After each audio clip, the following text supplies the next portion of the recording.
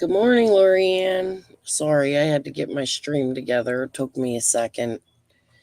I'm running a little behind this morning. I didn't sleep well last night. I'm having a lot of congestion today. I think I got a cold. So, yeah, there's that. We're just waiting for the trial to start. I was listening to Dolly a little bit. Let me see if he's still up.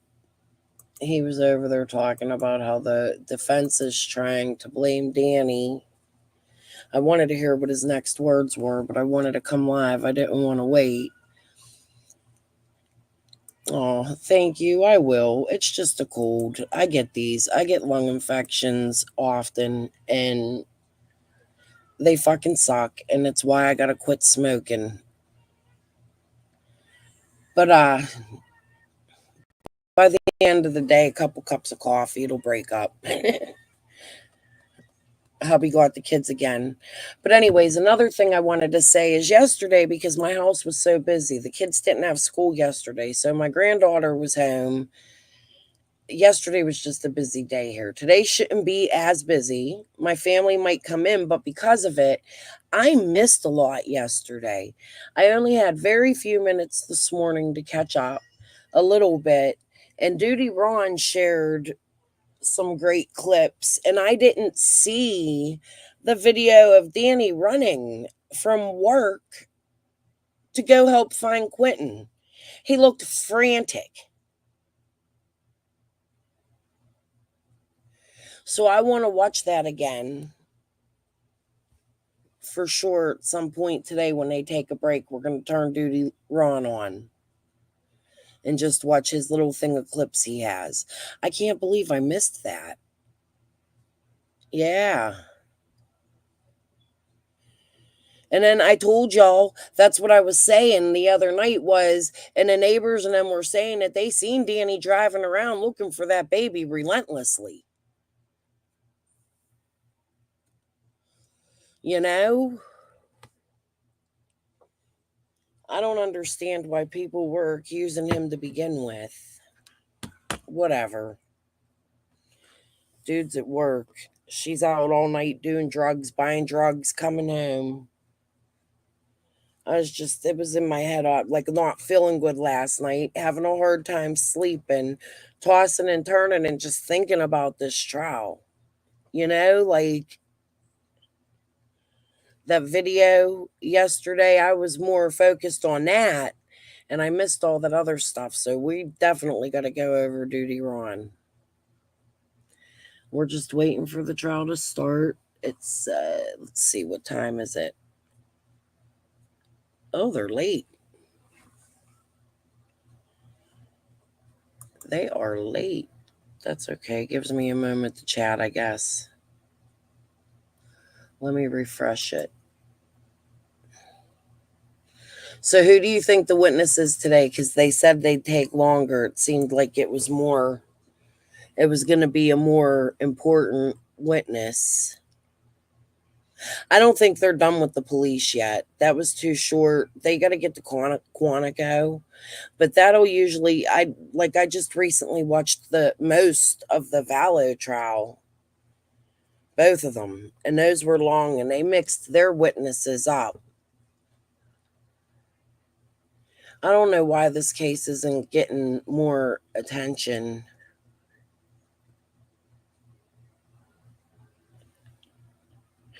I noticed when Ellie asking her about going anywhere when she stayed, she went to go get Oragel. Watch Danny's body language, I think right there. And then he knew something was wrong bad. Yeah. Well, and that's what I was showing you guys in that message where I've had messages with his friends. But other than that, I put the Beth Investigates where his friends were coming into the comment section and saying that Danny knew she lied. That she lied to the police and Danny knew that. Like that was in those messages. That's the things people ignored. You know what I mean? Like it's sad to me that not one creator got up here and was like, yo, quit blaming him. And they allowed Skeletor over there to do what the hell she was doing. Nobody stood up for him. And it pissed me off and it made it hard for me to come live. However, I am extremely happy that I did this the way that I did because I'm finding out the ending with you guys. Number one, right? Like, I get to see if what I thought without stating it publicly is true. And so far, exactly what I thought is exactly what they've been saying. Like, that's great. This young boy's going to be vindicated. Cher's crazy, dude. I don't know why she does the shit she does. So tonight she's going to recap yesterday. I think the live was supposed to be last night and then she changed it. Yeah, she plays those games too. It's the build up. She gets her subs over there so that more people want to see it. She'll change it and change it and change it. She does it quite often.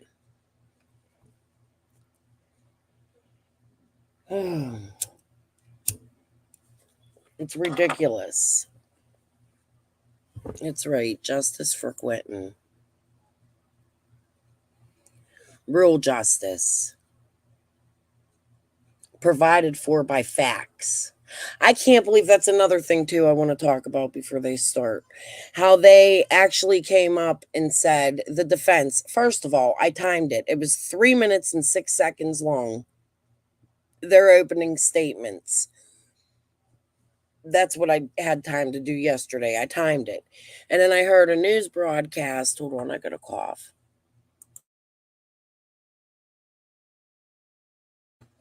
And then I heard a news broadcast state that the defense took 90 minutes. For me, it felt much longer, you know? But they only gave her 3 minutes of time. Hey, little dove, how you doing? Good morning. Got your morning coffee? But they gave her 3 minutes of time. And they didn't give her much of a defense. They're like, oh, based on speculation. What is based on speculation? That Quinton is in the land field? I feel like her attorneys are like purposely not helping her. I wonder how she's been with them. I picture her being like Megan Boswell, arguing and fighting.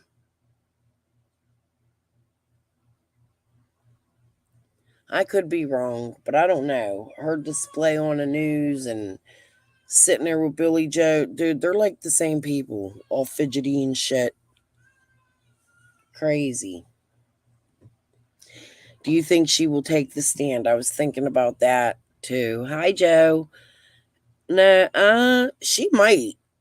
Her defense really does freaking suck so far. You know what I mean? Like, what were they saying yesterday? It was, oh, there's too many police officers out there. It's a missing child. There's supposed to be that many police officers out there. Okay.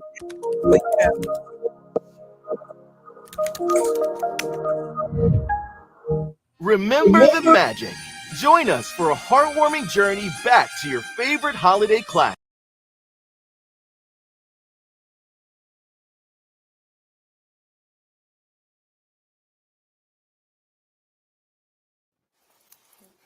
I'm going to set up a couple of things here and we are going to get started. While I am doing this, please bring out Miss Simon. Bless you.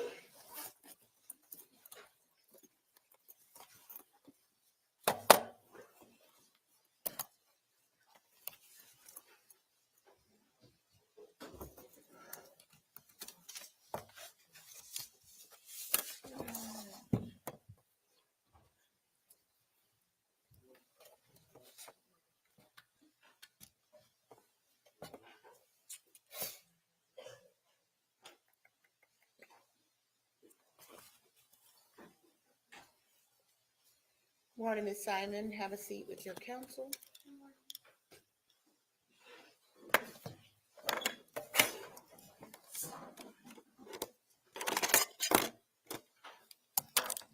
Delia, can I get a look? Okay.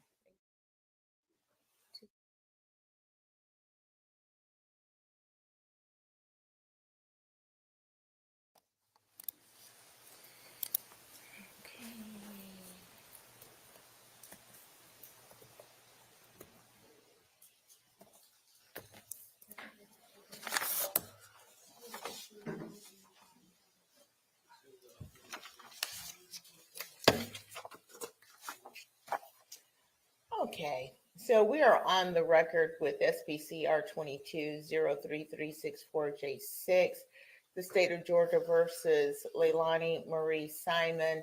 Let the record reflect that Ms. Simon is present at council's table with her attorneys, Robert Purse and Martin Hilliard.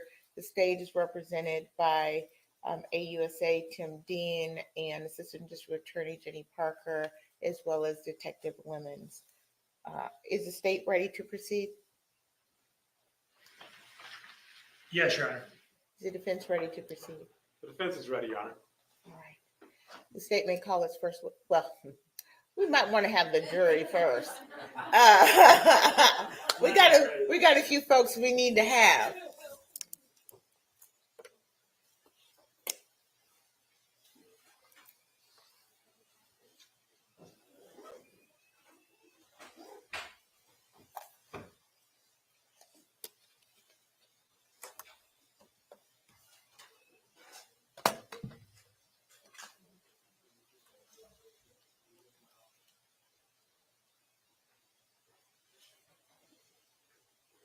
Jurors in somewhere?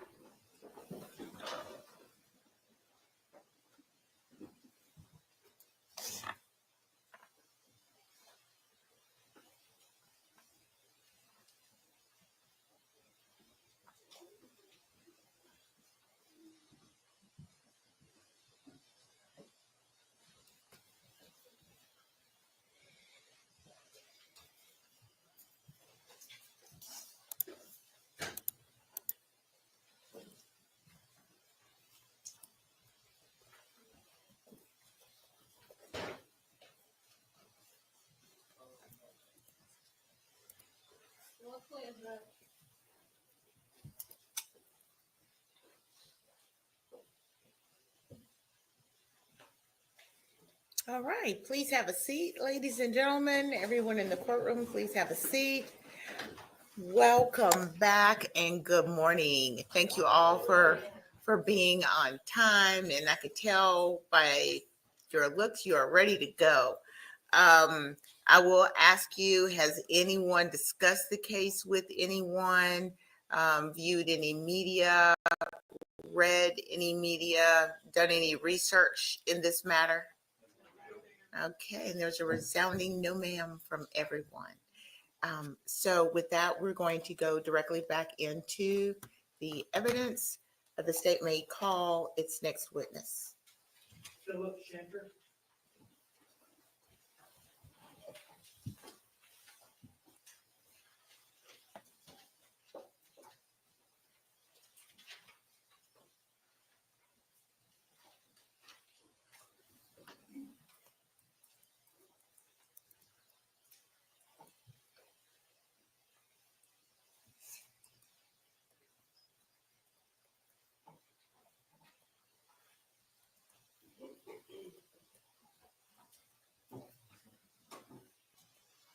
Please, the clerk, and raise your right hand for me, please. The evidence you submit to the court and the jury in the trial position should be the truth, the whole truth, and nothing but the truth, so help you God. Yes, sir. Step this way. Have a seat.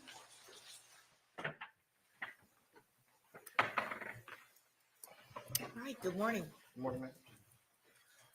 Good morning, sir. You ready to begin? Yes, sir. Could you please introduce yourself to the jury? I'm Corporal Philip Shinker with Chatham County Crime Unit. And how do you spell your version of Philip? PHILIP And could you spell your last name, please? SCHENKER. You were a police officer with the Chatham County Police, you said? Yes, sir. How long have you been with the Chatham County Police Department? Coming up on 7 years. And what positions have you held during your time with Chatham County? Patrol officer and crime scene unit. Crime scene unit, you said? Yes, sir. Are there any other terms for that unit that people use? Forensic. How long have you been with the crime scene unit or forensics unit? A little over 2 years. And what is the role, broadly speaking, of the crime scene unit or the forensics unit? Pretty much we collect and preserve evidence in the crime scene. Okay. Now, on the morning of October 5th, 2022, did you respond to 535 Buckhalter as part of the larger police response to this missing child call? Yes, sir. About what time did you arrive?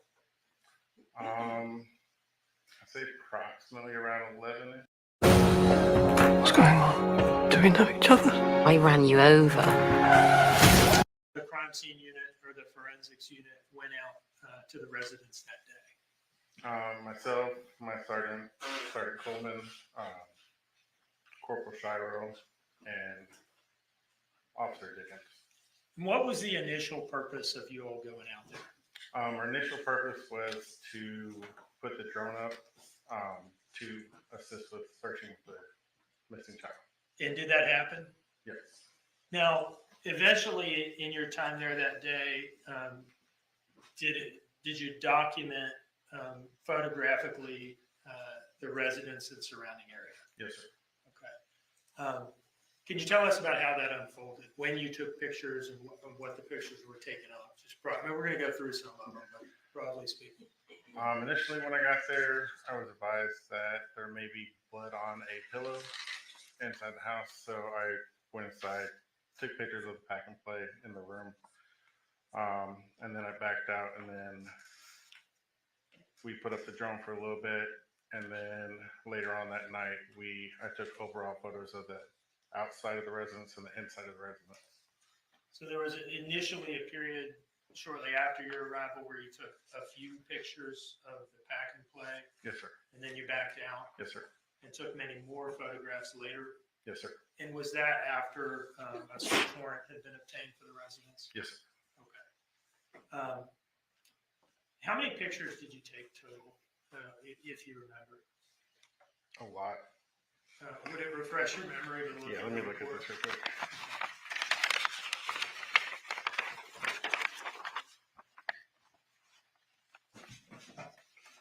On that day, I took 475 photos.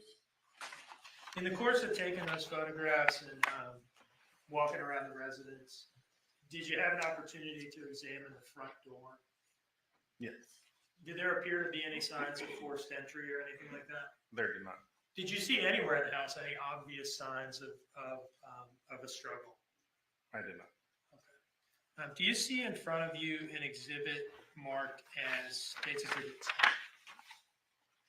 10? I'm sorry, what did you? States Exhibit 10? Yes, sir. Okay. Could you leaf through that and tell us what that is? You don't have to necessarily look at every picture. This is the photo from the first day.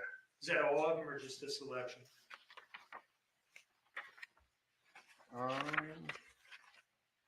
Just a selection. What is, going off the number here, what is the total number of images? You looked at the last page. 114. All right, now, do those images fairly and accurately depict the residence and the surrounding area as you photographed it that day? Yes, sir. Do they appear to have been altered or modified in any way?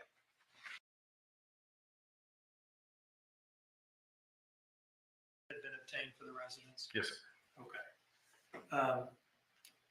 How many pictures did you take total, if you remember? A lot. Would it refresh your memory to look Yeah, at let me the look at report? this real quick.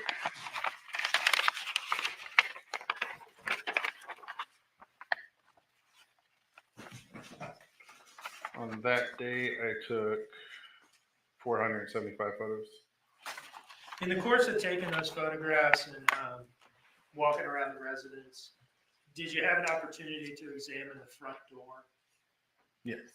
Did there appear to be any signs of forced entry or anything like that? There did not. Did you see anywhere in the house any obvious signs of a struggle? I did not. Okay. Do you see in front of you an exhibit marked as States Exhibit 10? I'm sorry, what did you? States Exhibit 10? Yes, sir. Okay. Could you leaf through that and tell us what that is? You don't have to necessarily look at every picture. This is the photo from the first day. Is that all of them or just a selection?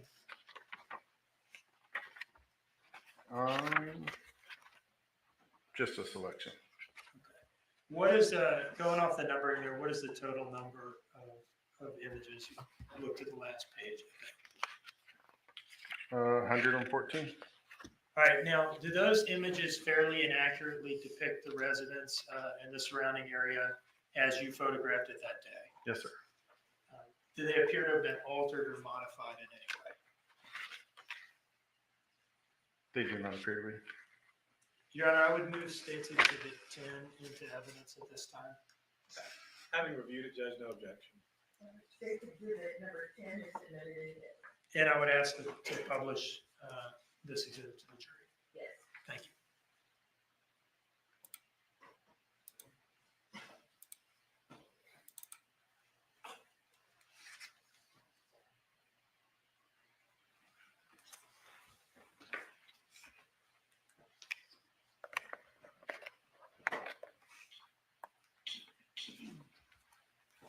All right. Now, this is photograph number 1 of State's Exhibit 10. Can you tell us what this is? This is a photo log. It gives our case number, the location signal, which is the crime or what we're responding to, who went to it, the date of it, and then the time approximately we arrived. We put this at the beginning of all of our photos, so you kind of get a summary of what you're about to look at. Now, moving on to image 2, what is this? This is the front of the residence. I'm standing on boat halter looking towards the front of the residence. Now, can you see the front door in this image? Yes, sir. And where is it? It's all the way to the left, right behind the green chair. Okay, is that what that is? There a green chair? Yes, sir. Okay, and is that like a little small patio area outside the front door? Yes, sir. Okay. Moving on to the next image. Well, let me ask you this. Are there any other doors on the front? There are no other doors on the front. Were there any doors on the sides of the house? No, sir. Okay. There are other doors on the back, Yeah, correct? there's 2 in the back. Okay, so 3 total exterior doors on this house? Yes, sir.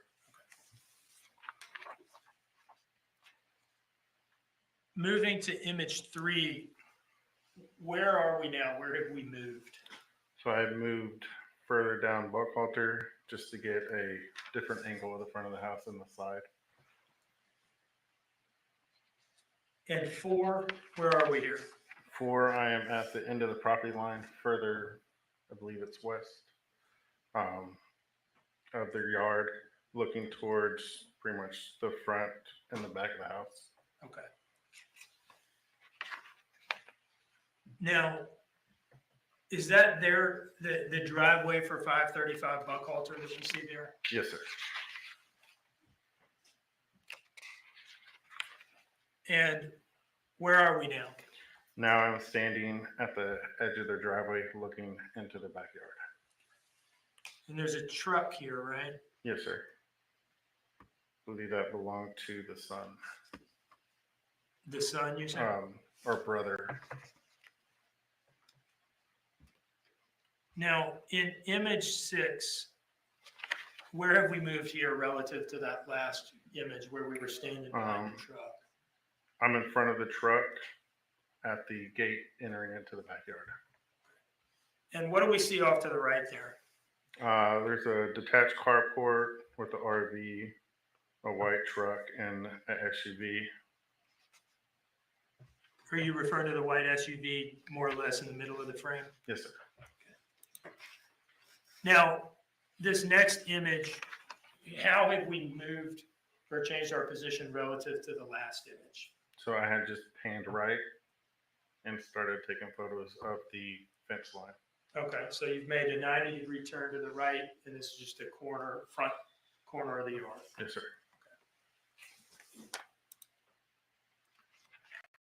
The next image, I'm starting to pan left. You can see the carport on your left-hand side from the previous pictures. and in image 9, still panning left. Yeah, still panning left. Image 10, Continuing to pan left. And image 11. Image 11, continue to pan left. Just got some more vehicles in the trash cans and starting to get the side of the house. Can you see my cursor on the screen, my pointer? Yes. All right. What is this here? Those are 3 trash cans. And what is that structure that they appear to be sitting on? It's just a wooden structure that they built, I believe, to. Finding the right roofing contractor takes careful consideration. GAF.com makes it easy. Read reviews on local roofers certified by GAF and get connected. Let GAF help you find a contractor today.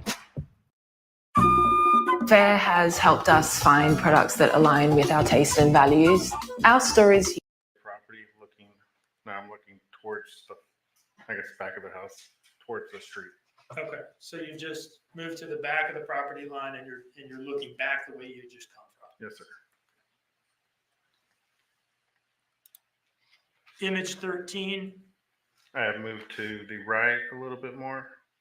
we're talking about kind of a side step along the back fence. Yeah, just a little distance. Okay, and we can still see that white SUV on the left-hand side of the frame, Yes, sir. and 2 other vehicles in the center there. Yes, sir. Okay. What is this structure on the right-hand side? That is a detached barn or garage. A detached garage? Sure. Okay, so far in terms of structures, we've talked about the house itself, right? Mhm. There was the detached kind of carport with the RV in it. Yes, sir. And now we're looking at a detached garage in the back as well. Yes, sir.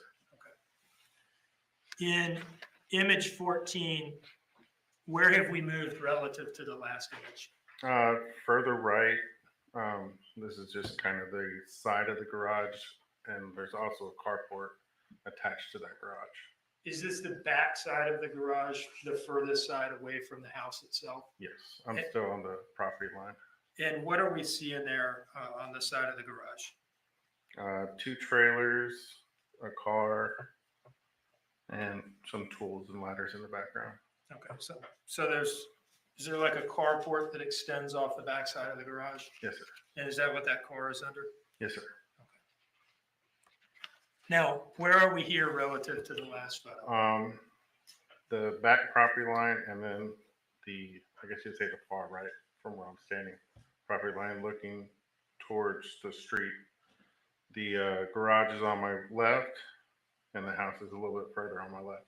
So is it fair to say that relative to the last image, you've just sidestepped further to your right, to where your right shoulder is basically along the fence that bounds the Yes, property? Okay. Now, what is that in front of us beyond the detached garage? What are we looking at there? There's a pull up here, and those are a couple like fire pits. A pool, did you say? Yes, sir. Okay, a couple fire pits. And is that area where we're going to go next? Yes, sir. All right, what movement have we made here? I just traveled down the fence line. Garage is now on my left. Pool's on my right. If you look at the bottom, you can see the fire pit. Oh, I see. Is that what's at the Yes, bottom sir. of the frame? So I'm standing right next to the fire pits, looking towards the detachable carport. Okay, and then is that the RV we see off in the distance? Yes, sir. So essentially, you just kind of made a loop around the detached garage. Yes, sir. Moving on to number 17, what are we doing here? Just panning to the right? Yes, sir. Okay, what is that area that we see on the other side of the pool from where we are right now? On the that's back like- side of the house. Can you just describe that area there? It's like a covered patio area. Okay, and what's in it? There's like a little seating area, and if you go towards I guess you would call that a carport, attached carport, there's a little children's play area back there. Children's play area? Yes, sir. Okay.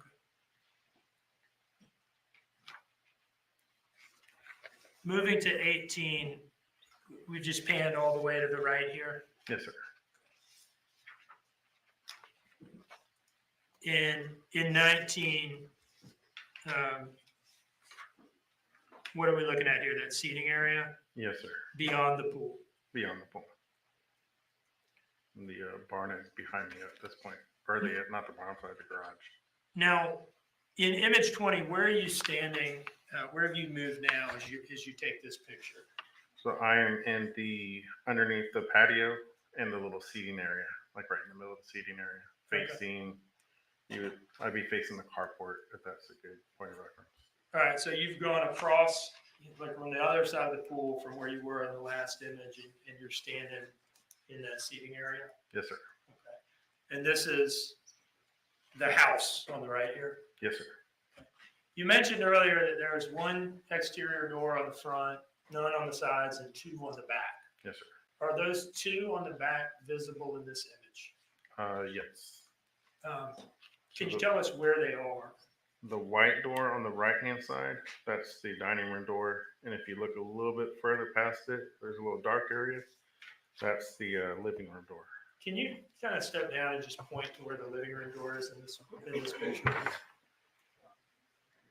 All right, so it's right beyond that play gate, I suppose? Yes, sir. On the right side of it? Okay. Yes, sir. And that opens into the living room? Yes, sir.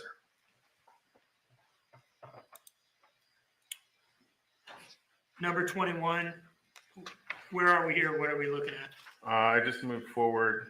There's the dining room door would be to my right, and I'm looking into the play area. Okay, so that dark bit we can see on the far right side of the frame, is that the part of the frame of the dining room door there? No, that would be. Or, I mean, the living room door? Yes, sir. Okay. 22? Just inside of the play area. You got a couch, a little trampoline, slides, play or kid toys. And 23? This is from the back of the play area looking towards the patio. Okay, now, this area right here in the far side of the frame, is this up here the seating area that you were initially in? Yes, sir. Okay. And what is this dark structure in towards the top left? It's like maybe a little bar. Okay. Now,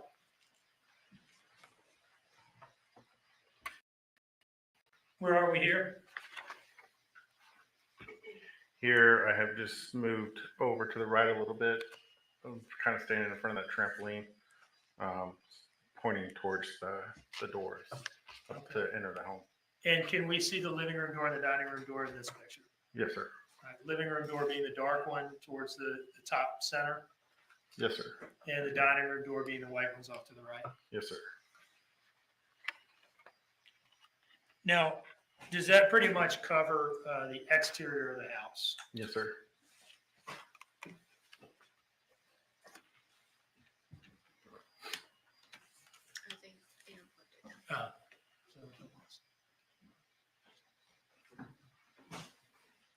No, it's not unplugged because it's.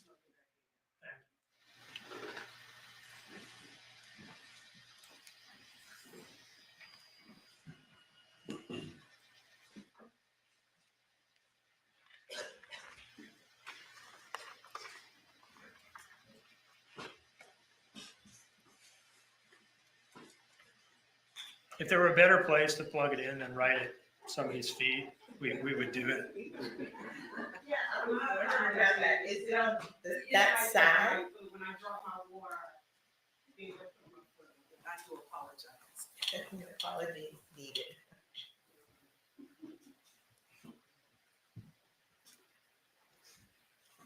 Okay, so here we are at the front door, right? Yes, sir. Okay, and that was 25 and 26, we've just moved a little bit closer. Yes, sir. Okay. Now, before we're about to go into the house, right? Yes, sir. Now, let me ask you this. You walk through that house. Yes, sir. How would you describe the layout in a word? Clustered. A cluster? I feel like that's the Okay, best don't. way to describe it. Was it confusing? It's very confusing. Okay. Do you see in front of you an exhibit marked as State's Exhibit 9. Yes. All right, what is that? This is, I guess, the internet layout of the home. Okay. Now, you've been in the house and you've had the chance to walk through it. Other than where the front door is denoted as being on there, does that fairly and accurately depict the general layout of the first floor of this residence? Yes, sir. Your Honor, I would move this into evidence as State's Exhibit 9. I got it real quick, Judge.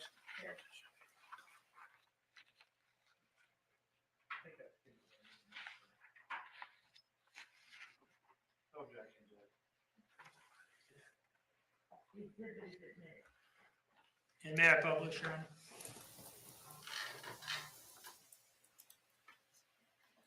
Okay. Do you have to say it looks like there's a door leading from the kitchen to the room. That door's not there. Okay, well, let's do it this way. Can you step down?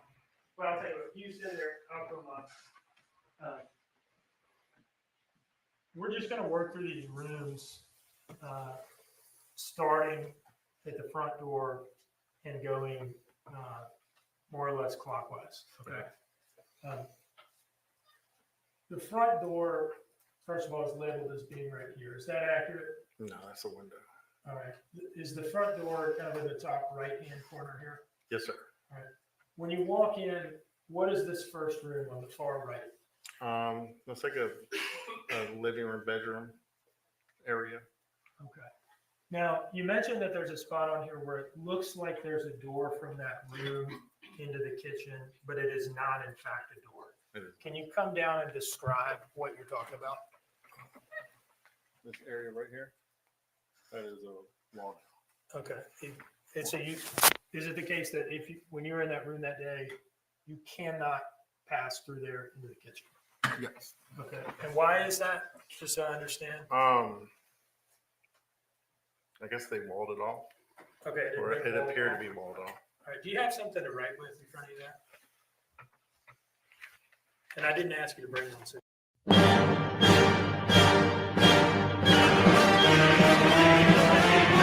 Just draw an X at the spot that you were just talking about as appearing to be a door, but not actually being a door. Let's trade pins. Use this one instead. That's better. Thank you. And just for the record, I handed the detective a pen and I handed him a Sharpie because I think that would be better. Thank you, Your Honor. All right, so how do you get from this room into the main body of the house? From the front door, you have to walk through the whole room. Come on down. From the front door, you gotta walk through the whole room, go through a door here that leads to a bathroom, and then you'll enter the dining room.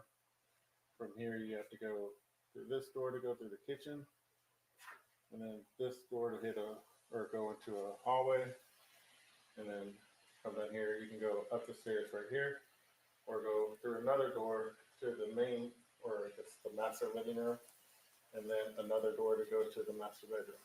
Can you do this with that Sharpie that you have in front of you? Can you go slow and make sure to do it right? I want this to be in the record. Can you draw the path that one would have to take through the house to go from the front door, not on the screen? I'm not but yeah, show us again on the screen and then draw it on the paper, please. To go from the front door to the living room door. Front door, you walk through. You have to go through this door, go through a bathroom, another door to go through the kitchen, another door to go through, dining room, another door to go through the kitchen, through a hallway, either upstairs to 2 bedrooms, or through another door to go to the master living room, and then another door to go to the master bedroom. What about the living room door? Living room doors right here, and then the dining room door is right here. All right. So let's just take a moment. Can you, on the paper exhibit, can you draw a path from the only path, as you described it, from the front door to the living room door? Not the dining room door, not upstairs, but the living room door. Okay.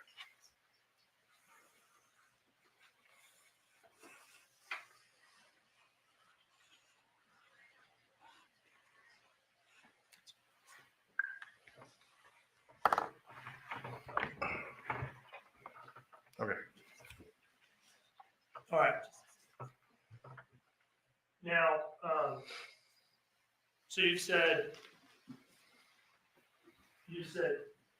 bed, front door, top right, bedroom, bathroom, dining room, kitchen, hallway, living room, master bedroom, right? Sure. Okay. I want to ask you a couple things, and I'm doing this because the pictures are a little confusing, fair to say. Yes, sir. Can you come down and describe to us what parts of the kitchen we're seeing in this image? Where are the sinks? So coming from the dining room, you will have your stove and your oven right here on your right. Your sinks are here, refrigerators right here, and you have a little pantry here. There's a pass-through window leading into the hallway right here above the sink. Okay. Thank you very much. Well, All right, with that, we can get back into the images, okay? All right. 27, where are we standing as this picture is taken, and what are we looking at? so I am at the doorway looking into the room all the way down the far left wall. And what's in the foreground closest to us? There's a couch, and then, or I guess that was a kid bed too. Say again. A child's bed. The child's bed is where? The couch. Okay. And what's just beyond the couch? There is a baby swing. Beyond that is a desk, and then there's a bed in the far back corner. And what is that to the right of the bed? Dresser. 28, where have we moved relative to the last image? I've just panned right a little bit. So you'll see the dresser, the full dresser. There's a closet door, and then another kid bed on the right-hand side. 29. Pan right a little bit more. You'll see the kid bed, a dresser, a projector screen, and that's where the that door would have been on the previous picture. The door that you mentioned as having been walled off and not operational, that's behind the projector screen. Yes, sir. And then 30. Where are we here? That is the pack and play that I mentioned earlier. 31. The pillow inside the pack and play. And 32. Again, the pillow inside the pack and play. Now I'm going to zoom in on this picture a little bit. Do you see that substance there? Yes, sir. Did you get a good look at it while you were out there? I did, sir. And what, if anything, did it appear to you to be? I believed it to be vomit. Okay.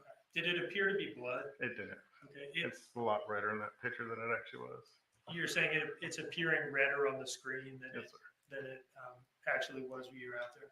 Yes, sir. Did not appear to be blood to you? No.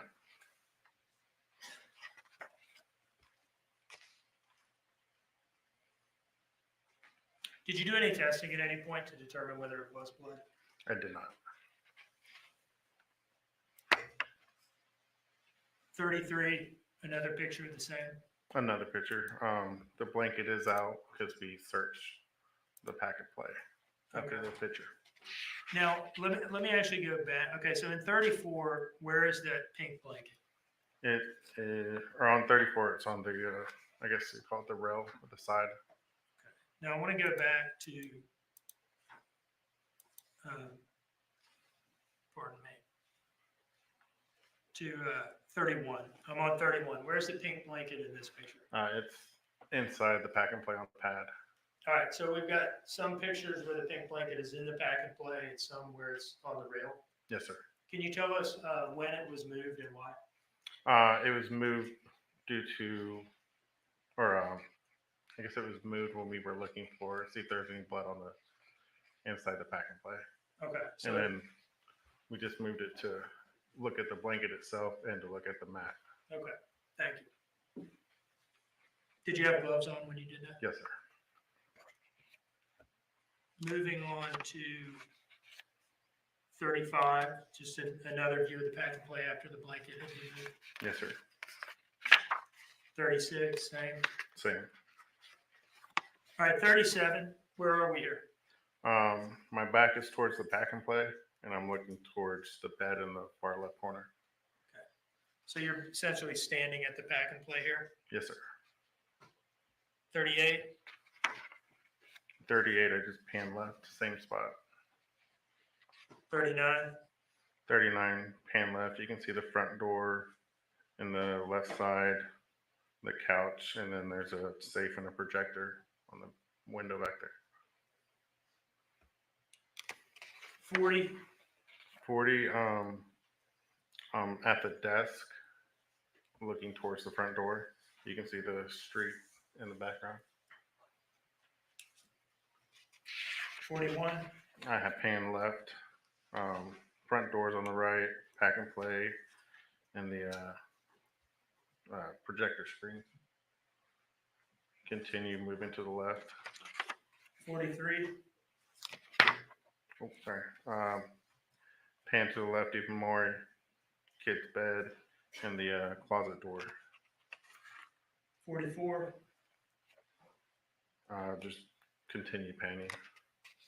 and 45, what are we looking at now? 45, that's I guess the entrance into the rest of the house. That's the bathroom right there. You can see the dresser right there on the left-hand side. All right, and then what is this through that door that I'm, Just a little storage cabinet. all right, that's inside the bathroom? Yes, sir. 46, Pan to the left a little bit more. You can see the bed now and the dresser. and 47. Just a view of the bed. All right, 48, where are we? 48, I am by the bed and the dresser looking into the bathroom. 49, Starting to take photographs into the bathroom. This is the little storage cabinet from the previous photos. and is that on your left as you walk in? Yes, sir. 50, Starting to pan right. That's the door leading into the dining room. And you can start seeing the shower bathtub on your right. we can see those dining room drawers that you were talking about earlier through the door we're looking Yes, through. 51, just continue panning to the right. Now you can see the shower bath. 52, That's the shower. I'm starting to make my way around the bathroom. 53, Continue panning right. You got a sink and a mirror. and 54. 54. This is above the toilet. The toilet's at the bottom. And then you got a little storage shelf. Now, I'd like to zoom in on this storage shelf here. See that little bottle with the blue, red, and yellow label? What is that? Ambisol. Do you know what Ambisol is? It's a oral pain relief. Okay. Something like a liquid you rub on your gums or teeth to relieve dental pain? Yes, sir.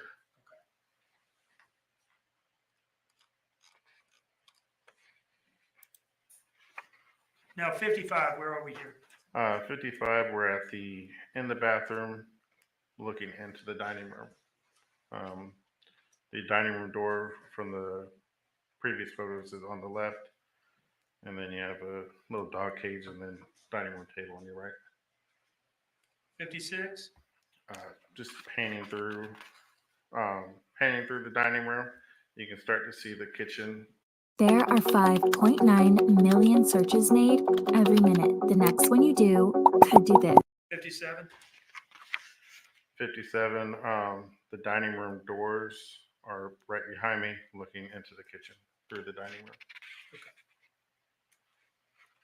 58, Continue panning right. That's a little storage closet. And you have a deep freezer. still in the dining room here. Still in the dining room. And 59, where have we moved and what are we looking at? So I have moved around. The kitchen entrance is to my left. I'm in that corner and I'm looking towards the bathroom door, and you can see the dining room door on the very right of the picture. Right, so that dark wood door in the middle that we're looking at is the door that you came through to get into the dining room? Yes, sir. Okay. And then the white door on the right is the door to the outside that Yes, sir. they call the dining room door. 60? Now I'm on the other side of the dining room or the kitchen door. The closet is going to be on my left. And then you can see the edge of the bathroom door that I came through. And now you can see the dining room door leading outside. 61, you just pan to the right a little more. Yes, sir. 62, same. Same. 63, same. Same. And 64, where are we now? 64, we are in the kind of the doorway and looking into the kitchen from the dining room. And can we see the sinks in this picture? Yes, sir. You mentioned there's something that you called a pass-through window over the sinks. Is that at least partially visible in this picture? Yes, sir. If you look at the, looks like little pill bottles, right behind that is just the pass-through. There's an open window right before you get to those pill bottles. Kind of an unusual feature of the house. I think so. 65, where are we here? Back, I'm still at the doorway. I just kind of pan left. You can start to see the oven and the stove. And that stove is on sort of a peninsula that juts out into the kitchen. Yes, sir. 66, where are we now? So now I'm on the, you can see the doorway entering the kitchen from the dining room. That's on the Yeah. on the right there. That's the door you came through. Yeah, and then the oven and the stove are now on my left. Okay. So you stepped into the kitchen and turned around, basically. Yes, sir. 67. Continue or panning left from the same position. You can stove and then a little storage closet. And 68, where are we here? 68. The stove. Kind of from that picture earlier, I went around the stove, and I'm on the other side of the refrigerator, looking towards the sink. And then you can see the little pass-through window from there. What's that in the bottom right corner? Or I'm sorry, bottom left corner of the image? That's the trash can. And was that trash can full? Yes, sir. 69, Just pan to the left a little bit, same spot. 70. Continue to pan left. And what's that on the left side that we're seeing there? That's the pantry And 71. and the full pantry. 72. Continue to pan left for the pantry. All right, 73, what are we looking at here? Where are we going? So I am closer to the pantry now, and this is the doorway into that little L-shaped hallway. 74. Just looking through the little doorway into the L-shaped hallway. The white door on the right is another little storage closet pantry thing. And that's out in the hallway. Yes. All right, 75, where have we moved? What are we looking at? I am in the hallway now. The opening to go into the kitchen will be on my right. And this is the little storage closet that I had in the previous picture with that door. All right. Just in case anybody is dizzy or confused at this point, I'm pulling up this diagram. Can you just come down and point to us where you are at this point in time and which direction you're looking? So right now I will be right here looking this way. Okay. This is going to be where the closet is. So the hallway in the top center of State's Exhibit 9. Yes, sir. Okay.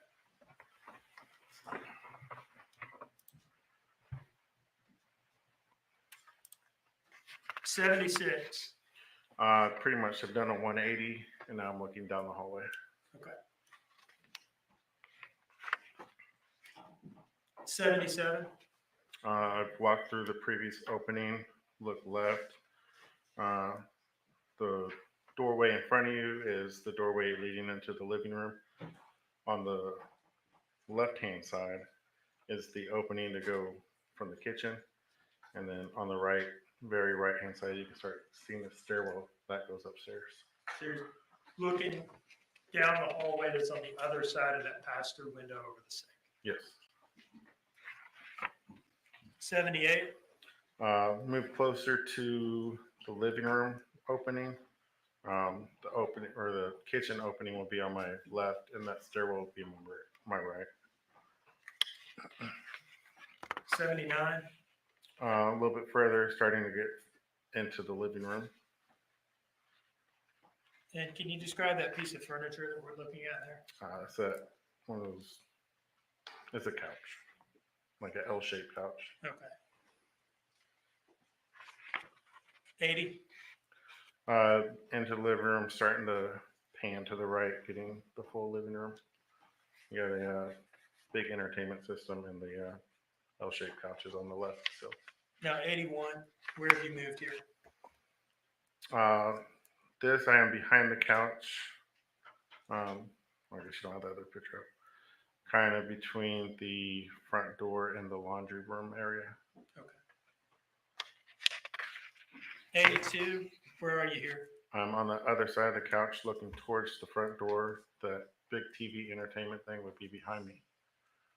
And what is the living room door I'm sorry, partially visible? living room door.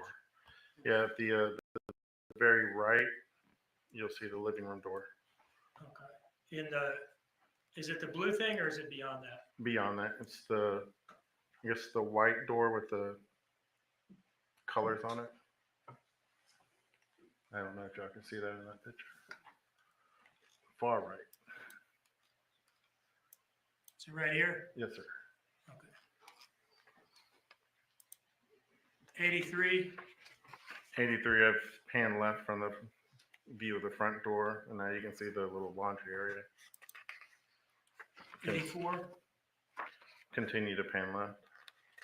Now zooming in here in the middle, is this the hallway that you came through to get in? Yes, sir. To the room in the first place? Yes, sir. And what have we done here? So I have panned left all the way, and then this is the doorway to go into the master bedroom. Now, did you go in the master bedroom? I did. And did you take pictures in there? Did. Is there a bathroom in there as well? There is, sir. Did you take pictures of all of that? Yes, sir. Where are we here? In 86? This is going back into the hallway that I entered the living room from. All right. And what are we looking at in the top middle of the frame? Top middle is the that pass through for the kitchen. 87, where are we here? I've panned left and starting to get pictures of the staircase. 88. The staircase to go upstairs. 89. When you get at the top of the stairs here at the landing. To your left is a bedroom. Straight ahead of you is a bathroom, and then to your right is another bedroom.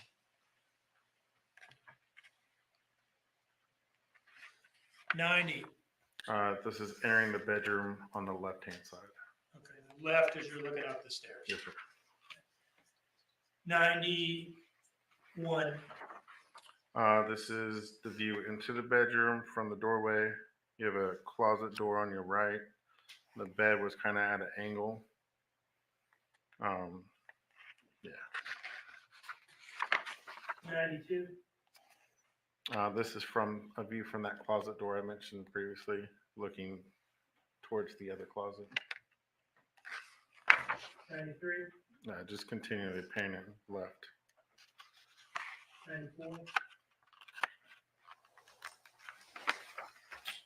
Pan left even more. You can see a little L-shaped couch, little seating area right there. And 95. This is from the other side of the room, and that's the door I entered to come into the room. Okay, so you just walked in the room to the far side of it, turned around. 96, where are we here? This is the view from the bedroom I'm in across the hall into the next bedroom. 97. This is from the doorway, looking right. You can see a, oh, I can't remember what that, it was kind of like a little dresser thing. There's a little closet door, and you can see a start of a children's bed. All right, so you just stepped into the doorway for the other bedroom upstairs. Yes, sir. Turn to the right. Now I panned a little bit left. You can see the bed. You can see another mattress on the floor. 99. 99, pan left a little bit. You can see a crib and a closet in this one. 100. I've stepped into the room. I'm on the right wall looking towards the closet, panning to the left. So what is all this stuff over here? A bunch of clothes and toys, I believe. Did this room appear to you to be being used, or did it appear to be something more like a spare room or a storage room? It didn't appear to be used at this point in time.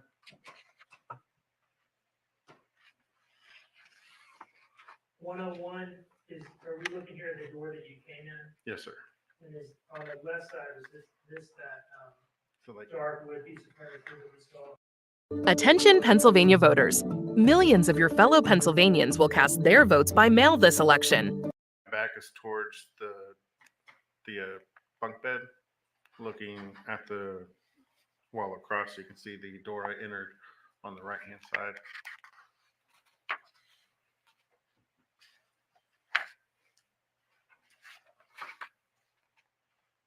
All right. 107, where are we? That is the detached garage outside. Now, the carport with the RV under it, or the garage with the door and all that? This is the garage with the door. Are we still looking at the garage here in 108? Yes, sir.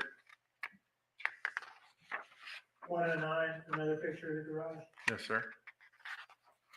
And what is that right there in, on the door of the garage in 109? That's a stuffed Mickey Mouse toy, a little racing suit. Thank you. 110, were these the trash cans that we saw very early on outside in that rack? Yes, sir. Did you guys take them out of the rack, open them up, and see what was in them? Yes, sir. Just trash? There were some other items in there. We had a pillow, a red rag, and some documentations, and a welcome home mat. 111? 111. This is the Dodge Journey that was parked outside the garage. Or Could you just read the tag into the record? TEN 9300. Georgia? Georgia tag. 112, what are we looking at here? What is that? These were items taken out of the trash can in the kitchen. So y'all looked in the garbage, see what was in there? Yes, sir. Normal household garbage? For the most part. 113, These are receipts that they located in the garage or the trash can. Cheddar's Restaurant, Yes, sir. and then in 114, some other trash. All right. So, after the 5th, were you involved in processing and photographing some other evidence? Yes, sir. Did you photograph the Dodge Journey? Yes, sir. Where did that take place? FBI Savannah. And how did the vehicle get from 535 Buckhalter to the FBI Savannah office? It was towed.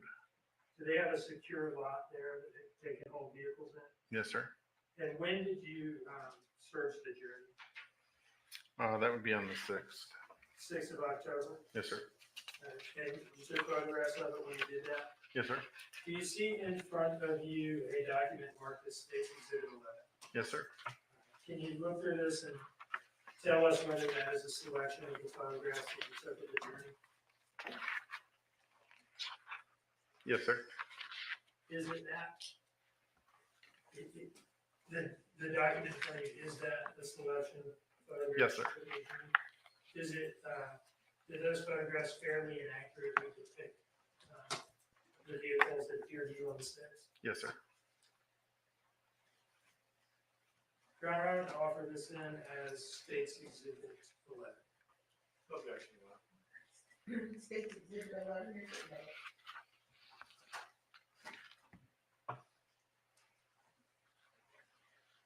All right. First image in State's Exhibit 11 is on the screen. Can you tell us what this is? Again, this is the photo log that we put at the beginning of all of our photos. The case number, the location where I was at, 2003 Chatham Center Drive. Signal was still missing child. I was still the investigator. The date was 10/6/22 and the time was approximately 16:14. 4:14 p.m. for Yes, sir. those of us on 12-hour time. Yeah. Sorry. All right, slide 2, what are we looking at? This is the view of the front of the journey. Slide 3. The driver's side front, 4, driver's side, 5, the rear, 6, passenger side rear, 7, passenger side. And just kind of pan to the right and got the rest of the passenger side. 8, Passenger side front. 9, This is the driver's side door open. 10. Oh, sorry. 10. That's Yeah, the go driver's on the side. screen with me if you can see it all right. That's the driver's side door. 11, Driver's seat and the floor area. That's some trash on the floor. Yeah, two alcohol bottles and like a little wooden skewer. what's this alcohol bottle here? Fireball. And then this other one here is something called Curveball. curveball. Do you know what that is? Not 100% sure. I think it was whiskey, something like that. 13, That's still the driver's side steering wheel, and you can see the gear shifter. That's the driver's side rear door. all right, and I just gotta be clear for the record, we're on 14. That's the rear driver's side door. Yes, sir. This 15, is looking into the back seat from the driver's side. 16. This is the rear of the vehicle with the hatch open. Now, this whitish substance, is that something that you all put in there? No, we did not put that. Was it already in there when you opened the car up? Yes, sir. And had you in fact seen it at the scene the day before on the 5th? The trunk? I mean, had you seen through the window that there's some stuff in there? Yes, sir. So this was in there during the police response? Yes, sir. It's already there. It's not something that got in there between the 911 call, or at least between police arrival and your photographing the car. Yes, they had it. Do you know what it was? Not 100% sure. We did do a little, we took a sample of it and we did do a little self-test there. Kind of appeared to be like kid cereal or What do you baby mean? cereal. You said you did what Like test? we took a sample of it, put it in some hot water and stirred it up. Kind of had a grainy oaty smell. A grainy OT smell? Yeah, or weedy smell. And did it dissolve in the water? It did. Did it appear to you to likely be some kind of children's cereal? It did.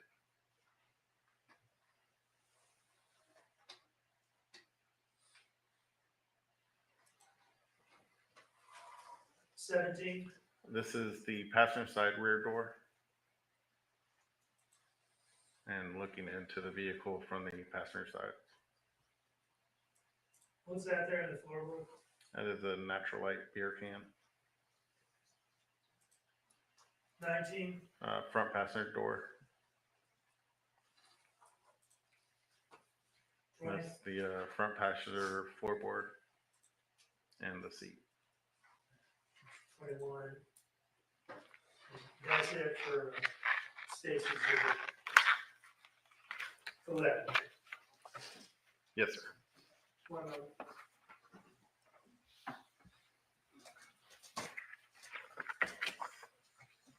Is it also part of the duties of the forensics unit to collect video footage? Yes, sir. You sometimes get them from Ring doorbells on people's houses, Yes, sir. for businesses. Yes, sir. Did you participate in an effort to obtain relevant video footage in this case? Yes, sir.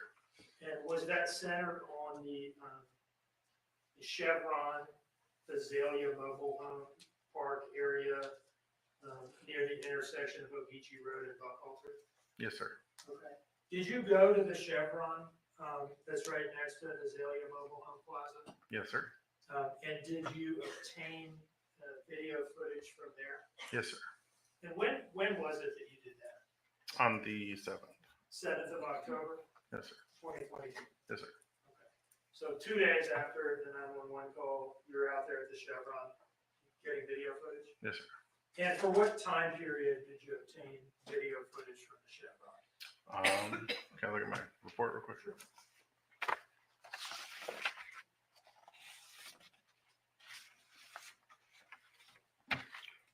We got from approximately 1:18 to 1:30ish. Is that all you collected, is 1 minute of video footage? Looks like it's more than 1 minute. Okay, well, what I'm asking is, what general time frame, I'm not asking what the notable or relevant portion was. I'm asking you, what is the general time frame that you were getting video footage for? Approximately maybe like 2 to 5 minutes. Okay.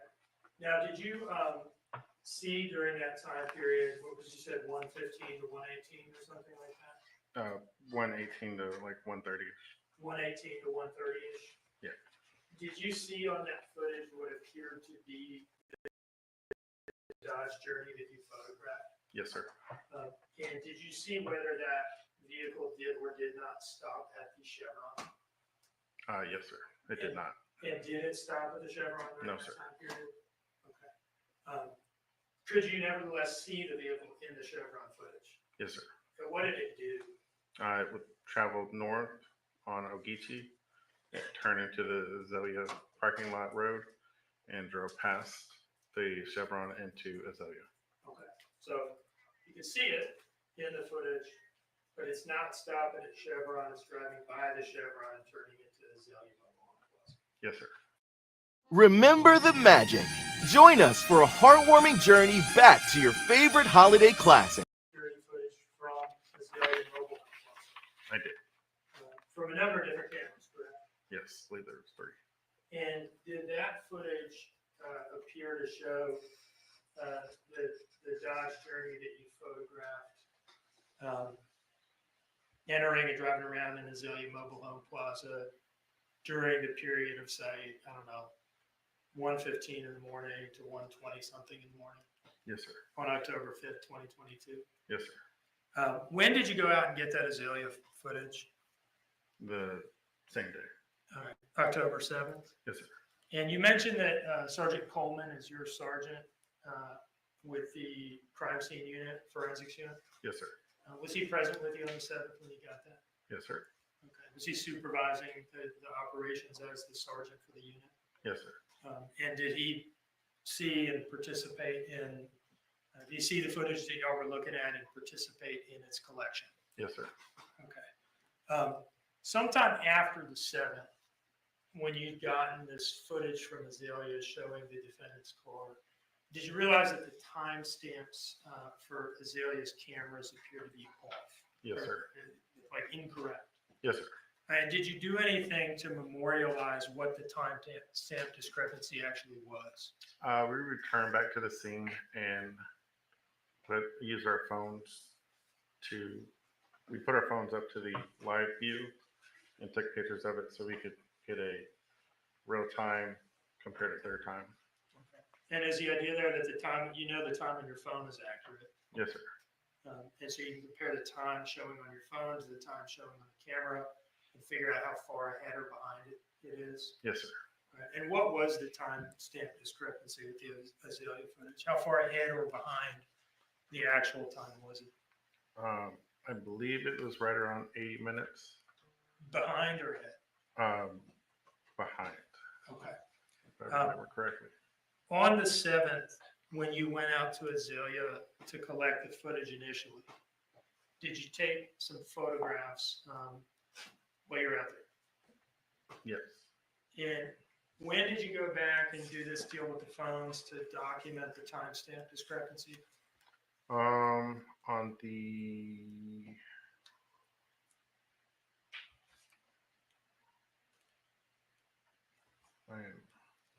Would it refresh your memory to look at the photo card from that? yes. Do you see in front of you a document labeled States Exhibit 55? Yes. Feel free to look through that and tell me whether it refreshes your memory as to when you went out and memorialized the timestamp discrepancy.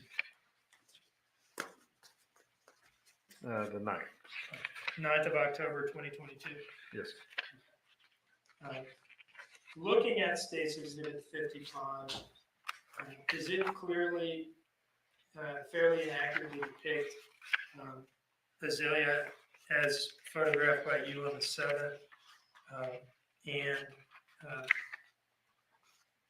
as photographed by you on the 9th as well? Yes. Your Honor, I would move this in as States Exhibit 55. Objection, Your Honor. And may I publish, Your Honor?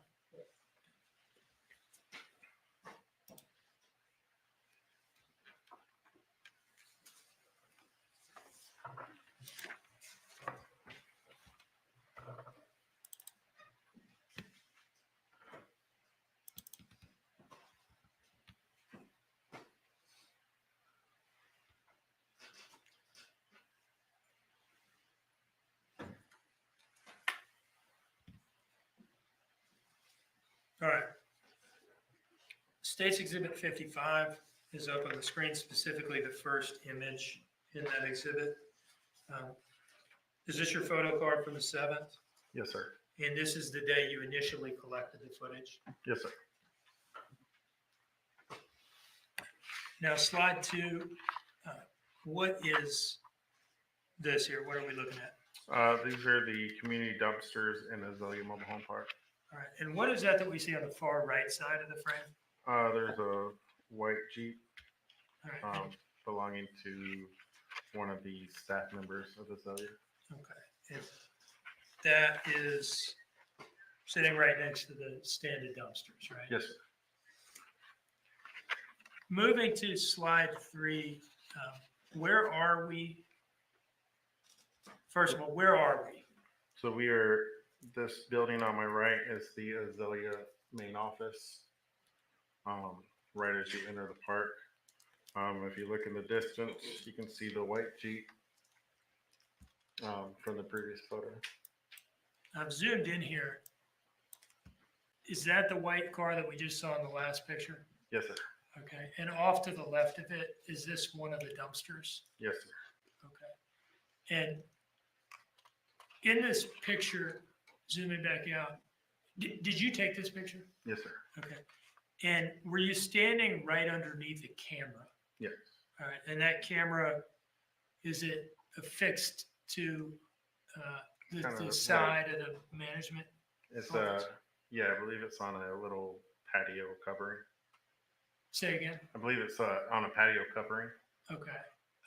And again, were you standing more or less right under it? Yeah, my camera was right under it. And was the goal of this photo kind of figure out What direction is this camera looking, and what is the field of view going to show in terms of the car sitting at the dumpsters? Yeah.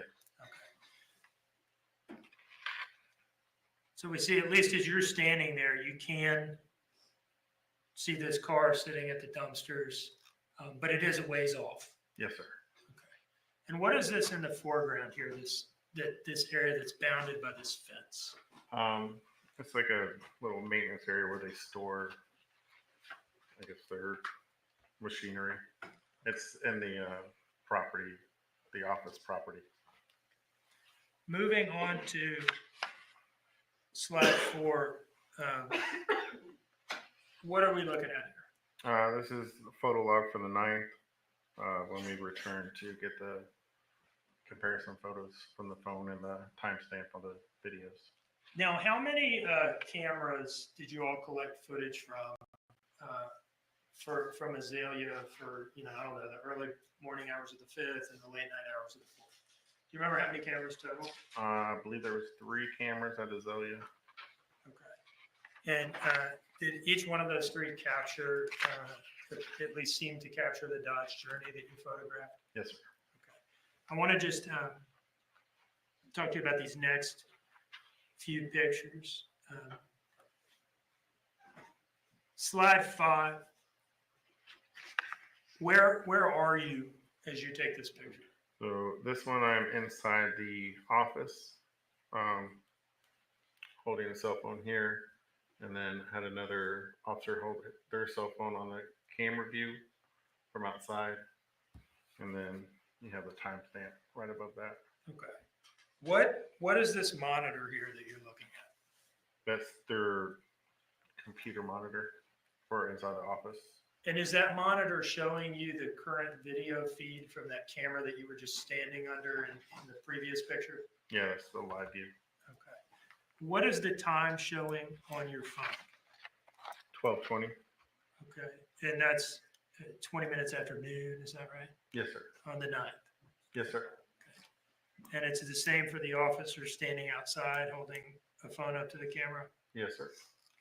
Was your iPhone time working that day? Yes, sir. Has it ever not been working? That's a no? No, sir. Sorry. Okay. Now, this camera is showing, when we zoom in here, it looks like it's showing 10:59. Yes, sir. All right. And so is that where you're getting that these cameras were about 81 minutes behind, 80 to 81 minutes behind? Yes, sir. And that's because the difference between 10:59 and 12:20 is about 80 to 81 minutes, right? Yes, sir.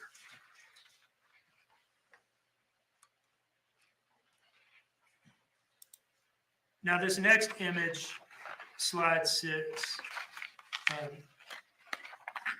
is this you looking at the monitor for a different camera pointing a different direction? Yeah, same monitor, just different camera. Oh, same monitor, different camera. Yes, sir. Okay.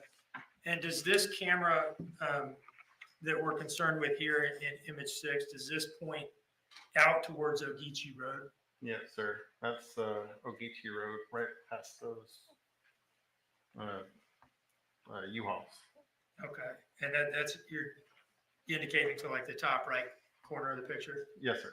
All right. Can we see any part of the chevron in this image? Yeah. If you look at my vehicle, the chevron's right.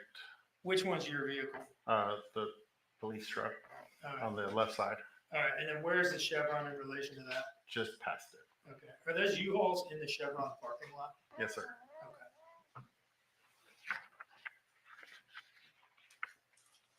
Okay. And did this camera have the exact same timestamp discrepancy Yes, sir. as the last one?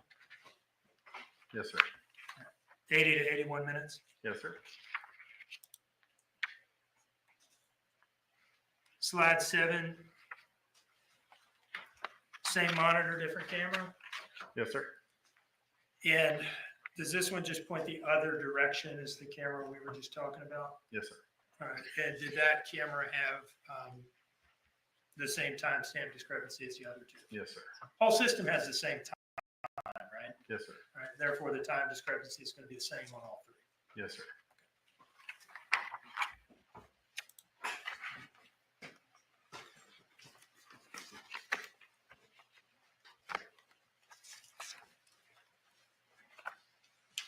One moment, please, Your Honor.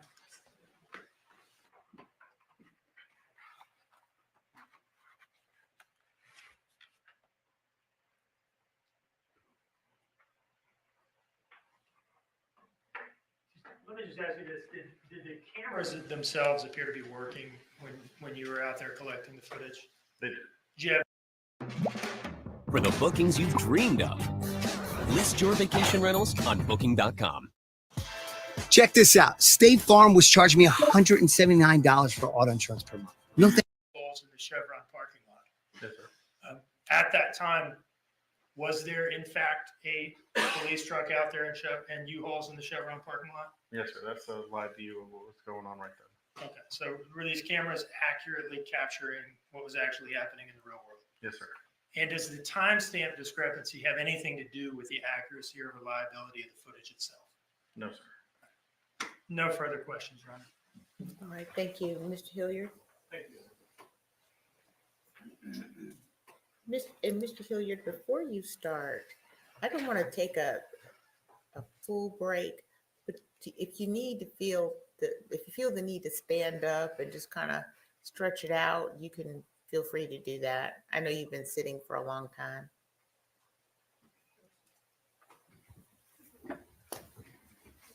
Why don't you stand up and shake it out a little bit? I'll show you what I do.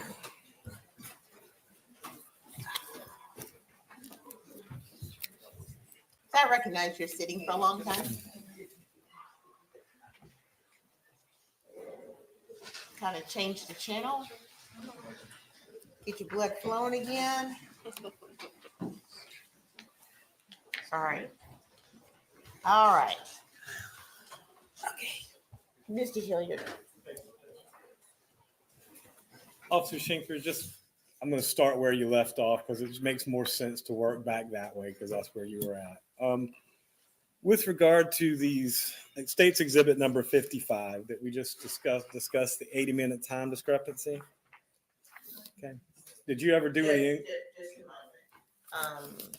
Mr. Schenker's. Give me 1 second. I think it's me. Okay.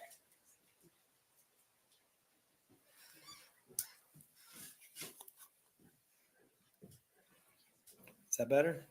Thank you. Sorry about that, Mr. President. Okay, so let's just start with the Azalea cams first. Okay, so on October 7th and October 9th, you noticed some sort of time discrepancy, correct? Yes, sir. And you documented it, and that's what we just dealt with, correct? Yes, sir. Did you ever inquiry or find out when the discrepancy began? No, sir. You were just sent out there to collect the footage then? Yes, sir. Okay, so you made no further inquiry other than just to note it? I personally did not. I don't know if my sergeant or the other officer did. And again, I'm not trying to put words in your mouth, just asking you what you did. Okay. So you noted the discrepancy, but you didn't get to the bottom of it or find out when it started, correct? All right. So let's back up a little bit and go to State's Exhibit 11, which was the one you did prior to that one. So you, on October 6th, you got the Dodge Journey, correct? Yes, sir. And you photographed the Dodge Journey, Yes, correct? sir. Did you do anything else other than that or just take photographs? Photographed it. We did alternate light on the vehicle to see if there was any like fabrics or anything from the scene. We did do a couple swabs of the substance in the back, and we did blue star the vehicle. Well, and that's why I'm asking is just based upon the testimony I heard, it seemed like it was just a bunch of pictures you were taking, but there was a lot more to it than that, wasn't there? Yes, sir. Okay, so how many people were out there that day on October 6th, I guess, examining the vehicle? Myself and Corporal Shiro. Okay, so two of you. Yes, sir. Okay, and so you went through the vehicle and you noted the alcohol containers, correct? Yes, sir. Did you seize those? Did I see those? Yes. Yes, sir. Okay, so they were taken into evidence, correct? No, They weren't taken into evidence? no, Just photographed them? just photograph. All right. Just curious, why not? Didn't feel that they were pertinent to the case. So you don't think it's pertinent to the case, you don't log it into evidence? Well, if it's not evidence, And who determines whether or not something's evidence? I guess that would be me. So you determined it wasn't evidence, so you didn't log it, you didn't test it, you didn't swab it, you didn't keep it, correct? All right. Let's go on to the next picture. You had a picture of a natural light can in the back, correct? Yes, sir. And that was back in the passenger seat. And did you seize that and take that into evidence? No, sir. Okay. And again, I guess for the same reason, you didn't consider it to be evidence? Yes, sir. Let me ask you, whenever someone drinks from a can or touches a can or does something like that, is it possible to have some sort of DNA contact or transference between it? Yes, sir. Okay. And do you think that that might be relevant to testing to see who may have been or not been in the truck at that point in time? It could be, but if they both had, or whoever had access to that vehicle, their DNA and prints would be all over the vehicle. Okay. All right. But again, you didn't think it was evidence, didn't seize it, didn't test it, didn't do anything further with it, correct? Yes, sir. All right. Now, the substance in the back of the vehicle, which was kind of weird, okay, admittedly. Yeah. You did take that, though. I took a sample of that. And let me ask you this. You said it was some sort of kid cereal. I believe, I'm not 100% sure. Well, but it wasn't any biological material. No. Okay, it wasn't any sort of cleaning solvent or anything like that, was No, it? Okay, but it was, from what you could tell, and I don't have any reason to think, you're wrong, it was some sort of kid cereal or breakfast cereal of some sort that was in the back. Yes, sir. Now, when you were taking pictures of the inside of the van, I'm going to assume you looked throughout the entire thing. Yes, sir. Did you ever find any feces or blood or anything like that in it? We did find a spot that reacted on the driver's side seat, but that was it. And what was that? Appeared to be blood. We just blue starred it, and it fluoresced, and it was just a little spot on the front driver's seat. Okay, did you seize that or send it for further testing? No, sir. You didn't? No, sir. And again, just curious, why not? Didn't believe at the time it was pertinent. Now, with regards to the rest of the vehicle, did you find anything else of any substance in there? Of any relevance? There was a spot in the back that we took swabs of and logged in. And there was a couple fibers from the back seat or the back of the vehicle that we collected and logged in. Okay. And what did you do with them once you swabbed them and collected them and logged them in? That was all I did with them. Okay. And just out of curiosity, if you look at number 15 from State's Exhibit 11,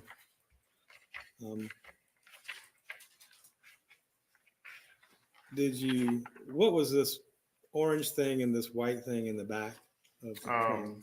Those are traffic vests, kind of like safety vests. And then the white paper was from the dentist, I believe it was. Okay. Paperwork. And what's the little orange thing on the ground right there? I believe that was another safety vest.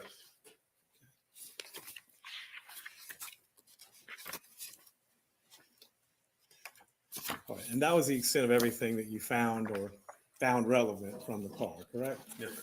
All right, let's back up and go to State's Exhibit number 10. And actually, it might be easier to look at State's Exhibit number 9. Do you have that in front of you? Yes, sir. Okay. Let's do that because it's a better overview and the other ones are just a lot of pictures to thumb through. So you took a bunch of pictures of the house and the surrounding area, correct? Yes, sir. All right. So looking at State's Exhibit 9, and again, don't want to put words in your mouth, but from what my recollection was, there was a pool in the back and there was a set of dining room doors and a set of living room doors that led out to the pool area, correct? Yes, sir. Okay. And it looked like, and again, not trying to put words in your mouth, just going from my recollection, that the living room doors opened into a play area Yes, sir. and the dining room doors opened directly onto the patio area. Is that a fair and accurate assessment of what the pictures you took? Yes, sir. Okay. Now, when you got there, well, I guess it was on October 5th, correct? Yes. Okay. When you got there on October 5th, you were sent around to take all the pictures that you took in State's Exhibit 10, correct? Yes. All right. And Mr. Dean asked you to discuss and go through what it took to go from the front door to, I guess, the living room door, right? Yes, sir. Okay. But based upon that, it's a much shorter trip to go from the front door to the dining room door, isn't it? Yes, sir. Okay. And it's not nearly as circuitous, correct? Yes, sir. And I can't tell from the picture, so I'm going to have to ask you. The dining room door opens right out onto the patio, right? Yes, sir. Okay. The living room door opens into a play area, correct? It's the same patio. It's just got a little gate. Right. And it But seems to me, again, not putting words in your mouth, but the play area seemed kind of cordoned off. And the dining room doors didn't. It kind of opened straight into the pool area. Yes, sir. Is that a fair assessment? Yes, sir. Okay. So it's much easier to get out through the dining room door onto the patio than the living room door, correct? Yes, sir. And when you were there that day, were those doors open, closed? What were they? All the doors were closed when I got there. Okay. Were they unlocked? I believe so, yes. So you didn't have any problem opening and closing, or the dining room doors, were they relatively easy to open and get through? Yes, sir. Okay. The living room doors, same thing. Were they relatively easy to open and get through? Yes, sir. Okay. Did you have any difficulty getting through them? No, sir. Okay. And again, was there anything that indicated that the doors may have been kicked, smashed, broken in any way, shape, or form? No, sir. Okay. So they were operable. Yes, sir. Okay. Now, Mr. Dean asked about the route, I guess, through the downstairs. It's kind of a fairly odd layout in the downstairs area. I think that's safe to say, correct? Yes, sir. But was the kitchen in use?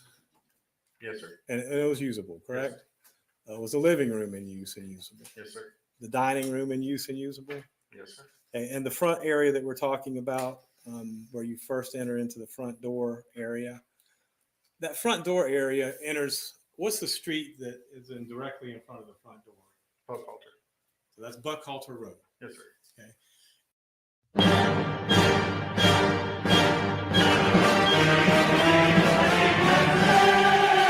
All that was. Yes, sir.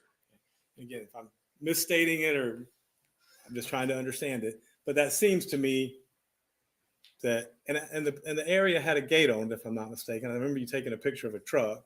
Yes. So there's a gate, and the gate goes around to the back, correct? Yes. So wouldn't that indicate that the main entrance and egress to the house is through the back, not the front? Sure. Well, I mean, you know the layout better than I do, so. I don't know what entrance they use, but yes. Okay. So now, when you were taking all of these pictures and you took a number of them, you took 475, right? Something like that. Somewhere there about a lot. Yep. Okay. I'm not saying these are all them, but you took a lot. When you came across the pictures, you said it was vomit that was in the pack and play, correct? I believed it was. You believe it was. Did you seize it? Yes. Okay. Did you send it off for testing? I did not detect it. So you basically did your job, seized it, handed it off to the detectives, correct? Yes. Okay. But the one thing is you're sure it wasn't blood, correct? I'm not sure. Didn't look like it, did it? It did not look like blood. And not a trick question. You answered this question for Mr. Dean quite readily, so I'm not trying to trip you up. Okay. So it was, but you believed it to be vomit, correct? I did. Okay. And you don't know how old it was or how long it had been there. I don't. Okay. Now, did you notice anything else of any significance in that front room? I noticed at least there was at least two other cribs or I guess beds in there. Did you notice any urine, feces, vomit, diapers, things like that in the area as well? I don't recall. if you had noticed anything like that, would you have taken pictures of it and recorded it? Yes. Did you take any pictures of it and record it? I don't think so. So, and so this was pretty much the extent of what you did in the case, correct? Yes, sir. Okay. And did you review you said you went and seized the camera footage from Azalea, if I'm not mistaken. So that was you that went out and picked it up, seized it, and then I guess you forwarded it to the detectives, correct? Yes. Well, we put it on a computer at work. All right. So, and does that conclude your involvement in the case? Pretty much, yes. So there's nothing else you did of any evidentiary or investigatory importance at this point. It's pretty much everything that we discussed and talked about here today, correct? Yes, sir. Thank you, Officer Schenck. I appreciate your time. Thank you. Just a moment. Turn to the state. Is there any redirect? You were asked about blood in the car, and you mentioned something about his spot on the driver's seat fluorescing. Yes, sir. Can you tell us what you mean? Or blue star or something like that? The blue star is a chemical we use to look for, it reacts to the hemoglobin in blood, and it will fluoresce blue. So we sprayed the whole vehicle with it. It's a liquid, and the only part that fluoresced was on the front driver's side seat. Well, let's take it step by step. You spray the whole vehicle with this chemical, right? Yes, sir. Then what do? Do you next have to turn off the lights? Yeah, it's got to be completely dark, Okay. or Then, as dark as you can get it. again, step by step. Once you've turned off the lights, what do you do? Then we spray the vehicle. We would spray each seat, the floorboard, and then see if there's a reaction. If there's no reaction, then we'll move on to another area, and then another area. And if we get a reaction, then we'll photograph it. Okay. And then what does it mean for something to fluoresce or react on when you spray it with the blue star chemical? It lights up blue. Okay. Lights up blue? Yeah. Okay. In the dark? Yes, sir. It kind of glows a little bit? Yes, sir. First of all, the spot on the driver's seat that had this reaction, was it, before you turned the lights off and sprayed that chemical on it, did it appear to the naked eye to look like blood or not? I don't believe so. Okay, just like a little spot. Yeah. And where in the driver's seat was it? It would be pretty much right where you would sit. Right where you would sit? Yeah. Like dead center in the driver's seat? Yeah, pretty much. And how big was it? It was just a small, line. Very small, right? Yes, sir. Like almost like a pinpoint or something? A little bigger than a pinpoint, but not a lot. Okay. And does the blue star reaction necessarily mean it's blood? No, it's just a presumptive test. Now, did you take pictures of that spot before you had turned the lights off and sprayed it with the blue star? Yeah. And did you take pictures of that spot with the lights off, glowing blue with the blue star chemical on it? I did. And did you make those images available to detectives? I did. And is it detectives who ultimately make the decision about what particular things in the case need follow up? Yes. Okay, thank you. Just one more. And just not to belabor the point, but that was one of those things that didn't need follow-up, correct? I didn't believe it did. That's all the questions I got. Thank you, Judge. All right. Is there any reason not to excuse this witness? No, you're right. All right. You are excused, sir. Thank you. Thank you.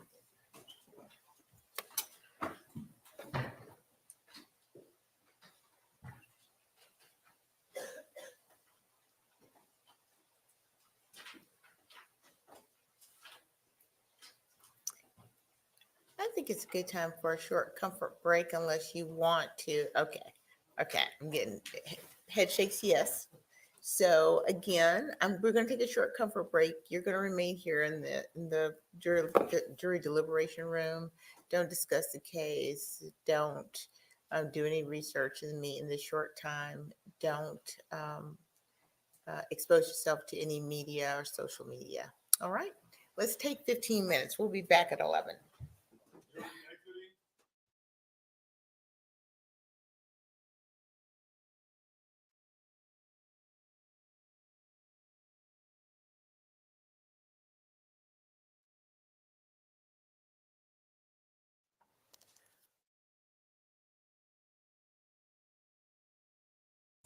Hey, it's the husband. She's in the bathroom. She'll be right back.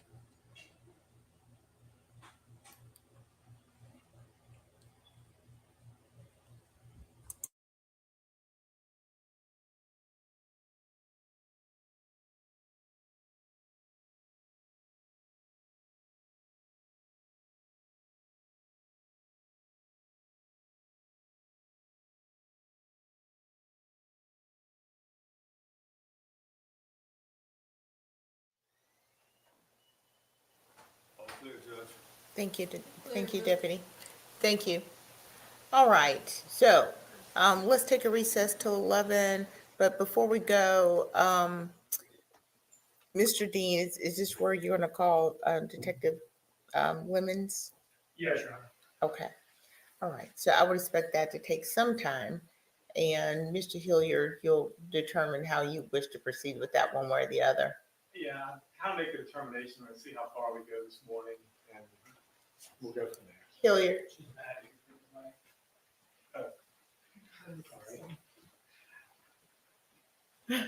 Sorry about that, Judge. But, That's okay. But yeah, we'll just wait and see how we go. I mean, I don't know. Me and Mr. Dean have already discussed it. It just depends on how deep we go. I may reserve on Detective Lemons until later, or I may go ahead and do a little bit now, and then we'll have to wait and see. Okay. And I'm thinking with Detective Lemons, it's probably going to get us to the lunch hour for the jury. So just kind of bearing that in mind, scheduling wise. But otherwise, I'll see you back here at 11. We're in recess. Your Honor, what time did the court want to take the lunch break? Because I suspect that Detective Lemons will go longer than that. Well, Oh, absolutely. We're not going to finish Detective Lemons before a lunch break at anything that could reasonably be called lunchtime. Okay. So she will, if we start her now, she'll go over. Okay. On the other hand, I don't know whether people want to take a lunch break at 10:45. So whatever the court wants to do. The time right now I have a quarter to 11. So we're going to start up again at 11. We're going to go into an hour or so, an hour-ish. So my folks who are dealing with the jurors, let's figure we're going to break for lunch for them between 12 and 12:30. Okay. All right. Thank you. Good question. Now we're in recess.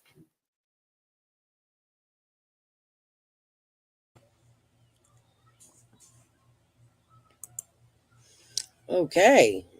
So what did you think of the morning so far? I didn't want to say anything. I wanted to see the reaction, but that guy did collect the evidence. Well, he detained it, pretty much. Somebody else would have collected it. That's why I said earlier, they're probably going to show like a ton of forensic people. And always keep in mind that just because one officer didn't do something doesn't mean that another didn't. Everybody has different jobs. So give it because I was sitting there a little confused for a minute too. And then I was thinking about it like he's only Chatham County. The people that would collect it and test it would be like the FBI, the Quantico, and things like that. So, and yes, Google was very helpful. My husband came on. I had run in the bathroom, and Earl would come on. I was like, tell them I'll be right back because they went to recess, but then came back. But I think he forgot to hit the mute button, so you guys didn't hear him. But he was sitting in front of the computer talking to you guys for a second. I know you don't. I'm sorry. I'll have to come here, look. Because I want to go show this. We're going to do the 911 call first because Lori Ann asked to do the 911 call. But this is mute. This is, you could stop your cam. Okay. All right. You can we know each other? I ran you over.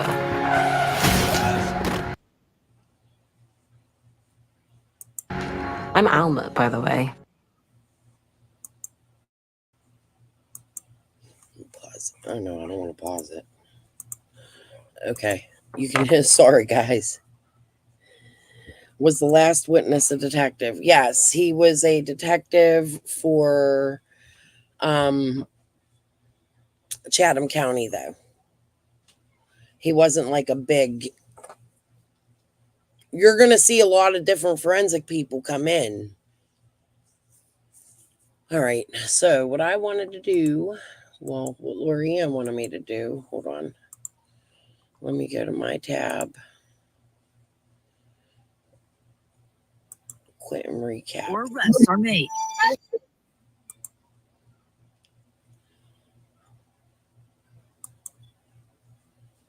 Here's the 911 call that they showed an emotions hearing.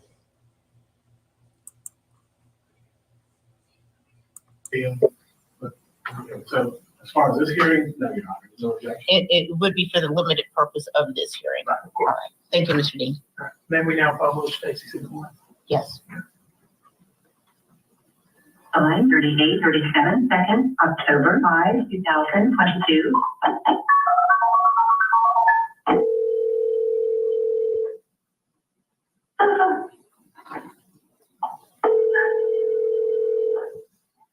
What was your emergency? Yeah, I'm just coming back here to 5 Buckhalter Road, we believe some kidnapped. 535 Buckhalter? Yeah. Did you say someone been kidnapped? Yeah, we.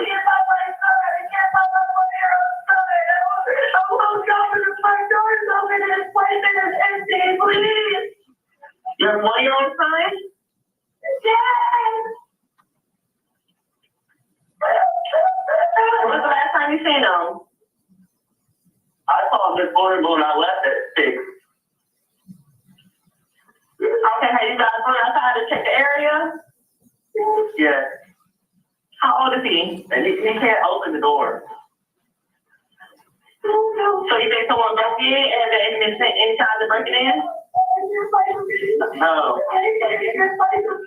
No breaking in, the door was open.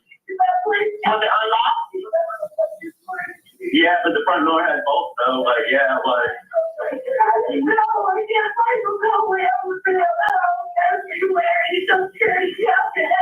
Okay. Give me a description on him. Give me a description. He's like eyes, he's what now? You get dark brown hair. His eyes are like a brown green hazel. Okay. And he's black, white, Hispanic. He's what now? Hawaiian. Hawaiian? Yes. You can stop. You can stop. I think we stopped. So I don't know if Lorianne's still in here. She wanted to hear that. So I played it again, but I'm sure they're going to play that during the trial. That was just during a motions hearing, and we'll probably hear the rest of it during the trial is what I'm assuming. But until they come back, what I want to do is, because like I said earlier, yesterday, there was a lot of confusion going on in my house. It was busy here. So I want to put on Duty Ron, and it's 30 minutes long. So if we don't finish it, it's just clips from yesterday. Let me share his. Where am I? If you're not subbed up to Duty Ron, I love his channel. He's respectable. He doesn't go harass the families like Chris McDonough. He talks about the cases. So sub up to Duty Ron. I'll pin it. Okay. Now. I wanna be is named by the police department, but we need to have them do their job to get the required evidence to bring whoever is responsible for the demise of this young 20-month-old baby. We need to bring them to justice and do it one time and do it the right way. I think it's important that we all look at each other and say, listen, I know that we are pissed off. We're mad as hell about a potential suspect walking amongst us, but there's criminals that are walking amongst us on a daily basis. We can't just go and tackle them and bring them in and say, I feel that you did this. You need to have the evidence to back it up.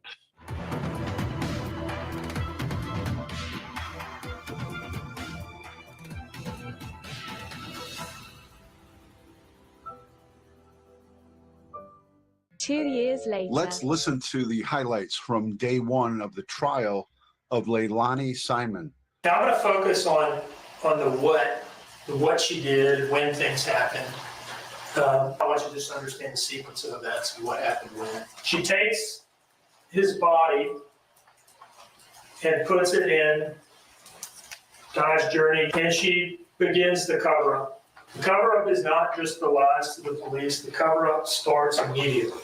A little after 1 a.m., she drives down Buckhalter Road and comes into Ogeechee Road right here. And she pulls into this mobile home plaza. It's right here. Mostly what you're seeing is trees, but there are mobile homes in here. This is Azalea Mobile Home Plaza. There's a convenient stand-at dumpster sort of hidden away under some tree cover in the tree line there. And she throws Quinton's body away like a piece of trash at about 1:17 in the morning. She drives home. This is another export from her phone, showing that her phone was locked from 2:01 in the morning until 9:13 in the morning. And this is just kind of a shorthand way of saying that's roughly about the time she eventually goes to sleep. Now, Danny wakes up after 5, and he tries to wake her up to go to work. She's supposed to go to work with him. Remember, they work the same shift. And he cannot wake her up. She will not wake up. And he believes that all 3 children are there. He does not go over and check the packet plate. He doesn't even know that Quinton is gone. He can't wake her up to go to work, and he's annoyed by this because this is not the first time this has happened. And they are kind of tight on money. You're not going to get up and come to work and make money. We're not going to spend money on a babysitter today. And so he texts Michelle, hey, the kids are going to stay here with her today, Miss Michelle, at 5:20 in the morning. She says, okay. So he goes to work, and he clocks in at 6 a.m., and he will clock out at 9:15, a little over 3 hours later. At 9:14, 1 minute before the clock out, he gets a call from the defendant. Now, this is a 21-minute call. He calls him, and the cover-up, initially I said, the cover-up starts with covering this up to him. Before she covered it up to the police, but before they ever even get involved, she's covering it up to Danny. She calls him and she tells him that she woke up, the front door was open, and Quinton was gone. And he would run after his car, leave work, and come home, and stay on the line for 21 minutes. And this video shows him running out. That's Danny running out of work. As he's on the way home, on this call with the defendant, where she's telling him she woke up and the front door was open, the security system on his house, open and closed, or just opened, or just closed, having been open. Front door didn't open until 9:22 in the morning on October 5th. Now that's 6 minutes in, 6 or 8 minutes in to that call with Danny. Okay, so that was one thing I missed yesterday that I wanted to point out was the front door didn't open until 9:22. Now, earlier today I said I wonder if they're going to talk about the or was that yesterday? It might have been yesterday. I'm rolling one. But they said they were going to talk about, well, I was talking about the security system they have, and if you remember, it was rumored at the beginning of this that Leilani went out the back door. And you heard them say that a lot today, that it was the back door that was propped open. And they did have a security system. So I'm assuming that we're going to hear about that. And I think that's why that guy that was just on stand showed all them pictures of the back of the house, because they're going to show you the exit, how Leilani would have left. They used the back door as a front door. You heard them state that. Yeah, real early this morning. Wasn't the babysitter supposed to have the kids during that time? Yes. The babysitter was supposed to have them till a certain time each night. Leilani and Danny was supposed to come home and grab the kids. Billy Joe spoke on Voices, Skeletors, about that. That she thought that Leilani can handle a couple hours a night. That you pay the babysitter takes them. You heard yesterday, and we just seen that in a duty run, that Danny couldn't wake her and he had to go to work. He said he seen Quinton. But how good did he see Quinton? That's the thing. Look at where the playpen was. All the way in the corner. Was it he just looked in and walked out the door? There was a lump. She left something there. We now see the blankets. They had throw up on them. He couldn't have looked that great at Quinton. He was worried about getting out of the door because they needed money. He wanted to go to work. Now, what I really want to get to in these clips that Duty Ron showed that I missed yesterday was Danny running from his job 1 minute after Leilani called him in a rush. Like, oh my God, I got to get the fuck out of here. I got to go look for this baby. I'm sure we're going to hear, I'm hoping that they have the person come on stand that was stating that they seen Danny searching around the neighborhood looking for Quinton, because that was a big thing too. Yes, Billy Joe had full custody. And that's what I was saying earlier was I don't understand why she included them children. That's why she should be charged with something, because she included them kids on that eviction notice. And at some point soon, I'm going to show the eviction notice. I just got to dig it out, and I'm really not feeling great today, so I don't think I'm going to stay on after the live or come on tonight. But tomorrow I'm going to try to come on a half hour early or stay later, or maybe I'll stay today. We'll see how the day goes. I'm drinking coffee. Hopefully the freaking caffeine will help. But okay, let's put Duty Ron back on. And so what the evidence is going to show that she's on the phone with him saying, I woke up and the front door was open, the front door was open. It's during that phone call that she's opening the front door. So you'll hear that she's essentially tampering with the scene, staging the scene to fit with her story before the police ever become involved. Danny gets home, babysitter Michelle got wind that this was going on. She comes over, Paul hears yelling, comes downstairs, and now everybody's there and they're looking for Quinton. And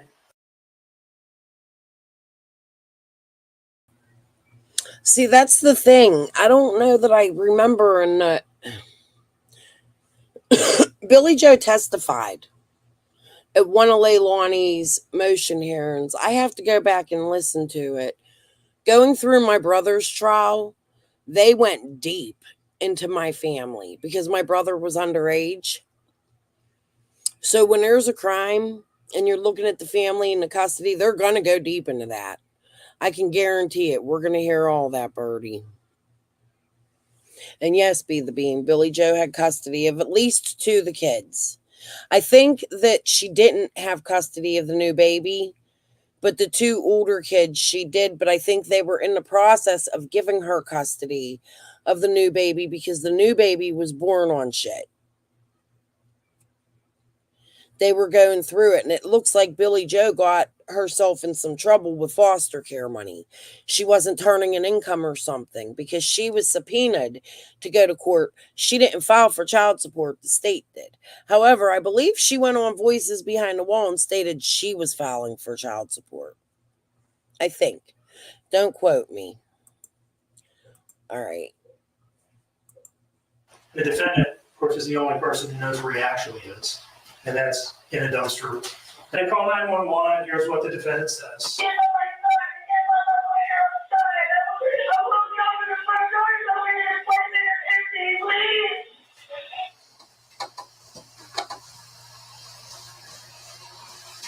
Police show up. a little before 10 a.m.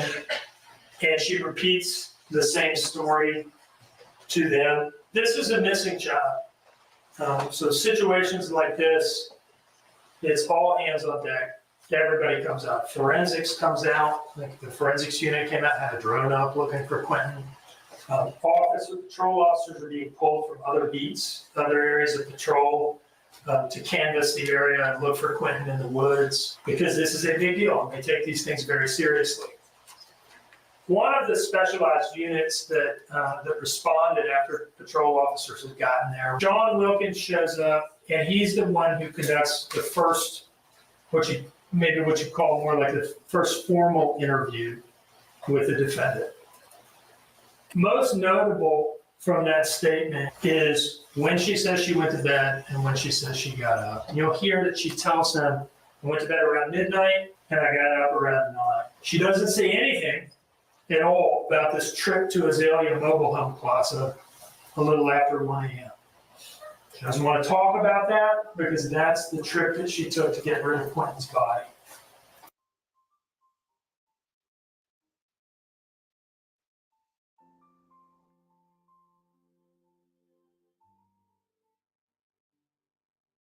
Night, 10, 11. Trip number 2 is that Azalea trip, a little after 1 a.m. And she is totally omitting that.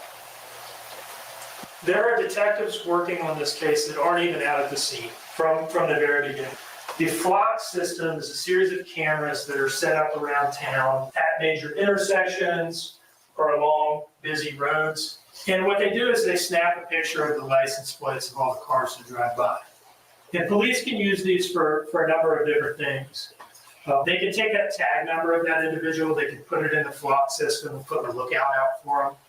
If that tag hits on any other cameras, it'll alert the police and they can try again and make the traffic stop. Another thing that the police can do, and what Detective Robbins did, was look up vehicles registered to the defendant. She finds that Dodge Journey that the defendant drove to dispose of Quinton's body. And she puts it into the flock system, looks it up in the database to see what, if any, flock cameras that vehicle has hit on anytime recently. And she sees that that car has been out late at night, driving around on trips that the defendant hasn't mentioned yet. She radios that information or maybe calls via phone. That's the Dodge Journey in the driveway at the time of the police response. She goes up to her armed with this information about the flock hits at night. He wants to know what these trips were about.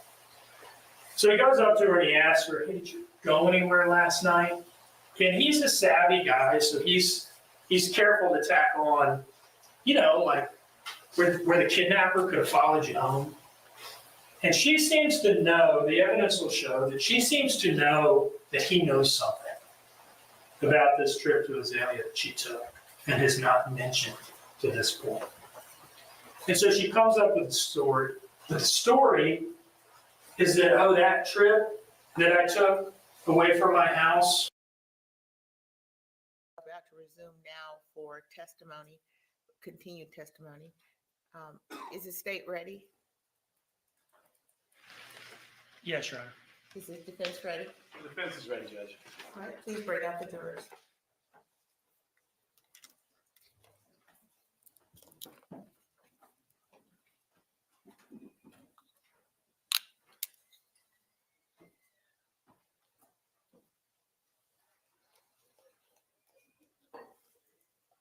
Jurors entering.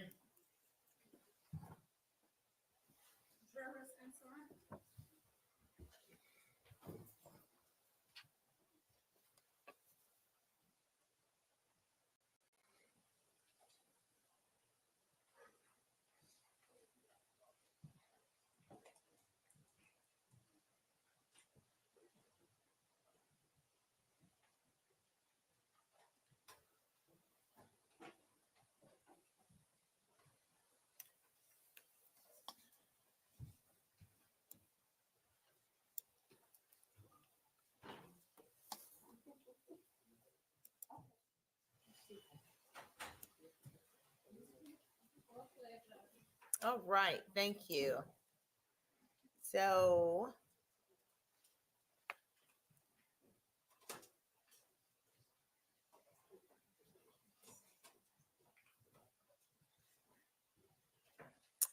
As the jurors are being seated, thank you very much. I welcome you back from our break. And just to confirm, no one's discussed the case or seen any news stories or media. All right. So we are going to begin now, and we'll turn to the state to call its next witness. Marion Lemons.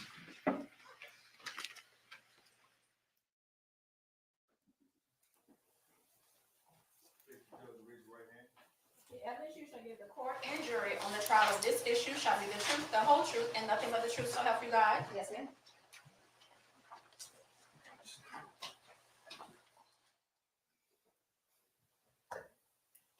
All right. Good morning, Detective.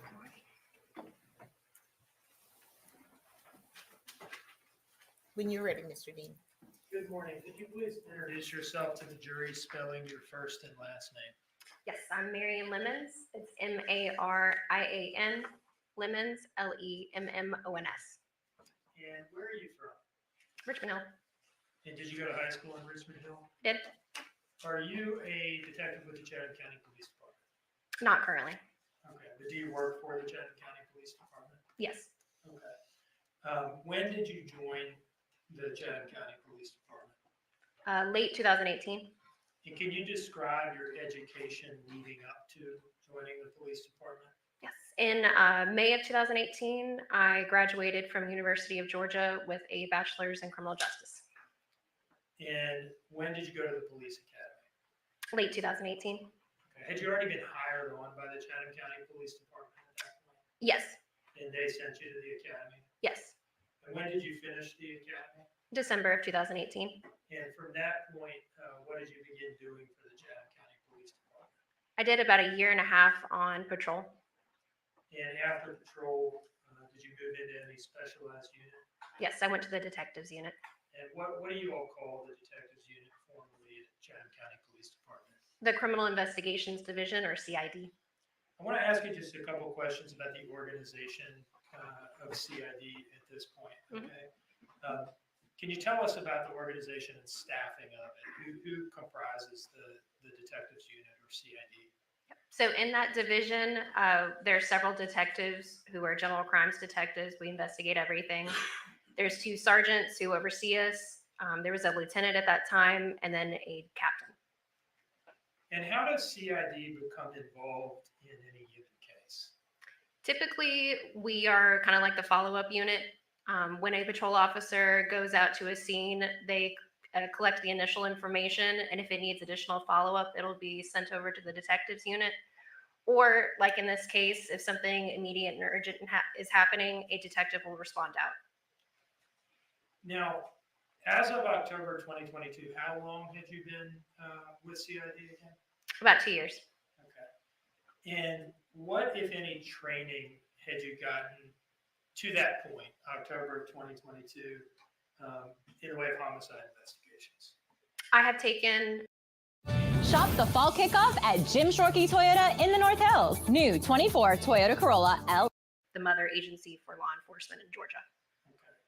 Okay. And can you describe that course for us? How long was it? It was 5 days, and it was at the center in Forsyth County. I'm sorry, go ahead. It was in city, Forsyth City. Okay. As of October 2022, had you taken any other pertinent courses at JIPSTIC? At JIPSTIC, I also took Child First, which is a course kind of showing the best practices for interviewing children. And I've also taken interviews and interrogations, probably some other minor ones up to that point. Can you describe what you mean by the best practices for interviewing children through the Child First training that you mentioned? Yeah, so interviewing children and adults is different. You want to be kind of broad with your questioning. Children are hyperactive too, so you want to make sure you can keep them on, track. Now, this Child First child interview training, how did you end up going to that? Did you volunteer, or were you voluntold, as they sometimes say? Volunteer. And why was that? So, like I said, our unit's general crimes, but we do kind of specialize. At that time, I had an interest in working child crimes, so any training I could get on the subject, I wanted to go to. And as of 2020, October of 2020, did you have any collateral duties involving crimes against children? In 2020? As of October 2022, were you involved in the investigation of crimes against children? Yes, I was. Can you tell us about that? Yep. So at that point, I was a part of the Georgia Bureau of Investigations Internet Crimes Against Children Task Force, which mainly focuses on child exploitation. I also did a large number of child abuse and child molestation cases. In your normal capacity as a detective with the Chatham County Police Department? Yes, sir. Okay. So as of October 2022, you had investigated child abuse cases? Yes, And had you investigated child deaths? I had. And had you investigated homicides? I have. And had you investigated any child abductions? No, And why is that? they very rarely happen, if ever. Now, your current positions, what are you doing currently? I'm currently at the counter narcotics team. Okay. What is the counter narcotics team? It is a joint task force in Chatham. It's a collection of different law enforcement officers from different agencies in the area investigating narcotics. And how long have you been with the counter narcotics team? About 10 months. Do you guys call that CNT? We do. Is that why when I asked you at the outset, are you a detective with the Chatham County Police Department, you said no? Yes. Okay, so you're tasked out to CNT? Yes. But you still get paid Yes. by Chatham County Police? Yes. Okay. Are you a task force officer with any other task forces other than the counter narcotics team? Yes. Can you tell us about that, please? Yes. Beginning last year, I was a task force officer with the Federal Bureau of Investigations Child Crime Unit. And are you still on that task force? I am. And how did you get involved in that? So I had expressed my interest in working those kind of crimes, and I had worked jointly with the local FBI office on several cases, and I was asked to come over. Now, with that background, I want to ask you about October 5th, okay? And I first want to ask you about the scene. Did you respond to 535 Buckhalter Road? I did. On October 5th, 2022? Yes. Okay. I think we heard one witness say that you may have been the first detective for CID present on the scene. Is that accurate? No. Okay. Who was there from CID before you? Detective Wilkins and Detective Noble. Okay. And about what time of day did you arrive? Best of your recollection. I believe it was after 12. So when you got there, I'd like to ask you some questions to just kind of set the scene. Yep. Who was there and what was going on? So by the time I got there, both Detective Wilkins and Noble were there. Our forensics team had the drone up and they were beginning kind of a grid search with patrol officers. And we had several outside agencies coming to assist in the grid search. Outside agencies, who are we talking about? Yeah, we had a bloodhound, I believe, from Beaufort or maybe Liberty County out there that was trying to track. We had mounted patrol from Savannah was out there. Our Marine Patrol unit was out there, and I believe the sheriff's office as well. Mounted patrol, meaning horses? Horses, yes. All hands on deck. Yes. Did you yourself ever enter the residence during your period of time on scene? Yes. And how did that come about? I asked Sergeant Stewart to kind of give me a layout where everyone was staying, what the house looked like, since he was already familiar with it. And did you go in? Where did you go in, and what did you look at? I went through the front door into the main living area for the family and looked at where Quinton's playpen was. And what did you make of the playpen when you looked at it? Any observations that you remember? It was covered in stains, specifically, a large one on the pillow. Okay. And what did that stain to you appear to be? Vomit. And did it smell like vomit to you? Yes, immediately when I walked through the front door, I smelled vomit. One moment, please. I'd like to pull up a picture for you.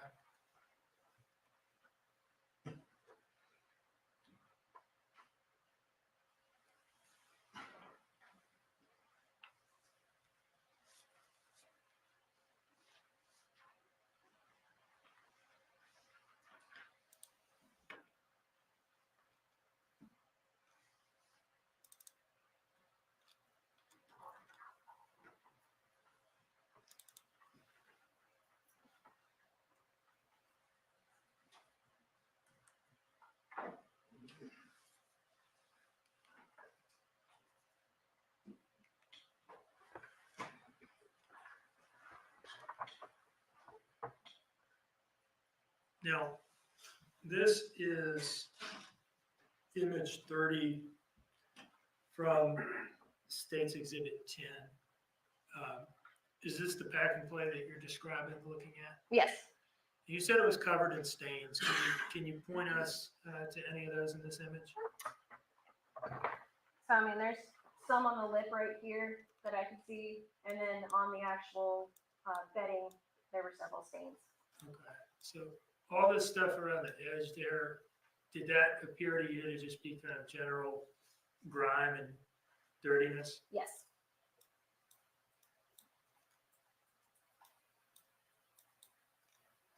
Did it appear to you to be blood?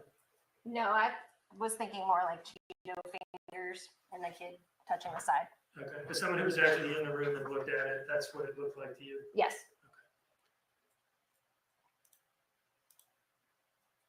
Now, this is image 32 from State's Exhibit 10. In Officer Schenker, I think, said it appears redder on the screen than it appeared in the residence. Do you agree with that? I do.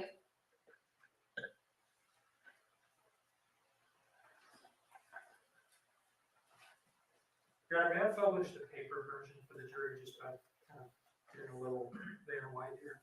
Yes. And actually, pass that around.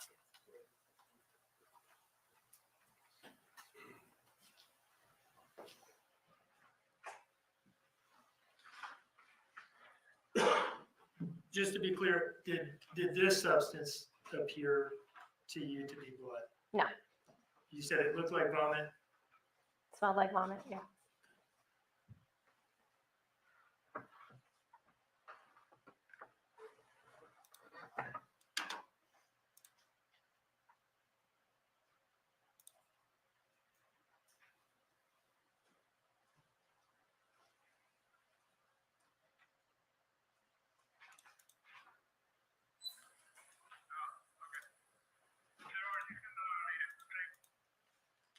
Now, I would like to play for you a brief portion of what's been introduced into evidence as State's Exhibit 2 and identified as Sergeant Bobby Stewart's body-worn camera footage. Was your observation of the pack and play captured on his body-worn camera? It was. And did you make any statements while looking at it, at the pack and play, about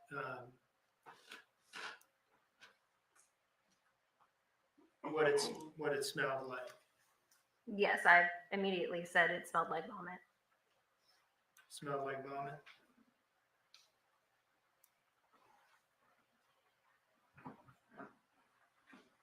I'm trying to get just right to the right spot here. Is that the exhibit? Is that the exhibit? Yes. Okay, you can hand that back to the state's table. Okay.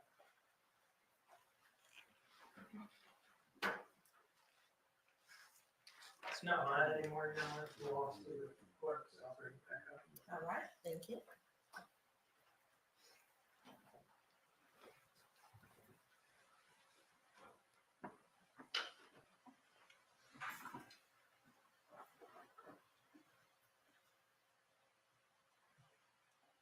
All right. This is State's Exhibit 2, correct? I'm not sure on the number, but I do remember seeing it. Okay. In any case, what's the timestamp in the top right corner?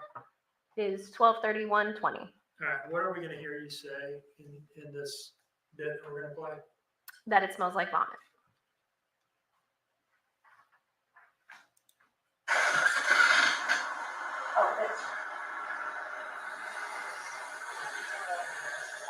I can't stand the smell, so I'm staying out here. Huh? They got them on the back porch. They're not in the house.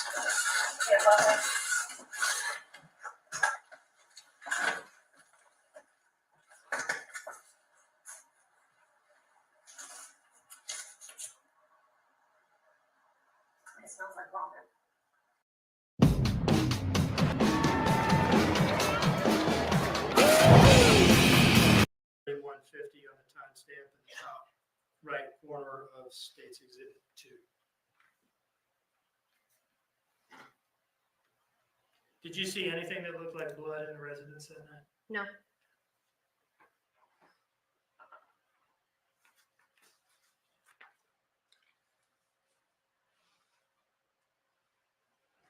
Now,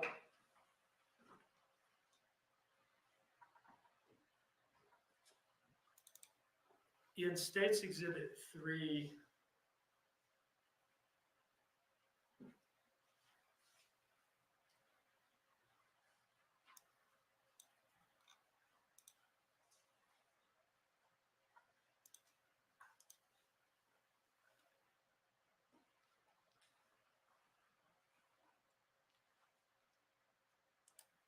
slide 27. What time are we at here?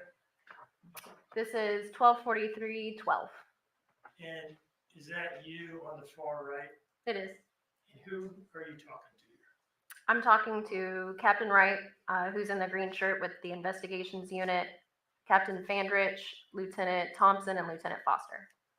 And what is going on at this time? I'm informing them of our game plan, which was to move Daniel Youngkin, Paul Simon, and Leilani Simon to our main precinct for interviews.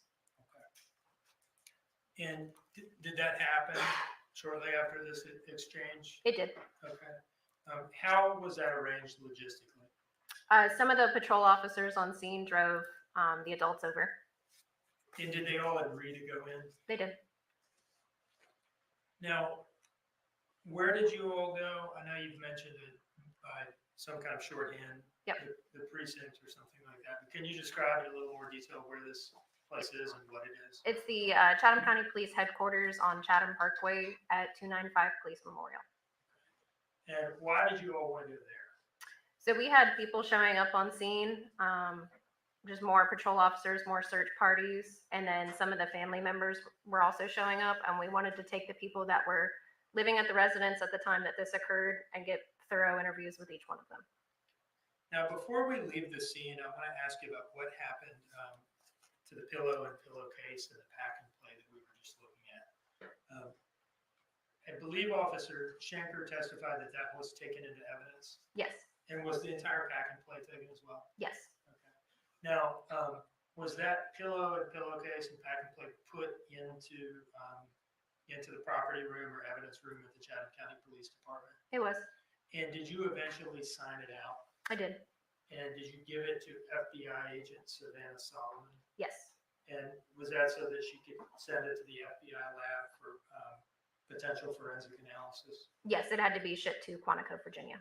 And you were the one that signed it out and gave it to her? I believe it was me, yes. Now, how many interview rooms did you all have operational at the Chatham County Police Department at this time, October 5th? So there's only one room that's set up for audio and visual recording. And how is that room set up for audio and visual recording? So there's a metal desk. I think it was metal at that time. There's a desk in the middle and then several cameras that are pointing towards one specific wall with whoever that you're interviewing sits against. Now, is the entirety of the precinct that you're describing open to the public? Like if somebody off the street walks in and wants to walk around, can they access every part of the precinct? No, they can't. Can you describe what you mean? Yep. So that precinct shares a building with the tag office. And once you get to the police side of it, there's locked doors with the police insignia on front. You can't get past those unless you have a key card. And then specifically where our interview room is, there's an additional set of locked doors you have to get through. Now, past those locked doors into the police side, where the interview room is, are there sensitive areas in there? Yes. Can you describe what those are? Well, we have patrol officer offices for all of the command staff is there as well. Forensics is in there. We have our secured property room and records and dispatch. So when a normal citizen is back there, is it routine for them to be chaperoned or monitored by a police officer at all times? Yes. Now, when you arrived, was the defendant already there? To the precinct? Yes. Yes. Okay.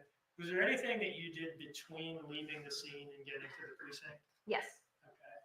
And is that why she was already there when you got there? Yes. Okay. What was it that you did between leaving the scene, 535 Buckhalter, and going to the precinct? So I was told that there was a older child, I believe he was around 3 years old, Zane, and I wanted to speak with him as well as some family members. And where was he? Zane had been brought over to the babysitter, Michelle's residence by that time. And where is that in relation to this house, 535 Buckhalter? It's across the street about a block away. Okay. Did you walk there or drive? I think I just walked. Okay. Did you make contact with Zane there? I did. And his last name is? Wharton. Did you attempt to talk to him? I did. Interview him? Yes. Can you tell us how that went? It was on. First of all, what were you trying to ask him? Just if he knew where Quinton was. I think I asked if he knew where Quinton likes to hide. And if anything happened last night. Okay. And was that interview productive in any way? No. Can you describe what you mean? Zane was showing me how fast he could run at that time. So his focus was not on me. And it was hard to get him to acknowledge me, not only to answer my questions, but to just acknowledge my existence. Okay. So is it fair to say that the interview or attempted interview with Zane was kind of a bust? It was. And again, how old was he at the time? At 3. Okay. But you tried. I did. And again, you have specific training to interview children. Yes. And it just did not work. It did not. Now, at the scene, we saw an image of the public information officer in Sergeant Stewart's body-worn camera slides. What's her name? Betsy Nolan. Okay. Why was she there? So anytime there's a critical incident, Miss Nolan will usually do some sort of press release or she'll respond to any media requests for us. And did media show up to the scene that day at some point? They did. Okay. And they had to be kind of held off to the ends of the street to keep the scene secure? Yeah, at that point, we would have had a grid search in that entire area. So we needed the media to go somewhere specific instead of responding to the scene itself. Okay. Is it normal for the public information officer to come out to deal with them? Yes. Because they want to know what's going on. Yes. And she's the one that's responsible for giving a statement from the police department to the media. Yeah, and then relaying any information about what the media needs to put out. At this case, it was a missing child, so she needed them to put out, has anyone seen this child? Anything unusual or nefarious about Betsy Nolan, the PIO, having been out there? No. Scene? Okay. All right. So when you get to the precinct for these interviews, Daniel, Paul, and Leilani are already there, right? Yes. Okay. And where were they, the three of them? When I got there, Daniel was in our main interview room. Leilani was in a spare room that we also used as a lactation or nursing room. And then Paul was in a conference room. Why were they all in separate rooms? Because we needed to get their statement individually without any other influence. And were they transported there separately in the first place? I'm not entirely sure. Who interviewed who?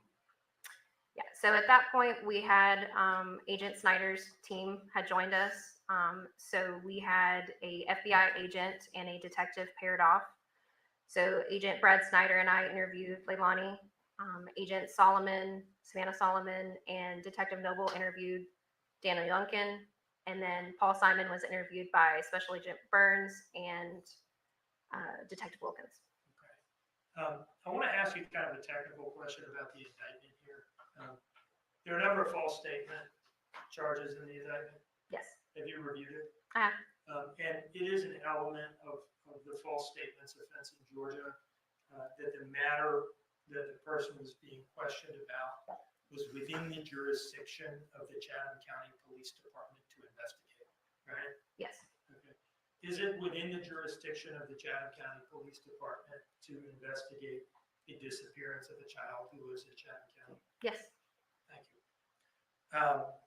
So you have these local and federal teams, and you said you were paired up with Special Agent Snyder. Yes. And what was the first thing that y'all did? So Agent Snyder and I had not spoken to Leilani at that point. We wanted to hear it from her, what had happened in the last 24 hours. And did you conduct an interview with her at that point, sometime shortly after your arrival? We did. And where was that interview conducted?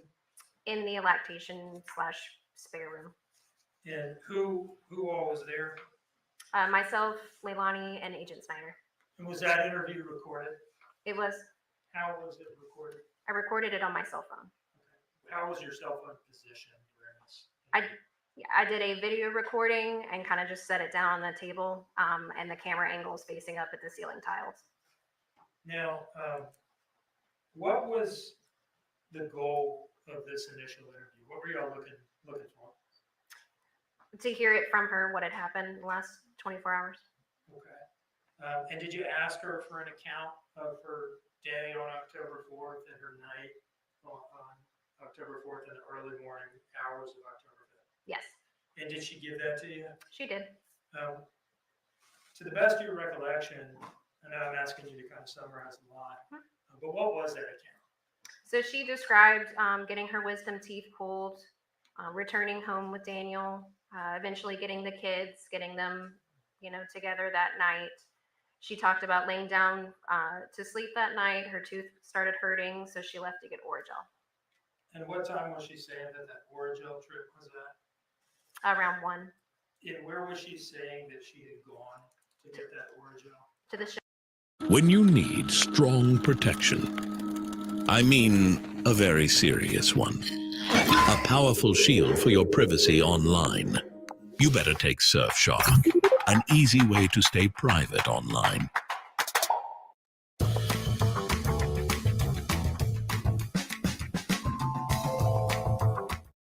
Her former coworker, Misty. Now you've seen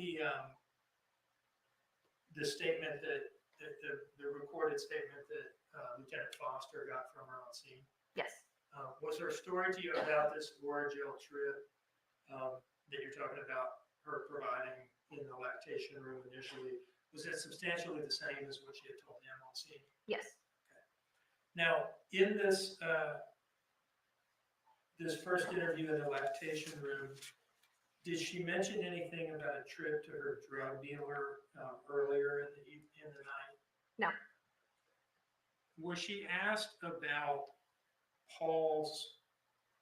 her brother Paul's whereabouts through the night? Yes. And as best you can remember, what did she say? I believe she described him returning home that night from work and maybe stopping in to say hello and then going upstairs to his room for the remainder of the night. Was she asked about Danny's, her boyfriend Danny's whereabouts and activity through the night, say from, 11 p.m. on or something like that? Yes. And what did she say about that, as best you remember? That he was in bed. I believe she said they were watching a movie. Okay. Well, all night or what point in time? Before they went to sleep. Okay. Around 12:30. And was she putting him in bed asleep after that point? Yes. Was she asked about when Quinton went to bed and where? Yes. Okay. And what did she say about that?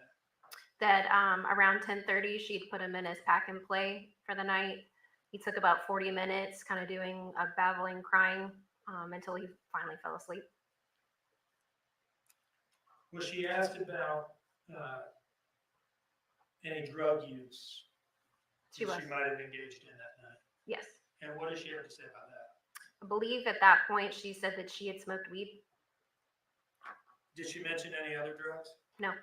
Okay. Do you see in front of you, first of all, a disc marked as States Exhibit 12?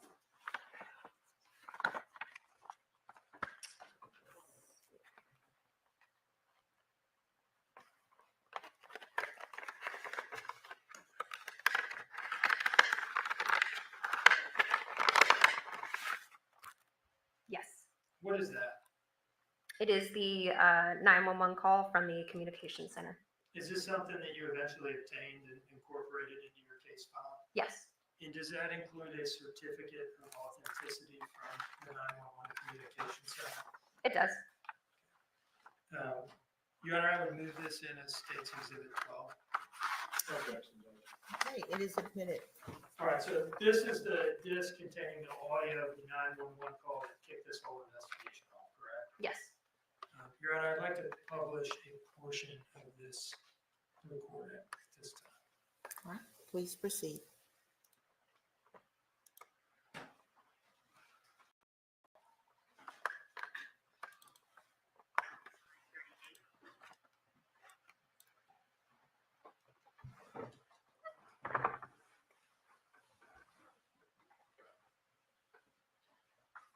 And then I'm going to play from the very beginning to about 45 seconds in.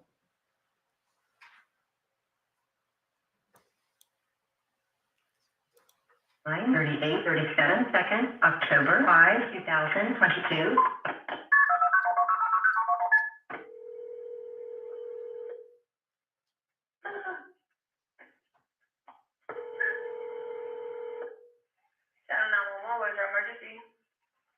Yeah, I think it's code 535 Buck Halter Road. We believe it's from kidnapping. 535 Buck Halter?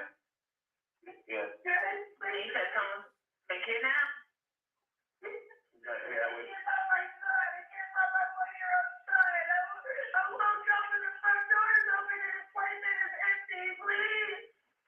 Your 1-year-old son? All right, so I've stopped the playback at 45 seconds in. That file's a few minutes longer, correct? Yes. Is it fair to say that the remainder of that is mostly Daniel Youngkin talking? Yes, And is that the male voice that we heard on there as well? it is. And there's also some of the defendant providing biographical information about her son. Yes. And which son did she say it was? Quinton Simon. At some point during the investigation, did you learn Quinton Simon's birthday? I did. And what was it? It's 1/8/21. 1/8/21. So that would that put him at 20 months old on October 4th, 5th of 2022? Yes. So that's the initial statement that gets the police involved to begin with from the defendant, correct? Yes. And what time was that call made? Did you catch it? I believe it was 9 and 9:40. You want me to play it again? Yes.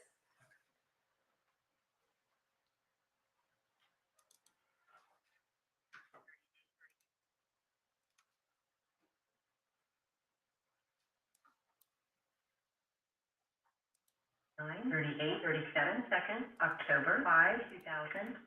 What time was that call? 9:38 a.m. All right. So let's go back to the lactation room and your first interview. You mentioned you recorded that on your phone. Yes. Is that the only interview you conducted of the defendant on that day? No. All right. Do you see in front of you an envelope containing a thumb drive, the envelope being marked as State's Exhibit 13? Yes.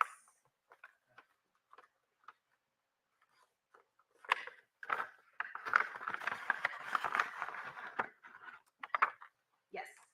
Now, broadly speaking, what's on this thumb drive? It was the October 5th interviews of Leilani Simon. Okay. Do those recordings, they're video recordings, correct? Yes. From the lactation room on your phone, right? Yes. And then later from the interview room? Yes. Do those recordings fairly and accurately depict those interviews? They do. Now, have those ones been altered or modified in any way? They've been redacted to comply with the court's orders. Okay, so some portions have been taken out. Yes. All right. At this point, I would like to publish what is on that. Well, let me offer it, and I'd like to introduce that, Your Honor, as State's Exhibit 13. No objections, subject to the redactions, Judge. So, Exhibit 13 is admitted subject to the redactions. All right. I'd like to now publish what is on this thumb drive is lactation room first video. That'd be okay, Your Honor? Yes.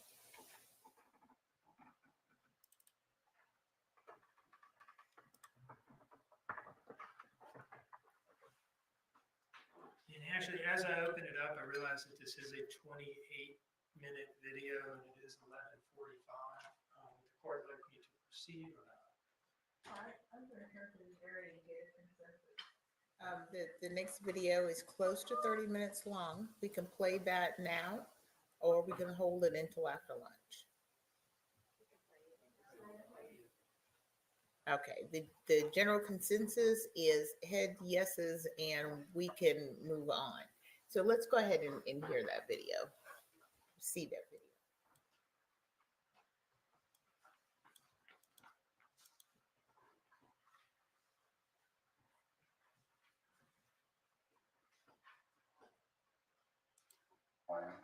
My name's Brad Snyder. I work with the FBI. I've worked together a lot.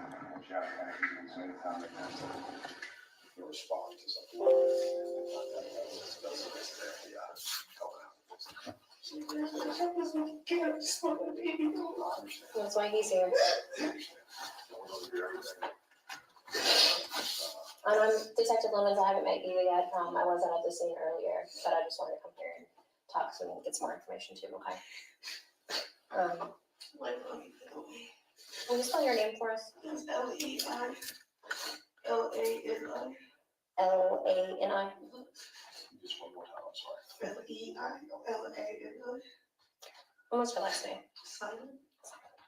Two M's or just one? What's your date of birth? 11/30/99.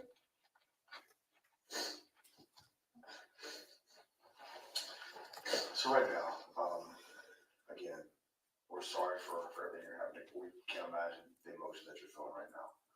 But as difficult as it is, just once you kind of think back the last 24 hours and just kind of give me, what you've been through in the past 24 hours. So we're talking 24 hours would be this time yesterday. So from about 1 o'clock yesterday, just wanted to tell me your dentist getting my wisdom tooth pulled. Okay. About this time yesterday. Did you have your son with you? No, I let a babysitter to go to work and I left because of the amount of pain that I had. So I just went there and I had them keep the kids. Where are you working right now? Eclipse IA and Port Whitworth. Eclipse, what type of work is that? Warehouse. Loading. And all that stuff. Or whatever. So I called the babysitter and I stayed home a little bit longer. All the kids. She had all three of them. Because I was with me. It was hurting. I wanted to go home and nap.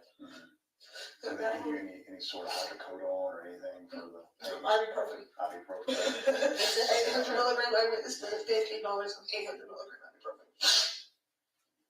That's all I went. So I went home. I took a nap. We cleaned up a little bit. We got what we officially got about 2, a little bit after 2. I had about an hour and a half nap before we got up and got things going to go pick up the kids. And I made spaghetti before we picked them up. That's still in the fridge at the house. We went and picked them up. I gave them all a bath. We had food. I sent Danny out to Red Box to get a movie for the kids and all of us to watch tonight. So that's there too.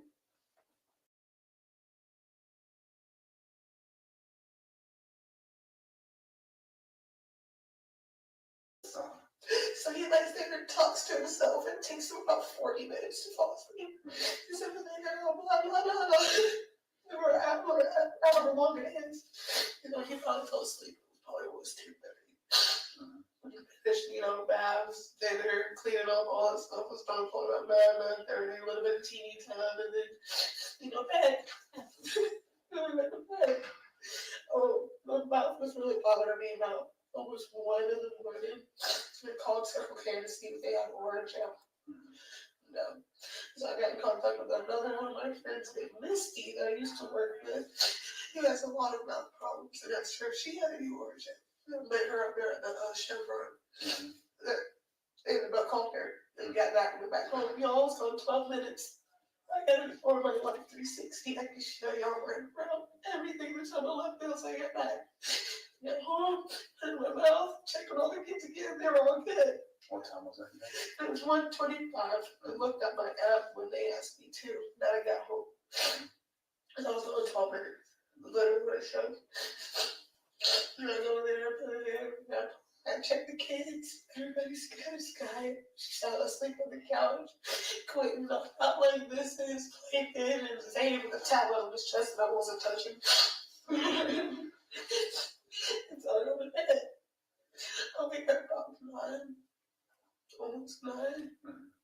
And I was supposed to go to work, but because of this, I was just going to stay home today. Which is why none of the kids got the babysitters. When I get up, my front door was partially open. Like, I was like, not wide open. The door's never open unless somebody is up. No way, normally, ever. So I get up and I go shut it, not even thinking nothing about it. I just got out of bed. The door's open. Let me shut the door. And I turn around and check on the kids. Sky's there. Zane's there. Quinton's not there. So I searched the house, under the bed, behind the couches, in the closets, in the cabinets, outside, everywhere. The pool, everything. I couldn't find them. I called Jamie. Did you take them to the babysitters just to give me an easier day or something? Did you forget to tell me, or did you tell me and I not remember?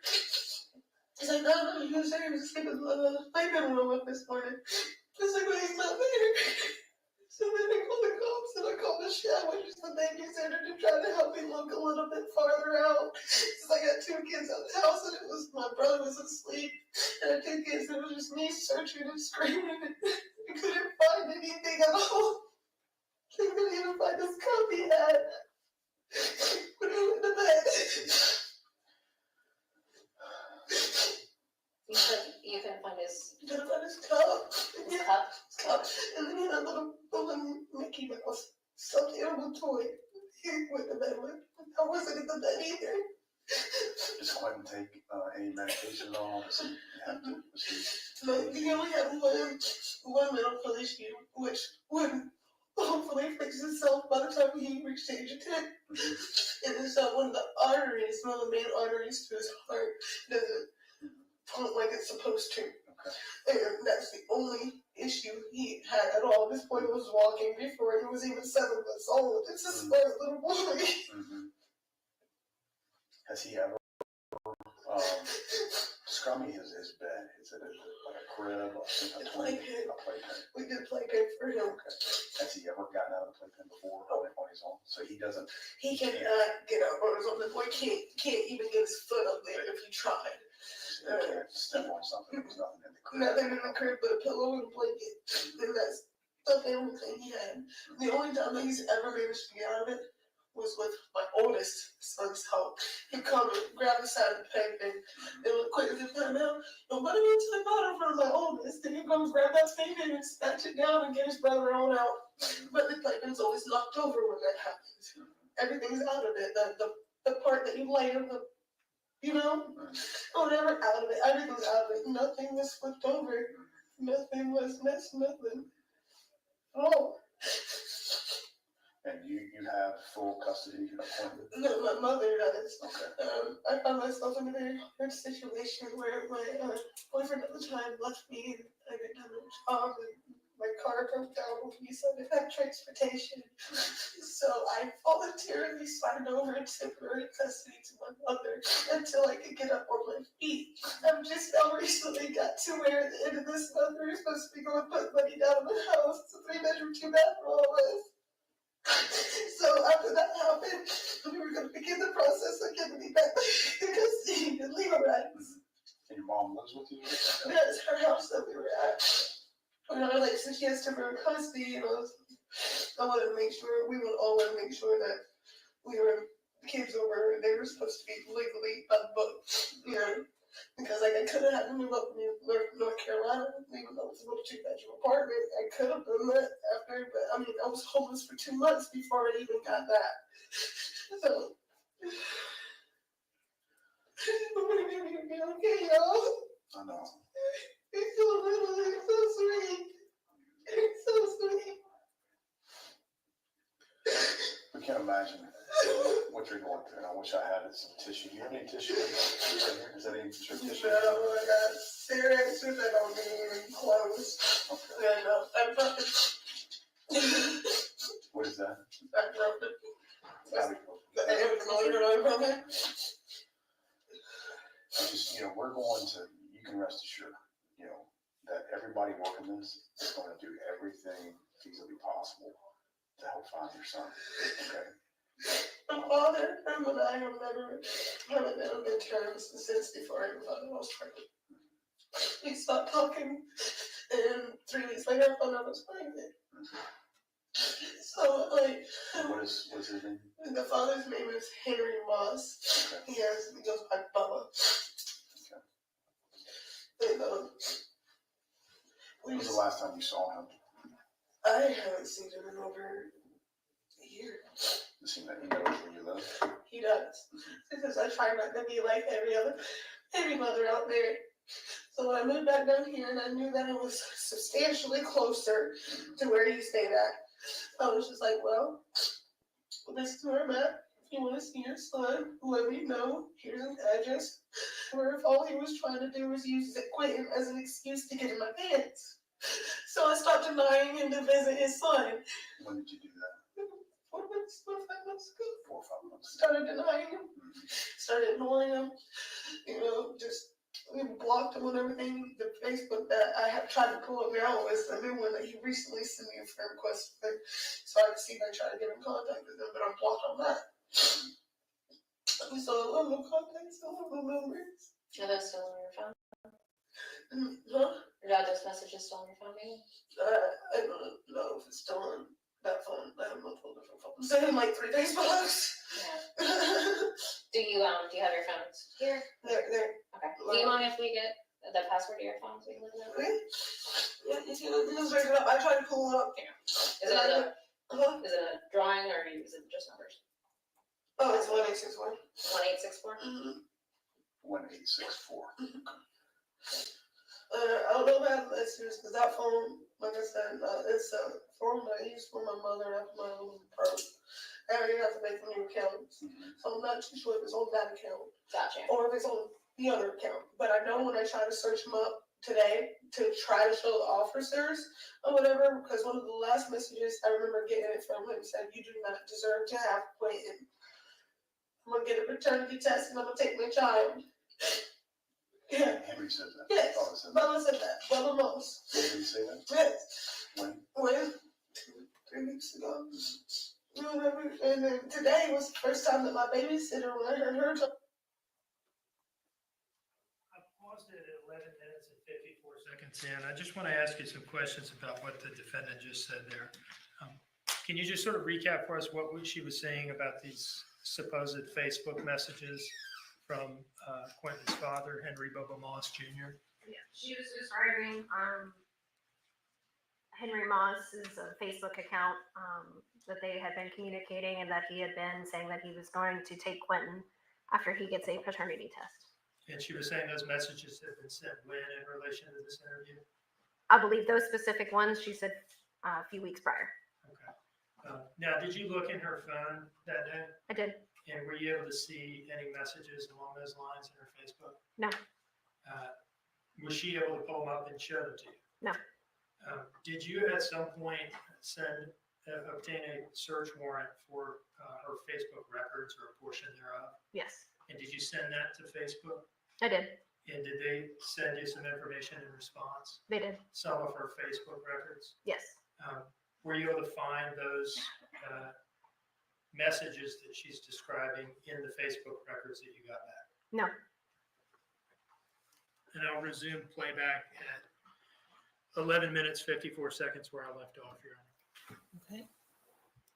Call saying that she's seen cars sitting in front of my house quite a few bit recently. And I looked at her and said, "Why didn't you tell me about that?" I told your mother, but she didn't tell me I'm the one here. Yeah. I could have been more cautious if I felt like somebody was watching the house. Now, every question that we ask, I promise you, you're going to think that, we're intruding on your privacy, but I can assure you, every question that we ask has a purpose to try to figure out, every feasible possible angle there is to this case.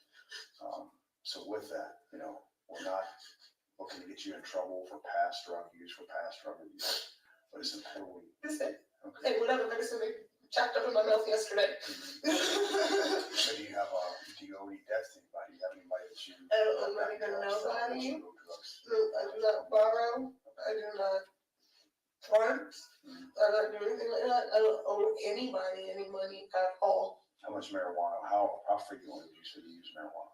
Once a night. Once a night? Twice right before I go to bed. When kids are asleep, everything's handled, dishes, food, kitchen. Time for my husband to go to sleep, I have severe anxiety. And where do you get the marijuana from? Do you purchase it yourself, or do you get it through? I purchased it myself. There's been times that I've gone to the dispensaries and I've like CBD, actual. This isn't just a body oil. It's a touch of love. 3 weeks ago, it was looking at eggs. I've been trying to use the dispensaries around the house. So nobody has any sort of motives to do any harm to you, to get back at you because you owe them money. And going back to your time in North Carolina, there's nobody that would want to cause harm to you or to your family that you can think of. Any person that you got sideways with when you were running with the wrong crowd? Is there nobody like that at all? No. I know Daniel's the one from North Carolina. I moved up there to be with him. Daniel's the one from North Carolina. I know that I have caught him cheating multiple times. I have been in contact with his exes before because of it. I might be able to pull up messages where his ex was pretty much saying that send him on back home. I miss my best friend. It's a long paragraph. Like I can't really tell you, but I told Cheryl, I was like, he's a good man, he's a good husband, he's a good father, and you don't miss out, is what I told her. So any type of altercations between me and somebody else out there would have been over him and probably took some other woman. But at that time, I never had my kids touch me. I never had my kids touch me. Nobody even knew them. I didn't even know what they looked like. So, I'm confused. And who all lives in the house that's your mother's? Who lives there? I understand the kids, but adults. Paul. Who's Paul? That's my little brother. That's your brother. Who's the gentleman that was sitting here with you? Okay. And then Daniel and me. And Daniel is my fiance. And then my stepdad and my mom. Is that 3 dogs. And the kids. Tell me about Paul. What does Paul do? I just got a job with me at the warehouse. He's honestly studying to take his ASVAB to go to the military. I haven't had much communication with my brother over the past year. He went down different roads, I went down different roads. Me and my mom were all on and off. So I distanced myself from the family, which is kind of where North Carolina came involved. He just finished his GED.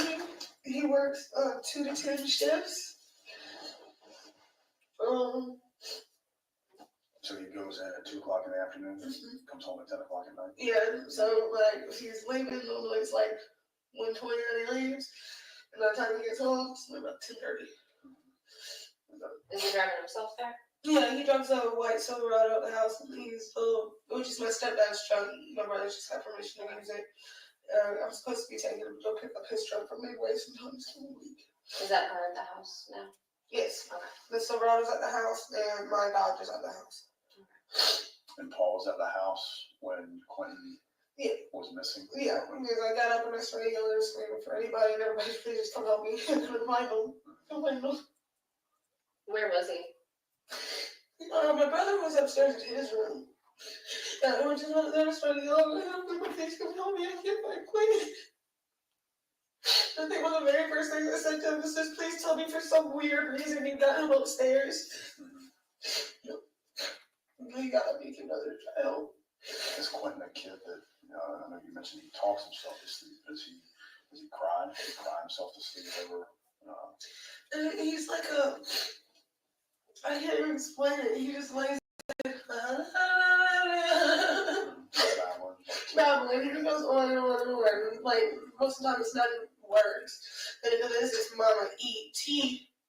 play. What kind of relationship does Paul have with Quinton? They're playful. When Paul gets home, if I need help, he is very helpful with the kids. If I need him to watch the kids while I'm cooking, if I need him, anything like that, cleaning wise, or he'll just go in there and lay on the floor and play with them with the kids, and with the dog and the kids and the toys.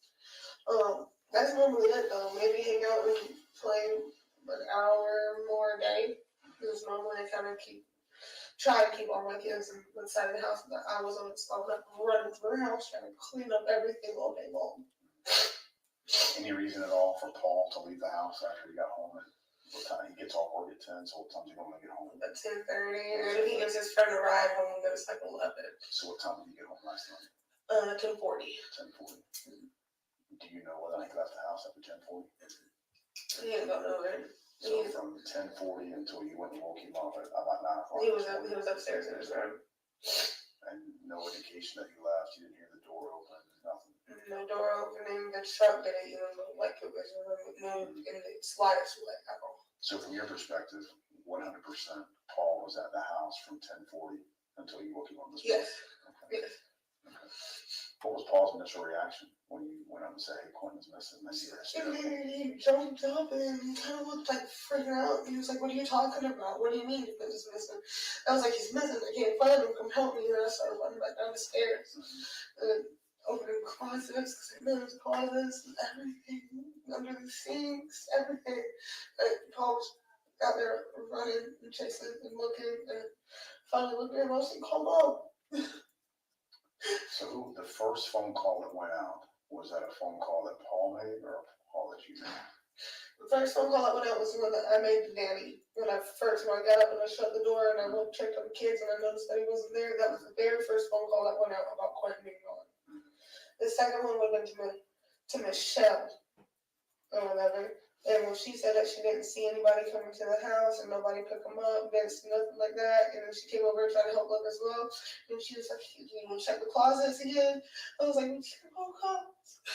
We're going to call the cops." Called the cops. The cops were called by 9:30. And you made that call? Yes. I'm going to call them. Okay. Did Danny make any calls? He attempted, I think he was trying to, but something was going on with his phone.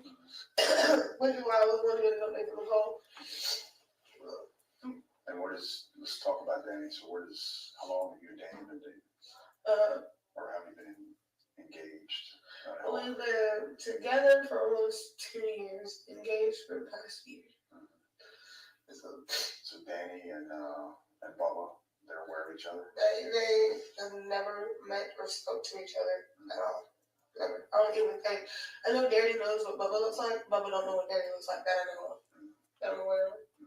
So there has been no altercations between Danny or the other fathers to my kids. There's no altercations between them at all. I try to be the middle person about everything. So what's Danny's routine? Any given day, what's his daily routine? What does he do? His daily routine, normally, if we gotta work, he's up normally about 5. He gets ready to start taking the kids to babysitters about 5:30. Because normally I'm like, I'm sleep for another 10 minutes. Because I send them on the line dressed. Then we go to work. We get off. Y'all ride to work together? Yes, we work the same shift, 6 to 2. 6 a.m. to 2:30. Today just happened to be your day off. Today just happened to be. I was in school yesterday and I wasn't going to work. So about that, when he gets off, we can't leave the warehouse at all once we get there. So there's no going out for summer for lunch or nothing like that. So when he gets off, we normally stop by the convenience store or gas station or something to drink, snacks, sometimes snacks for the kids or dinner. And then we go straight from there to pick up the kids. We pick up the kids and we go home. Daddy normally cooks dinner while I'm getting the kids adjusted from getting home. So when I take them inside. Last night, did he cook the spaghetti last night? Or no, I cooked the spaghetti last night because no seasoning. No seasoning. No seasoning. So when Danny got home from work last night, at what time? 4:30. No, it was we left work together yesterday for my wisdom tooth because I knew I wasn't gonna be able to drive. They were gonna inject me or whatever. So we were home early yesterday. We didn't pick up the kids until 4:30 because I wanted that. But because we had before we were here. What did y'all do when you got from the time you got home until 4:30? Or just hanging out the two of you at the house? We did like clean up the laundry, setting the meat up for us. We got cutting up the sausages and mushrooms or whatever. And y'all were there at the house together. Yeah, we were there together the whole time. I think he went up to the store once for a beer. That was it. What time would that have been? Probably 3:45, right before we had the kids. And then, did he leave the house at any other time between, once you went to get the kids, you came home, you ate the spaghetti, did Danny leave between that time and 5:45 this morning? Never at all. He was at the house the entire time. How do you know that? Because he was on bed. He was beside you. He was on bed. Y'all sleep in the same Yeah, bed? we sleep in the same bed. We only have one side of the house. So we got the kitchen that we can only really use to cook in. Obviously, we clean up. We got our bathroom. Then there's the doorway to our bedroom. And that bedroom is just like pretty much like one big old studio bedroom. They had one side of the room is like the kids' sleep/living room. And then the other side is our bed. Whatever. That's the only side of the house we remember. I can say for a fact that he was there when it was laying in bed pissing me off, not helping me do anything this week. Now, who physically picked Quinton up and put him in the playpen last night? And I did. I put him in there after we ate, bathed, bath, everything, laid down, had the tablet set up for him and everything. So he was laying there. I should have tablet. And when I took that away, he was like, for about 40 minutes. And what time did you take the tablet away? 9:15. 9:50. 9:52. Was he asleep at that point, or he was still battling at that He was point? babbling at that point. He didn't fall asleep till about 10:30, 10:40. But no, he was still, when I took it away, that's when it was, I can't even make the noises again. Yeah. So during that time, when you hear him battling, you don't go in there and check on him, you just hear him. Yeah, we hear him babbling the whole time, or whatever. The way that it is set up, honestly, checking on him like he's like this on the bed and sleep. So I'm just hearing him babble. It's when it gets quiet that I check. That's when I'm worried. So when it got quiet, that's when we really went and checked. I'm 12 something before I left to go get some orders now. So I checked again. Just sleep. Where was Danny when you went? Thank you.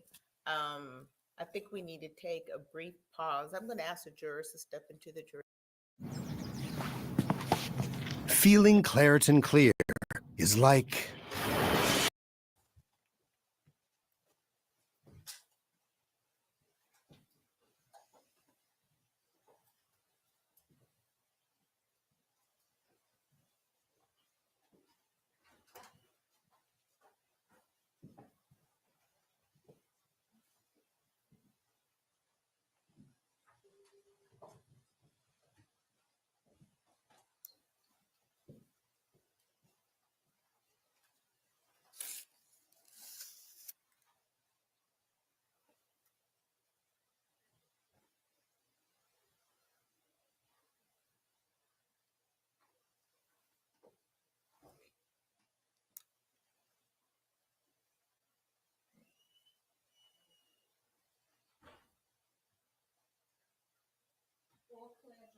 Thank you. Everybody have a seat. Tim, what was his number? So it came to my attention, I noticed it, and Mr. Bryant, the clerk, noticed as well that one of the jurors was sleeping. And I was keeping an eye on him, but it seemed to continue. So I thought it was better for us to stop and address it now. I can remind them all of the need to stay awake and to help each other stay awake. but it seems it's pretty early in the day and it seems to be a problem already. So I want to turn to council and ask you how you would like to proceed with this. Mr. Hilliard?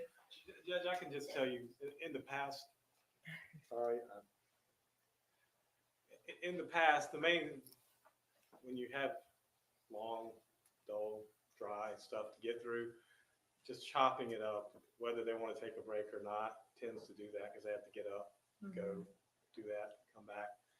So it's the routine breaks are not just, it's to kind of keep them moving and keep them engaged. That's the first thing. The second thing, though, I didn't think about this, but it did come up, and I think we're probably getting to the time delay right now where it may matter, is I don't think it was intentional, but the child's names were mentioned on the record. And I just would like to know if there's any way we could possibly edit that out from going out over the air. I know normally routine is something that we'd redact along the way, so it wouldn't go out, but the names were testified to and dates of birth and things like that. And it's just, I don't know if there's any way to possibly do it. So. Mr. Dean? Let's first talk about the sleeping juror, and then we'll talk about that. So do you want to just remind them to stay awake at this point and we give it a go? Because I also understand too, we're mid-morning. It's a lot to have to listen to. There's only 3 minutes left in this video. I think we could just press forward and take a lunch break and I don't know, tell them to get coffee if they're coffee drinkers. Okay. Now, as to the redaction request. I have no intention of doing that. I mean, it's these children, their identities and their presence in the house is part of the evidence of the case. I mentioned it in an opening statement. The involvement of other surviving children is one of the reasons that I objected to the presence of cameras in the courtroom to begin with. I understand that based on the aspects of Georgia law that impose a strong presumption for open access, that the court made the court's ruling on that. But I don't see any way around it. I'm not going to do an entire trial where I'm referring to these children as ZW and SY. It's just unmanageable. I'm not asking them to do that. What I'm asking is that their personal identifying information like dates of birth and full names just not be aired. He can do whatever he wants. The request really has more to do with what goes out over the television, Judge.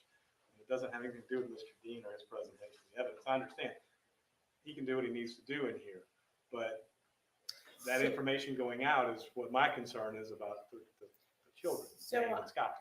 So I understand that. So are you asking, for instance, that Detective Lemons not use the entire dates of birth of the children? Not using dates of birth or any personal identifying information. And if the media could just maybe bleep the full names out. I'm not asking them to censor themselves. I understand they have to do what they have to do, but it doesn't have to be aired. That's my only real concern, Judge. Okay.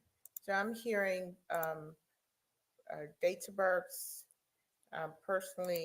personal identifying information,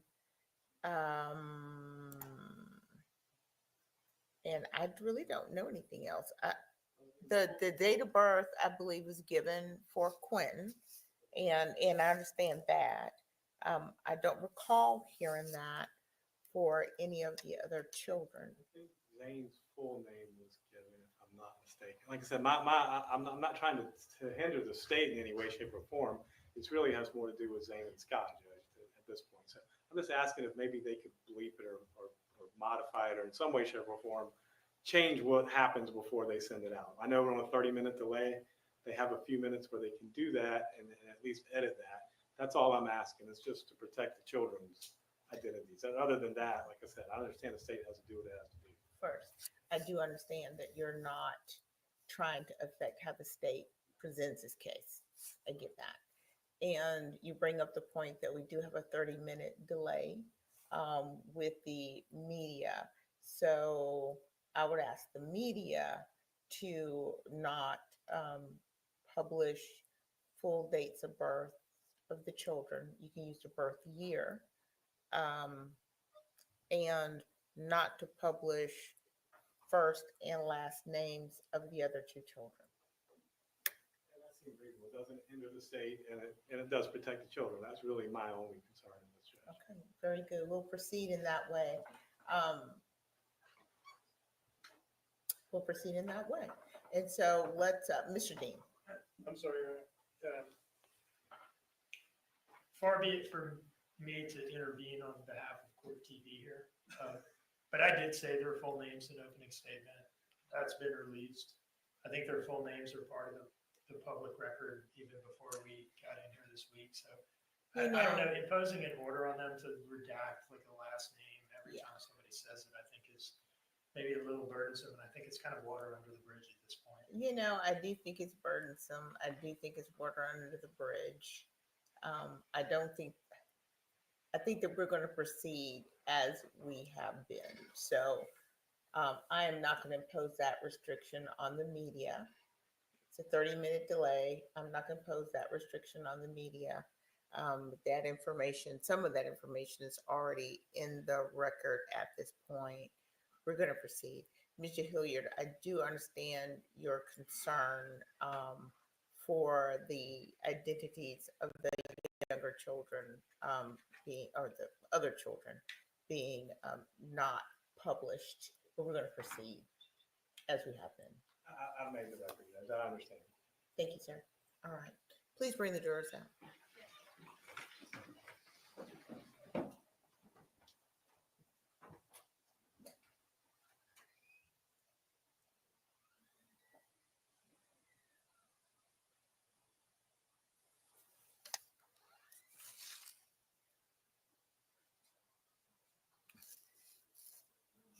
And Samantha.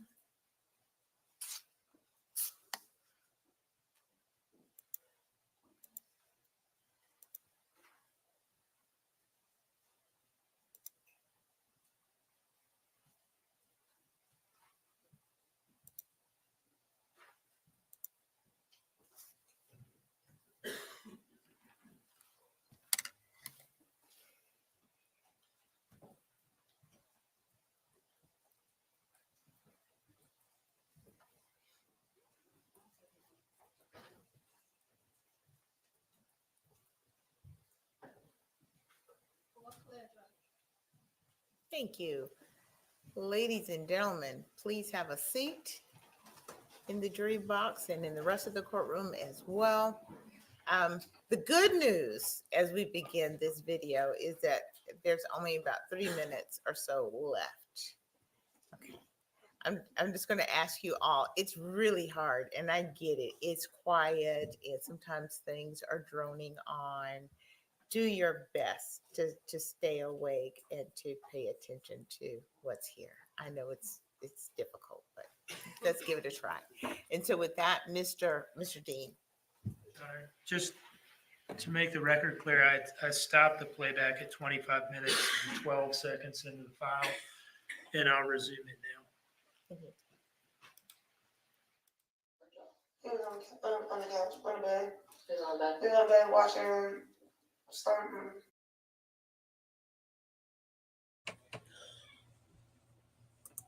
What the heck just happened? Because they're on a 30-minute delay. Did they skip the whole lunch break?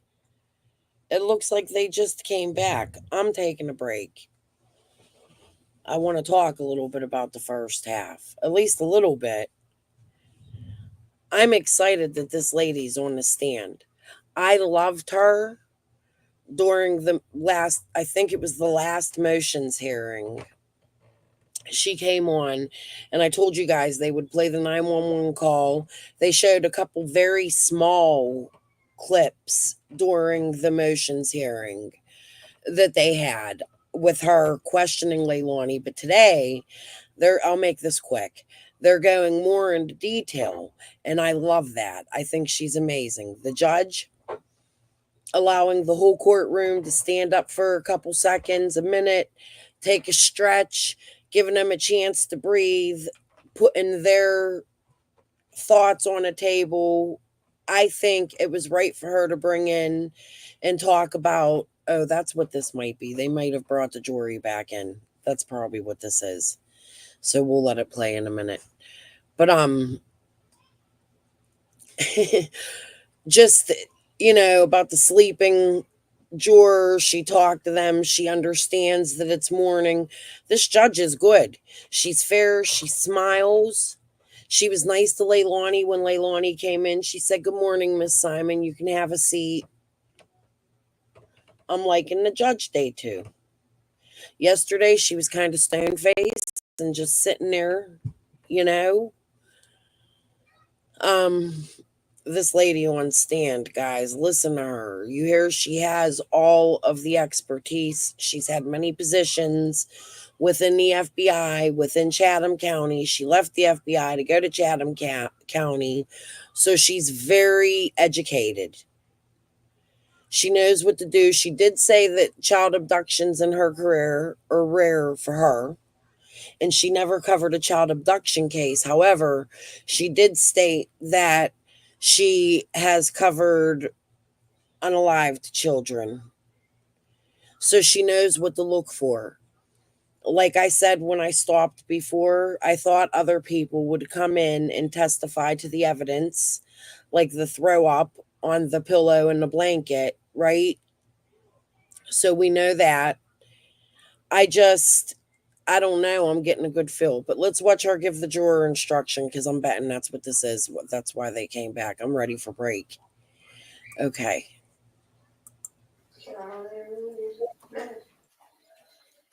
Cops go to heaven, or something about cops in heaven after like 5. No, they're playing. They skipped the break. So I guess we're in it for the long haul. Okay. You are a kind soul. Oh, you think the judge is a kind soul? Yeah, I think so too.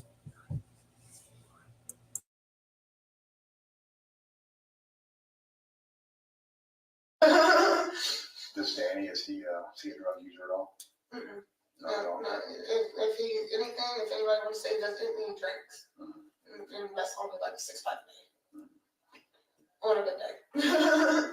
Has Danny ever been violent with the kids at all? No. Never ever violent towards me. The most violent I've ever seen him was hitting a horn in traffic. So Danny gets up at 5 o'clock in the morning, this morning specifically. Gets up at 5. Do you hear him leave the house? No, I didn't hear him leave at all, which is why I told him, I was like, well, if you did drop him off and you did like, I don't remember if you took him somewhere. I didn't even know how he got out of bed this morning. So that. Do you normally sleep that heavy? No. You don't?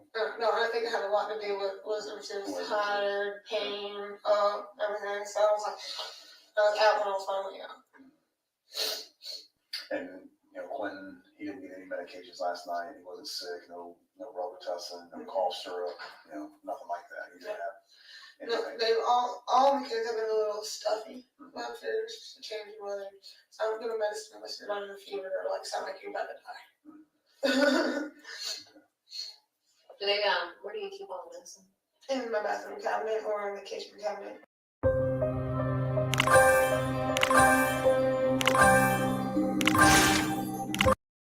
Even with the little stools and chairs, his it is short and bow-legged. Okay, his legs are like this, and he stands up, his head maybe a little bit above my knee. When did you call? What time this morning did you call Danny? I remember looking at the phone while I was dealing with everything. I couldn't find Quinton. It was like 9:17 at that point. Was that before or after 911? Did you call Danny? That was before, and then when I looked around again and still couldn't find him, I called again. We called 911 after that. 911 was called by 9:30. I realized Quinton was missing by 9. That's a 30-minute delay of me trying to find him, see if I could locate him, and then calling Danny, see if he knew anything. And he did. That's when I called the cops. And Michelle, she came over right away. It was like, I'm freaking out. I don't know what to do. I don't know how to act right now, man. And is Danny, what is his normal routine? If you get up, if he leaves, well, this is a little odd because you didn't go to work with him this morning. Yeah. I'll stop the playback there at 28:04. Okay. Thank you. So I think this is as good a time as any to take a break. Ladies and gentlemen, I am going to release you now for a lunch break. We're going to break.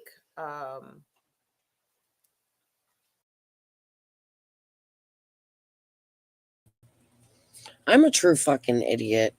I must have hit the button on the thing. They were on lunch break. I should have checked that. I just noticed when I went and she said that, I'm like, oh my God. I hit the live button. So we just watched a little bit over. Sorry.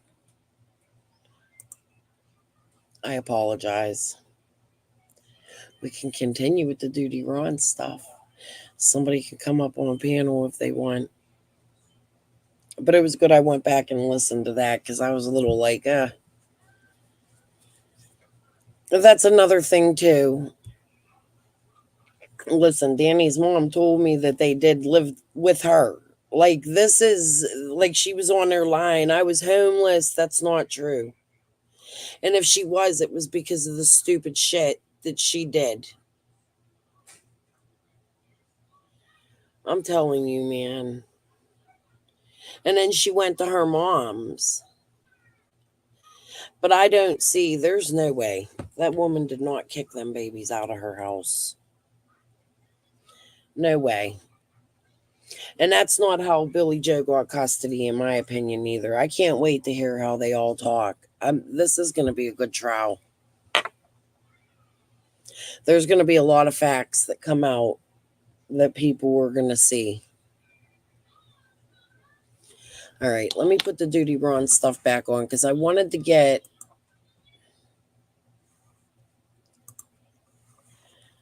to the point of Danny leaving work. Shortly after 1 a.m., that was to go pick up Oragel from a friend at the Chevron. Now, the Chevron is right next to Azalea Mobile Home Plaza. They're kind of right next to each other. And so that's her story. This is what she was doing, driving to that location at that time. This is the first appearance of the Oragel story, which lasts for about a week or so. She's trying to show him on her phone this trip on an app called Life 360. Look, if this trip was so sinister in nature, why is she trying to show it to him on her phone? The Chevron and Azalea Mobile Home Plaza are right next to each other. And looking at the screen, you can't necessarily tell which one she's at. Now, the police would later pull very precise GPS data from the phone that puts her not at the Chevron, but right at the dumpsters at Azalea. So that's the first appearance of the Oragel story, to explain the Azalea trip. And she omitted that to Wilkins, is now had to come up with a story to cover this trip. So the problem was really bothering me about almost 1 in the morning. They called Circle K to see if they have Oragel. So I got in contact with another one of my friends named Misty that I used to work with. He has a lot of mouth problems, and I'm sure she had any Oragel. The girl at the Chevron. And I called her, and yeah, that went back home. You also 12 minutes. And then for like 360, I can show you all right around everything until the little bells in your back. Get home, turn my mouth, check her over, get to get in there, okay. Now, a couple things about this initial interview in which she's asked to give an account of her movements for the last 24 hours. No mention whatsoever of the trip to the drug dealer. She doesn't want to talk about what she was doing that night in the state that it put her in. So that's omitted completely from this interview. And now she's put a name to the friend who gave her the Oragel, Misty. The police asked her to go through her phone, so she lets them go through her phone.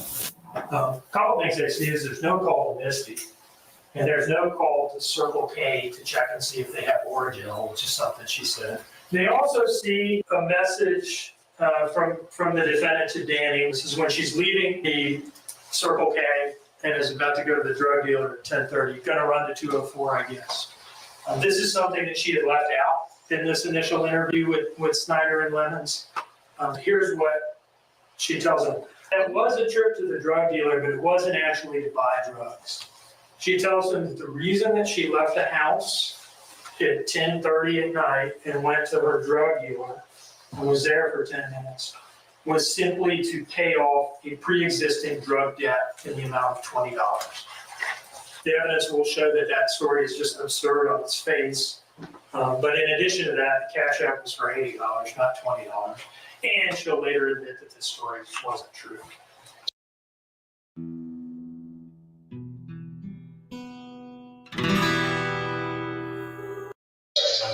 Turning on 204 to a beat man? Yeah, like I'm turning on 204 now, like I'm not me, that's what I was trying to tell you. And at that point, you didn't get anything. Because after all, she tells them, other than marijuana, I don't use drugs.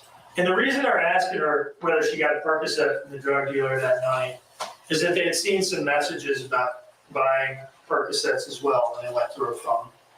Messages with you look like you're buying Percocet, using Percocet. And her story at this time is, oh, those are for a friend. I'm just the middleman. She does not want to talk about her drug use that night because that contributed directly to the state of mind that she was in and relates so closely to her killing Quinton in the middle of the night. So she feels that she has to tell these lies. And she wants to focus on 6 a.m. to 9 a.m. because after all, this is an abduction. It's not as though I did anything in the middle of the night. My child was taken after Danny left for work. That's her story. That's what she's trying to sell. October 5th, they get statements from the defendant, where she's making all these claims that we've talked about. They get a statement from Paul. They get a statement from Danny.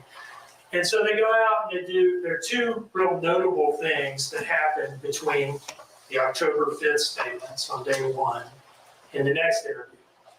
And one is that they do what they call a video canvas. They go out to this Chevron area where she has said that this Oragel exchange happened. They go in and they ask if there's footage.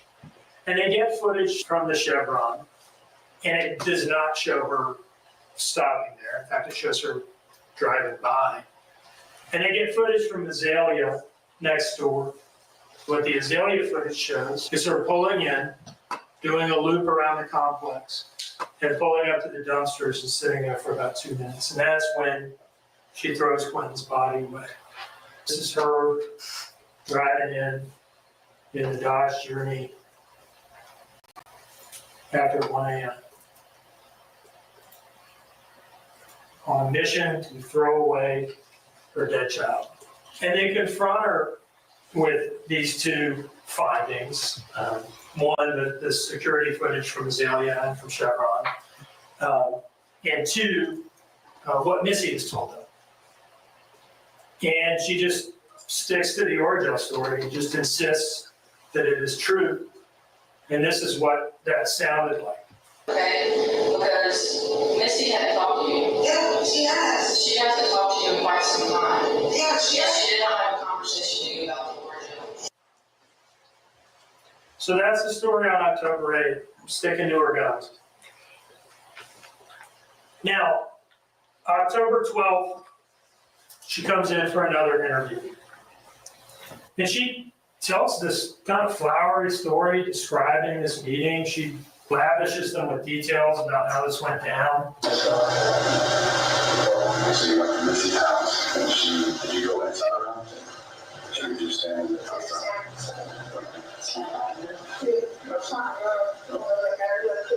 How long did y'all interact there? Missy, how long did y'all?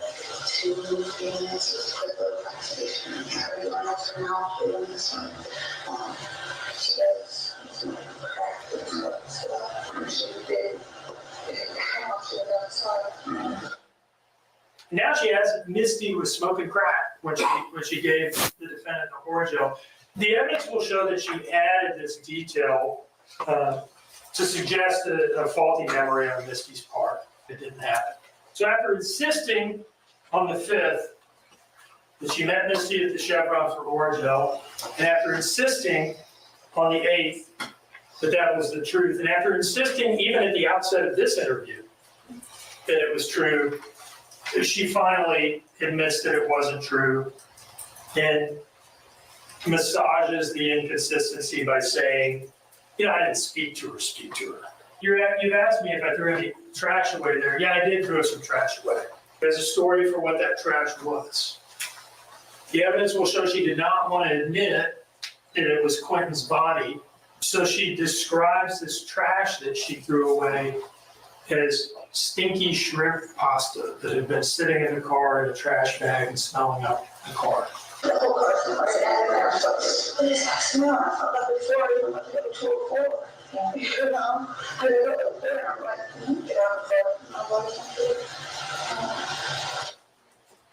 This is the most critical fact in the case. Throwing Quinton's body in the dumpster at Azalea, what she was doing at Azalea Mobile Home Plaza at 1:17 in the morning or so. He does not want to talk about what was in that trash bag. They also revisit the drug use, and you'll remember that the strong denials on October 5th, which are repeated on October 8th. Well, this October 12th interview, she admits finally that I did take a Percocet that night.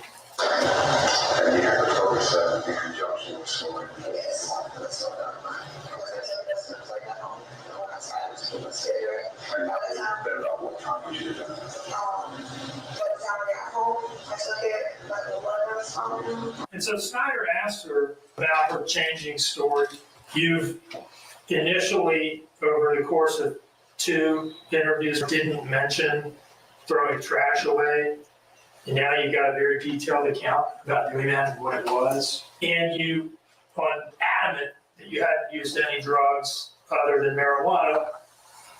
And now you're telling us that you did take a Percocet too. Why is the story changing? And her explanation for that is, oh, well, my faulty memory might have something to do with all the cocaine I was doing that night, which is a drug that had totally been absent from all of her prior accounts and fits much more with the $80 cash app in this story about paying off the drug front. October 12th, and we've come a long way from the October 5th account of only using marijuana that night. This is where we end up on October 12th. She's a regular user of cocaine, which she had denied in earlier interviews. Now, at the end of the day, the most critical thing though is what happened to Quinton. What happened to Quinton at the middle of the night? And here is what she had to say about that.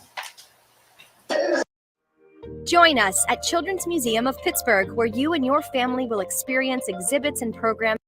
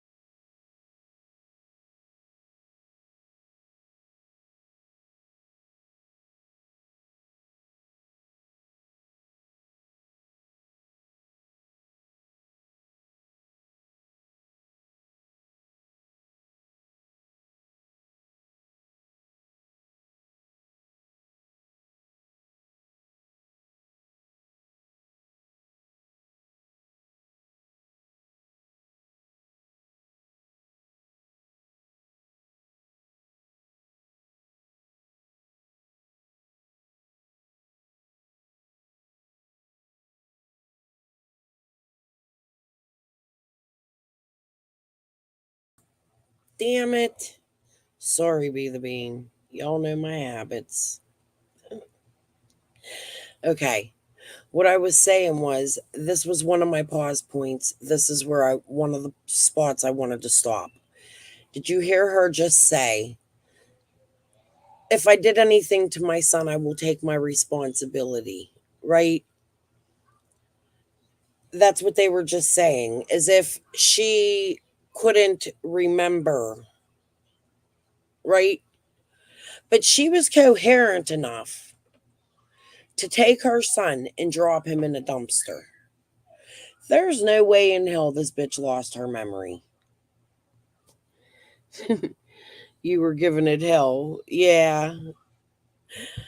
I don't like watching my lives because of that, because I know I'm just sitting there like, ridiculous.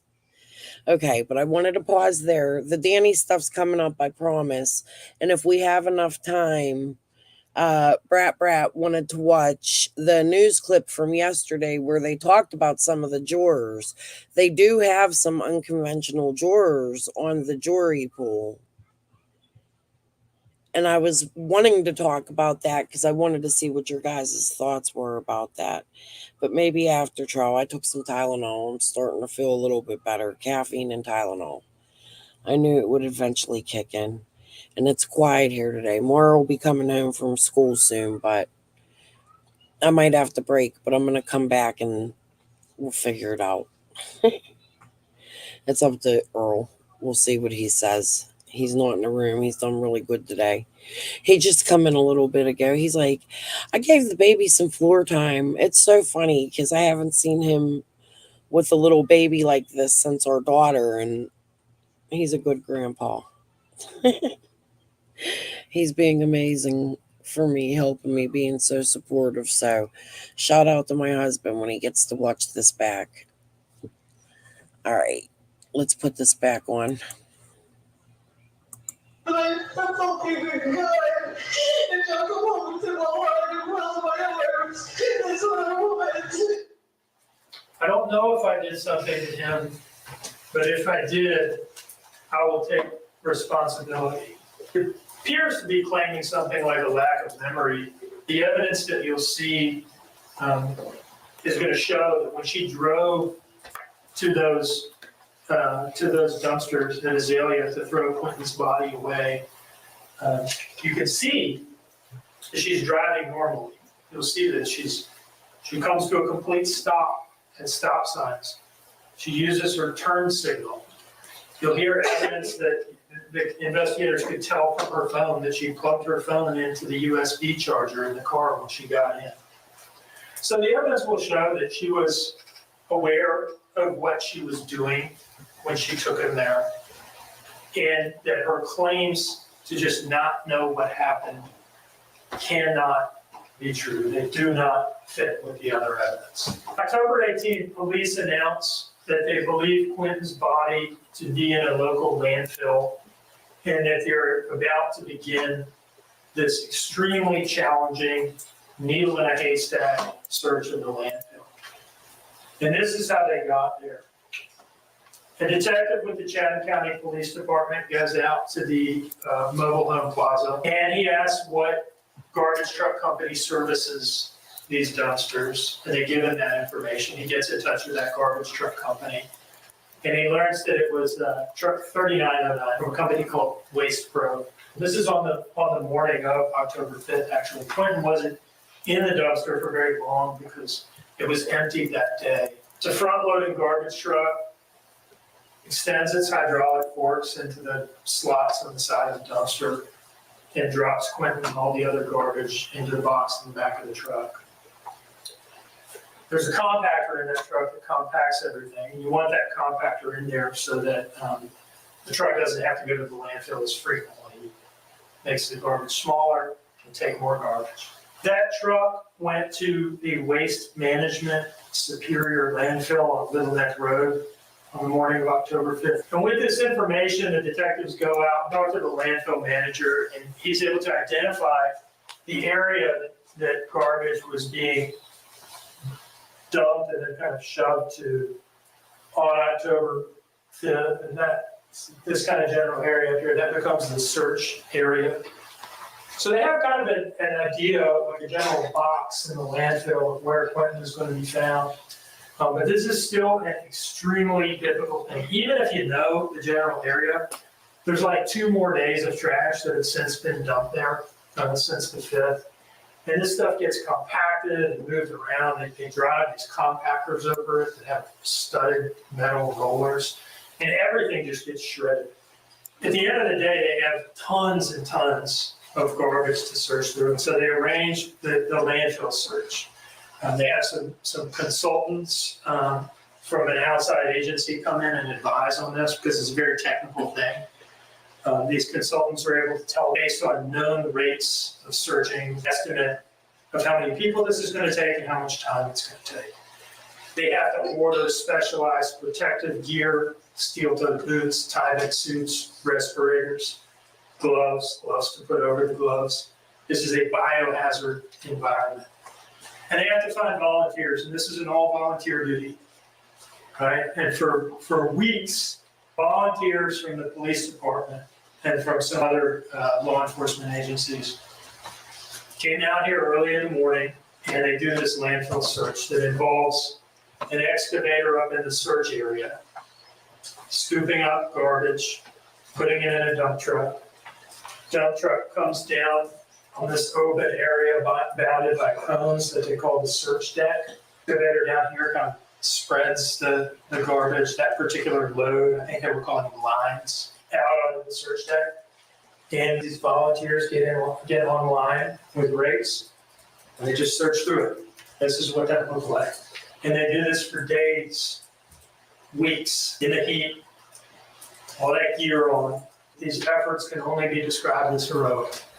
They want to find Quinton. But that's what the police are doing while she is playing games with investigators and changing her story and changing her story again.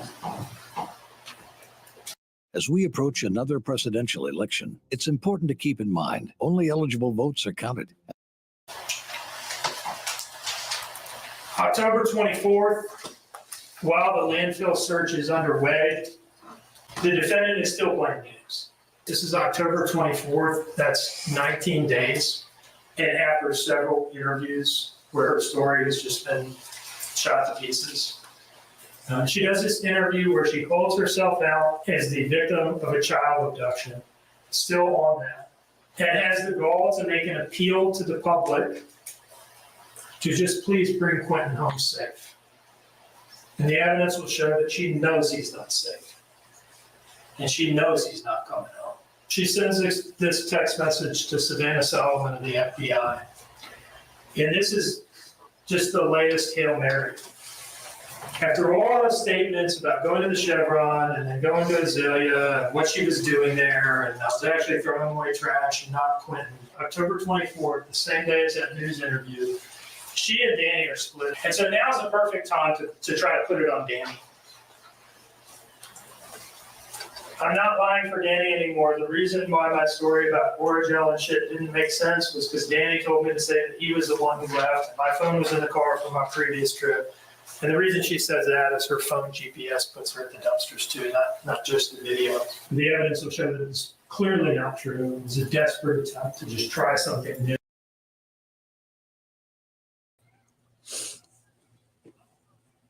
I'm going to go check to make sure after trial today. If I can get on, I'll do it with you guys. But I am almost positive. He says he's going to go on to say that it was the same day she went on the news. That was the same day. Almost positive, if not the day before or very close to. Cher started pushing to Billy.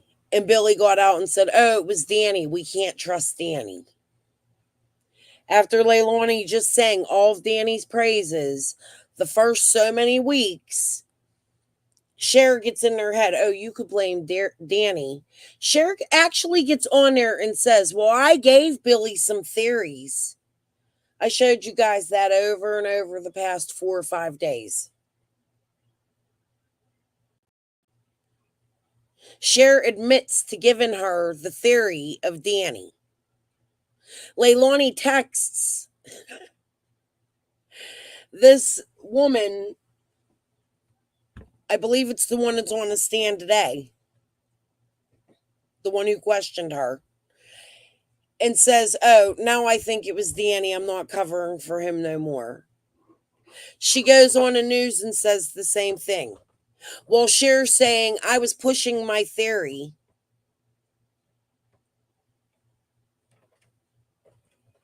Please, guys, I have it starred.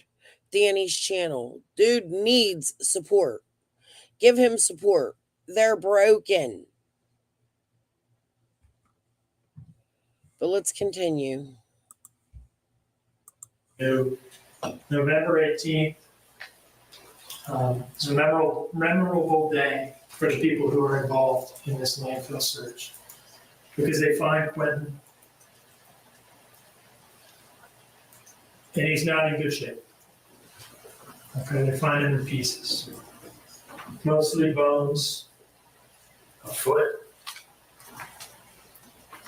It's not as though he's in one place on that search deck. They're finding bones in different lines, spread out. He's torn apart. They send Quinton's remains up to the FBI lab at Quantico, Virginia, where DNA analysis is done. They confirm what everybody already knew, is that this is Quinton.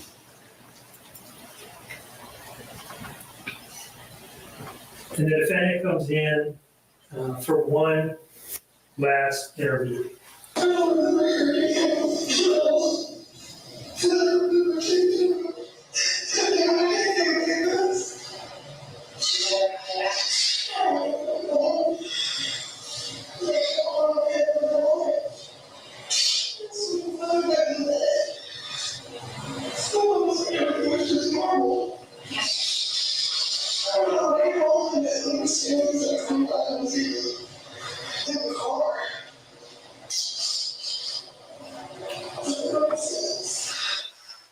When they found Quinton after tracing the trash and making it undeniable that what she was throwing away in that dumpster at Azalea was her son's body, the best she could do in her last interview is to claim a total and complete lack of memory from seeing him in his pack and play at 10-something to snapping back into consciousness on the way home from Azalea.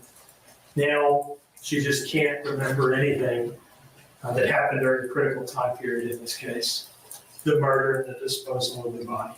What will the trial look like? Trial's not like an opening statement. All right, we bring witnesses in one at a time. It can be kind of disjointed and choppy because each individual comes in and they can only talk about really their role and what they did, heard, saw, that sort of thing. You'll hear from the investigators who took these statements and followed up on them. You'll hear from some of the people who were involved in this search of the landfill. You'll hear from some of the scientists at Quantico who were tasked with identifying Quinton and seeing what they could make of these remains, which are just totally torn apart. What I do not expect to hear is exactly how the defendant killed Quinton. And that's because she covered it up. It's because she got rid of the body. All right, the evidence will show that her specific intent from the outset is that he never be found at all. I'm going to kick myself. That was a good group of clips to go through. I got to get some talking points, but that wasn't what I wanted to show. I just scrolled through. It's almost on the part I was looking for is not on there. Unless I missed it again. Yeah, here it is. I started it too late. Or I wasn't paying attention again. But here we go. We're going to watch it. So he goes to work and he clocks in at 6:11, 6 a.m. And he will clock out at 9:15, a little over 3 hours later. At 9:14, 1 minute before the clock out, he gets a call from the defendant. Now, this is a 21-minute call. He calls in, and the cover-up, initially I said the cover-up starts with covering this up to him. Before she covered it up to the police, but before they ever even get involved, she's covering it up to Danny. She calls him and she tells him that she woke up, the front door was open, and Quinton was gone. And he would run out to his car, leave work, and come home, and stay on the line for 21 minutes. And this video shows him running out. That's Danny running out of work. As he's on the way home. Tell me, does that look like somebody who knew? Do you see him running? That man is running to figure out what the hell happened to a baby that he loved. Leilani called him. She was texting him. I'm sure we're going to see all that. We've heard it. at the beginning of this case. Let's watch that again.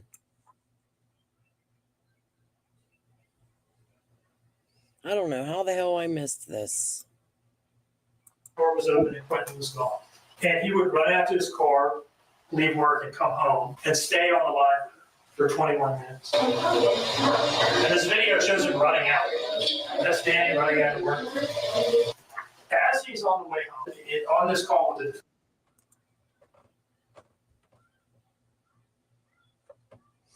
I just wanted to make sure you all seen that, because when I seen that this morning, because I wasn't paying attention yesterday, I don't know how I missed it today. I remember the timeline in this paper he showed, but I was chit-chatting in the chat. That's what I do. That's my habit, and then I miss shit. See, I missed it again. Day 2. However, that's not a man, in my opinion, that knew what happened to that baby. He took the fuck off. That dude could have joined the track team and won.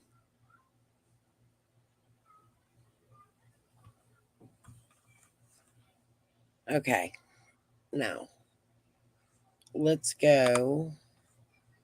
I don't know if Brat's still in here.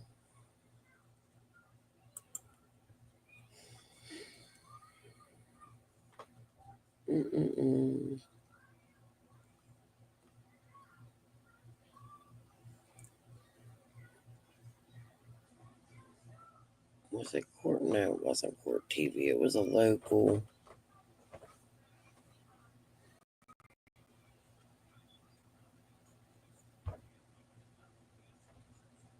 Yeah. Trial opening. It wasn't opening statements. It has to be this one. I'm looking for the one that says jury. Live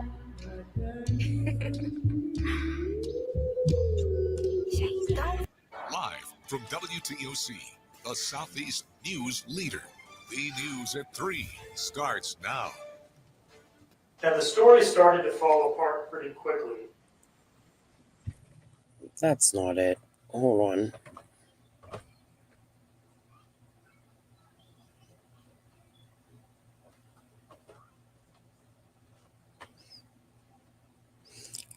Tell me if you see one that says jury seated. Scream real loud. Here it is. Them are black. So we've got 16 total. We want to begin with some breaking news. Yeah, jury selection continued today in the trial of Leilani Simon. The Savannah woman is charged with the 2022 murder of her toddler son, Quinton Simon. WJCL 22 News' Andy Cole has been in the courtroom all week long. And Andy, what can you tell us about today's proceedings? Yeah, Brooke. In fact, they just wrapped up here in the last few minutes. I have come from the courthouse to get on TV and bring you this breaking news. The jury has been seated. It is composed of 10 men and 6 women. 11 of them are white and 5 of them are black. So we've got 16 total people. The jury is obviously 12 people. They have also elected 4 alternates. This is a big deal. This means the trial can move forward. Opening statements are slated to happen Monday morning at 9 a.m. But man, it has taken a long time to get to this point where the jury has been seated. It's taken 2 full court days, about 14 hours of deliberation where people are coming in, questioned by both sets of lawyers, and then determine whether or not they qualify. In fact, lawyers went through 98 people before whittling that down to 50, what they call qualified potential jurors. They took that 50 and then did what's called silent strike. So that's when the lawyers are looking at all 50 people in the gallery. So they have turned around in the courtroom. They are looking at everyone and they are deciding who to get rid of before they get down to that magic number of 12 plus 4 alternates. Again, I want to recap. 10 men and 6 women are on the jury to decide what will happen to Leilani Simon, the Savannah mom accused of murdering her toddler son. Opening statements are scheduled Monday morning at 9 a.m. We will be there and, of course, continue to bring you gavel-to-gavel coverage. For now, live outside of this Chatham County Courthouse, I'm Andy Cole. Okay, so I missed it because I was trying to see if they went live, but you guys heard. That's what I heard about the jury so far. I don't know why WTOC waited till this morning to put all their coverage out from yesterday.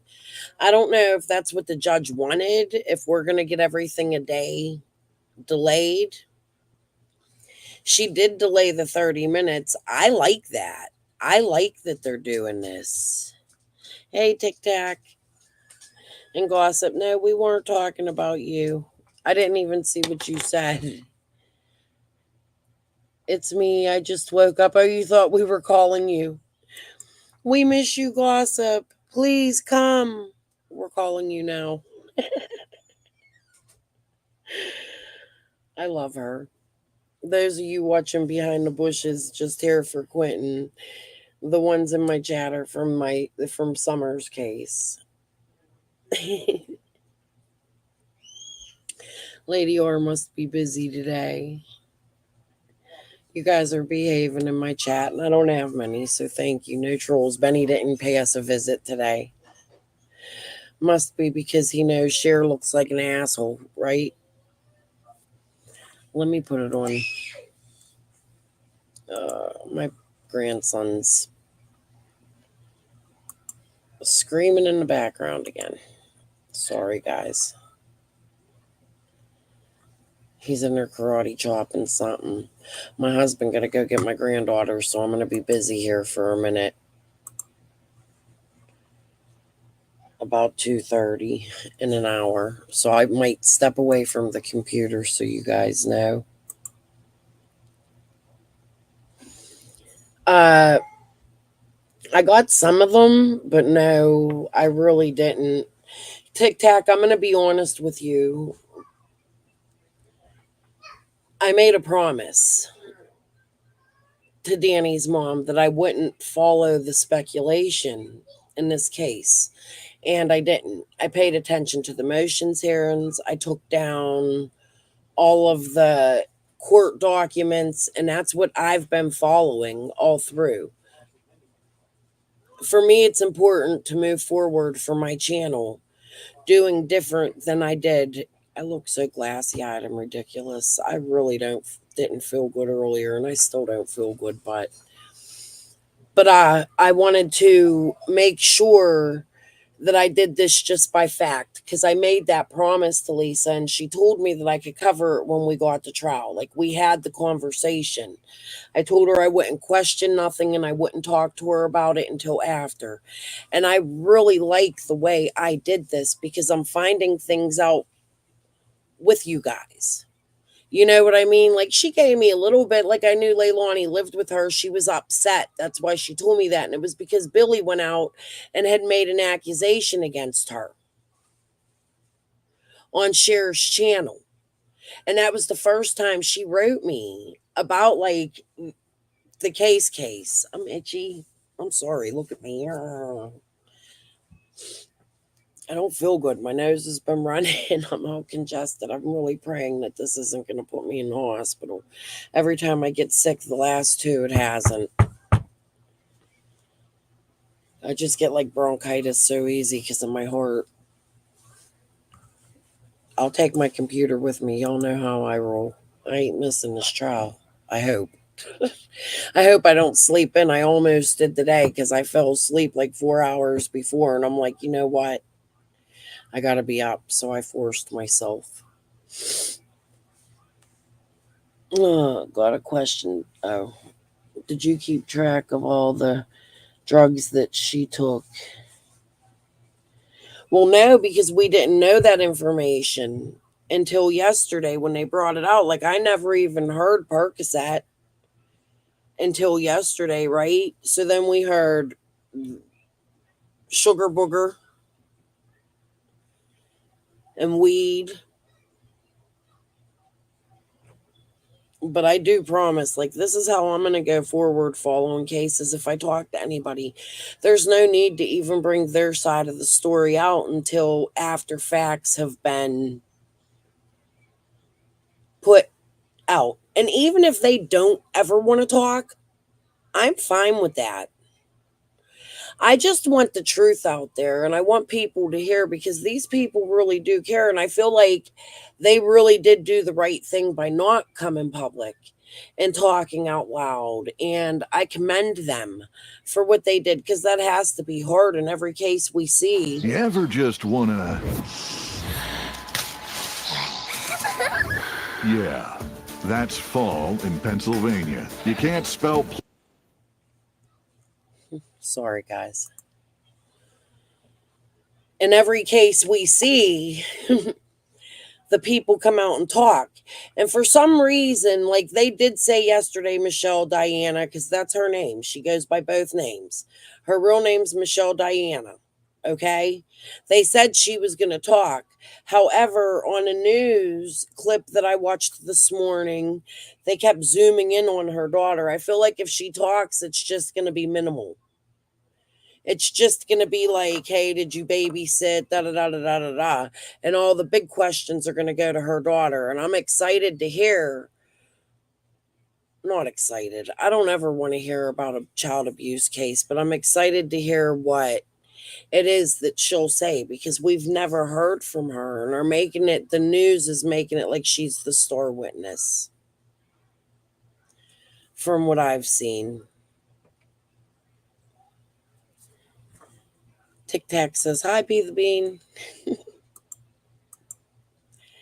All right, they've had enough lunchtime. Let's go back. Look, I skipped half of it.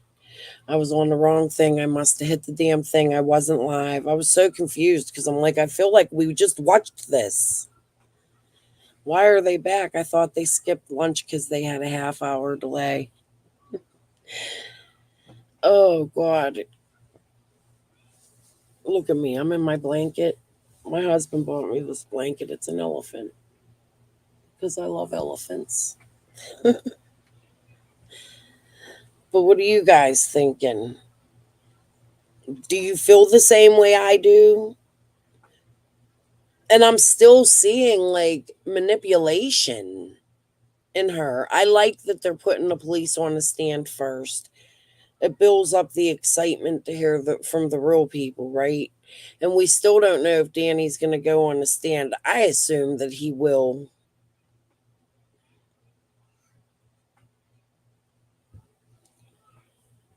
But this girl, oh, and I put it in my chat earlier. Boy, mamas, listen to me, okay? I'm going through it now and I never expected it, even following cases like this. These girls, you're a female, right?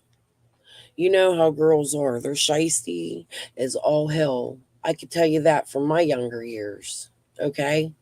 It's all about the money and seeing what they can get, and they manipulate. That is the God's honest truth. Young girls, they don't mature till they're like in their 30s. I say like 36. This is experienced like through my sisters raising little kids. I'm 47 years old, but I have raised like a million freaking kids. I swear to God, I have. My siblings, my kids, my nephew, now possibly my grandkids. You know what I mean? And I've watched them all grow at different ages. My little siblings are like 14, 18 years younger than me. So when I was 18, I had them a lot. I had custody of them at a few points in my life, right? So I've seen them grow up and be with girls and boys. And from experience, girls are shisty as fuck. Watch your babies. If you have gut intuition, you tell your sons, nope, she ain't the one. Only a female can tell a female, right? You young boys, use some damn rubbers. Because if you don't, you get stuck in a situation like this. And that's not saying diseases and pregnancy. Well, we see the pregnancy, but look at this crazy shit. You might run into some crazy ass girl like this or Jody Sue or who the fuck knows. Use rubbers. Mamas, protect your babies. I'm losing my mind right now. I really don't even know what to do with this fucking daughter-in-law of mine. Somewhat daughter. They're not married. I can't believe she's doing the shit she's doing right now. I never expected it 2 months ago.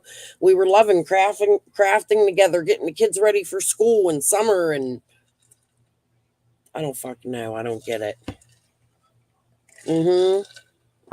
A child is a lifetime commitment. Always remember that. I wish they'd come back already. Again, I didn't have enough prepared. I thought Duty Ron's thing was 30 minutes. It would take us a while to watch it and they'd be back. He did really good at cutting the clips, though, except for he missed. No, he didn't. We went back and watched it. He didn't put the car video in there, which I'm happy about because we watched that already. Everybody's posting that. That was the big thing of yesterday, and that was my thought too, and that's why I missed so much.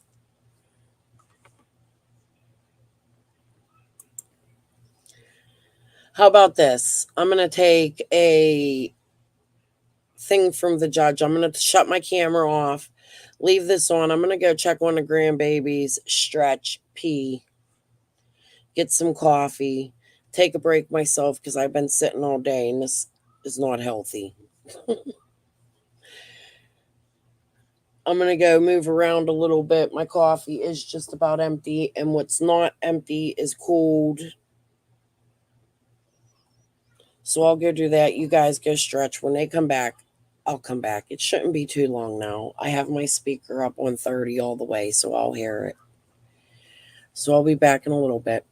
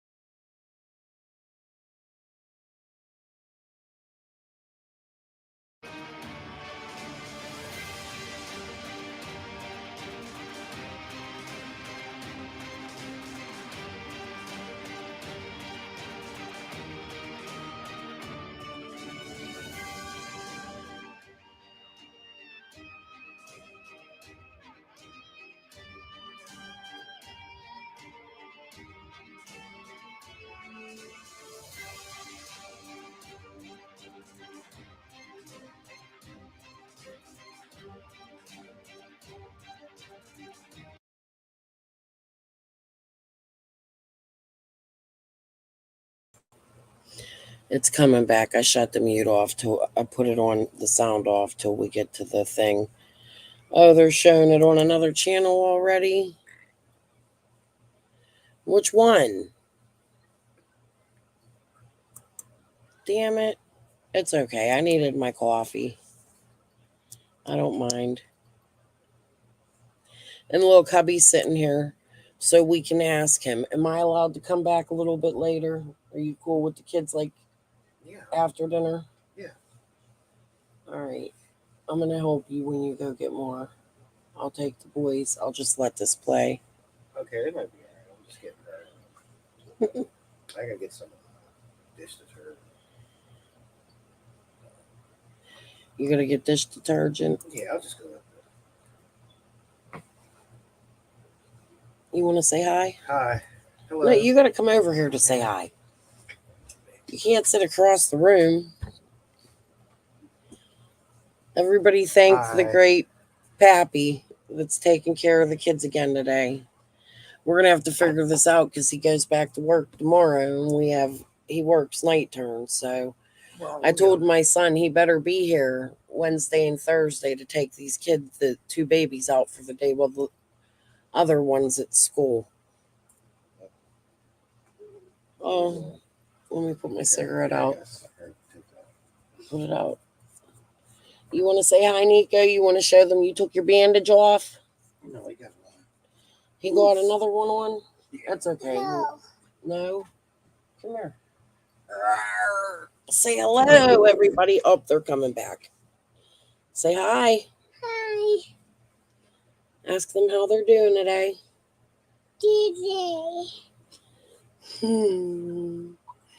Tell them you finally got in a bath. And you're filthy again. Mwah.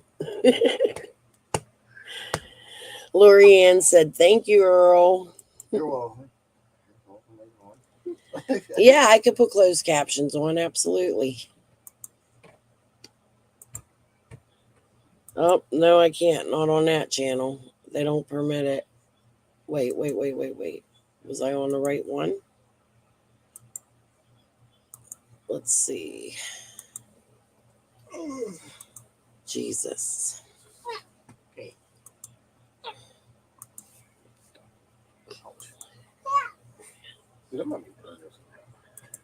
You might do burgers. Oh yeah, who told me that Brad? I think it was you. I had the wrong tab on anyway. I was watching Court TV earlier. Closed captions on this one. Ow, sorry. Did I pat you too hard? Sit. No, you're not getting on my computer, on my desk right now, because look, all the people are watching you. You got 11 people watching you. And look, they're talking about you. Well, yeah, see? Sweet baby Snuggles. This is are you my favorite? No. I'm not supposed to have favorites. Don't push what I tell you.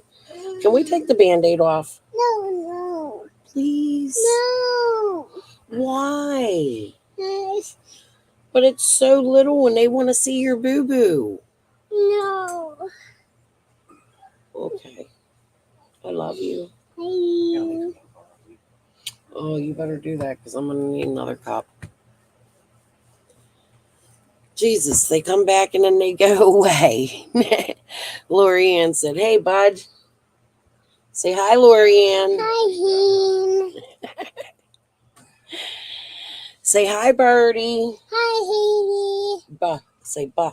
Hi, Haley. No, look at Mimi's lips. Bah. Pap. Go ahead, go get him. Thank you, Tic Tac. That's my little man. He's a ham. We talked about him yesterday. He was exciting yesterday. Today he's been sort of lazy, just chilling with Pappy, watching movies and stuff. He's the best. I love him so much. I love all of them.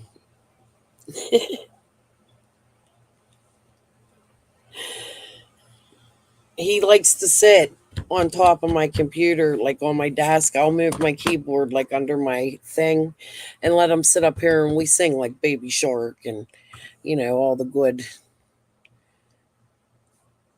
kid songs. So when he comes over now, he always wants to sit here. Or if Pappy's at work and we call him on that thing, you miss yours being that little. I know. Well, they're grandbabies. And you always say, I said until 2 months ago, they're the kind you can give back, right? Their hair. Mimi can't let nothing happen to them. They've lived here almost their whole life, on and off. They move in, they move out. My kid don't got his shit together, and he needs to get it together. He's lucky he has a me, and he doesn't even realize it. But I'm not going to say too much because he'll get on, he'll see this and get pissed.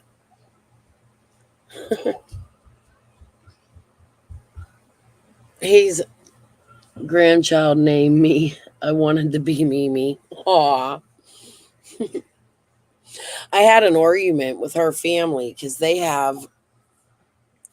Look, when Maury was born, my son was only 16, and it's not his baby. I'd never let her hear me say that, right? But he was 16 trying to raise this girl's kid, and we got into a big fight, and he moved out, and he'll tell you till today that I kicked him out, and I didn't. I told him leave the house because he was throwing a fit and acting the damn fool. Oh, how did he get that? You don't touch my wood sticks. You know that. That's we're going to make Halloween stuff out of that. Okay? You want to make suckers? Yeah. Yeah, we got to get the chocolate. Yeah. Okay, but can you go in the other room with Pappy? Because I'm talking about big people stuff. I work and remember?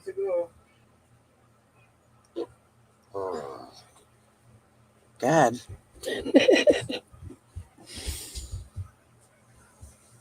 But anyways, so I forget what I was saying. Screw it. They're here, they're mine, they're not going nowhere. They've lived here and they got Mimi to protect them. That's all. My kid's done lost his damn mind. He is pissing me off. And I'm honest, so I'll come here and say that. Anybody want to bash me for it? Ain't nobody on this earth perfect, right? And nobody lives the same kind of life or has the same circumstances. And that's what I've been trying to say all week. Following this case, they need to come on.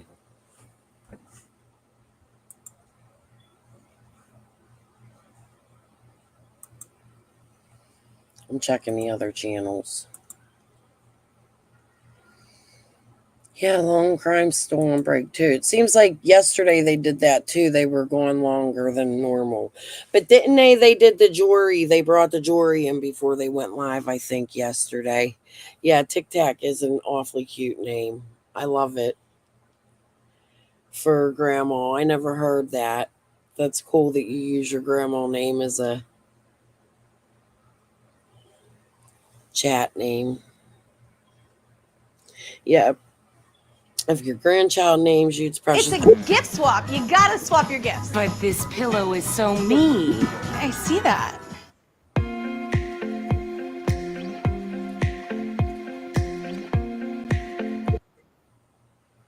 Good, they didn't go back. That's what I was saying before. I remember now. Just checking. when Mari was born, I didn't want to be called grandma. Like, my kid's only 16. I'm like, you got to be kidding me. This ain't my grandchild. They just got together. She's 4 months pregnant. I ain't no fucking grandma, but I am. I'm her grandma 100% through and through. She's 8 now, but I told them, I said, she can call me Mimi, you know?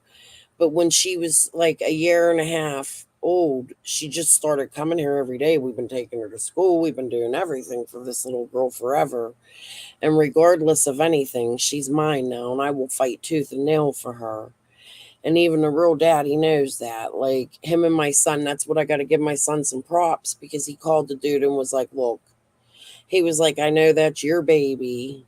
He was like, but she's my baby too. And pretty much we don't want to give her to you. You know what I mean?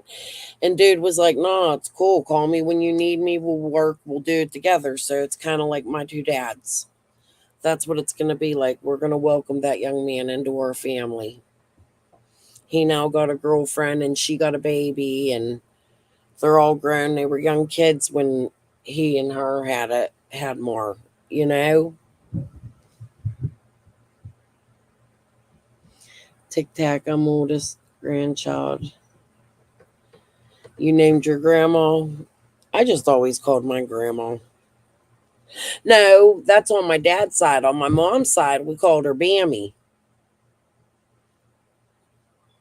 My mom's side, my grandma was named Bammy.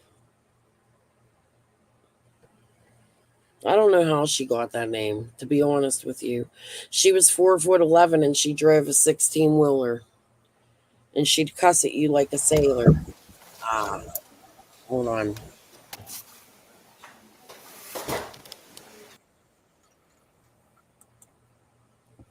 See you all in a little bit.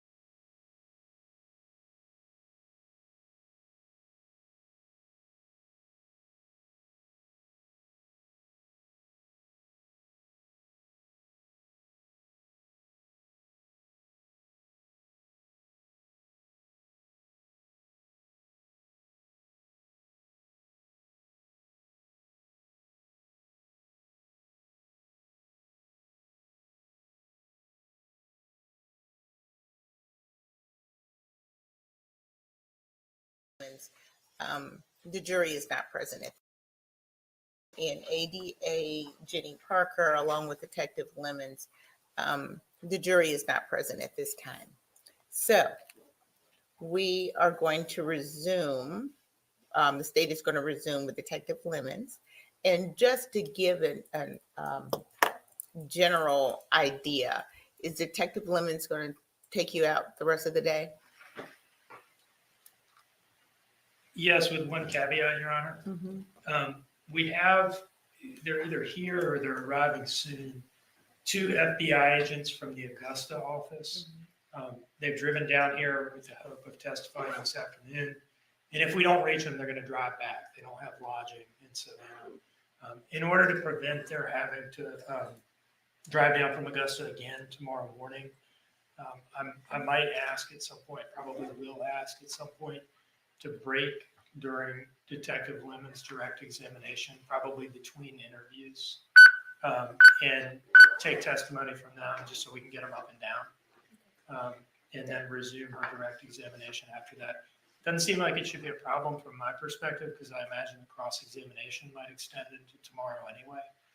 But that, I've talked to Mr. Hilliard about it. I don't think he has an objection, but I'll let him speak for himself. I don't really object to it, Judge. I kind of expected Lemons to go the rest of today, right? So if we stop and break and do these two little, what I call administrative witnesses along the way, I don't see where it's going to change anything. And if it, the only thing I would ask is if it goes a little bit further into the day, I may want to continue my cross-examination tomorrow with Lemons rather than have to stop and then resume again tomorrow. I understand. So we'll deal with that when we get to it. That's the first question. The second question was, I just wanted to check and make sure, because I know tomorrow's a judges meeting. So are we going to resume at 9 tomorrow or 10? 10? Okay. That's all, just for scheduling purposes. So I think it's a good practical consideration for us to resume with Detective Lemons, stop where we need to for the two FBI agent witnesses that you have this afternoon. Thank you. And if cross-examination needs to begin tomorrow, then we'll deal with that. But as these things go, they have their own flow. So we will see what that is. All right, please bring in the jurors.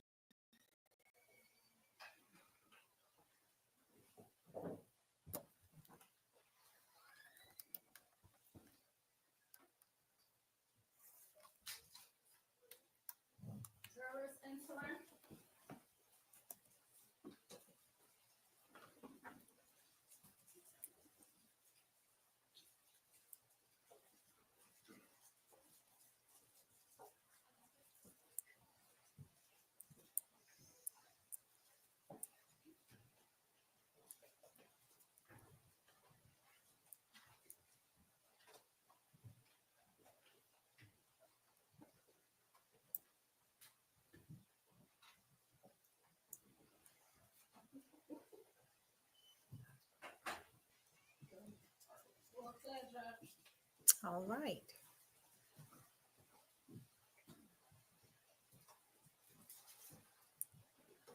All right, please have your seats. Welcome back, jurors. Ladies and gentlemen, were you able to follow the court's instructions? Okay, there have been no discussions about the case. Okay, and you have not done any research or looked at any media? All right, very good. Resounding no. So with that, we'll resume. Mr. Dean? Detective Lemons.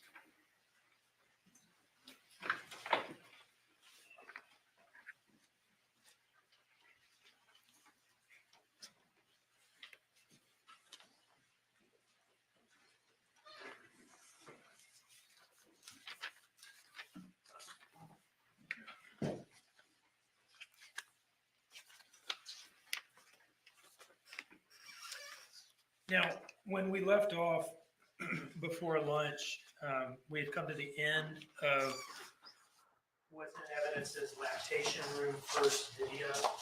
Yes. How many video files did you film on your phone from that single interview in the lactation room? There's two separate ones. And why are there two separate files? So at the end of this first video, I got a phone call on my phone that was recording it, and I took that phone call. Okay. And how long were you gone? Did you leave the room for that? I did. How long were you gone? Probably less than 10 minutes. Do you remember what the phone call was about? It was someone from the scene. I don't remember the details. Okay. Somebody from the scene was calling you about something. Yes, Did you return to the lactation room? I did.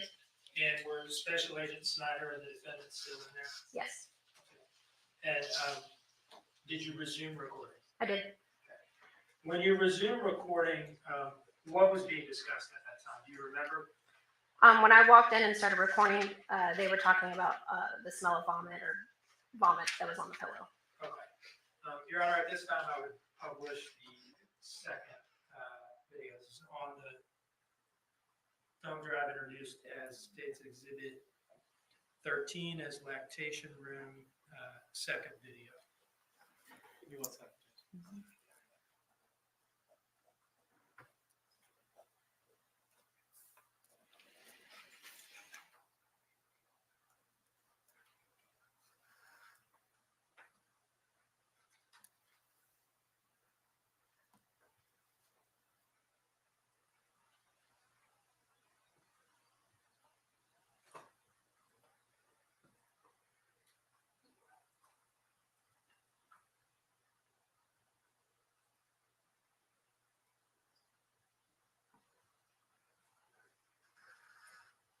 Subject to the redactions, Mr. Dean, I discussed, no objection.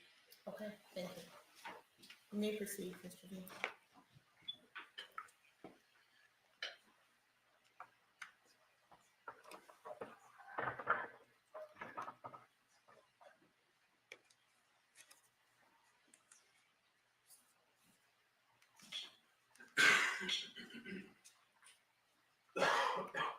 All right, I've displayed on the monitor the opening frame from lactation room second video. Whose feet are we looking at here? Leilani's and Agent Snyder's. Okay. And I will play, I begin the playback just from the very beginning here. I would have been, so last night had been Tuesday night, so Monday night. Yeah. Gave him a cookie. Yeah, we gave him a cookie and then played tablet and played and whatever, and upchecks. We wiped it up, and it looked like a whole bunch. I didn't change the filters yet. I was like, just change it tomorrow. What kind of cookie was it? It's the vanilla with vanilla cookies. Vanilla wafers. Yeah, the country house milk. But you recall that's nothing else that he's gotten sick on or anything in the past 2 or 3 days. Nothing at all. Anything about sickness at all would have been like. I'm sorry, pause the playback at 37 seconds in. Your Honor, may I remain seated for this portion of the question? Yes. Thank you. Was this agent? You're an unsung hero, so I'll sing this song for you. The apparent vomit on the pillowcase? Yes. And what did she say there about that? That it had been a cookie that she had given Quinton prior to this day, and that she thought she had cleaned it all up, and that he must have vomited or spit up on the pillow. She was saying that that was something that happened on Monday night. I believe so. But let's just play that bit again. We'll take it from the top. First of all, what day was this? This was a Wednesday. Wednesday, October 5th. Yes. Okay. So that would have been, so last night had been Tuesday night, so Monday night. Yeah. Gave him a cookie. Yeah, we gave him a cookie and then played tablet and played and whatever, and upchecks. We wiped it up, and it looked like a whole bunch. I didn't change the filters yet. I was like, just change it tomorrow. What kind of cookie was it? It's the vanilla with vanilla Vanilla cookies. wafers. Yeah, the country house milk. But you recall that's nothing else that he's gotten sick on or anything. I'm going to pause it again at 30 seconds. I'm sorry to belabor the point, but I just want to make sure we're clear on what is being said here. Did we hear her say that he had spit up some of that cookie on Monday night, that she had wiped off the pillowcase, but had not yet changed it? Yes. Resuming playback at 30 seconds in. Past 2 or 3 days. Nothing at all. Anything about sickness at all would have been like a month ago. We had ear infection. Okay.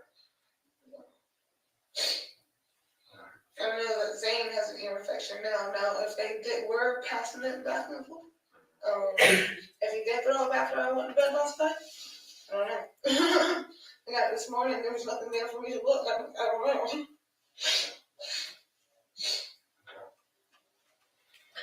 So just to kind of rehash some of this stuff, in summary, there's no one that has any sort of motivation to do harm to you or any of your family. You don't have any sort of financial debts, related to drug use. No one that wants anything done to you or any of your family as a result of something that you've done. Correct? No. Nobody that should at all. Now, I can sit here and look at you straight in your eye and say, if I top of my head thinking, I do not think of anybody that would actually want to hurt us, or Danny, or my kids, especially Quinton. You know, it's never sweet that baby is. And your mom, your mom, upstanding lady, does She that? is an upstanding lady. She has a long, drawn out criminal history. A couple weeks ago, me and her did get into it. Stop the playback at 2 minutes in. And I'm going to advance to 2 minutes and 6 seconds in. Just giving 6 seconds of the file there, Your Honor. And I'll resume playback at 2 minutes and 6 seconds into the file. He pushed me to the wall with the laundry basket went everywhere. Both the kids were there, so I just got the kids and I went to my room. Tried to distance herself. She followed me to the room and she pushed me again. I called the cops and everything. I called you to pull up that police report. Or whatever. She pushed me again, so I called the cops again. I wasn't calling the cops to get somebody in trouble. I was calling the cops to prevent the negativity and violence around my children. Okay, so that was the most recent. What did we just hear her describe there? Was that an altercation with her mother that had happened recently? Yes. Now, it was the case that everybody was saying that the defendant's mother was out of town during the period of October 4th, October 5th, correct? Yes. I'm going to advance to 5 minutes into this file and resume playback from there.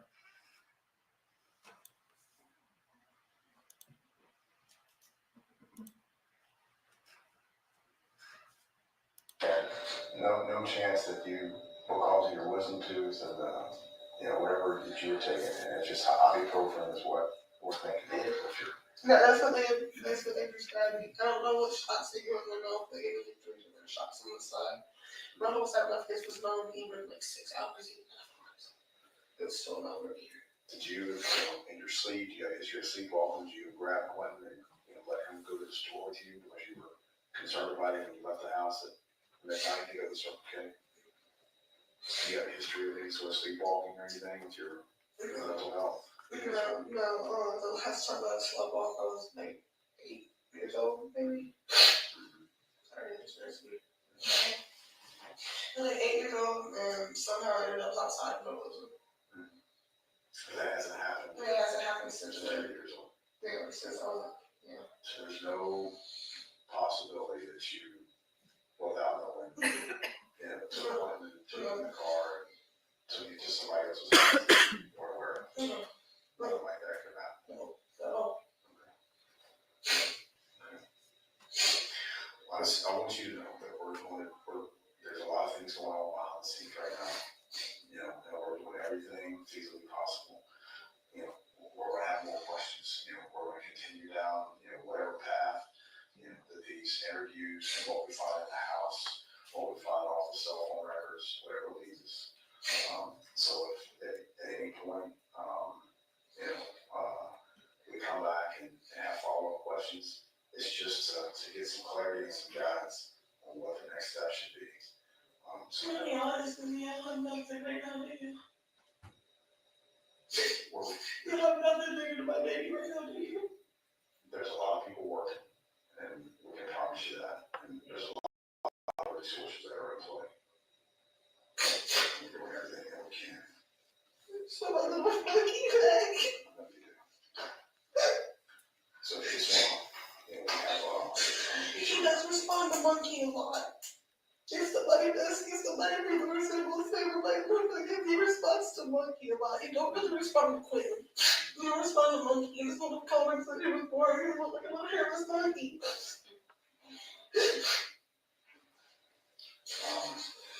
Victim specialist, her name's Nancy Yavides. I'm going to walk out here now, reach out to her. But unfortunately, we're going to get you back, to your house whenever we can. That's going to be a long time. So if it's okay with you, just let us know what you need. We're going to get you some water. But if you just hold tight, we're going to just come close as we can while you're here. If there's anything you need like right now, anything we can do for you, then we're going to get you some water. I can like really just so outside as long as they're so like. Yeah, we can do that. Anything else that you need right now? Okay. There's not going to be an officer at her name is Tim. So if you need anything, just call her. Anything else you have right now? But do you have any issues with us kind of just going through your phone to get messages and any more contact info? Yeah, you know, I'm with it. I don't If you want, download, we have to copy that whole phone for like here. if you have any issues, just let us know. We have like a car, so you can set forms. I may have one of those. Yeah. I don't know.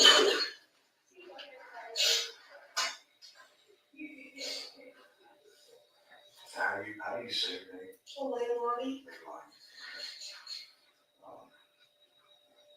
I can imagine, what you're going through. But you just, at this point, you have to trust the process. And we're going to do whatever we can to get you the assistance that you need. But please be told, we just have to, work through the process, the steps, wherever you leave. And we'll do everything we can. In the same respect, though, you gotta understand, you got to be completely transparent and honest with us. And I think you have to this point. So I don't know what's all possible because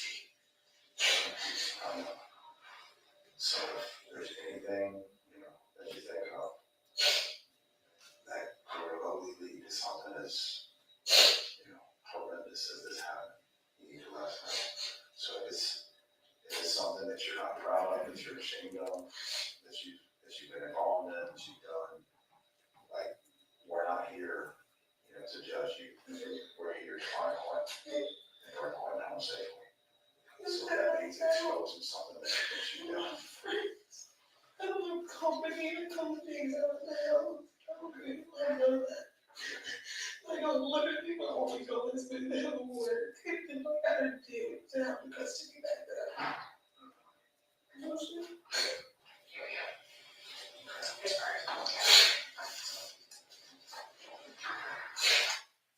I'll stop the playback at 10:42, 10 minutes and 42 seconds. You were gone from the room for a moment there. I was.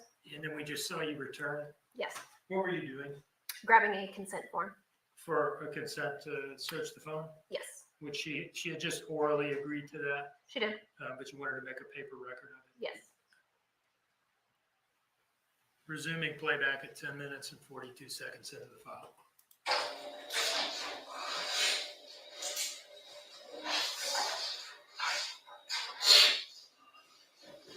So, L-E-I, L-A-N-A, right?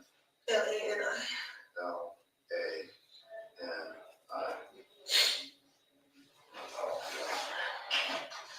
And all this is just a thing for us to get your consent to look at the phone, okay? S-I-M-O-N. Yes.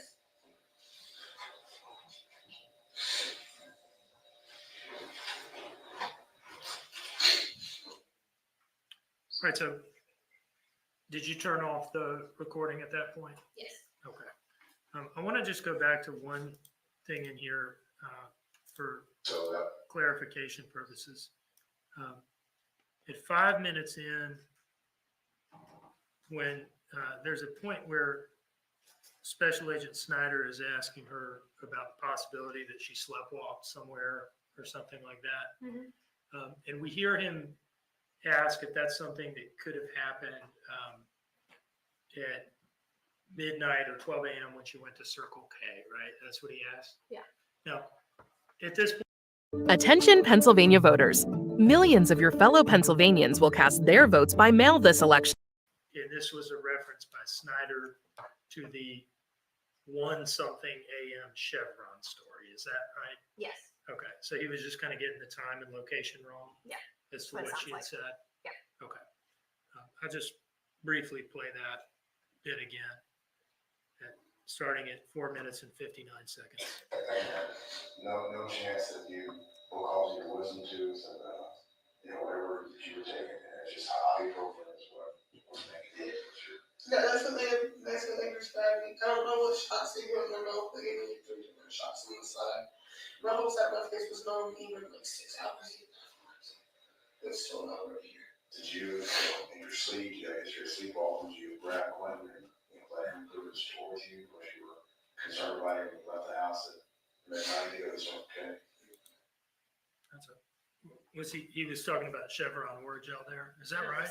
Am I understanding that correctly? That's the way I took it. Okay, thank you. And I stopped the playback there at 5 minutes and 32 seconds.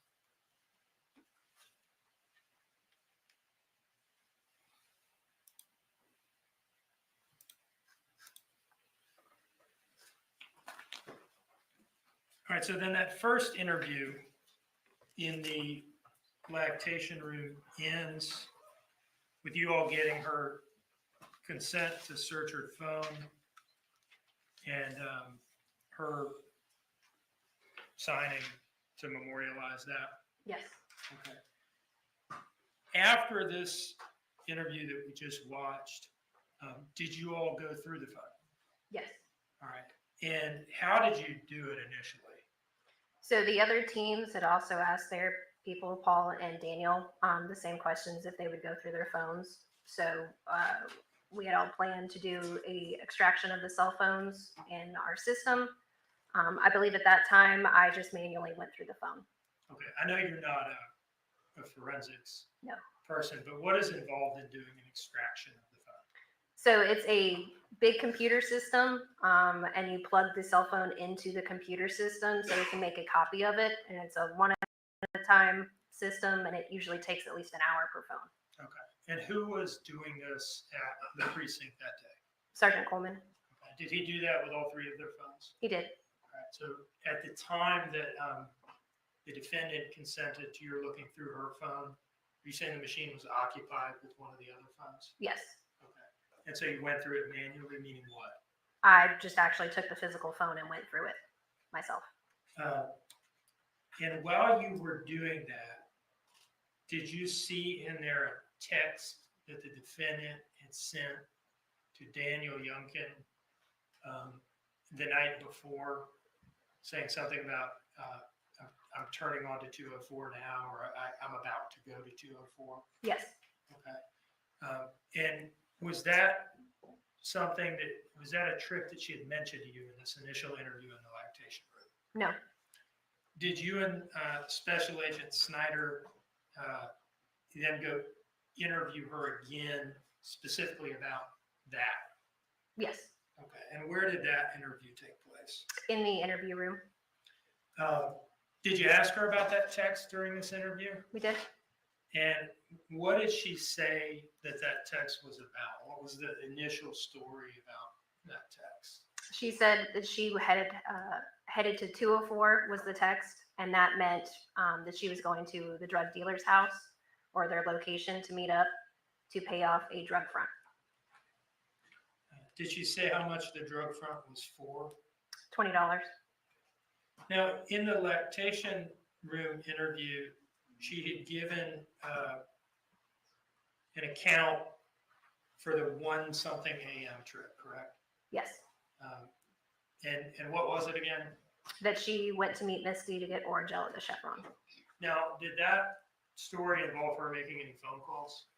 She had mentioned that she called Misty, and I believe she also said in that interview that she tried to call the Chevron or the Circle K. Okay, call the Circle K to see whether they had it. Yes. And which call was she saying had come before first? And second? She tried the gas station before Misty. Did you look through her phone between interviews after the lactation room interview, but before the next one? Yes. To see whether you could see any record of those phone calls in her phone? I believe I did at that time, or it may be one of the later ones. Okay. In any case, whenever you looked for that, whenever that might have been, did you see any record of those phone calls in her phone? No. Okay. Now, you've talked about going through the phone manually, like with it in your hand, scrolling through it. Yes. And seeing the 204 text, right? Yes. Did you later have an opportunity to review the full Cellbrite extraction? I did. Okay. And Cellbrite is the machine that Sergeant Coleman uses to do this? Yeah, it's the system they use. Did you find any record of it, of those calls there during that more in-depth review of the phone? No, there was no call to the gas station or Misty. Do you see in front of you 3 exhibits marked as states 14, 15, and 16? Yes. Can you tell us what those 3 exhibits are? Yep. 14 is the consent to search form for Leilani Simon's cell phone. 15 is the consent to search form for Paul Simon's cell phone. And 16 is the consent to search for Daniel Youngkin's cell phone. And those consent forms, were they all completed that day, October 5th? They were. By these 3 different individuals? Yes. With the interviewers that were interviewing them? Yes. Your Honor, I would move these in as states 14, 15, and 16. Objection, Your Honor. 14, 15, and 16 are admitted.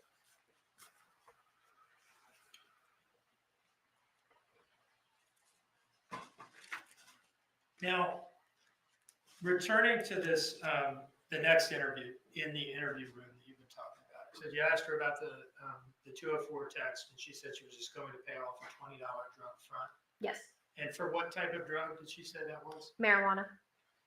Who did she say went on that trip? Just her. Was she asked who exactly it was that she met? Yes, she did. And who did she, how did she identify this person? She referred to him as Red. Red? Red, like Did the she color. Oh, like the color, you said? Mhm. Sorry. Did she give you a description of Red? She described him as a light-skinned black male. Did she say when she had left the house? I mean. Around 10:30 p.m. And did she say where she had met Red to make this payment? By the Flacco's Tacos. And did she, so did it later turn out upon your review of the phone that this payment was actually made via Cash App? Yes. Now, what is Cash App? It is a kind of like an online baking application. Do you have to be physically present with someone to make a Cash App payment to them? No, you don't. Can it be done remotely? You can? Like if I'm at home and I owe you money and you're at your house, can I make a Cash App payment? Yes. To you? At the time that she was saying this, though, did you know that this payment had been made via No. Cash App? I did not. Did she explain in any way why, if the drug front was to be repaid via Cash App, why she had to go meet the guy to do it? I believe she said that she gave him cash, like Okay. physical cash. Oh, is that right? I believe so.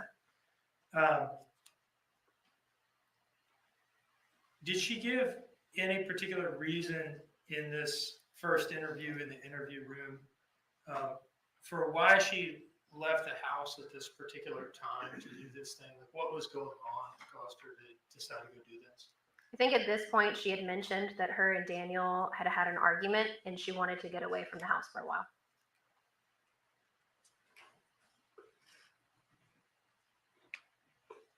Was she asked during this first interview in the interview room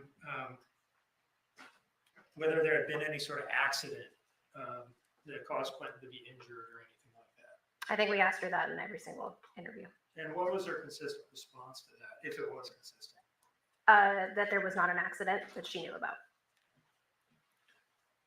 Was she asked in this interview whether Quinton was okay before she left to go see her drug dealer? She was. And what did she say to that? That he was asleep in his playpen. And was she asked whether he was okay when she got back from this trip? Yes. And what did she say to that? That he was still in his playpen, perfectly fine. Did she describe actually going up and interacting with him at either of these times? Yeah, she kind of showed us Quentin's reaction to her petting, or I guess brushing his hair across his face. What did she say about that? She said that he kind of reacted and nuzzled up in the blanket. Was she asked whether Danny was behaving abnormally in any way when she got home from the drug dealer? As though something might have happened when she was gone? Yes. And what did she say about that? I believe she said he was still in bed watching a movie like normal. Was she asked whether Danny was behaving abnormally or suspiciously the next morning when she called him to tell him that Quinton was missing? Yes. And what did she say about that? That he was normal.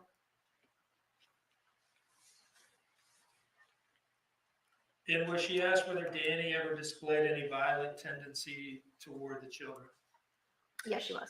And what did she say about that? That Daniel was scared to even pop the kids.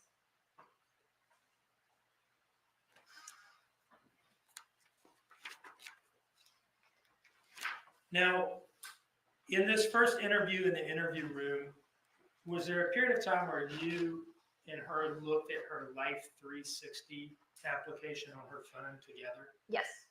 And she was at this time saying that she had met Misty for Oragel at the Chevron, right? Yes. Where is the Chevron in relation to Azalea Motel Plaza? They are right next door. Can you tell me what it looked like on the Life 360 application? Could you, as you're looking at the phone, could you tell whether her phone had been at one or the other location? No, it was too broad of a picture frame. So to you, it just kind of looked like she had been in the general area, but you can't tell whether it was Azalea or Chevron. Yes. And was the investigative team later able to get more precise location data from the phone than you were able to see on the screen during that interview? Correct. And at this time, I would publish. Underage drinking can lead to other serious issues. Stop it before it starts. Know when, know how. Our pups deserve clean water too. So let me tell you what to do. 16:39, something shy of an hour. All right. We'll proceed with that. Let me just turn to the jurors. So this next tape is gonna, this next video is gonna go for about an hour. Is this audio and video? It is, right? Okay, so it's gonna go about an hour. We just got back from lunch. What I anticipate doing is that we'll see this play and then we'll take a break. But if y'all need to stand and stretch right now, feel free to do so.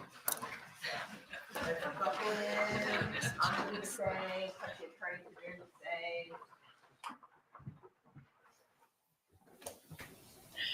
This is why I love this judge. Look at her. She's great, man. Everyone needs a judge like her.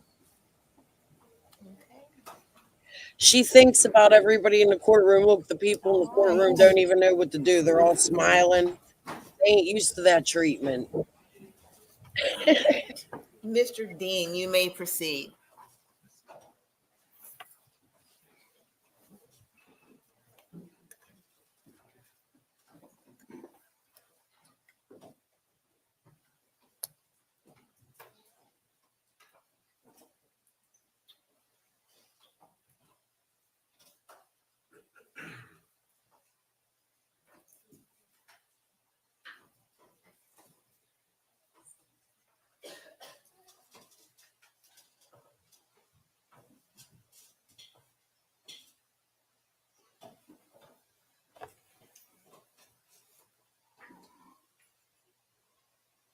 Once again, navigate input HDMI1 on the TV at the front of the courtroom, and I will publish interview room 1542 to 1639 from State's Exhibit 13.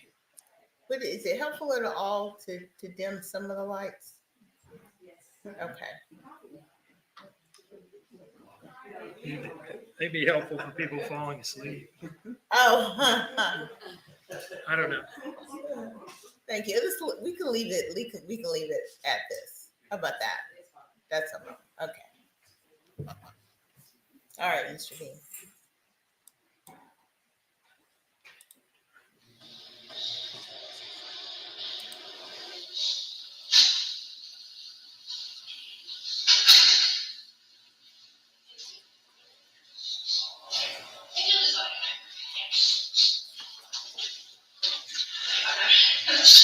No, you're good.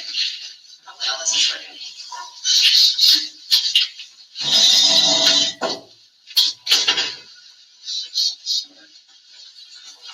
So actually, as I told you, we're doing everything we can. Every feasible possible, angle. I know you talked a little bit about using drugs, using marijuana. So last night, was there any chance that you were having some issues with your wisdom teeth and needed to go get something to ease the pain last night? I did. I went and I got orange out. That was right up there. I met her like at the end of Buckholter Road, a friend of mine, because I don't have money to go and get some expensive over the counter. I don't have it. And what time was that? That was like, I got home at 1:25 a.m. 1:25. I was gone for 12 minutes. You go on my 316, look at it right there. There's some text messages in your phone. You use some sample of the phone. Yeah. And there's a message in there. It's an outgoing message from you that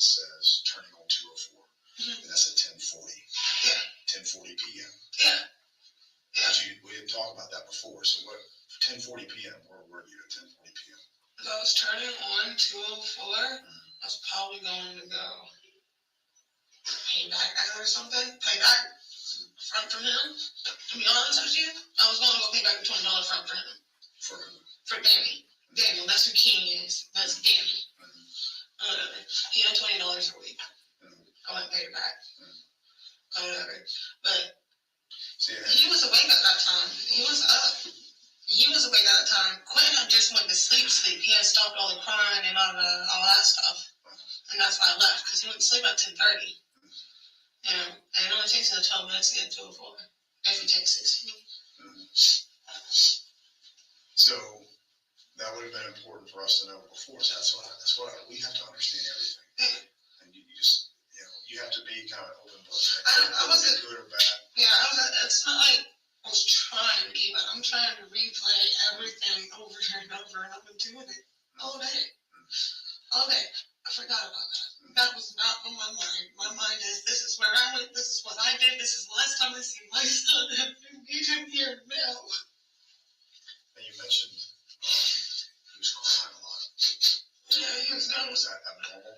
No, it's not like crying. Like, it's crying. He just, talking to himself, a constant baby talk. It's almost like he's singing to himself. There you go. But he's always done that. He's always done that from the time he started crawling and actually saying mama or dada or drink or eat or anything. He's always done la la la la la when he's asleep. You gotta understand, there's a lot of resources being expended. I know there is. I know that for as long as it's been, you've always had to expand the search, which means something's popped up.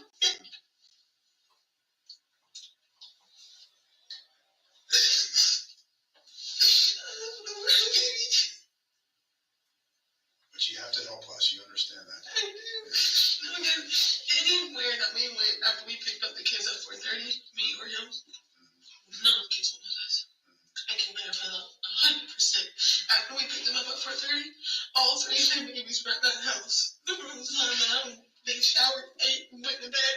I made 2 runs, orange out, and then 204, and then orange out. Just talk about that. 204. What time did you leave the house? That time, I texted him and said I was turning on 204. I had already been gone. That means I was literally turning on 204, so I've only been gone like 10 minutes. So what would have been your route? You left your house off Buck Culture. If I went off Buck Culture, I took 17. It's possible on the way. Yeah, it's possible on the way back. I may not have taken 17. I could have taken 16 because there's been road work on 204. So you went south on 17 from Buck Culture. Yep, and I took the highway back. And then when you said on this text message, you said you turned on 204. Like, okay, so if I'm on 17. Heading towards 95. Yeah, like when I say I'm turning on 204, if you have to 17 and before Walmart and by that bridge, and that's me turning on 204. That would have been my location right there by that bridge, turning on 204. But turning on 204 going what direction? Going toward to Savannah or south out to 95? South towards 95. Like over there by the Flacco's Tacos and Harley Davidson shop. That's where I met the person I'll pay back $20 to. Okay, and who was that person that you? They goes by Red. Red. He goes by Red. I don't know his name. He's a tall, light-skinned dude. Tall, light-skinned black dude. You met him so if you sent that at 10:40, it's a 5-minute ride. Yeah, and I was already heading back by the time that.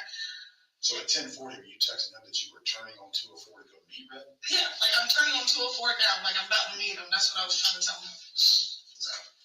And at that point, you didn't get anything. No, I just paid him $20. I gave him $20 and I left. And it was a friend from a couple days ago. A few days ago, I think we got that 8th. We paid $10 on the 8th. And we owed 20. How much more money did you owe Red? Nothing. That was it. That was just that $20. Just when you would have seen messages, otherwise somebody blowing up my phone or Danny's phone about us pulling money. And you don't know anybody else anymore? Because I asked you this question earlier. Yeah, no, we didn't. I don't. Like that was handled. That was got it front 2 days later, paid you back. That's what that was. That's like I don't do fronts like that. That was on his name, on his front. I didn't like doing that. I went ahead and paid it back. Was Was last night, was it abnormal for Quinton to cry as much as he did last night? No, he, like I said, he wasn't trying. He was like, la, Lou. That's what he does. He did that and it got quiet like 10:30. About 10:30, and looked over there and he was knocked out. Little cheeks, pink and snuggled up in the blanket. So. Where do y'all keep the weed when y'all do have it? Outside. We got it outside in a safe box. Was there anything else that would be inside the house? No. We don't smoke cigarettes inside. We don't smoke weed inside. We don't take it inside. We don't do that. What about Paul? Paul, no. Is he into any of that? Yeah, he smokes, but I don't think, as far as I know, he keeps it in his truck. His truck. As far as I know, he keeps it in his truck. That was one of the rules that my parents wanted him to move in there.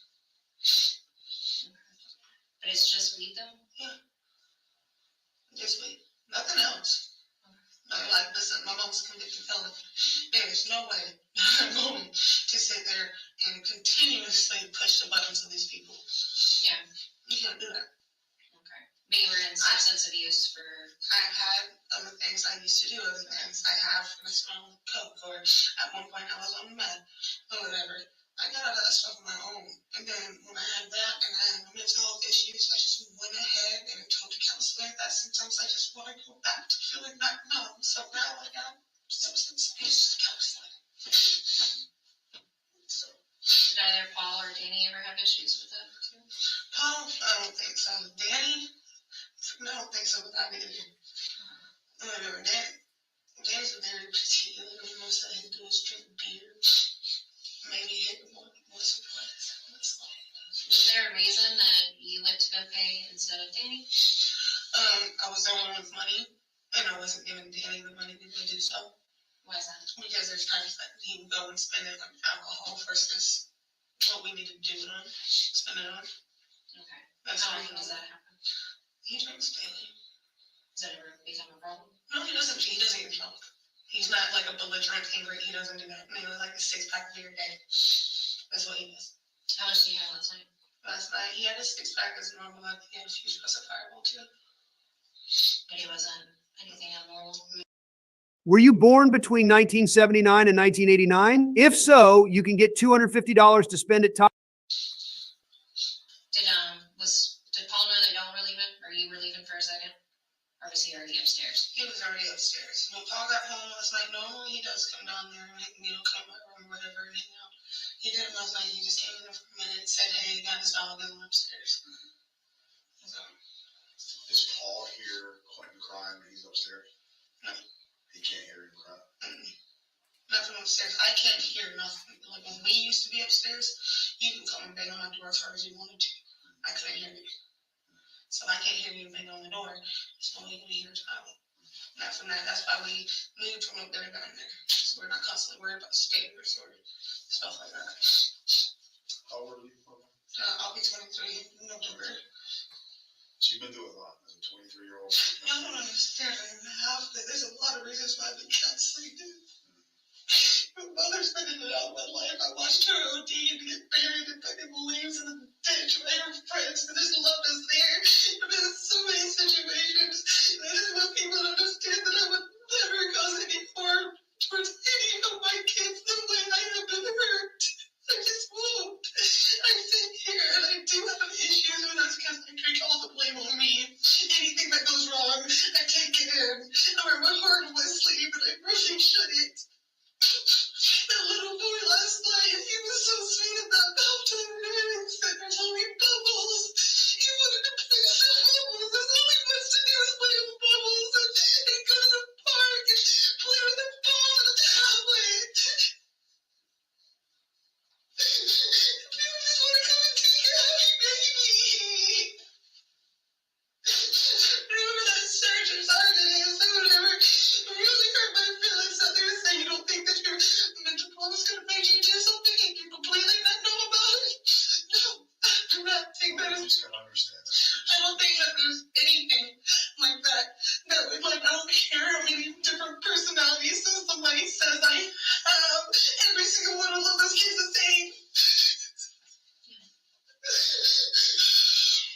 gave birth to Quinn alone in the hospital room. Alone, I had nobody there. I was in the hospital for 2 days. That is my boy. That is my baby. You're taking my baby back home. Okay.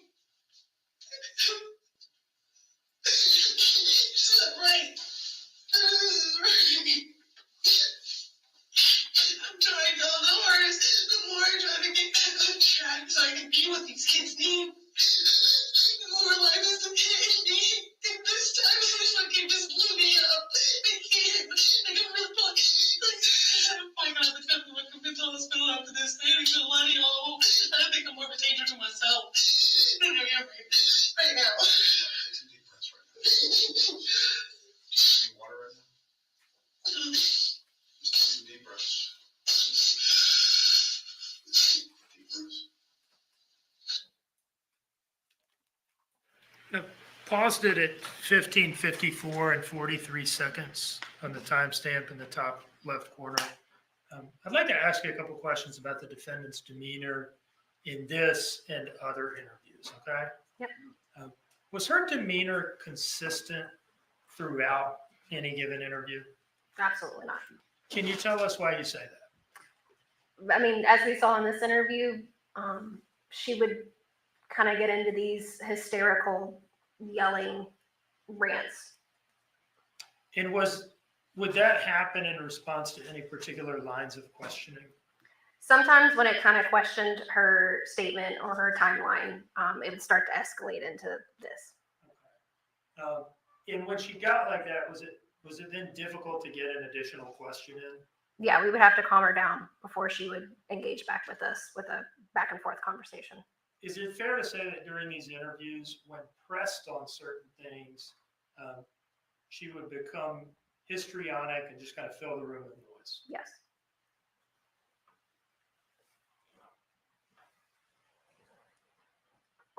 Resuming playback at 15:54:43.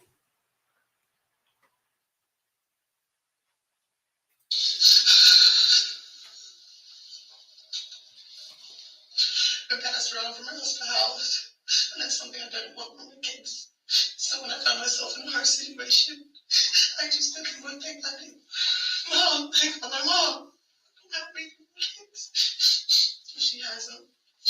Until I start getting myself back together and come back here and get a decent job, got a car for myself on Mother's Day. Just trying to build myself up for these kids. And I'm still going to try my hardest no matter what. But I can't. I don't even know if it's okay. I just want to know if it's okay. I want some type of traffic camera to just something to tell me he's okay.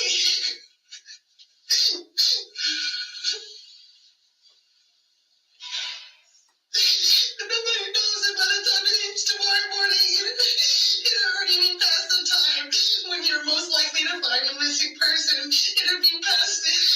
After that, you're less likely, right? After the first 20 rounds. We got people out there. Everyone's looking right now. I just want to go. I'll take a bulldozer over it. I don't care. I'm just gonna find a baby. I'll take everybody's freaking house down right now if I could.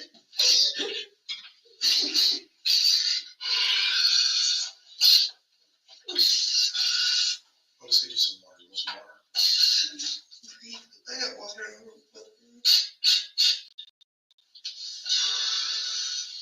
You've been through an entire lifetime of hurt in 23 years. You know, we can't sit here and even begin to think about the pain that you've experienced. So I'm sorry. I wish there was something we could do to help ease that pain, but the truth be told, there's nothing that we can do. We're going to do everything we can to get you, the assistance. Whatever we can do to get my baby back. We gotta ease my pain. But that's where you got the help. When we initially talked to you, there was some stuff you didn't disclose in that initial conversation. And now we're back in here kind of talking through, you and Danny going in depth, to Red.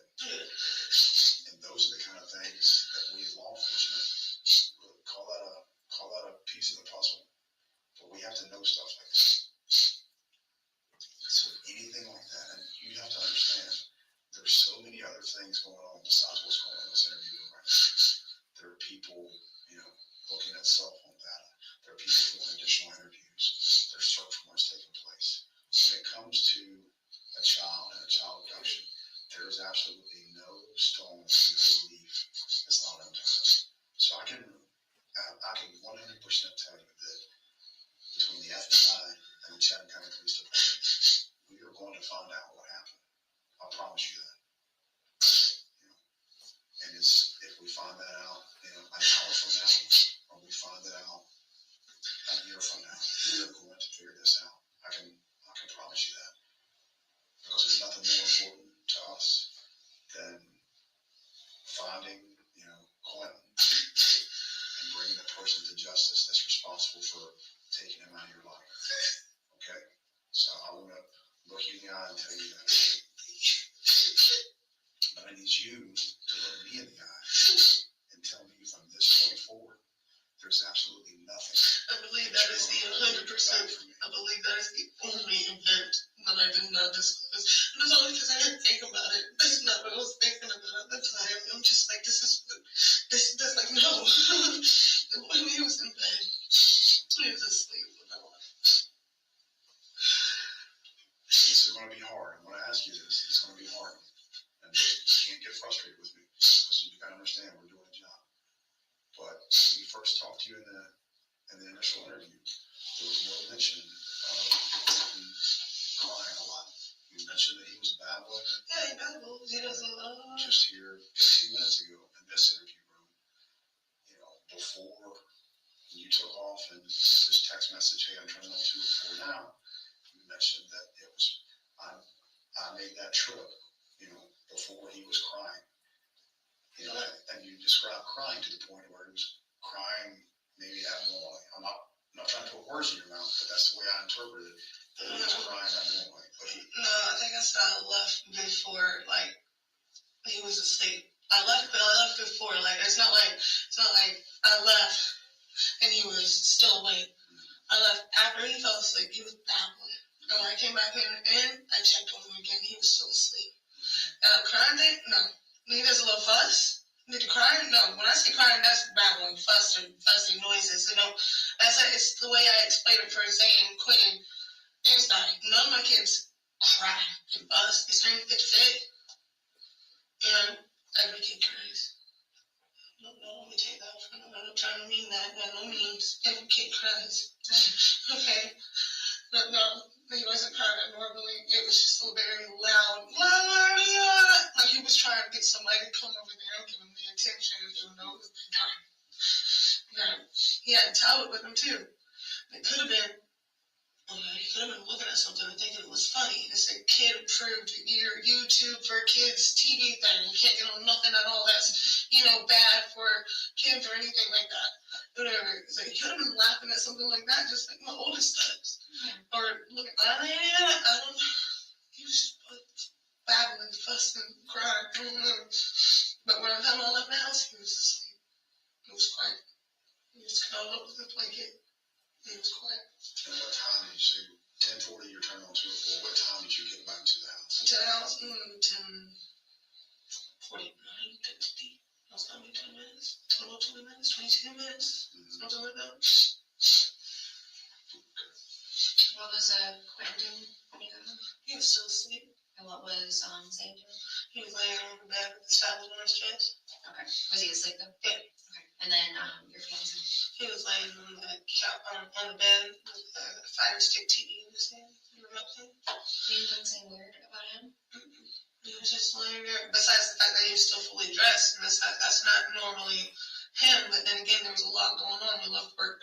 Listing your vacation rentals on Booking.com opens the door to more guests, like this bunch. Lazy lovebirds. Or this fine company. For the bookings you've dreamed of, list your vacation rentals on Booking.com. The Pittsburgh Gem Show comes to the Monroeville Convention Center October 18, 19, and 20. Shop over 12,000. You just stepped straight in and almost died giving birth to her. Okay. Yeah. But she's still his favorite. Or, yeah, she's still, whatever. She's a daddy's girl all the way. Did Zane is all about his papa. Quinton was my baby. Yeah. He was the one that come across my lap just like Sky does.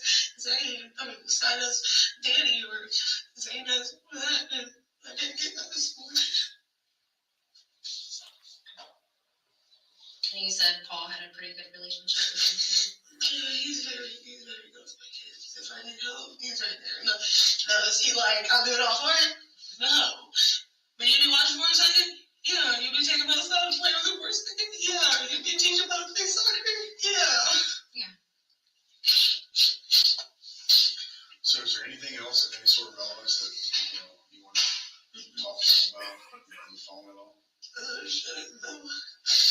There's nothing there at all. And like I said, y'all can go on Life 360 if you want to. It's on there. And it shows you my exact route that I took.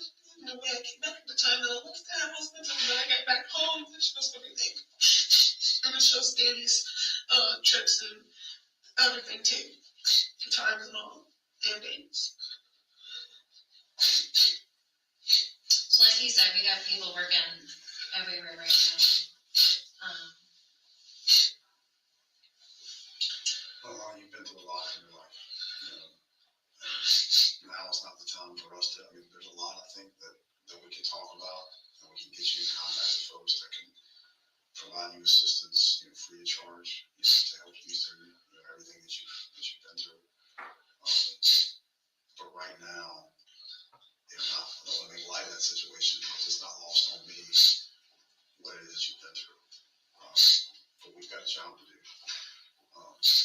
And you got to understand that bad news doesn't get better with time. Is there any chance that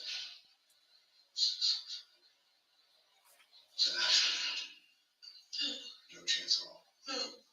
When I put him down, nothing. Unless something happened when I was not there, and I had no knowledge about, he was fine. When I got home, he was fine. He was asleep. He was curled up in that blanket. I touched his little hair, and he moved and rolled over. I'm telling you, he was fine.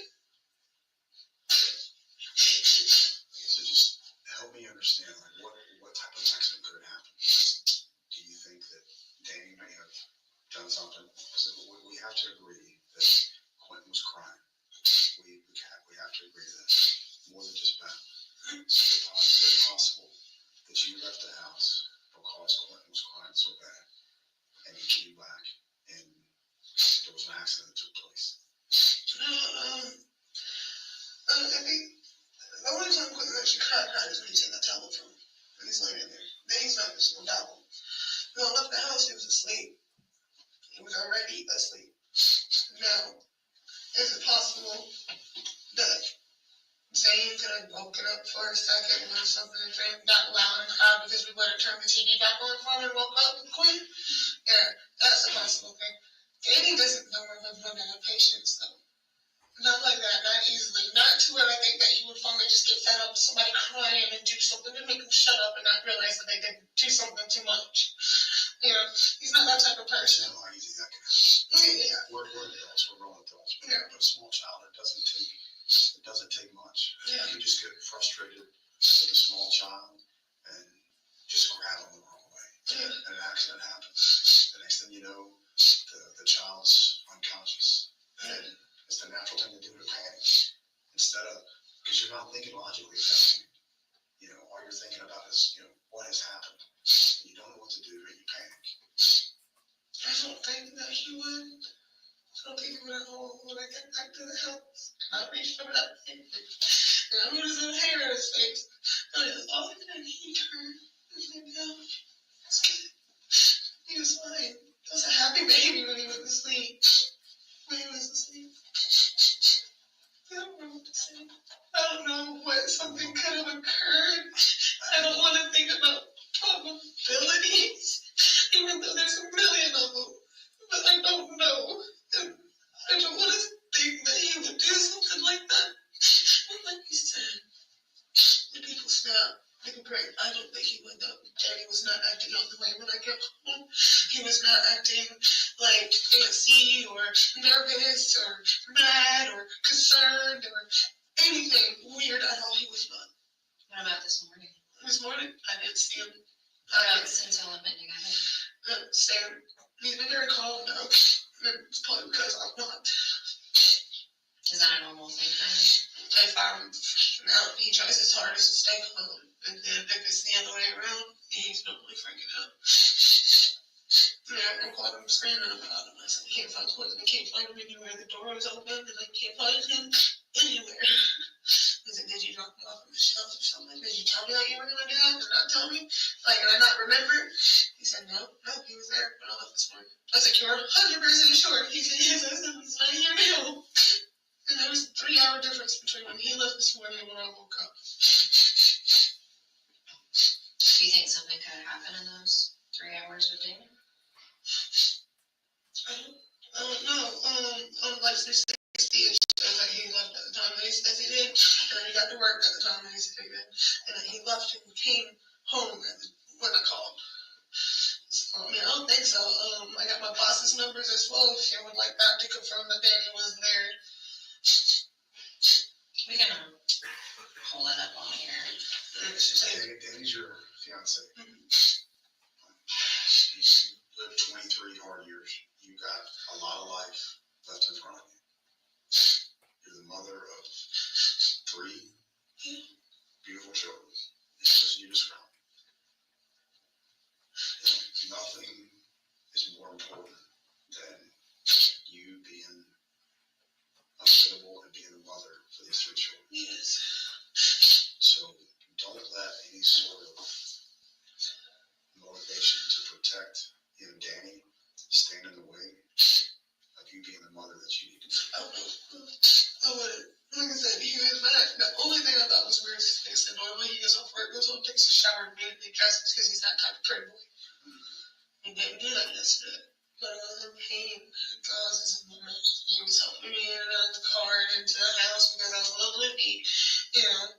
So I really don't. And the kid then starts crying and you're not there to be the mother because you're suffering from having your wisdom teeth pulled out.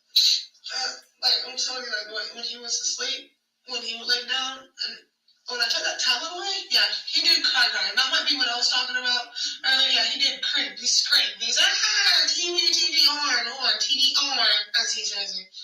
But by the time that I had smoked a cigarette, got dressed, and was getting ready to leave and checked on him, he was asleep. Eyes shut.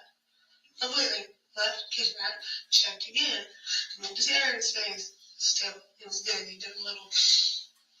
It was good. Same, he was good. I wasn't touching that tablet, but I knew better than I was.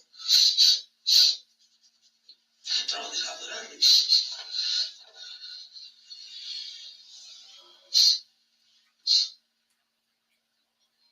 you don't think there's any chance that an accident could have taken place and Danny just did something that it just. If there was, I'm not going to say no because you never truly know anybody. Y'all read that. But if there was nothing at all that made me suspect anything was wrong when I got up. Or even when I got up this morning, besides my front door being open. That's the first thing that threw me off. Front door was open. Okay, I got up, shut it, checked to make sure every single kid's there. And Quinton wasn't there. But everything was good. Minus that, I normally wake up when Danny gets out of bed. I normally wake up, and he normally tells me bye. I do not remember him telling me bye. I do not remember him getting out of bed. That's probably the weirdest part right there. You know, but I was up throughout the night. Is there any reason that y'all have been up and in and out of the house throughout the night? No. The last time anybody should have left that house would have been me, and that was when I went to go to that ordeal. And that was just the end of a culture back that was on my street. So none of the doors in the house were opened or closed at any point after you got back home? Nope. At all. And I had that back door locked. I know I looked out the front door. I pushed up against it, and I knew that was locked. But Danny went outside this morning and grabbed some cigarettes off of it and locked the door and didn't push it all the way. They wouldn't have caught. They wouldn't have latched. You could just push it over. So, he said, or he kept on swearing up and down that he locked it, that it was locked. I can take better not to push it and open the door. That's how easy it is to get him out of the house. So, I don't think he would, and I don't want to believe he would. He wasn't acting up the way. There is nothing at all that I could think of the way he was acting, talking, looking, reacting, behavior, anything for me to think, yeah, he probably could have done something. There's nothing for me to think that at all. It was really baffled right now. This place, I don't know. I don't even know where to begin to look. What am I supposed to do when I go home? What am I supposed to do? Act like everything's normal? Sleep in the room that I only have 3 babies in, and now I have 2?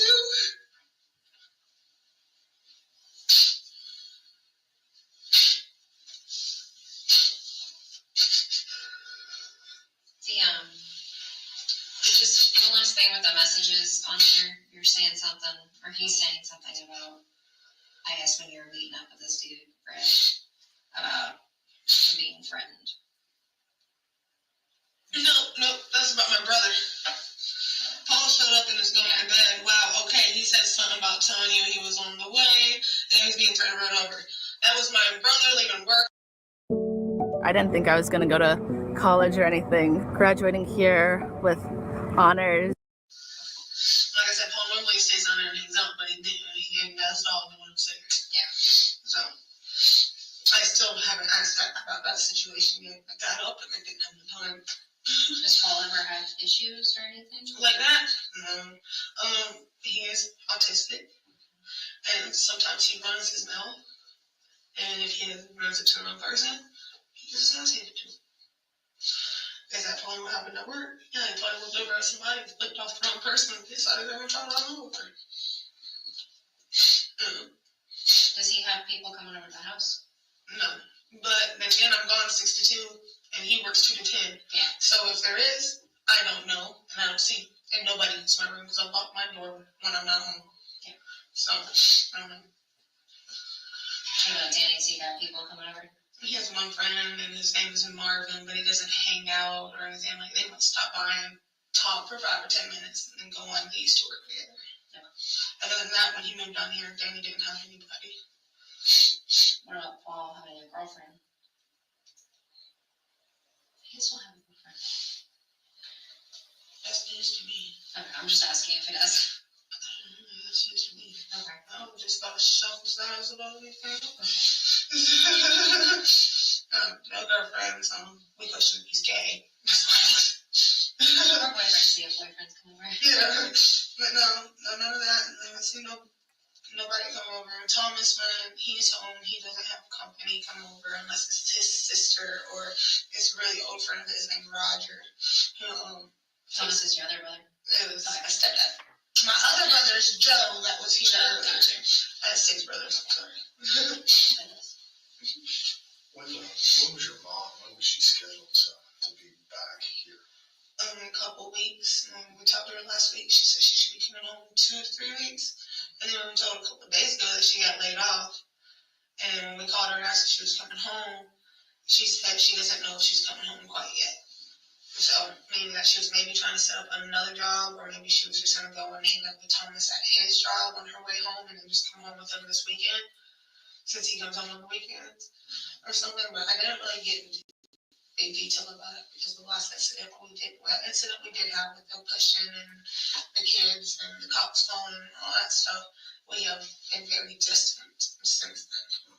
So given your mom's situation as it relates to her travel and her job, and given your situation as it relates to your mental health and use of drugs, and you saying that you're not in a position to take care of Quinton at least, so you feel that given your mom's situation and your situation, she was still the best person for you to have custody to. Yeah, she from the time that I first gave them custody to until now, no matter what, they were in custody to. She hasn't had custody over them for not even a year yet. I'm trying to understand that she's away. She's maybe out of town for a month, 2 months at a time. Sometimes 3. Sometimes she has full custody. So really, it's just call it a paper drill, call it what you want to. Yeah, it's pretty much just paper talking. And whatever. She got custody, but I was the one every day. I was there every day. I took him to his doctor's appointments. I got his clothes set up just like they're set up still on the counter next to his bed every night. They have put their bags together with their toys and their diapers or pull-ups and snacks for throughout the day because Michelle handles that. She'll realize I just send snacks.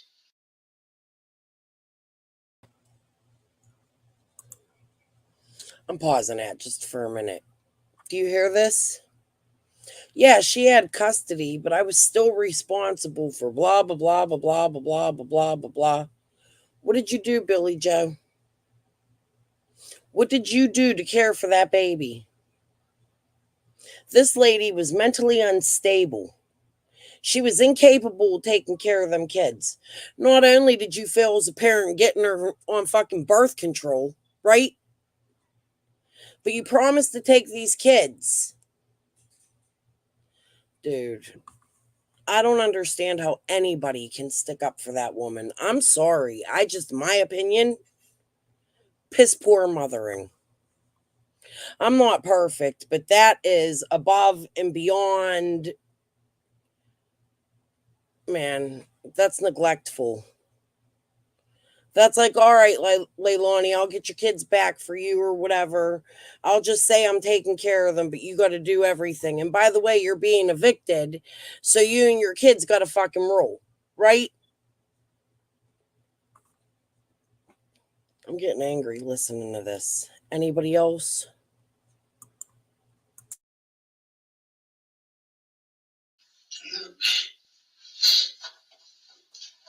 It was me who was with that baby every day, all of them.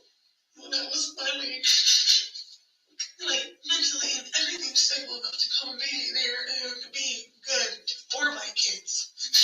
Whatever I did, it was there all the time. I set up their appointments. I made sure everything was good with them. Like I sang golden to speech, and Quinton was going to have an appointment to see if he was autistic coming up pretty soon to go ahead and just start a little test on that because saying he's autistic and I wanted to help that he needed to be able to progress. You've been through a lot. We're going to talk about that. You've been through a lot. We can't imagine what it is. Through all that, trials and tribulations that you've been through, you get what I like to call just street smart, just an inclination, just a hunch. That you know something just doesn't quite smell right. But you don't know exactly what it is. And that's what I'm asking for you right now, because I know that you know something's just not quite right. I don't know what it is. But it goes back to what we talked about earlier. Bad news doesn't get better with time. Accidents happen. Things happen. Things that we regret, after it's done. So that's what I'm looking at you in the eye right now. Because it goes to the fact that there's probably no less than 40 to 50 people right now that are doing nothing but grinding away to do everything humanly and feasibly possible to find Quinton. So going back to that sense, that sixth sense that you have, 23 years old, young lady, but has a whole lifetime experience in 23 years. That's what I'm leaning on you for right now. Accidents happen, and I need you to help me figure out what happened. What happened last night? I'm trying. I don't think nothing was out of the ordinary with Daddy. When I left, and when I came back, nothing out of the ordinary at all. Even though he was talking, his movements and body language, all of it, nothing was throwing me off. Nothing. And normally it does. When he's sitting there talking to some other female on his phone and won't tell me about it, and I have a feeling or a hunch, I'm right. And I can tell because of the way he's acting and the way he moves. He's very secretive. It wasn't like that last night. This man was like on the couch like this. Well, on the bed, this couch on the bed. And on the bed like this. Nice big. I'm just clicking on it. When you saw Quinton last night, when you came back at 10:40, about 10:50, yeah. You know 100% certain 100% certain, okay, that baby was moving, that baby was breathing, and that baby was curling up inside of a blanket getting comfy last time I laid my eyes on him. That was the last time I laid my eyes on him. Snuggling up, I was here. But you gotta agree that it's possible. I mean, we've got to figure out. I can't throw it out because I don't know the person that I never thought would hurt me. Okay, so I'm not gonna throw it out. But do I think that he would? No. Will I put it past anybody? No. I don't put it past nobody. There's a possibility that it could have. Something could have happened. Maybe something happened after I went to sleep. Maybe Quinton woke up and started crying because I was so tired and doped up on medicine I didn't hear it. And then he got frustrated.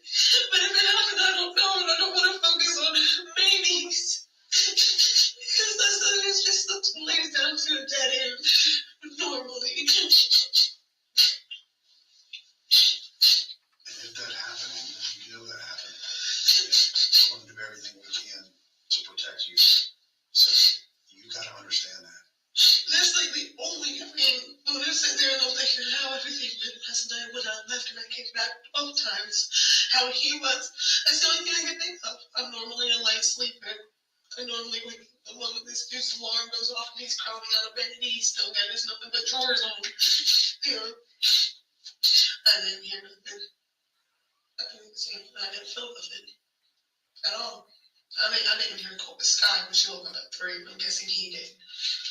She normally wakes up about 3:30. So that's if I can give you a time frame of when possibly something could have, I would have been after 1:30 in the morning when I went to bed. I was like laying down at 12. My mouth couldn't get comfortable when my mouth was hurting. Got in contact with my friend, went and got some Orajel, came back home, applied it, checked on it all again, and I went to bed. Climbed up in bed next to Danny, and I was against the wall, and Danny was on the other side. And you didn't get anything else from Red? Nothing else? No, I handed him a $20 bill. So when we go talk to Red, Red's going to tell us that. Yeah, he's going to hand me a $20 bill. That's it. Yeah. So was that important for you last night to get up at 10:40 at night? And I was getting irritated with Danny because my mouth was hurting, so that was an excuse for me to go ahead and just get out of the house for a minute and have a reason to do so too, besides just running. I was getting aggravated with him. My mouth was hurting and he kept on trying to offer me food and this, and I tried every time he would put his hand on me, he kept on touching right here repeatedly, and I was just aggravated. My mouth was hurting. And one period that shit didn't help either. Then a girl got in the car and I was like, hey, pay back $20, right? He said, yeah. Like, yeah.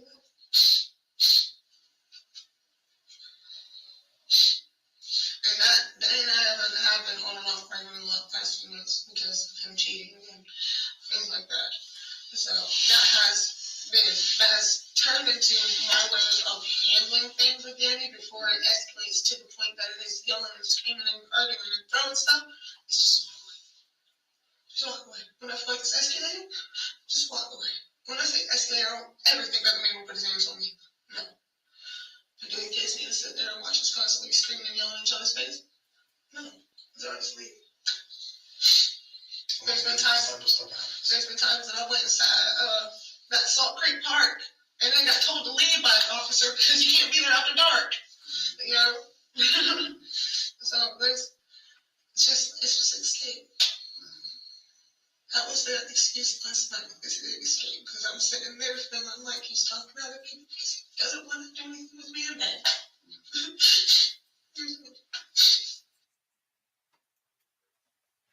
Pausing at 16:27:16. What was it that she just said there about why she left the house to go visit the drug dealer? She thought Daniel was talking to other women.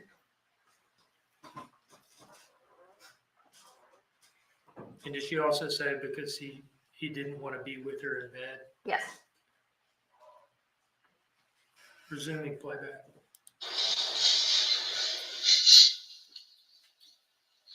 So, again, life is tough. Power Crunch. Light cookie crunch. Enriched with protein. Nothing out the rain, nothing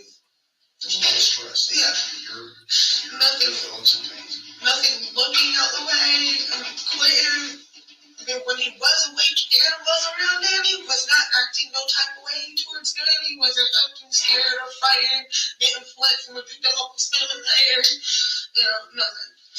So, and even afterwards, when I was in bed and asleep, whoever said that Danny wasn't acting funny, the animals weren't acting funny, the house was exactly the way it was when I left it.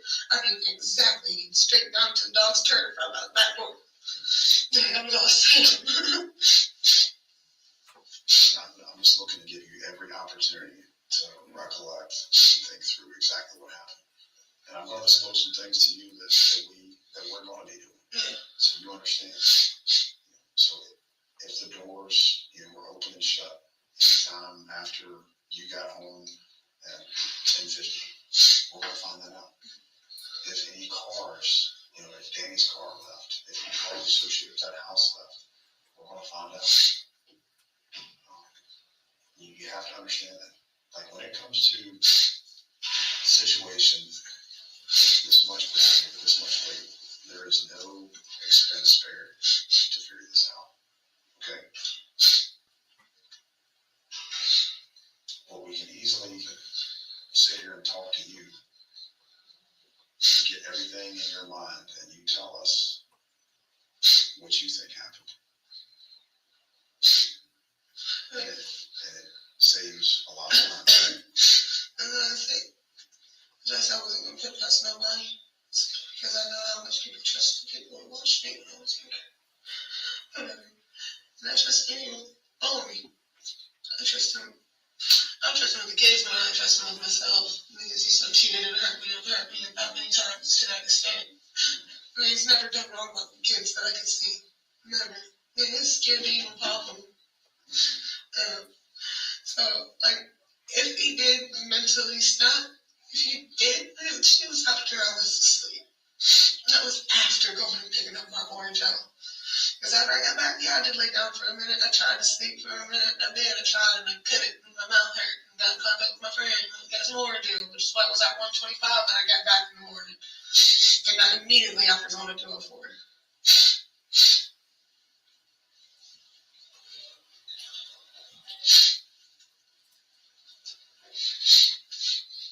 He didn't act no type of way. Nothing looked out the ordinary in the house this morning when I got up either. Besides the door being open. And he did not be there. Those are the only two things that are out of the ordinary. Do you have any other way of tracking anyone else other than Life 360? I used to have the location thing, but Danny doesn't have my phone anymore. What is SoFi? So it's a bank app. There's a lot of those in there. I was trying to get the $30 sign-up bonus.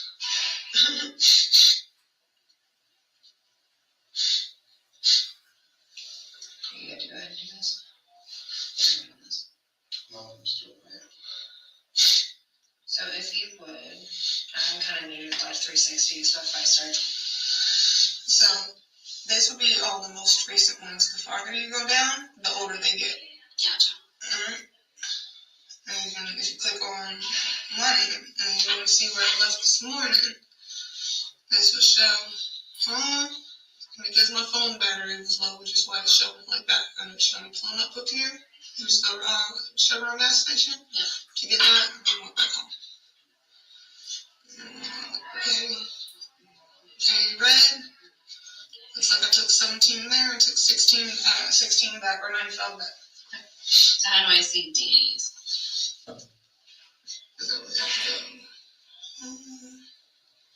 His name, click on it, and it says same.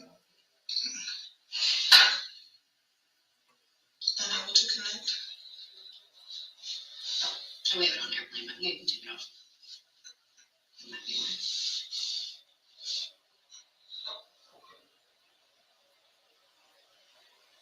Do you need Wi-Fi or do you already do it? No, it's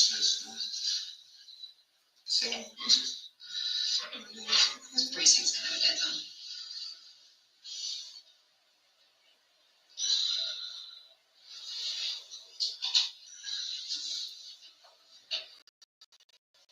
Saying unable to connect.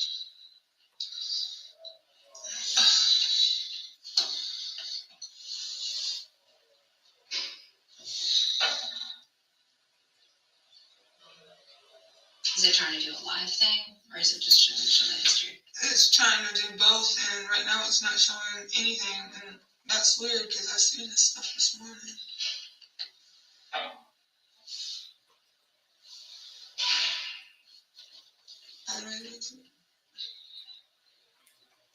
The only reason I be doing all this is after 16 years old, it's not anymore.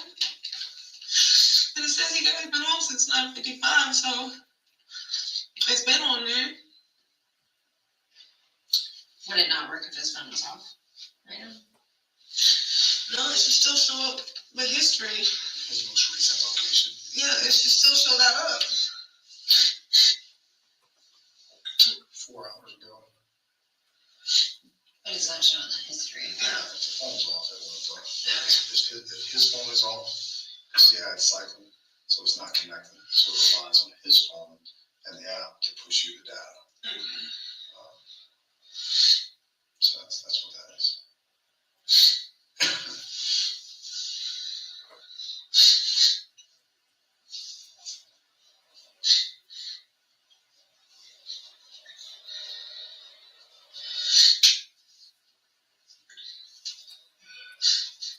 And there's nothing else that you think of. And there's no chance. And this is going to sound crude, but you got to understand we got a job to do. There's no chance. There's no chance though that I think that I would do anything with my mental, no matter what, to hurt my children. And Danny, no. I'm going to put it this way. I'm 95% believe that there is no possibility that that man would hurt their children. Something can happen. Which is why I said I'm 95%. It could be an accident. Exactly, because there's nothing that can happen. If something did happen to my baby last night that I did not know about, then it was probably an accident. I don't think somebody would intentionally, or Danny, or anybody would intentionally that I know, or that was in that house, hurt the children. I don't think they would. You won't be ready to fight with the babies just for calling them or referring to them as these little effers. Just they don't want to fight you. Is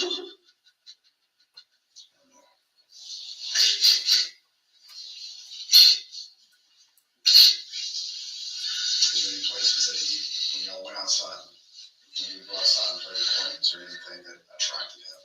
Like that he liked to follow dogs, that he liked water, that he liked Water, he loves the water and balls. I love balls.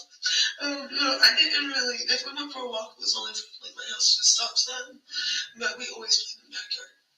In the backyard, we go out there and it's a clear area next to the carport where I can like kick the ball around with him and he can run and follow me, not be too worried. That's what we would play out there. He would always be attracted to that old rusty truck behind the carport.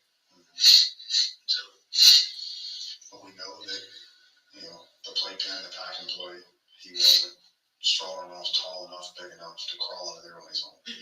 So whatever has happened to Quinton at this point, he was picked up out of that pack and play.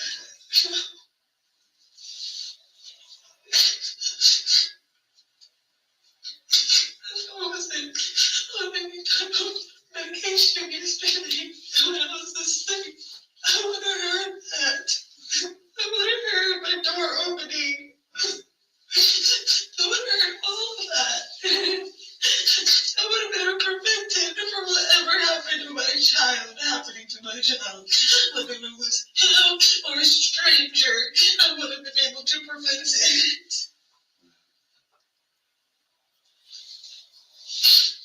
Have you had anybody when Quinton was playing out in the yard, when the kids were playing out in the yard, any passersby just randomly come up and start talking to you? Hey, how you doing? There was a white male that's come up and knocked on my door. He's passed him up 3 times randomly. One time was at like 12 o'clock at night saying, God told me to come bless you and your kids. And he left. And he came back the following week again, at 1 o'clock. Knocked on the door. So I said, who is it? Whatever. And he said his name. And I was like, do you need anything? Are you okay? I didn't open my screen door. That was still shut. No, but I had that. So I didn't open the screen door part. I was like, what do you somebody. He said no, and then he left again. And the last time I seen him was, I think, 2 days ago when I had all the kids, including Sky, all of us were outside in the front yard kicking the ball around. Did you ever try to engage or interact with the kids? Like, hey, buddy, how are you doing? You ever seen anything like that? Every time they knocked on the door, came to the yard, he's always, hey, how you doing? What's up? My church is this, and God bless you, and give me a hug. Did this man give you any sort of bad vibes? Did you think he was an upstanding person, legitimate, or there was something? There was something off about him. I mean, one person comes up and knocks on somebody's door at that time of night to say, God bless you. So what else? You have no idea, like a car or anything? I've never seen him in front of a car. I've never seen him in a car. He's always just come walking open the road. I can tell you he's probably about 5'11", light blue eyes, 160 pounds, maybe around 19, 20 years old. He looked young. He's younger than me. He looked young. Other than that, that's the only person that's popped up recently at all that's been random out the blue. You know, completely unexpected and at very odd times. That's it. Give me a piece of paper. Yeah, you gotta try something with that. There's probably a lot of pain right now still, aren't you? It's all it hurts. It's the whole area. They took, do not miss that. They took this tooth. They took this tooth, my wisdom tooth, the one in front of it and the one in here. Just hold tight for a minute. We'll step outside. And if you could just sit in here. Okay, do you need anything while we're out? We'll come back in. You want anything? To let me know I can smoke a cigarette. Yeah, I'll let you know.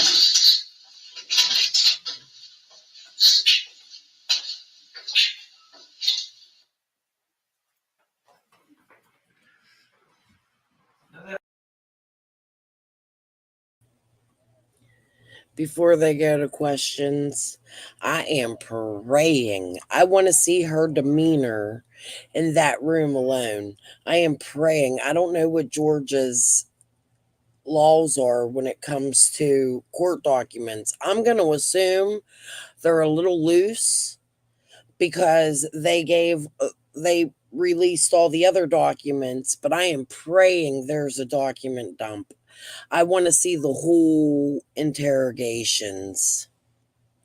And yes, enjoy Taco Tuesday. That was a long video. I'm going to cut that one, or somebody will cut it. We'll find it. All right, let's go back. Sorry, took a little break there. I just wanted to say that. I pray they have a docu-dump. I'm going to put Cher's face in every one and pass it around the internet with a clown or something. Wonder if she'll get as mad as Benny does. Benny's like a whole ass baby. Remember he came in my chat yesterday trying to troll? Benny, does your probation officer know? That last line of questioning from Special Agent Snyder was about whether there'd been any suspicious strangers around the house anytime recently, right? Yes. And in that nearly hour-long interview, is it fair to say that most of the questions focused on whether Danny might have been responsible? Yes. There were also questions about whether there could have been an accident. Yes, several times. And there were questions about whether Quinton could have just gotten out of the pack and played himself and walked away. Yes. And she denied that that was impossible. Yeah, she said he wasn't capable of doing that. There were questions about how Paul treated the kids and what his relationship with the children was like. Yes. And she said that he treated the kids well and that their relationship was good. Yes. As she had said for Danny. Yes. Who was, in her words, afraid to even pop them. Yes. Is it fair to say then that you all as an investigative team kept an open mind about what might have happened? We did. One moment, please, Your Honor.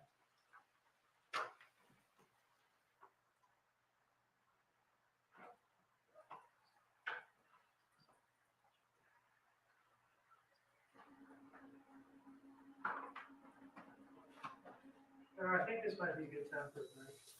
Yes. So ladies and gentlemen, let's take a break. It is 10 after 3. Let's come back at 3:25 for our 15-minute break. Again, don't discuss the case and don't do any research. All right? Yours exiting.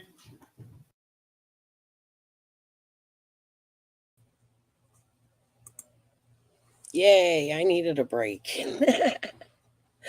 I gotta run to the bathroom. My coffee's empty again. The cup has a damn hole in it or something. I don't know.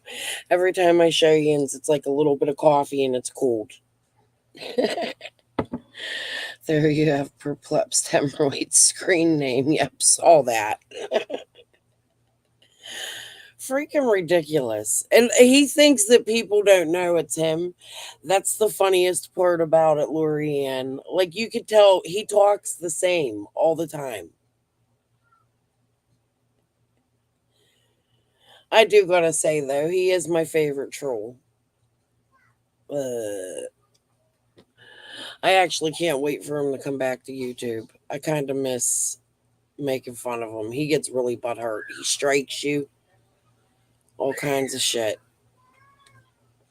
And that's just my new thing. I'm going to follow the court cases, the facts, and when these freaking tragedy pimps end up being idiots, I'm just going to clown them and I'm going to try to get others to join me and we're just going to clown the shit out of them. Because for some reason, these people could like push it out, but they can't take it. And it's funny as fuck. They cry like babies when you do it back to them.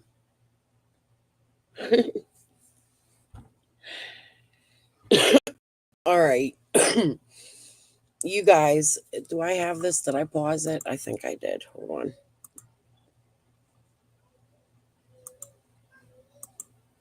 All right. It's not paused. Everybody take a little break. I agree. I'm going to go to the bathroom, grab coffee, get some water, check on Pappy. He's doing great today. I don't even hear these kids. They're great. He brought the baby back. My daughter came down and kept an eye on him. I didn't have to get up. I bet you tomorrow it's chaos. You have a good day, you're going to have a chaotic day. Knock on wood that I don't. All right, guys. I'll be back. Go potty.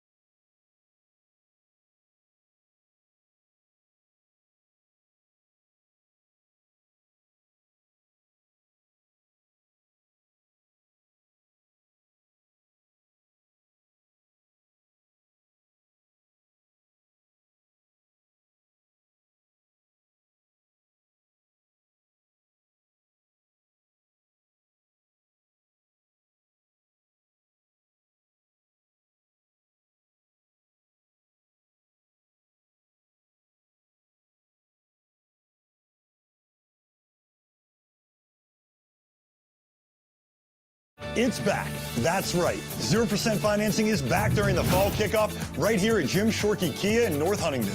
We've got the new 24 Kia Sportage and Sorrento, or go green in a new 24.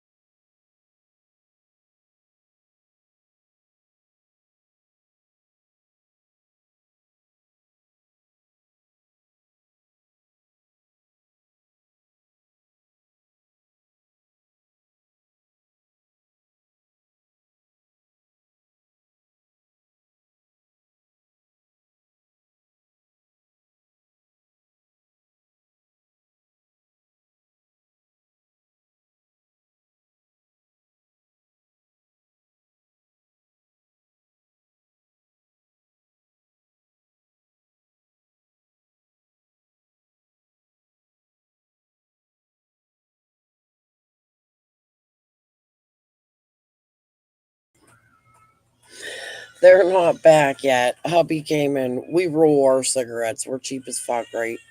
So hubby comes in and he says, I said, all right, my break's done. I got my coffee. Oh shit, I forgot to get my water. Whatever, I'll get it. You'll get it. Thank you. But I'm sitting here and I'm like, hey, have you watched any Wade Wilson stuff lately? And he was like, no. I was like, well, I seen a thumbnail that dude's telling people he's gonna get out in 18 months. It ain't gonna be through them doors, but he's gonna get out all right. So you all know the husband reacts and loves the Wade Wilson case. That's his favorite case. So I'm gonna let him tell you about it, and then maybe someday he's tomorrow, maybe after court tomorrow, we'll let him do a, because he don't work till night tomorrow, so we'll let him do a Wade reaction to the he's getting out in 18 months. We'll watch it together. He's getting out with that needle. With that needle? Oh, he's getting out all right.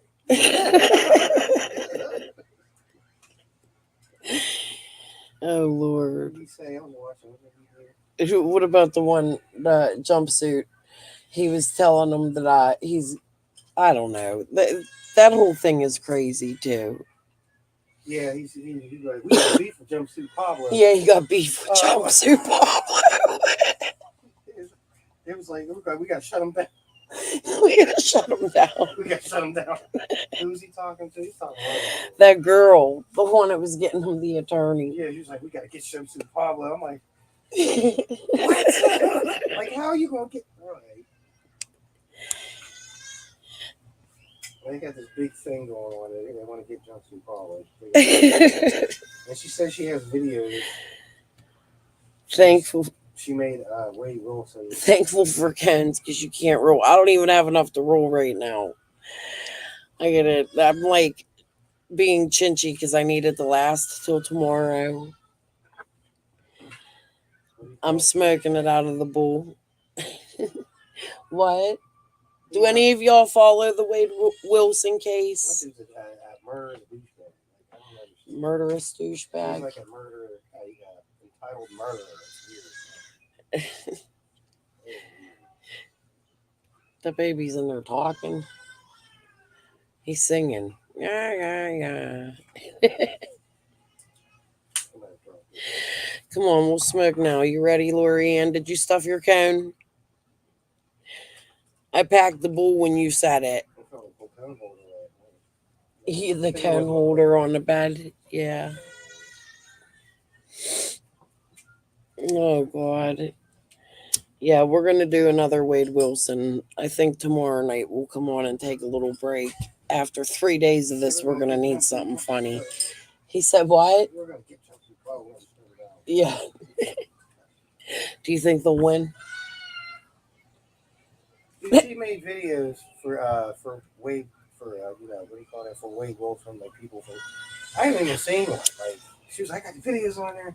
I think I saw her on TikTok, I guess. She's mad. It's like she just figured out that YouTube was talking about her. Yeah. Oh, he came in here. Okay, you're going to go in the other room, Earl.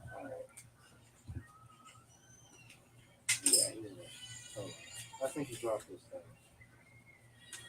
You should go get your daughter.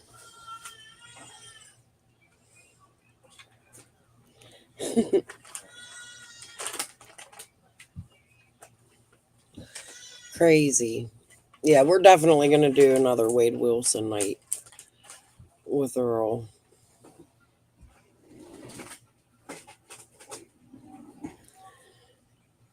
Just what I did.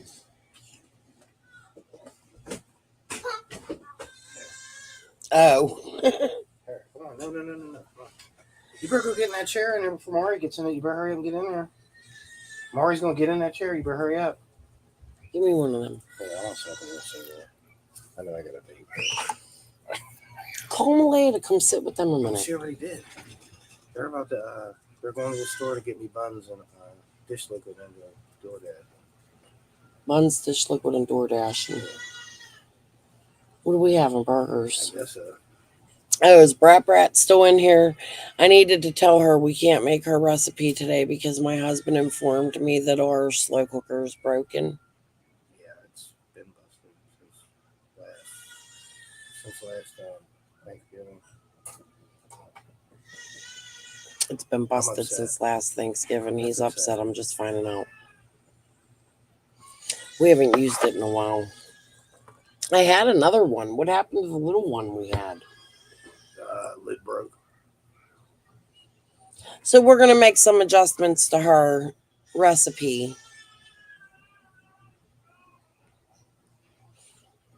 And then we're going to make it in the oven.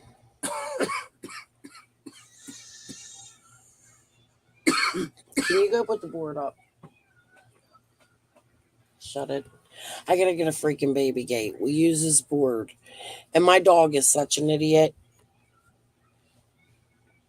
Okay, so I craft. Okay. And I'm always trying to find big idiotic things to make. Like, for instance, my craft tables back here. Okay. So I have wood downstairs. And I just use it for all my gates. Anytime I need it, I just pull out a piece of wood and use it. But I got to go get a baby gate. But my dog's an idiot. Like, if he knew all he had to do was put his nose on it and push it over, he'd be able to break in here all the time. The dog's 2 years old. We've been doing this for 2 years. And not once has he pushed that board over.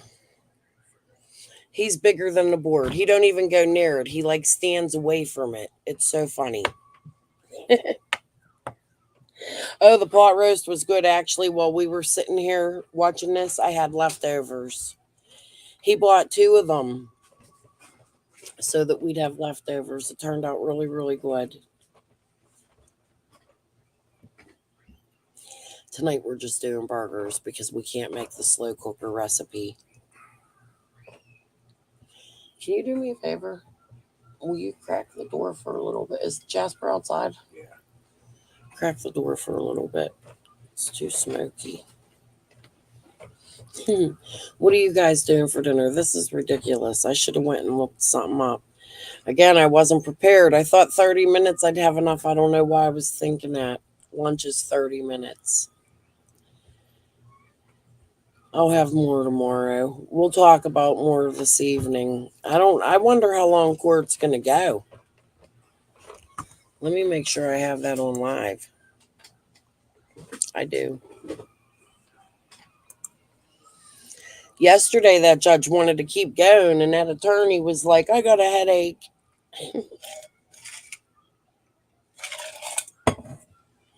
Crazy.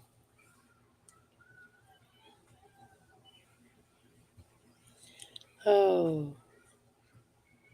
Let's go see if we can find something.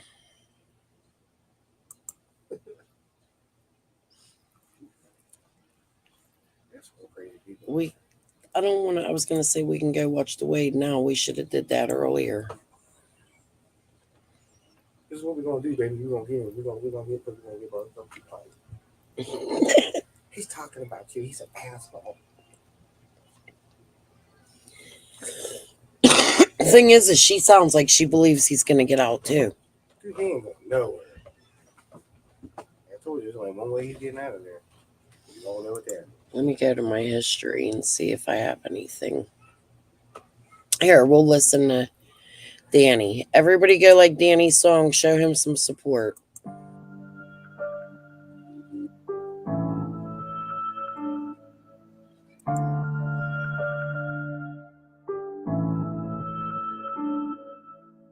I need some time to myself. Just affected my health. Swear my life been a mess. Stepping closer to my death. Why God wanna test me, but he don't wanna bless me. Why God wanna test me, but he don't wanna bless me. Lord, forgive me for my questions. I've been dealing with depression so long. I keep turning to these medicines. I've been in the wrong direction so wrong. I might end up being this. I could use a few suggestions. I could lose a few connections. I might make a few exceptions. Guess I never learned my lessons. Blame it all on my profession. Like I need it for my sessions. Go sell all of my possessions. Don't go crying to the reverend. Blame it all on your obsession. Don't go screaming to the heaven. If them demons you collecting just start to get aggressive, just go mix it in a beverage. If your life is such a mess, bitch, then why you got a death wish? I need some time to myself. It's just affected my health. I swear my life been a mess. Stepping closer to my death. Why God wanna test me, but he don't wanna bless me. Why God wanna test me, but he don't wanna bless me. I'm all alone, I see some shit, let me desensitize. Funny how the blessings come after you have been traumatized. Sorry for the shit I put you through, I look you in your eyes. Mama, please forgive me for the times I left you teary-eyed. Mixing up them drugs, I don't care about my health. Thought the money was the only thing that symbolized for wealth. I still stack it through the ceiling, incognito, I go stealth. Got peas in the trunk, vacuum sealed, cause they smell. As I'm growing older, I see my blessings been a curse. Cause I took advantage of them, then I turned that shit reverse. I'm the one they preaching about when you walk up in the church. I've been known since you died, probably cause it hurt the worst. Hope you live in peace. Pops, you turn me to a monster. Turn the other cheek, I'd rather go out with this chopper. Gone 100 rounds with my demons till I prosper. Devil got a hand in on my cards, I'm playing poker. I need some time to myself. It's just affected my health. I swear my life been a mess. Stepping closer to my death. Why God wanna test me, but he don't wanna bless me. Why God wanna test me, but he don't wanna bless me. Yeah, with all of these tests, it's hard to feel blessed. Ain't harder to rest. All of these shots, no need for a vest. No need. The shit I be doing, the angle suggest. Angle suggest shit. No wonder I'm lost and feel like a mess. Drugs I be doing, the drink I be sipping. became a commitment. The hate that I'm spitting and always be ripping. I'm tired of missing the person I was. Before all the pain, I barely feel sane. I hate how I changed. Before all the pain, I barely feel sane. I hate how I changed. But this the shit that I asked for. It's the real me, no mask or no bullshit. Cause I'm about this. Ain't lifeless, but got less life when I like this. And I like this when I'm like this. On drugs when I write this, so I fight this. And I might just set fire to the mic while I'm on it tonight. Cause I got to my right and the devil on left. So I give it my all until none of me left. And if so what you want, then it's up to my rest. And I'm up to my death. And it's blessing, a curse, and this curse can be blessed. Since he left as a test, so the legacy left go be me and my best bitch. Ella's sweet success? It all started with one smart decision. A certified used truck from her local Ford dealer. Ella got a thorough inspection, a Ford warranty.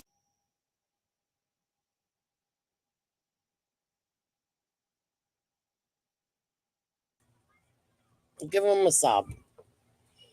He got talent. Major talent. Let him know that he has some support out there because that hasn't been very clear in this last 2 years. Let his family know that you support their son if you support him. And you could see how manipulative Leilani was. And what kind of rut that he was stuck in. You can't look at that video I showed earlier on Duty Ron. The way he ran. Like, what? The baby's gone? What? The text messages. The manipulation video she did yesterday. It's clear the dude is completely innocent.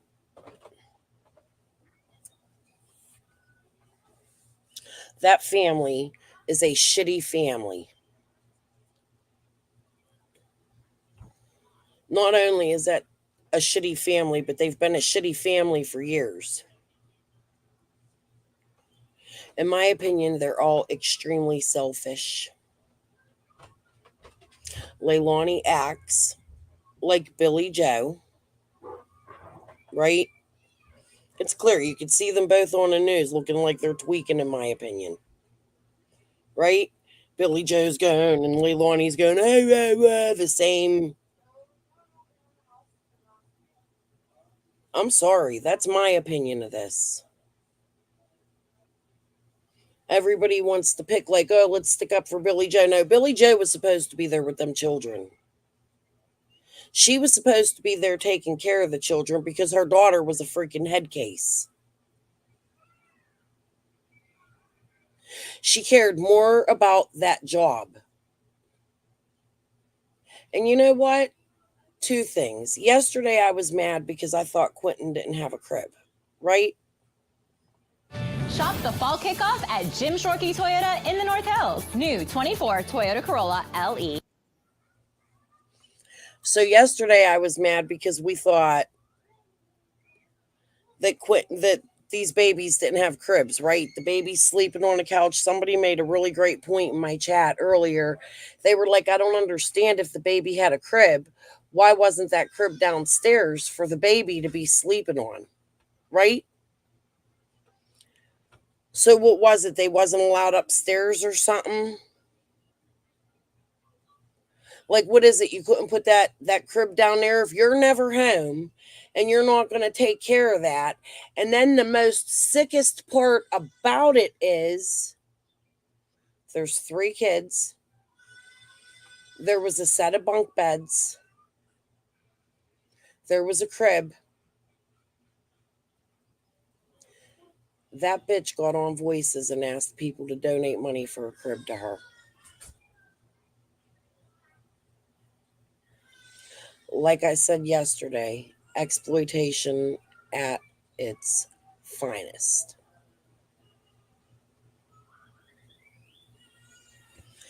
I don't know if you agree with me or not, but that just goes to prove it. And then you got all that nice stuff outside to show your neighborhood, right? We got this RV, we got a pool, cute patio, all this nice stuff. You go in the house, there's barely any furniture in the house. Billy Joe, do you have an addiction, I have to ask? Because you're making like 40 an hour. I believe that's what you stated one time. Thomas is making 40 an hour. We see from court documents you're collecting money from the state. Why ain't your house furnished?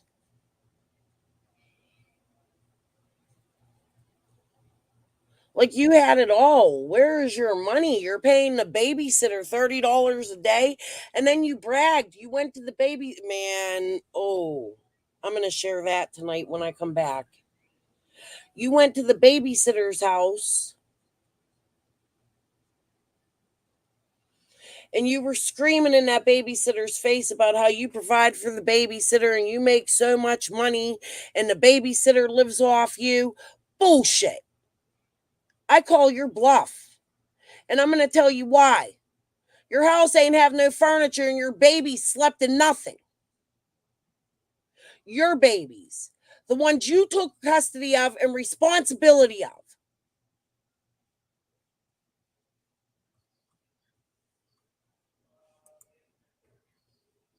There's no excuse. So today, I'm even angrier.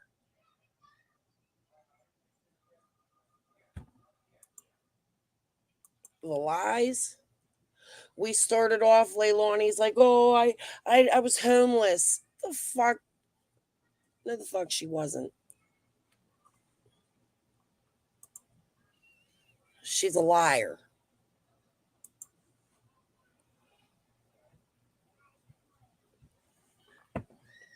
She went to jail. That's what happened. She has a mugshot. Right? But what did Cher say? Leilani has a story. Leilani is the story. And that's what's sad.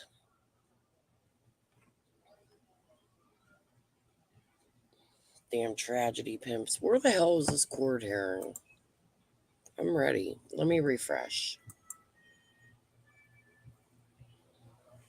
Want an outstanding barrier to match your event?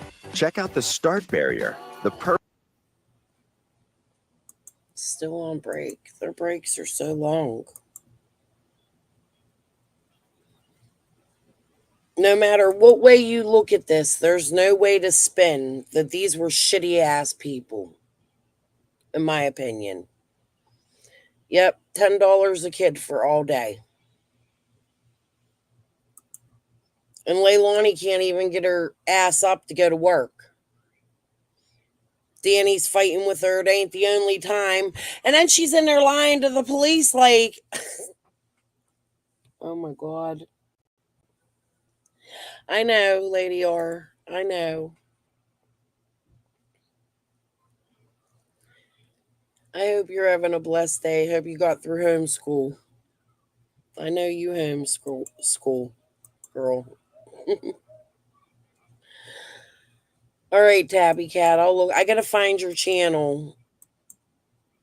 Can you go into one of my comment sections and leave me a link so it'll come up in the notifications and I can find it easy? It would be a big help. I agree. They're awful. The babysitter should have gotten $300 a week. And listen, you all know I've been critical of that babysitter. I don't like that she was out there talking to the fucking people, but we'll see how her testimony goes. We'll see if my mind changes again, right? However, she did love that baby. She loved all three of them babies. You could tell she cared for them. She played with them. She probably was the only person in them babies' lives besides Danny, in my opinion, to the best of his ability, because he was dealing with shit too. Like I said, nobody's fucking perfect. And you also heard Leilani say, oh, Danny only used when I used. You bitch. She brought that dude down. Well, you know what? He's going to get it back. I promise you that.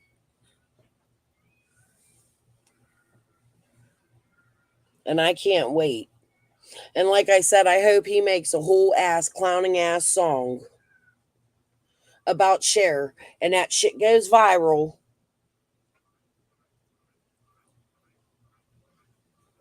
I hope Eminem sings it. Jelly Roll. We need him to feature somebody from Canada. How about that? I love Walk Off the Earth, but I don't think they would do it. They're too friendly.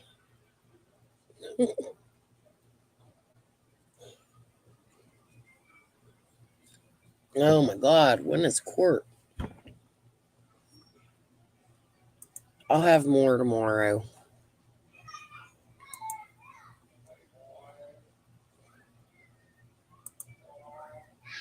She said, I hope Eminem sings it. Dude, he's like the best, right? He can diss anyone. Although he went easy on MGK, in my opinion. I think that was played out, though. I think it was planned. And Diddy's going to prison now. Yay! I'm happy for that, too. Lady or you missed it.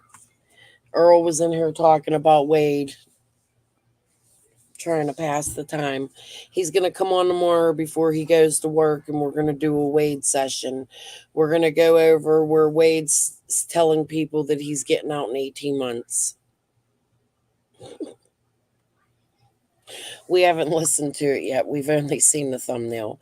And he was talking about how Wade and Jess were saying that they want to get rid of Jumpsuit Pablo, and he's a problem. He is. It's true. What an idiot.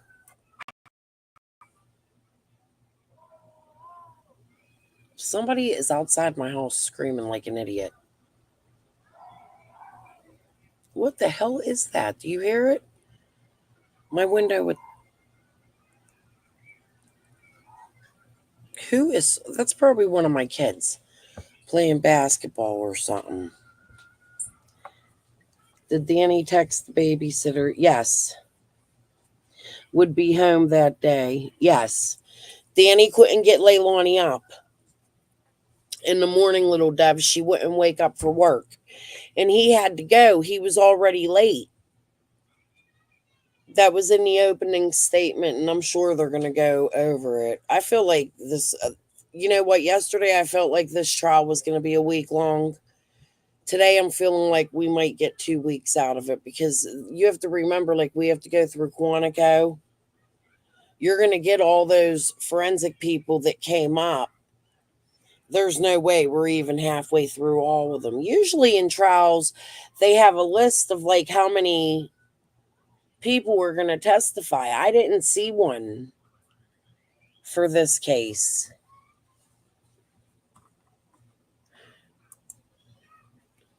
I will never run here. I know. Mila.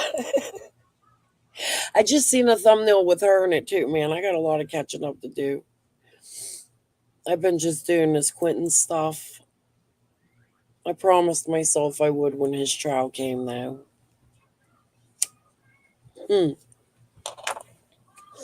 We could go listen to that while we're sitting here waiting. No, I can't do that without Earl. He'd be mad. Uh-oh. See, I told you it was one of my kids. Somebody's coming in. Hi. Who was out there screaming like that? Abdias and some random kid all the way up the street. Abdias and some random kid all the way up the street. Can you go help your dad? That baby's been crying off and on for like a half hour. What am I supposed to do? Just go check on your dad and see why the baby's crying. He probably pooped or something.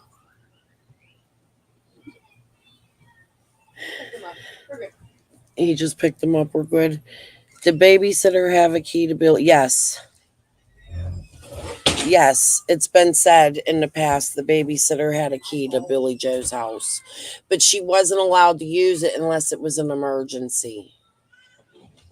Isn't that it? Joe would know. Where's Joe? I'm calling on Joe. I know she covered Quinton's case. That's why. I still think that the babysitter should have called Billy. I do too. Oh, yeah, that's what I'm saying. I don't have like. I would describe my pieces as unique statement pieces. The majority are made to order, and we do that to minimize our impact on the environment. A lot of boutiques in the US.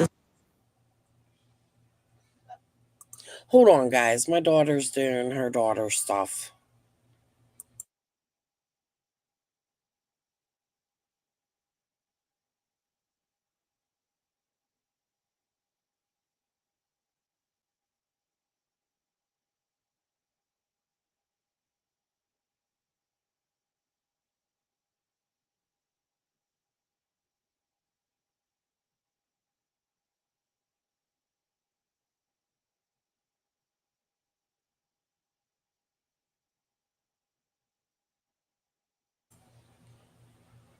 She knocked the. I have a Stiller's blanket over my door because it gets cold, and because the sun beams right on my bed from the damn door, and she pulled the fucking blanket out of the door. She's like, "Mom, the blanket's hanging. There's a screw in it."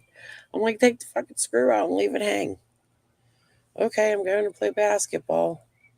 They get all the kids in the neighborhood outside in the back of my house to play basketball with them. I think it's cool. It's all my little neighbor kids. We got the hoop. But there's a park 3 doors down, but this park ain't always. No one but Leilani is to blame. But I'm just saying. No, I agree with you. I still think that the babysitter should have called Billy. I agree with that too. 100%. I think, I think she loved Quinton and she was a good babysitter. I think she loved them other kids too. And I think she played with them kids and gave them kids the most love they had out of anybody in their lives. And she only babysat them for what, 9, 10 months? Guys, I'm going to mute a minute and stop my cam. I got to blow my nose. Hold on.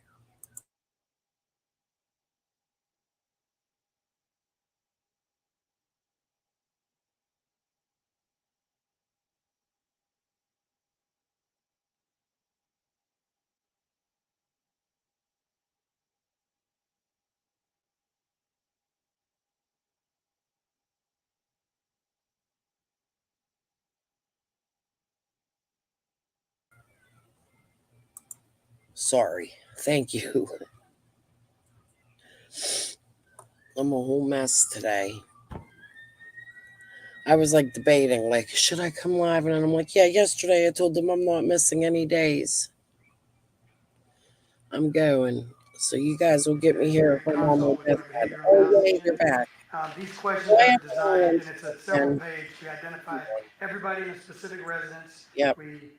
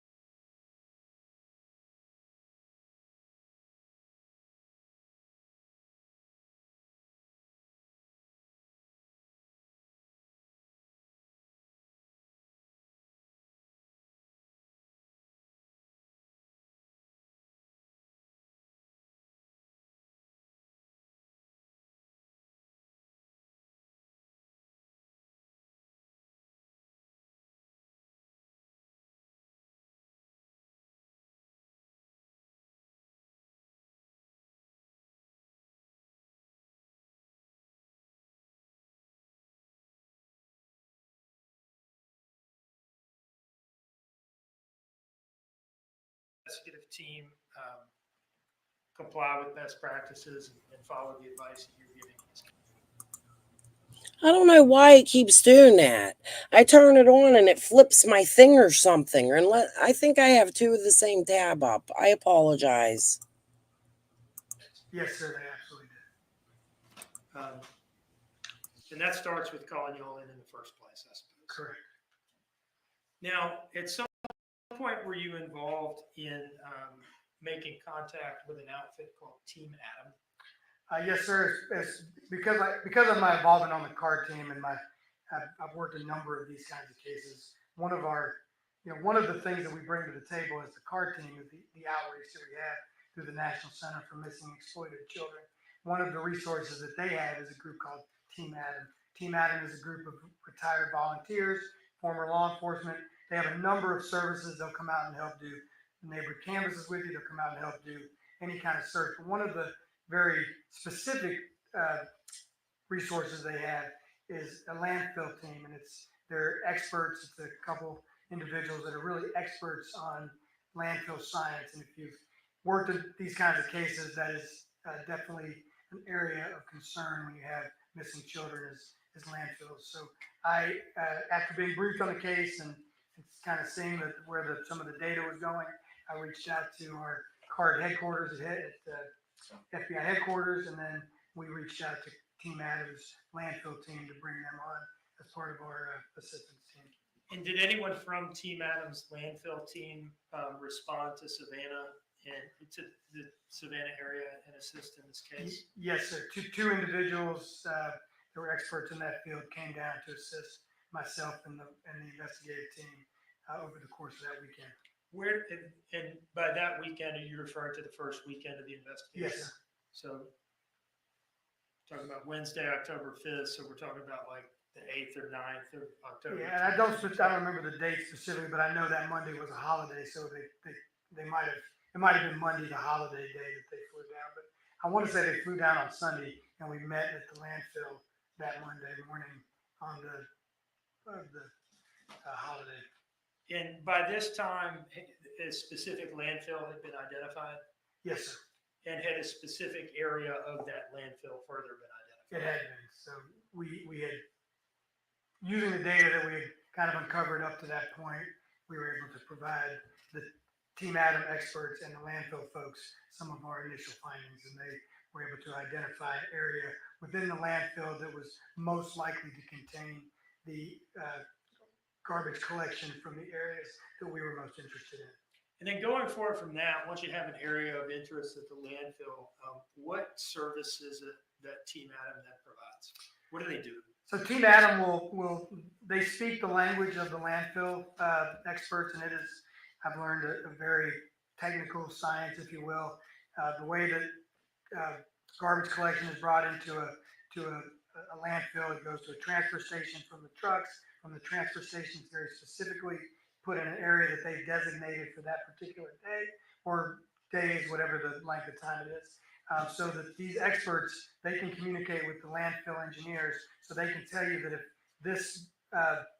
this particular garbage truck, if you will, collected from this area on this date, it went into this particular section of the landfill, which then gave us, it's still a needle in a haystack, but it's a smaller haystack.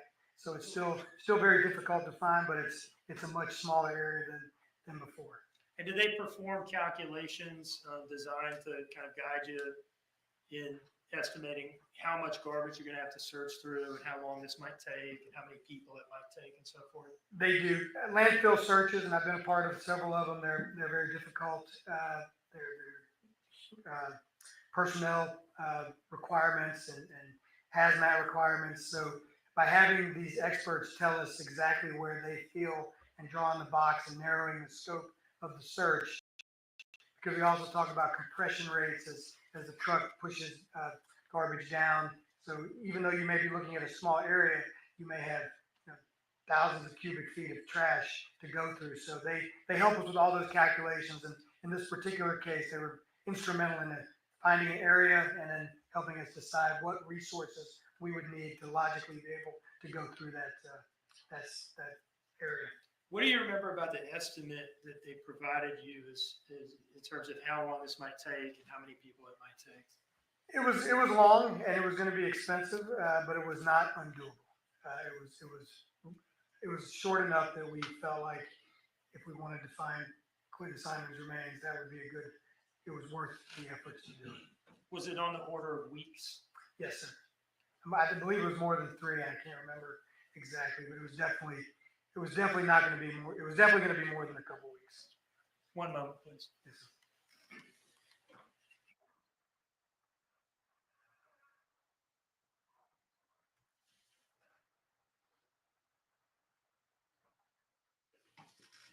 Now, I want to just briefly go back to the Henry Bubba Moss aspect of the case. Um, Did you have ongoing contact with him for a period of time? I did. And how did he communicate with you? We communicated through text, through phone calls, and through in person. So had he provided a phone number with you, or to you, I mean? We got it, I think, first, but then he confirmed that was his, and I talked to him. Mostly, he was very difficult. He works, and he's a laborer, so he's often out doing stuff and doesn't have immediate access to his phone. So I would sometimes text him, and he would get back to me later to meet up. There was several meetings that we had through the process. Do you see in front of you a document marked as States Exhibit 82? I do. Do you recognize that document? I do recognize that. Is that a screenshot of a portion of your text messages with Henry Bubba Moss? Yes, sir, it is. Does it fairly and accurately depict that portion of the text messages? It does. And more importantly, does it contain his phone number on it? It does contain his phone number. Your Honor, I would introduce this into evidence of States Exhibit 82. I don't have any objections, Judge. I've already reviewed it. Very well. States Exhibit 82 is admitted. Now, can you read from that exhibit and tell us what his phone number was? His phone number is 706-526-1970. Text messages from during the investigation, not recently, right? They were during the investigation from my phone to his phone. All right, thank you. One moment, please, Your Honor.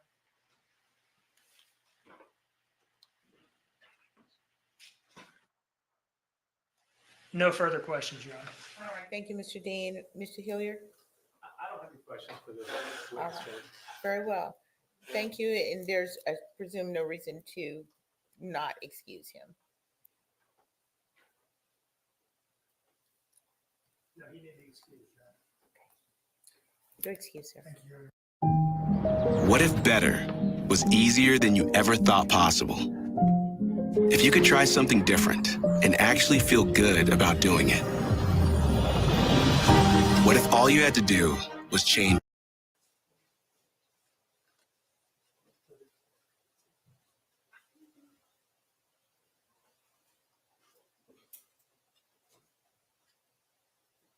Okay, Mr. Dean, who would you call next as a witness? I'm ready to resume with Detective Lemons, if I can remember where I left off. I'm ready to do that. I don't know whether anybody wants a break before we do that, or if we want to carry on. I see lots of motions that say keep it going. You're not doing what everybody's doing. Okay, so Detective Lemons, come back and take your place at the witness stand. You are under oath. You remain under oath.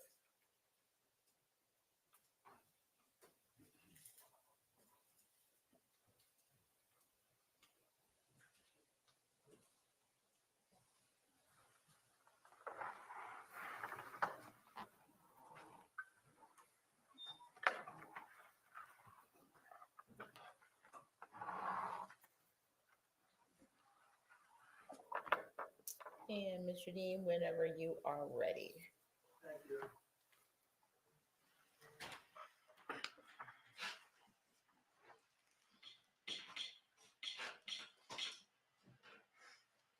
All right.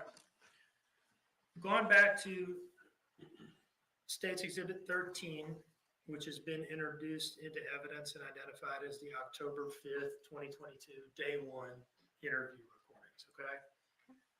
And this is the very last frame of the last interview that we watched. Can you look up at the timestamp and tell us when in the day this interview ended? It is 10/5/2022 at 16:30:32. 4:30 p.m.? Yes. Okay. Now, after this interview was over, did you guys take a break? We did. And during the break, what was happening? We were gathering as a case team, discussing everyone's separate interviews, what information we've collected from the scene, from the interviews, and what we were going to do next. And Was one of the next things you did, or the next thing you did with the defendant, is ask her to write a written statement? We did. And how did that begin? So we did that with her, Paul, and Daniel. Each one of the groups had a form that we read from explaining what we were looking for in the written statement. They all agreed to do it. Now, before was she in the interview room still when you asked her or approached her about writing a written statement? Yes. Before you did that, did the two of you at some point go out and smoke a cigarette together? We did. Are you a smoker? I'm not. You were that day, though? I was that day. While you were smoking a cigarette with her, I presume that was outside. It was, yes. Okay. Did you two of you kind of engage in small talk? We did. Did she talk to you about her family, things like that? Yes. Did she mention anything in particular to you about Zane and her relationship with Zane, her oldest child? She did. What do you remember her saying? She talked very fondly of Zane, how he got her through a lot of emotional issues in her life.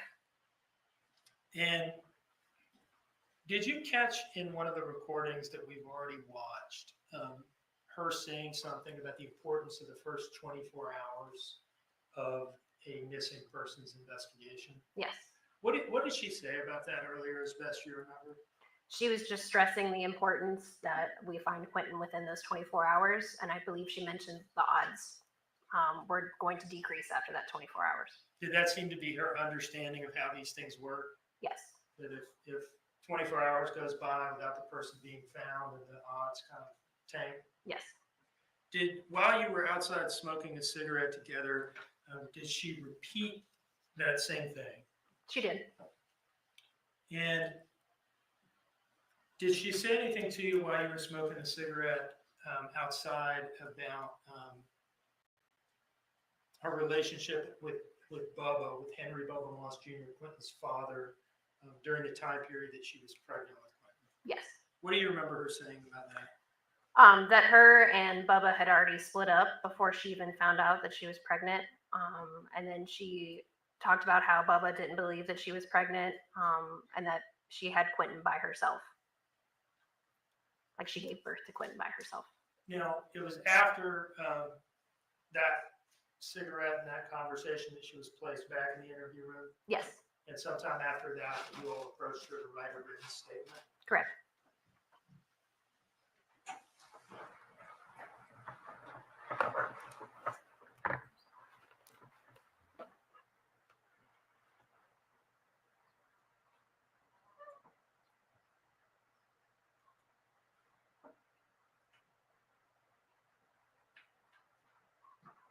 One moment, please. I'm going to try to turn this TV on.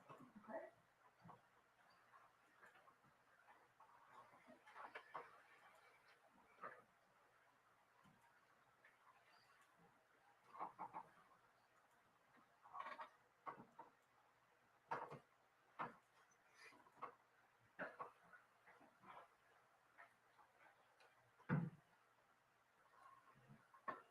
So I'm opening up from State's Exhibit 13, a file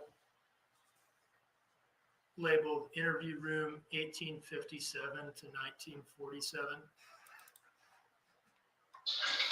So we've talked about a lot. What time are we at now? 1858. 6:58 p.m.? Yes. All right. And what's about to happen here? We're about to read from the form her instructions for the written statement. And there's some things that I'm sure you want to, be sure that we completely understand. And so because of that, I'm going to take the time and just have you write, from start to finish, what we talked about. And I got a couple of things here I want to read to you. And then I'm going to leave this with you and then give you opportunity to put in your words, what happened, I'm really, starting, yesterday. Yeah, forward to when you made the 911 call. Okay. So I'm going to put today's date on here. Today is October the 5th. So 10/5/22. So I'm just going to read this out. I'm going to read this piece of paper with you. And you can read it again, but I want you to kind of the purpose and the thought process of the statement. So just read along with me, okay? Before recording in your memories on today, take as long as you need to picture in your mind where you were, what you saw, what you were thinking, how you were feeling at that time.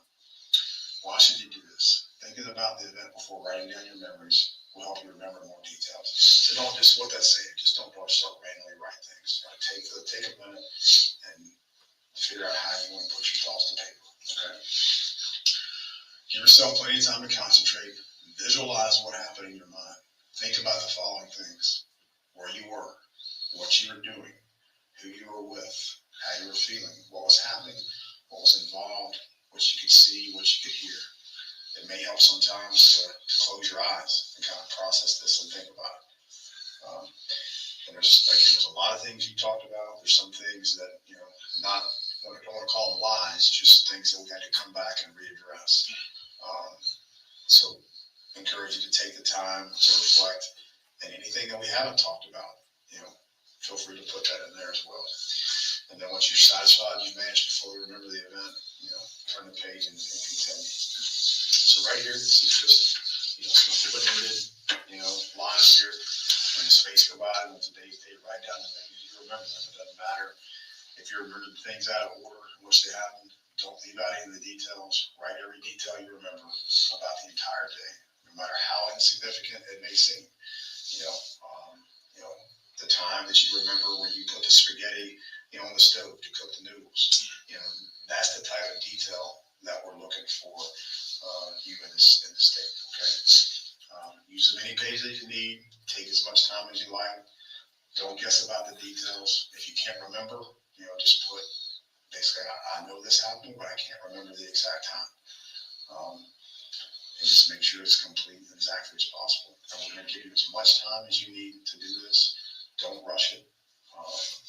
This is the biggest thing in my life right now. I know it's the biggest thing in your life. So just know that we're here, and we're going to continue to, like I told you earlier, turn over every leaf possible. Okay. You have any questions on it? Okay. So you're more than welcome to read through that again. There's an extra pen in case this one goes down. We're going to step outside. If you need anything, just knock on the door. And we'll be more than happy to come here and accommodate you. Okay?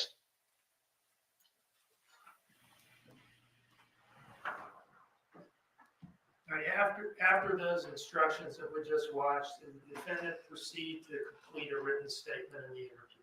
She did. And did she eventually come to the door and let you all know that she was finished with it? She did.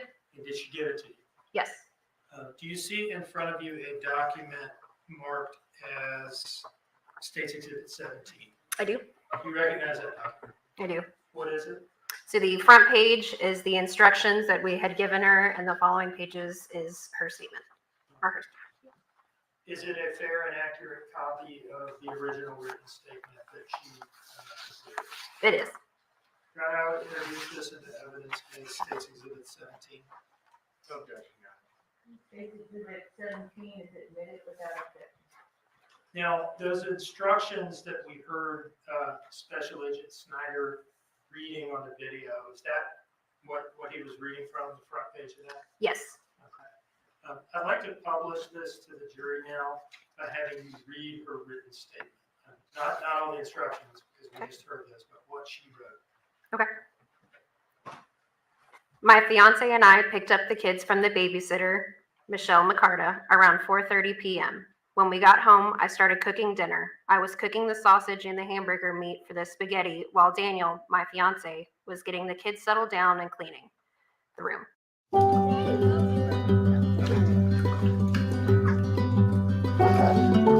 Bed. I then took them all out of the bath, dried them off, put pajamas on them, and gave Zane and Quinton both a cup and their tablets. It was probably around 8 p.m. I decided to put a movie on and played with my kids for about an hour and a half.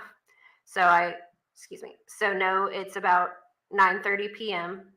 and I just laid Quinton in bed with his cup and Mickey Mouse stuffed animal. I gave him his tablet to help him lay down and started to relax for the night. After I laid Zane down with his cup and tablet, Quinton was very talkative when I finally took the tablet away around 10 p.m.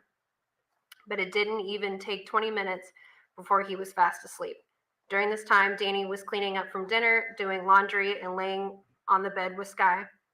After Quinton fell asleep and Zane fell asleep, which was no later than 10:25 p.m., Danny and I started to get into it.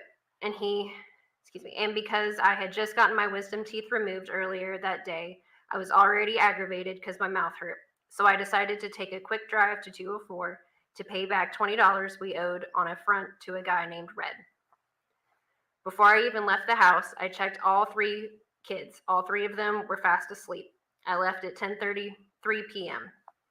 Arrived at 204 at 10:44 p.m. and arrived back home at 10:54 p.m. I then checked on all the kids one more time before I crawled into bed with Daniel. I then attempted to get some rest, but my mouth was keeping me awake. I stay in bed for about 2 hours until 1 a.m. until I finally had enough of my mouth hurting. So I got up, called Circle K to see if they had any Orajel, and they didn't. So I got in contact with a old coworker of mine named Misty, and she did have Orajel. So I left the house at 1:13 a.m., rode up to the Chevron at the end of Buckholter, and got some Orajel. When I got back home again, it was 1:25 a.m. I went to the bathroom as soon as I got home and applied the Orajel. I then checked on all the kids again, and they were all perfectly fine. Zane was asleep in his little race car bed with his tablet on his chest. Quinton was asleep in his playpen with his cup and Mickey Mouse stuffed animal. I moved his hair out of his face, and little man moved a little, grabbed his blanket, snuggled up to it. Sky was asleep on the couch, and Danny was laying on the bed. I then crawled back into bed after double checking the locks on the door at probably around 1:45 a.m. I go to sleep. When I wake up, it's 8:59 a.m. on the dot. The very first thing I noticed was my door was open. I immediately closed the door and checked to make sure all the kids were there, but they weren't. Zane was, Sky was, but Quinton wasn't. I start to panic. I searched the whole house, top to bottom, inside and out, and my baby was nowhere to be found. I called Danny because he went to work at 6 a.m., asked if he'd seen Quinton or took him to the babysitter. He said no, that Quinton was in his playpen when he left and that the door was closed, not opened. So at 9:17 a.m., and I called 911 to report my son missing. After I called 911, I called Michelle, the babysitter, to urgently come help me look. Danny was at work when I called him and came straight home. He was home before the cops arrived. All I could keep saying was, I need my baby. Where is my baby? Note, please, please do everything possible to bring my little man, my monkey, my Quinton home to me, please. Now, in the instructions that are on the front of that form and that we heard Special Agent Snyder read, is it fair to say that the defendant was urged to be thorough? Yes. Is it fair to say that she was urged to be truthful? Yes. Is it fair to say that she was urged to include every detail? Yes. Okay. So if she had wanted to revise her story about what she was doing at the drug dealer, would this have been a good time to do that? They would have. If she had wanted to say, I wasn't actually at the Chevron, I went next to the dumpsters at Azalea, would this have been a good time to do that? Yes. Let me ask you this, was there any mention of throwing trash away at Azalea in this statement? There was no mention of her going to Azalea. Any mention of throwing trash away anywhere at all? No. Would these instructions have called for that detail? They would have.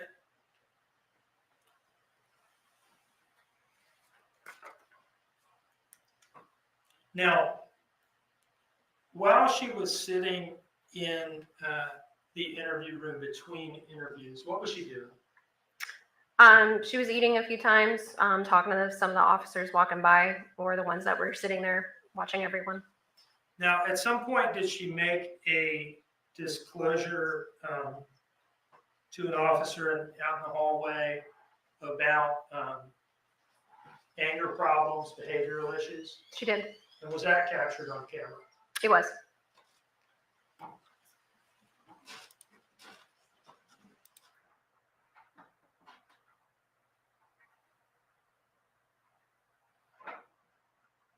Your Honor, at this time, I would publish from State's Exhibit 13 a file entitled Interview Room 2057 to 2103.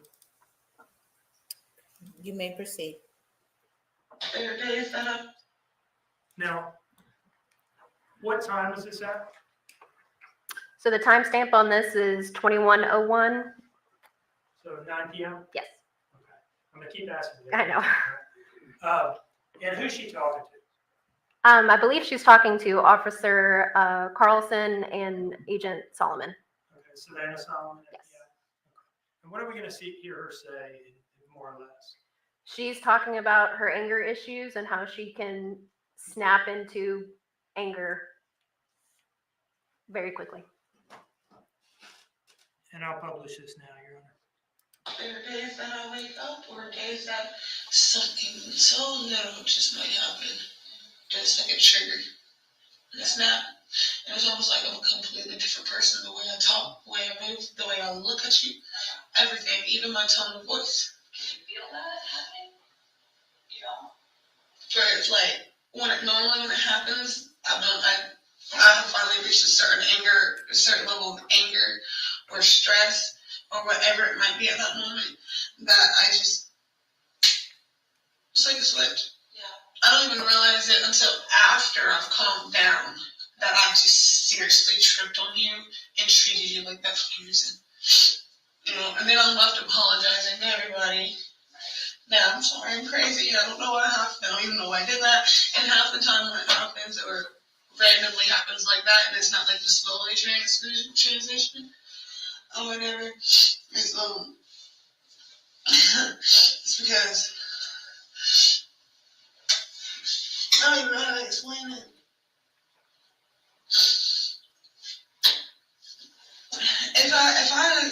If I'm doing pretty good throughout the day and I've got a good day overall, and then something might trigger, it's slower. Okay. I can feel it.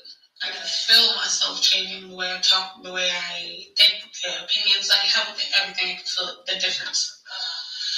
But when it happens, like a day like today, with the amount of stuff going on and stress and emotion or whatever, I just snap.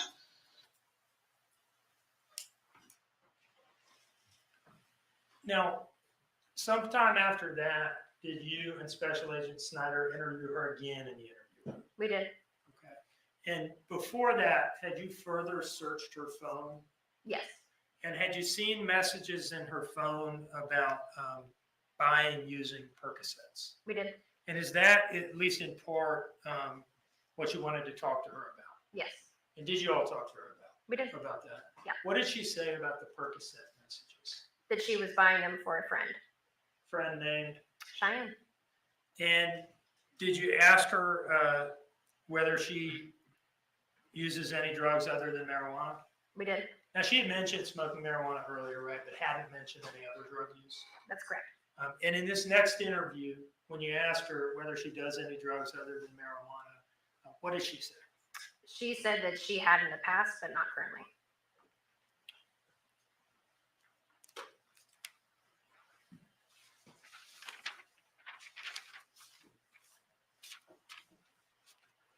Your Honor, this next interview is something close to an hour long. I'm ready to play it, but I will just float that to the court and the jury, I suppose. Ladies and gentlemen, it is 4:25. I think we should take a quick break. But we're going to fit this this exhibit in, going to hear it. I want to give you guys a quick break before we sit you down for an hour, okay? So let's take a quick break. Let's make it 10 minutes. It's 4:25. We'll be ready to go at 4:35. We're in recess. You're exiting?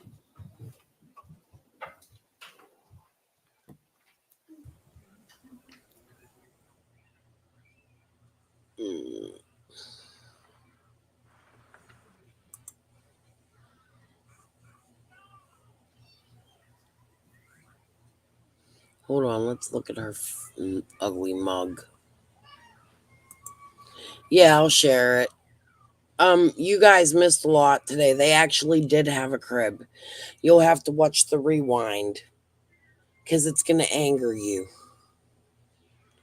We just had a conversation about it the last break.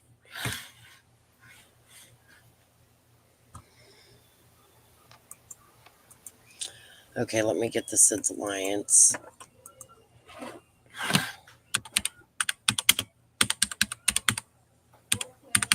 Thank you, Williams. All right, let's take a break. See y'all in 10.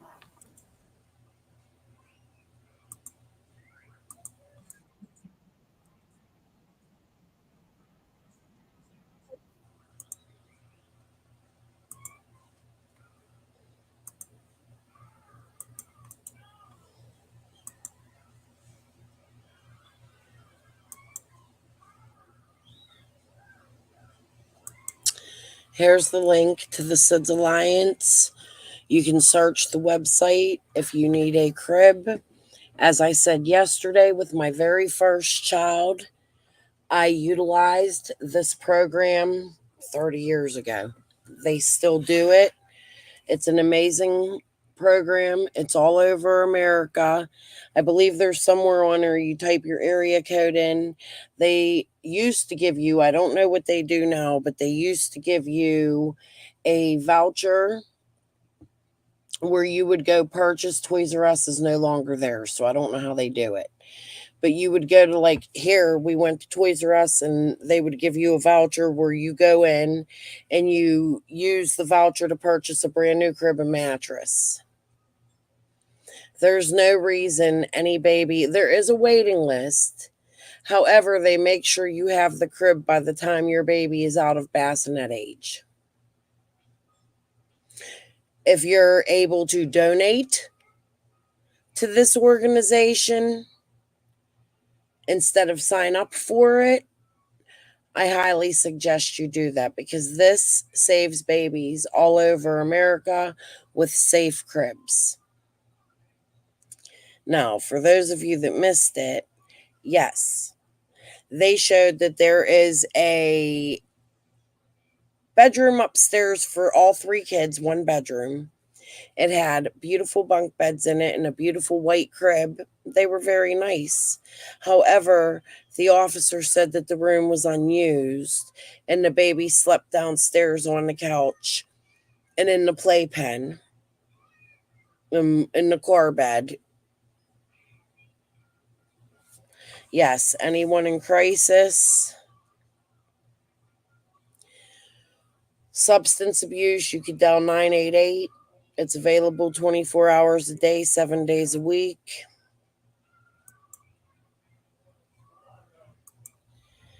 Can you play video again so they can see Danny leaving work? Oh, I took all my links down, so I'm not going to put any more because I keep messing up the things.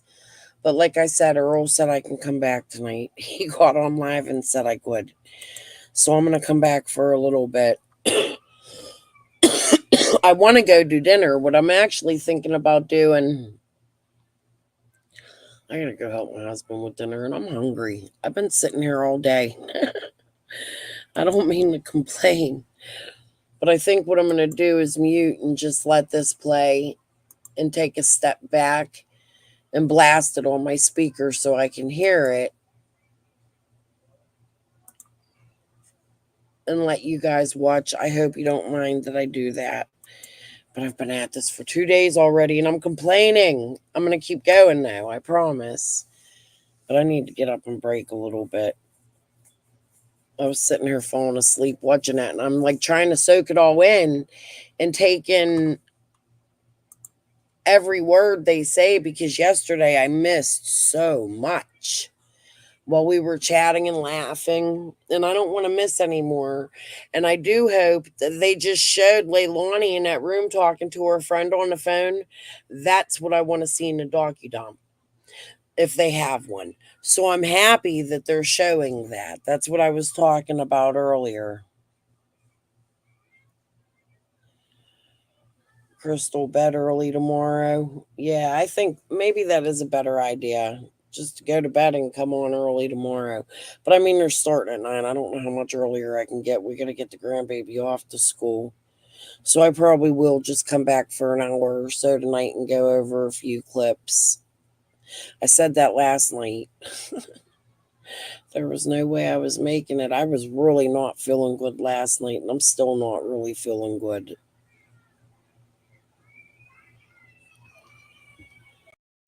I ended up getting up to go to the bathroom. Oh God, it was like 1:30. Somebody was live. Who was it? Killer Looks. I was watching him about Summer for a little bit. He was saying how he thinks Fred's in the Vice Lords.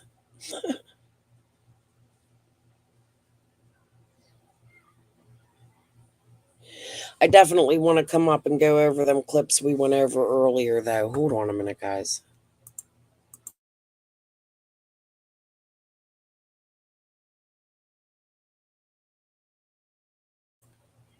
I'm fucking sneezing. It has to be the seasons changing. I can't stand this. I swear they did something. Tinfoil hat. Their bellies was upset. Well, that's how this started yesterday. My stomach was hurting real bad, but then the stomach pain went away and it's just congestion. Like out of nowhere. And I was so tired. It kept me up all night. I couldn't sleep. I couldn't even watch anything because I was uncomfortable. Today I've been doing the Tylenol all day. So since wake up, probably killing my liver. Yeah, I do this. It's my heart failure. When you have heart failure, you're susceptible to lung. I told you guys, I pick everything up. These kids go to school, but I was fine yesterday. It was ridiculous. At 3 o'clock this morning, I'm up here jumping in the shower just to get some relief from my sinuses. After I took a shower earlier.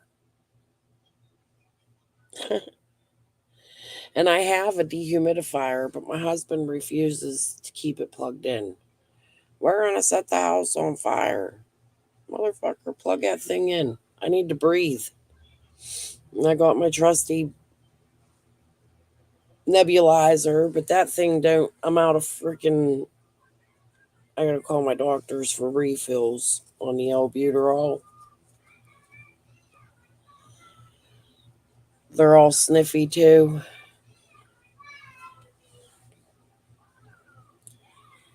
My forehead feels puffy. My cheeks. Yeah, I was smoking, but my eyes ain't red from the smoking. It's red from whatever the fuck is going on.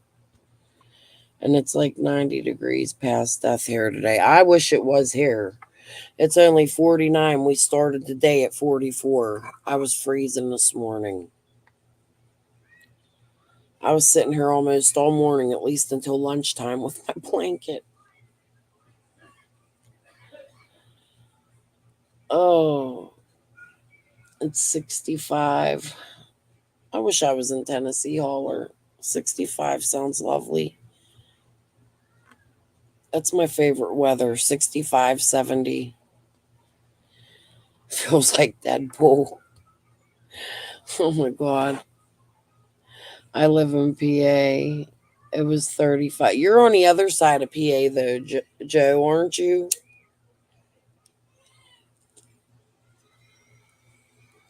It was colder there. It's been freezing here all freaking day. Oh my God, do I not have this live? Look, I shut all the tabs down. I'm still fucking up. The traffic report. or the weather report. Okay, good. They're still on break. Scranton. Yeah, you're up by Molly. You poor thing. You love the East Coast fall. Yeah, I do. I love, like, we like to drive up through Butler and look at the trees and go up where we went camping earlier. You know what? I have, because we came home early. Remember, it was storming. I have one night left for Bear Run, and I need to go to the hell back there. We're going to waste it. I'm going to lose it.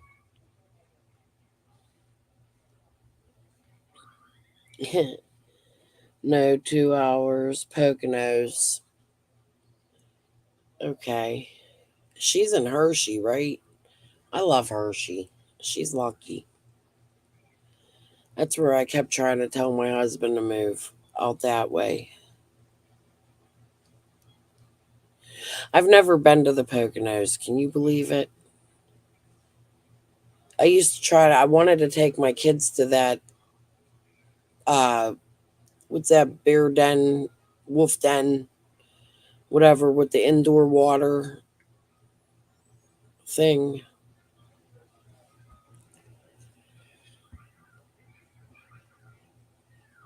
I can't believe I've never been to the Poconos. Vermont is one of the yeah. I want to go to the toy store or what the hell is that movie? He sticks his tongue to A Christmas Carol. I want to go to A Christmas Carol Christmas time and see that house. Yeah, Great Wolf. That's it.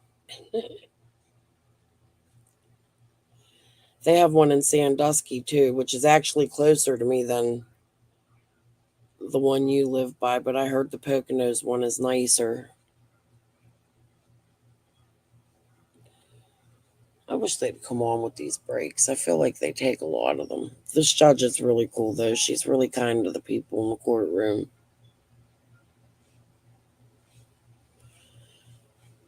I should have had way more content for in between in these breaks. Well, now we know. Today was day 2. We know how many breaks she takes, so I live in Poconos. Hershey is nice, but the smell of chocolate all day is enough. Yeah, I guess if you lived there, you wouldn't want to smell it. We used to go when the kids were little once a year. We'd go up and we'd camp at Hershey Campground. And I don't drive, so it was see how much you work for your kids. That's love. Because we used to we'd take the freaking mega bus up there with tents, suitcases, and then we'd catch a taxi from Harrisburg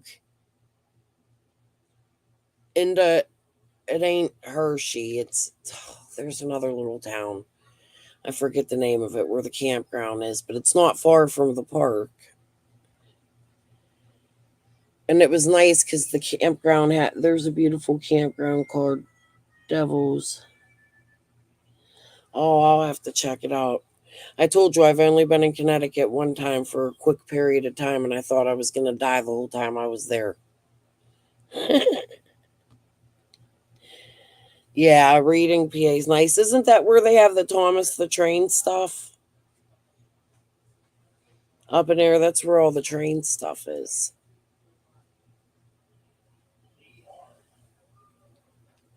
I hear somebody else in my living room.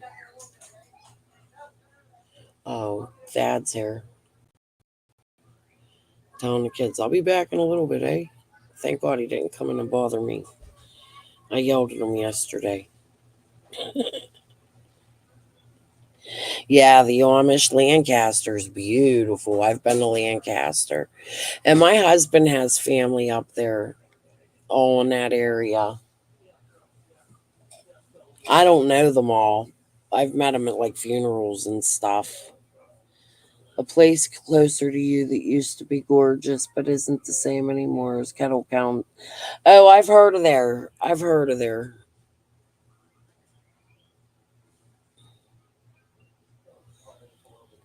Oh. Yeah, I want to go up to Lancaster. I haven't been there in a long time. But again, even closer to me, instead of Lancaster, Pymatooning in Ohio is closer to me because you're on the whole other side of the state. It's like two different states with the same laws, different way of living and everything. We have all the steel mills and can you believe I've never been to Philly either? What?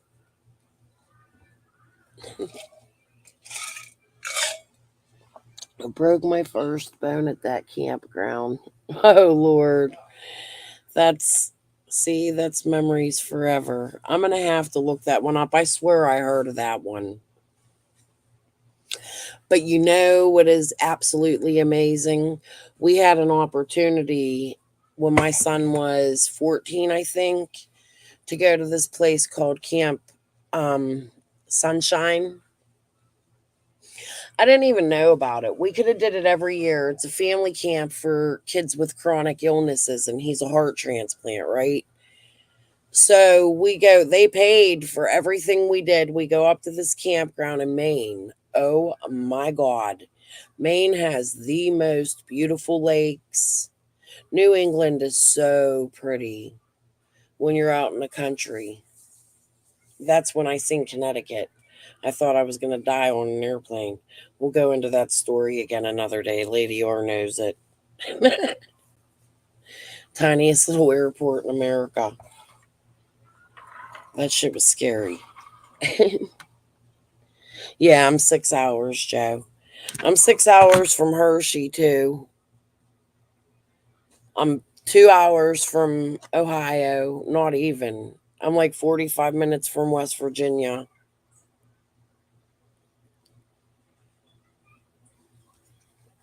And we have Seven Springs. That's like the ski resort. I'm probably 45 minutes from there.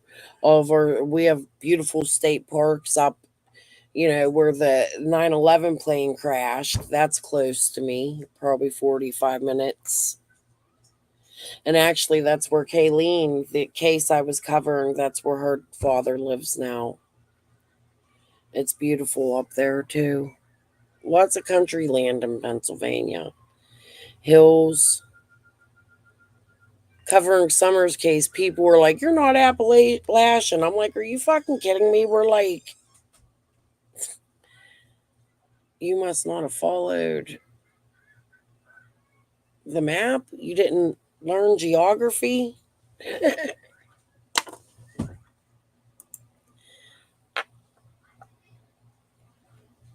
Oh man, that would be so cool. That's right. Crystal Lake's up there, or Crystal, whatever it's called. Have you been there? That would be so cool to see. My husband's ancestor is Lizzie Borden. Do you guys know that? His family was bought by the Bordens, and they were Ard back in the day. But it's a very distant, like, cousin. He actually was related to Gil Borden, who made the first Texas map and owned the Borden dairy with the daisy on the head. And that's Lizzie's uncle. But Gil Borden was my husband's fourth grandfather. So we have a Lizzie Borden connection. It's kind of crazy. We always wanted to go up there and like visit and see if there was like, if a blood relative walks in.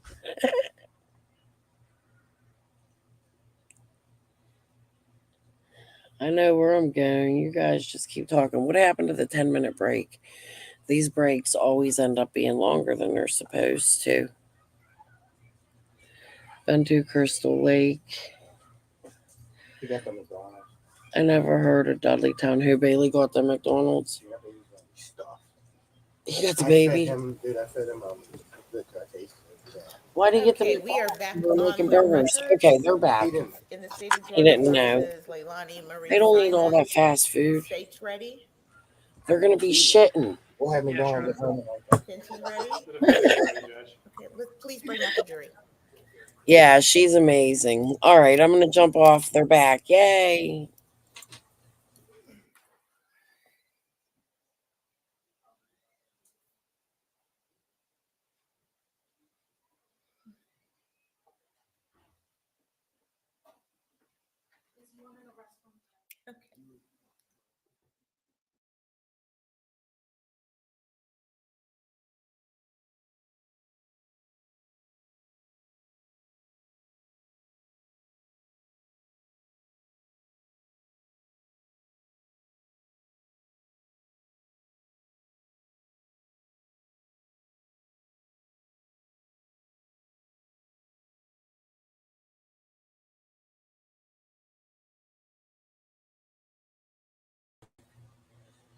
I'll chat while they're muted. Lots of muting. You know what I noticed about this trial is they don't do a whole lot of sidebars. There's not a lot of objections. Her defense sucks. I hate to say it, but they do. Oh, Lady R, you missed it. She's so kind, man. You got to go back and watch. She like takes breaks for the everybody in the courtroom to stretch and stretch their feet, like 30-minute breaks. Stand up, everybody. She's amazing. She was nice to Leilani when Leilani came in. She was like, "Hello, Miss Simon. Please take a seat." This judge is going to be good. I have a feeling at the end of this, everybody's going to love her. I've never seen a judge like her. You could see in the courtroom, everybody's looking around like, "What? We get to stand up? Oh, okay." She is pretty.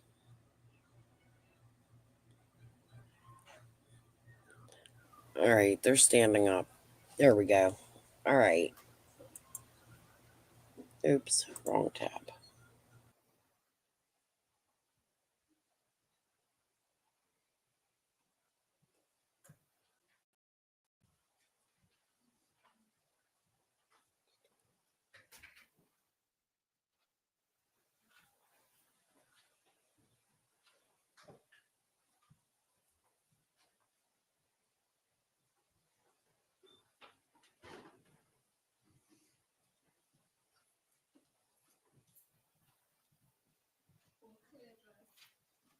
Okay.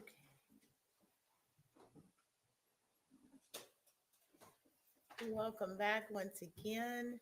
Were you able to follow the court's instructions not to discuss the case, not to? Very good. Have a seat. Ladies and gentlemen.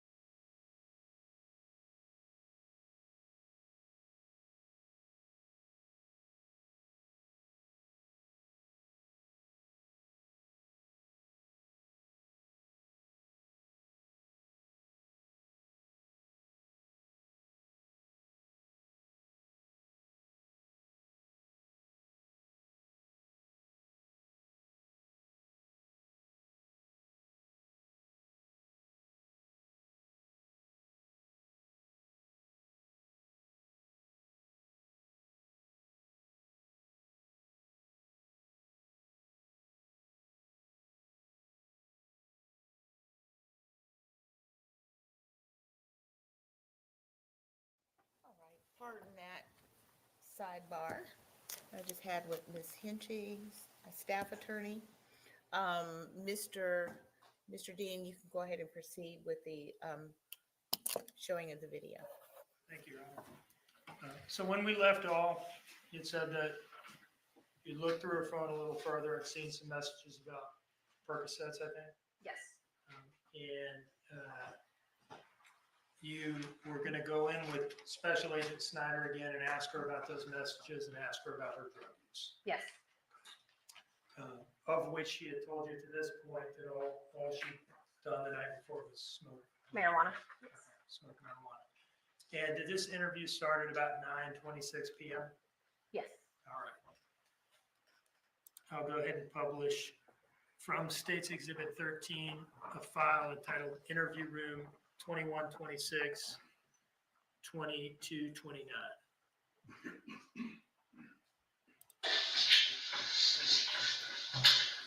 Anything before we sit down a little bit more? My brother's ordering food. Yeah, Okay. all right.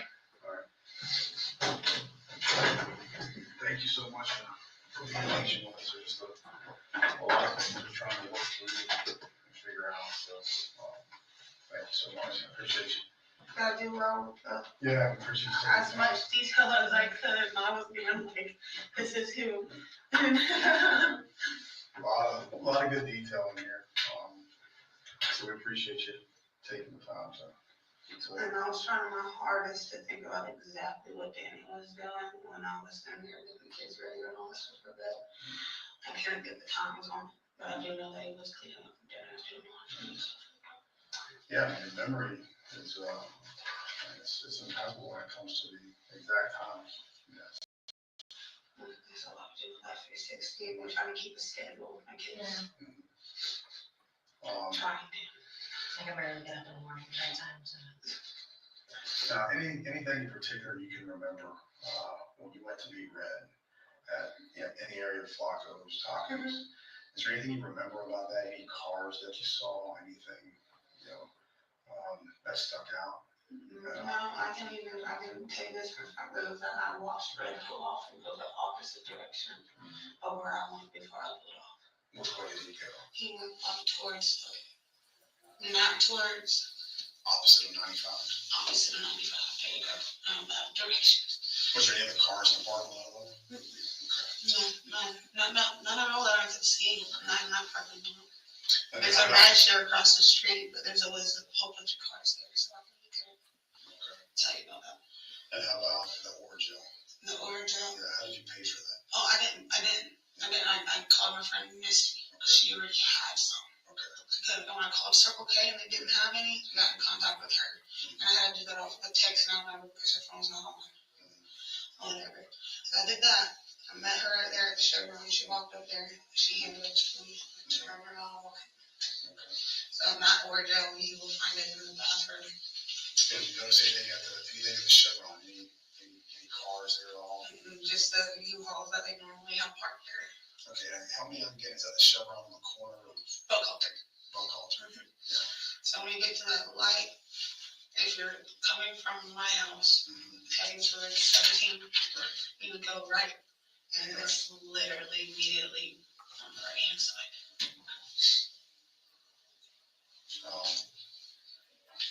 There was only one time, and I really didn't think this was relevant because it was months ago. I left at Jasmine's Food Mart at 9 o'clock at night. Oh, yeah, thank you. It's my little brother.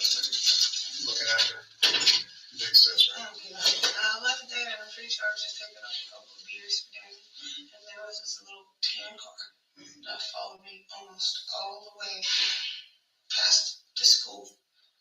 But by the time I had passed the school and was pulling into the driveway, the car had stopped and turned around. So I didn't think much of it. But they did pull out for Jasmine's the moment I did. And followed me all the way down that road until I passed that school. What time was that? It was about 9 o'clock that night. I can't tell you exactly what day it was. I don't even when I know it was about 9 o'clock at night. Because I had work at 6 o'clock that next morning. And I was working 12-hour shifts. So it was probably on a Wednesday. I think that's when I first started. It was Thursday, Friday, and Saturday shift. It was probably a couple months ago that happened. Yeah. But that's the only time that I can ever remember anybody following me. And the person looked like he was probably like skinny little Mexican. So. And the time that you got home last night, what time was that? After I went to 4, or after that, it was like 10:54. 10:53. It was before 11. Okay. And then you made the you woke up at 9. Yeah, this You morning. woke up at 9. Did you wake up at all before that? Were you lying awake in bed, or was your teeth just hurt so bad you were out until you woke up? I was out until I woke up. When I finally was able to get enough relief to actually go to sleep, I was out until I woke up at 9. Like, I didn't feel Danny get out of bed. I didn't hear no alarms. I didn't hear any doors shut. I didn't hear the car cranked up. I didn't hear the pool filter come on just right next to the corner of my room where the bed is. So, I didn't hear anything. When I got up at 9, that's what was there. So between about 1:45 and 9 o'clock, I was asleep the whole time. And then just walk me through again. Looked at here, I just want to have a good understanding. Exactly when you woke up, what was give me step by step what you did when you woke up. So the way the room is set up, my bed, as soon as you wake up, you can see the front door.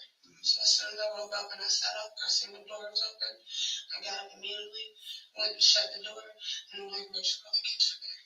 And when I noticed Quinton wasn't there, I searched the whole house, up and down, in and out, front yard, backyard, side yard, everything that I could search. Couldn't find him. So I called Annie. What makes you know it was exactly that time? Did you have your phone with you, or how did you know what time it was?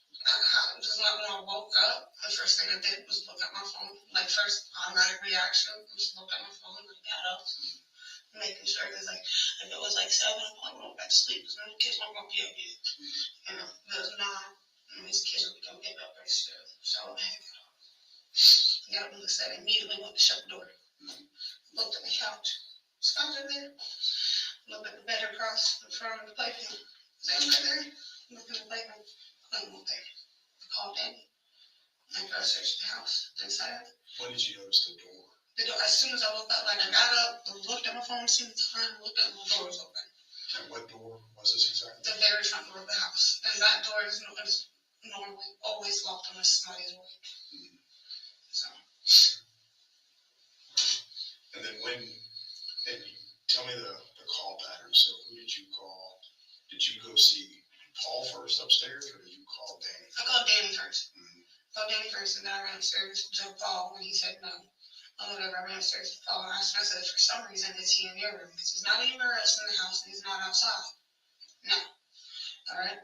So then I called 911 and then I called Michelle. And I called Michelle to come over and to pretty much try to help me look and search more while I got the other 2 kids in the house. So, and she came over right away. She was there before the cops got there. So was Danny with you? He was at work. But when you called 911? When I called, no. He was not with you? No, I think he was. I think he had called me as soon as I got off the phone or something like that, saying that he was about to be home. So he was on the way. So I called him, and he was there like 17 or 20, something like that. And that's good timing. This being a 20-minute ride to work. Right. You mentioned that you and Danny had some sort of argument. You were frustrated. Yeah, I was frustrated, and it wasn't like an argument. It was more like I don't understand why you don't want to touch me type of stuff. So once again, I was feeling worthless. Pretty much. And the only way I could make myself get away from that and to try not to get 100% into that type of mindset was to take off running. And so when you left the house last night at roughly like 10:30. So you left the house at 10:30. Was it kind of one of those situations where you leave and you slam the door and like you're not on good terms with Danny? It was so more. I looked at him. I was like, yes, but then straight in the face and speak before this escalates and gets to where we're arguing and yelling and keeping everybody up in the name. So I'm just gonna go away for a minute. I'll be back. We'll talk. So we're there to 204. August, living in the middle of August. Gave him $20. Went back to the house. Don't talk about.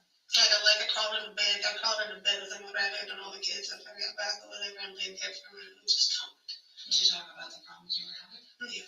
We were talking. He was talking about how he doesn't know how to explain that becoming a father. I think it had a lot to do with his sex drive. His what? Sex drive. Okay. Has it changed some? It's not. It's not a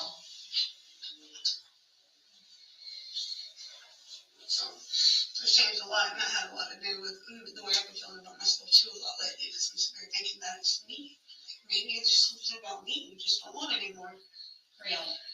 Were you trying to do something before? No, it was like I didn't hold things in. So what I was talking to him about was a few days ago. What happened? Like it started, and then he lost his toner, and it lasted 2 minutes. He didn't try again. Yeah. So I didn't say anything about it for a couple of days. And I finally said something last night. And I didn't want it to turn into an argument, which is why I didn't say something about it when it happened. Yeah. So when it started getting heated with us just talking, I was trying to avoid it. Left, went to go pay rent, and came back. And we were able to lay there for a minute talking about it. And I finally stopped talking. My health is hurting. And I told him, I was like, we got to the end of the like that. We're good. And whenever I laid there for a minute, and he went to sleep pretty quick after we finished talking. Me, I kept laying there tossing and turning because I'm trying. Did Percocets help some? If I had a Percocet, he would prescribe me 800 milligrams of ibuprofen. So you didn't get a Percocet from Red when you were out there? No. I just gave him $20. And even if I did want to get a Percocet, that would be $35. When was the last time you got some? Last time? I would buy some for 6 months ago. I don't do pills like that. Like, if anything, anybody got to worry about anything with me is smoking weed. Because I don't smoke the hell out of weed. I'll be honest about that. Everything else, no. My mom's a drug addict. I watched her be. I see her almost get covered up in leaves in the kitchen. So I stay away from that. Anything that's not homegrown or bought at a convenience store, I don't want. When I mean homegrown, I don't mean cooked on the stove. I mean grown out the dirt. They're homegrown and grown, not created. Yeah. There's some things that you just you have to answer for, so we have to get a better understanding as to, what went on. You know that you gave us the authorization to go through the text messages. There's text messages in there about you purchasing Percocet as recently as within the past 24 to 48 hours.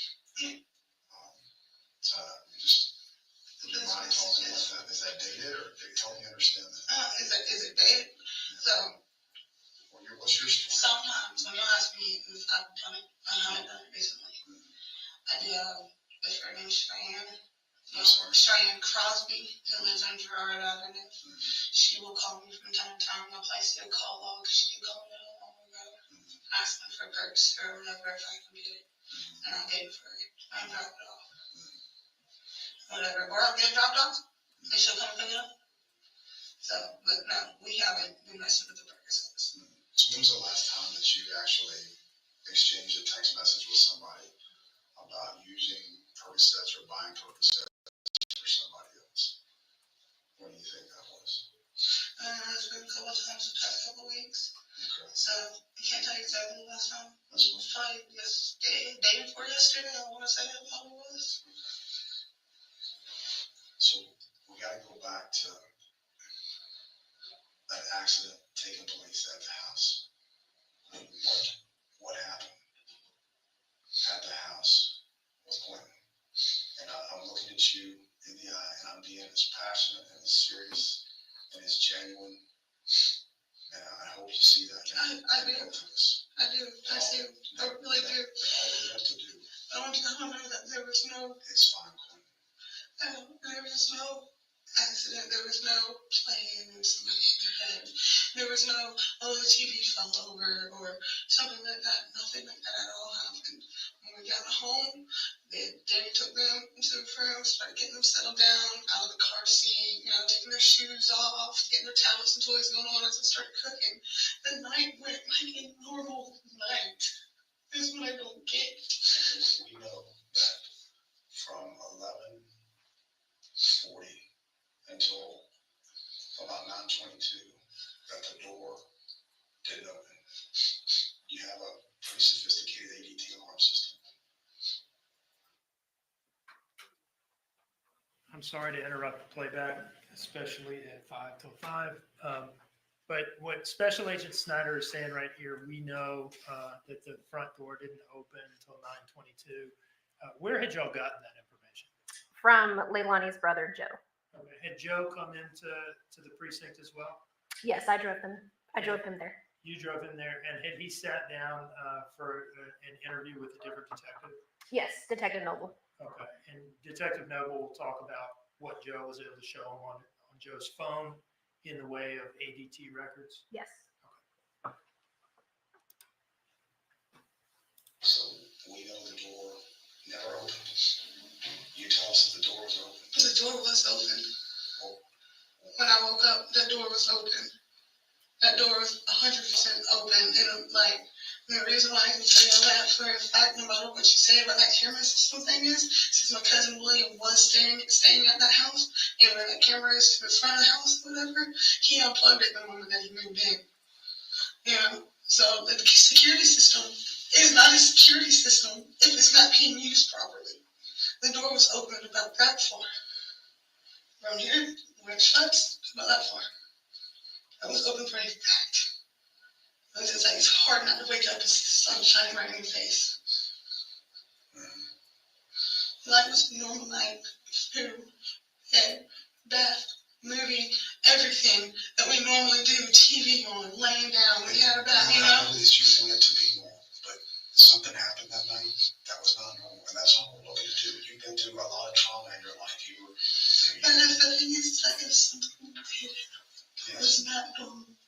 I was not aware or made aware, or it was when I was not home or was asleep, because not one thing went weird or wrong or out of the ordinary after we got the kids at 4:30.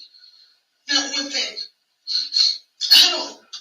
Not even the way the kids were acting or behaving. They were doing just fine. I really do mean this. Were you both home until you decided to go out and talk to Red? You and Danny? Yeah, both home. Danny was the only one home when I left by the time we got back, Paul, so. And it's just y'all that drive the cars too? Yeah, us three, we drive between the three of us, we drive the truck and the Dodge. That's all we drive. And then Paul's the one that drives He drives the truck, not the truck. He drives the truck more often. We drive the Dodge more often. It's better on gas. What kind of car's the Dodge? It was a 2015 Dodge Journey. Okay. Is that what y'all went to go pick up the kids in? That's what we picked up the kids in. That's what I used when I went to 204 and when I went to get the older job. Okay. That's exactly what I used. Gotcha. And you just took the normal route down Buckholder for both of those? Yep. And what time was that again when she picked up the kids? 4:30. 4:30.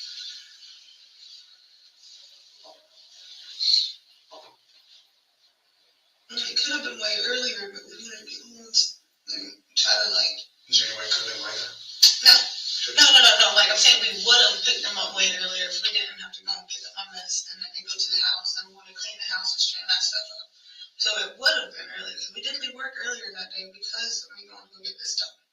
But we left at like 8 or 7. 7:30 we left work yesterday. And when we got to the office, the doctor's office, or whatever, they had me in there by 8:30, out by 9:32. Something like that, 9:32. Whatever. And then we went and dropped off prescriptions. We went to Kroger's. We went to the house. We straightened up the house down. Or whatever. And I relaxed for a minute. Some more salt water and watching Netflix. Not Netflix. HBO Max. I don't got Netflix no more. And then I told him that text Michelle, make sure it was okay if we picked them up at 4:30. If that was still okay, let her know what was going on. Like, yes, we are home, but this is what's going on. And that's what we did. And we picked them up at 4:35 to be exact. I can show you that too. Well, I don't doubt that your memories are impeccable. I mean, some of the exact times you have on here, to a certain extent. And again, it goes back to the trauma that you experienced. And you got to understand that bad news doesn't get better all the time. Okay. And so. And that's what I'm freaking out the most about. This most dark time. It's already dark. And weather's getting cold. I don't know where he is. I don't know if he's warm. Nobody's fed. I don't even know if he's okay in general. And that's what I want to know. I don't understand that y'all are doing y'all's job. I do. I 100% do. But there is nothing about last night that stood out, that was out of the ordinary, or that didn't go as a normal night goes. Minus the fact of me hauling tail when I did to go pay red and get orange out. That was it. Those are the only two things that did not go as normal. But Lauren, accidents happen. Accidents happen. Things happen that in your mind that you want to suppress, that you just want to push as far away from reality as possible. And that happens. That happens in everybody's life. You know, but there's things here that just aren't adding up. And I want you to help us understand that. Yeah, okay? and I'm very Your car, Dodge Journey. You drive that. Yeah. What's the white powder that's spilled in the back of that? What is that? Baby cereal that busted in a cereal bag when we were shopping. That's baby cereal. Why is the Dodge Journey with your tag up in north and south on Ogeechee Road at 6 o'clock in the afternoon, 6 o'clock in the evening yesterday? Yesterday, because at 6, he was probably going to go get beer. So that was him driving. That was most likely him trying to go get beer. I don't remember leaving at 6. I don't think I left at 6. No, I didn't leave nothing at all. What kind of beer does he drink? Natural Lights. Where does he put the cans when he drinks? We have a bag that we normally tie in the closet in our bedroom. We're going to put them in there. And I'm like, I might find one or two in the car. And he tells me up and down that he does drink in the car. But I've done found bottles of little Fireball and cans before. So that I don't know. Well, just help us out. Like we have a combination of a lot of things here. We have you know, you told us to know about this that you're going through.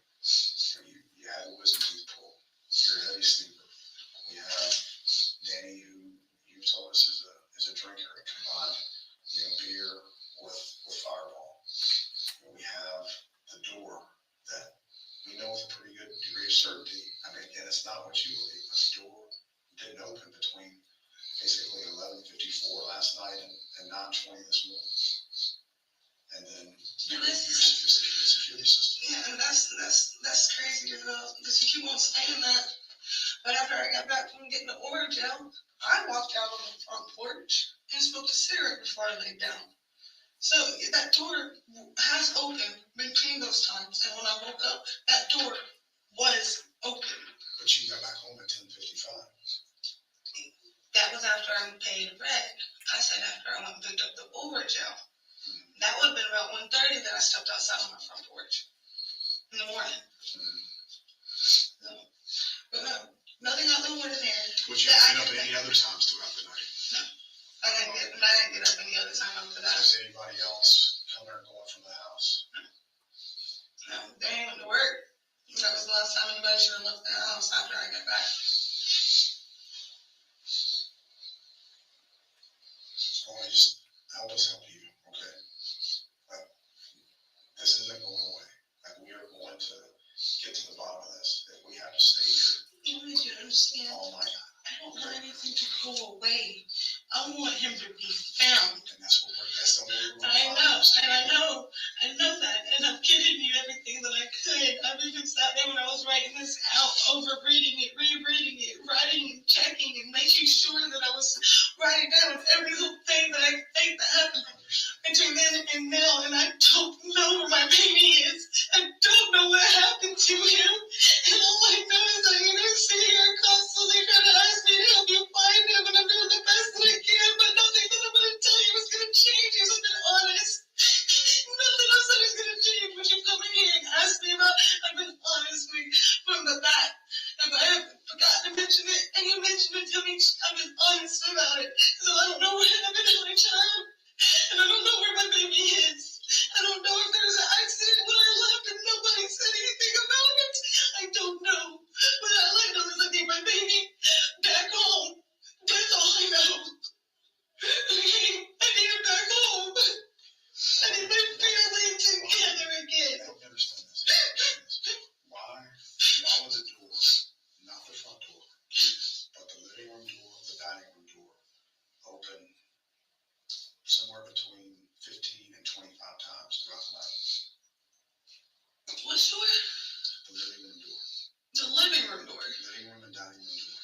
dining room door. Any other door in the front door. I was gonna say the dining room door. People are quite in and out frequently. Now the other door, nobody's been in and out. Last night specific. Last night. Yeah.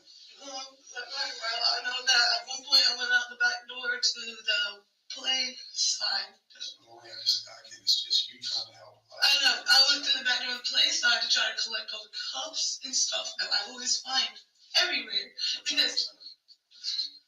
11 something. I had already went to red and came back. Okay, I had already went to red and came back. It was 11 something. I'm just trying to help straighten up and clean up. That's all that was. I opened that door, but that door only opened that door, and that side only opened twice. The other one would be in and out between Paul going in and out, Danny going in and out, letting the dogs out. You know, that's the only time the other door would be opening up. Paul's asleep upstairs. He doesn't come down until you call him. Yeah. Danny is sound asleep because when you get home, you guys lay in the bed together, and you go to sleep. So, the front door, I'll give you that. Okay, maybe it doesn't trigger when it opens one time. Yeah, and you were talking about that thing on the top of it? That hasn't worked since I've been in that room. That little white thing has not worked since I've been in that room or since I've been in the house. That has not worked. Anytime you open that door, it does not chime. Does not make a noise at all. So, do you think when you came home from red and you brushed Glenn's hair, was he alive at that point?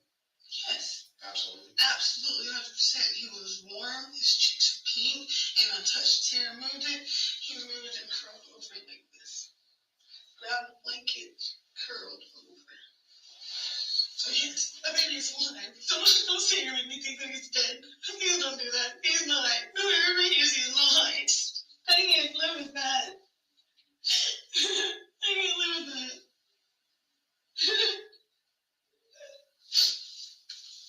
He was alive last time I seen my baby. He was alive and he was moving and he had color in his face and he was my happy baby.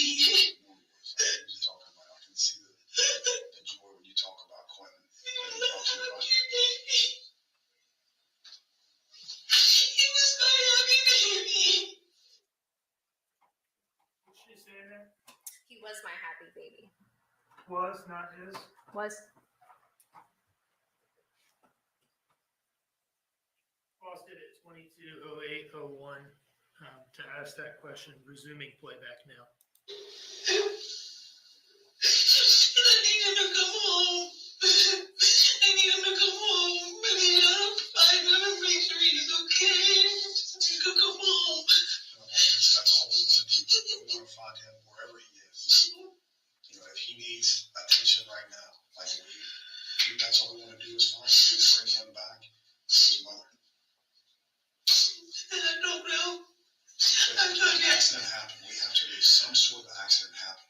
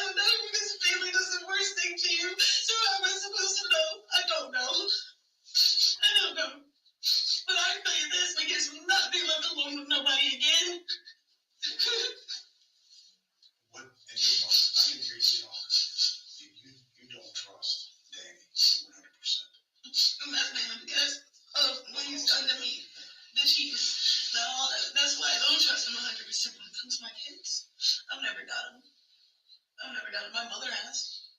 My mother's doubted him before. I have never doubted him. I have never come home and seen marks on my kids. I have never came. Do you think he takes care of it when he's? Yes. Yes, he does. He'll take care of him, that man. What if I told you that if you're not home by the time that you said you're supposed to be home, and Danny is there with the kids by himself, that he just leaves? He just leaves the kids there unattended. Would that be a surprise to you? Yes. Yes. That would be 100%. That is something he would not do. That's something that he does. Yeah. Huh?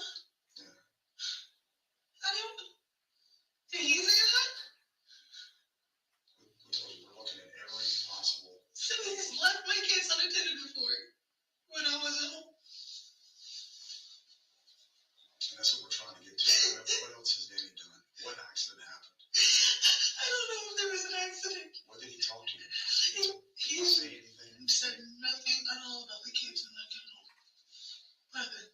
He just laid there and he was just talking about my anger issues, my mental problems, what makes him turned off about me.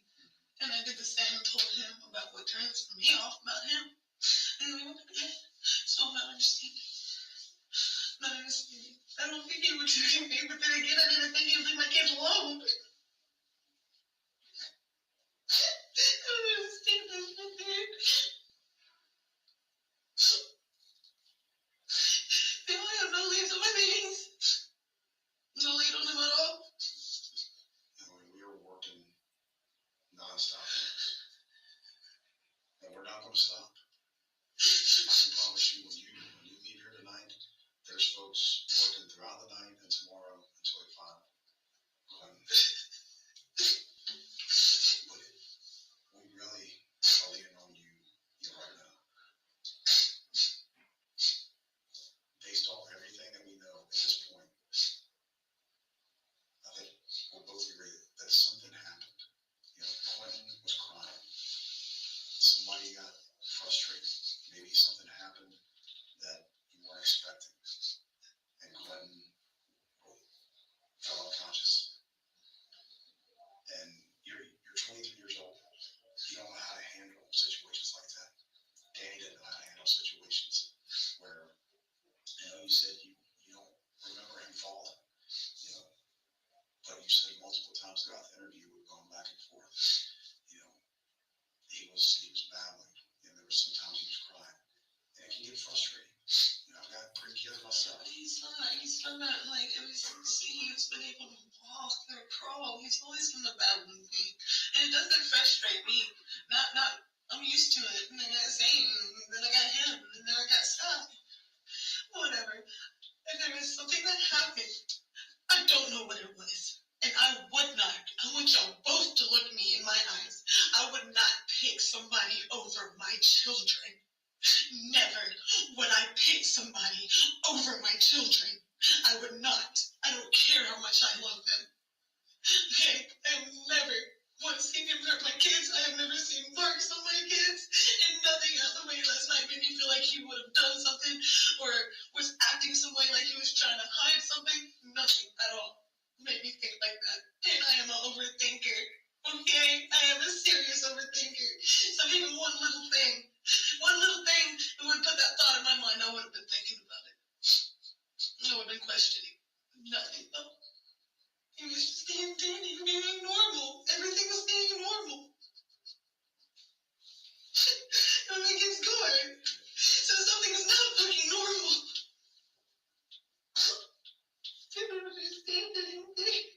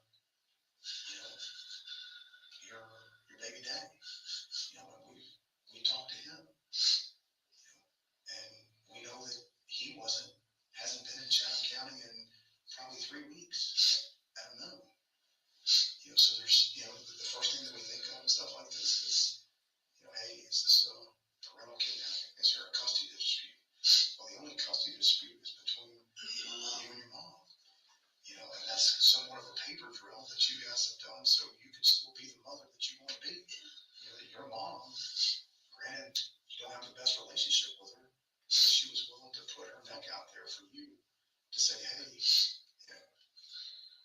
I'm willing to put my name to paper that I'm going to be the primary caregiver of these children.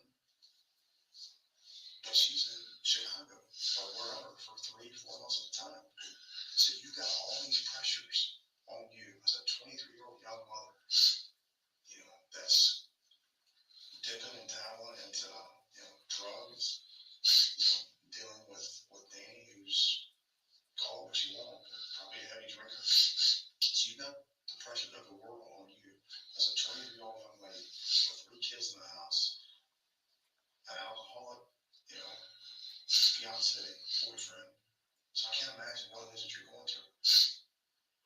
So naturally, all the things, that develop leads for law enforcement, there's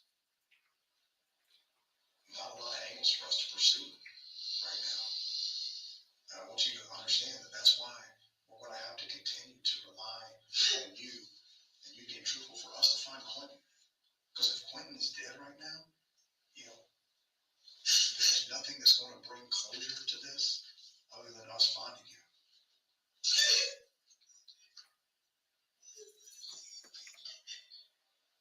We don't know that. But at this point, you have to understand, based off what we just walked through and we explained, that there's not a lot of angles for us to go down. Other than something happened at the house that you may not be aware of. But we're asking you to take a hard look at that and don't. I know you love Danny. We can tell you love Danny. I love my kids more than Danny. I love my kids more than Danny. Every single one. And I would do anything for my babies. Every single one of them. I don't know if there was an accident that happened. I was gone for what? Total over maybe max of all the times that I left. So I don't know. Everything was normal when I came back in. There was no sudden movements. There was no awkwardness or trying to avoid me being around. There was nothing like that at all. There was nothing that would make me sit there and look at somebody and say, what the hell did you do? Nothing at all. I don't get it.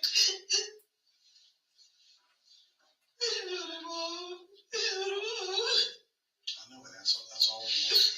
I've given everything that I've could, everything that I've been that I could think of that I could clarify. I have done everything I could. I searched that place top and bottom multiple times before the cops even got there.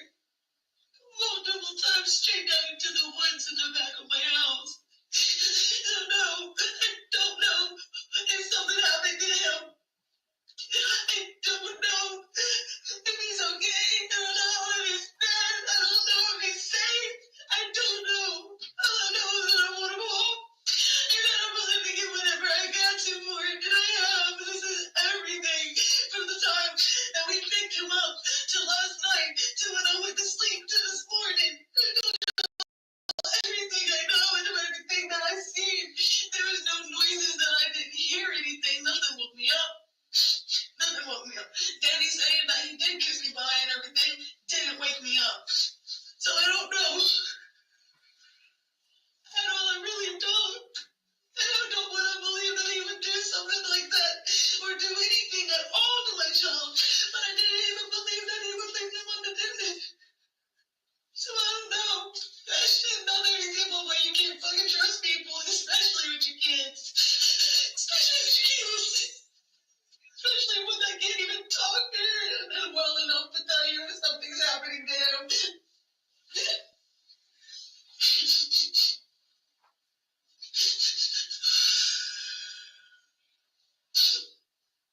What do you think Danny did? Danny's never been violent. Never. I've never seen him violent. I've never, the most violent I've ever seen him get was here recently when he played on the horn and cussed somebody out in traffic because they almost ran into us.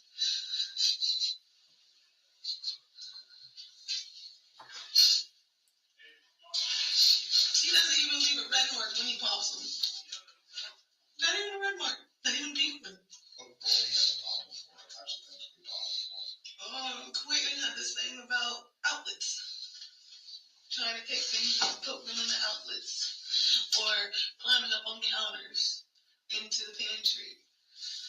That was Zane. He climbed up on the counter one day, turned the sink on, had the sprayer thing in there, and it was like a water park in the kitchen. Yeah. Okay. So there's things like that, just the everyday typical things that people get onto their toddlers about. Getting too close to the pool, getting too close to the stove, you know, playing in the toilet, putting the toilet paper and stuffing it down the toilet. No matter how much pain. Does Paul ever discipline? Yes, Paul will pop them too. The only people that are allowed to are their immediate family. So Paul is uncle, he is allowed to get on. Daddy's allowed to get on too. And my mom and Thomas, anybody else has to get me or to get on dog. Often does Paul watch? Not often, maybe once, twice a week. And but it's normally like for an hour or two. Yeah. Like we can go pick up food or grocery shopping and come back home. Okay. Type stuff. Is his does he can he just come downstairs, or is there like a different way for him to get into y'all's area? I know he has to come downstairs. Like there's that door entrance to the bathroom that leads out to the dining room and out back, and then the front door. So he has to come downstairs, walk around the kitchen, through the dining room, just to get to my room. Is Paul doing the same job that y'all are doing? Yes, he works at the same place, but he works 2 to 10. He works the second shift. Yeah.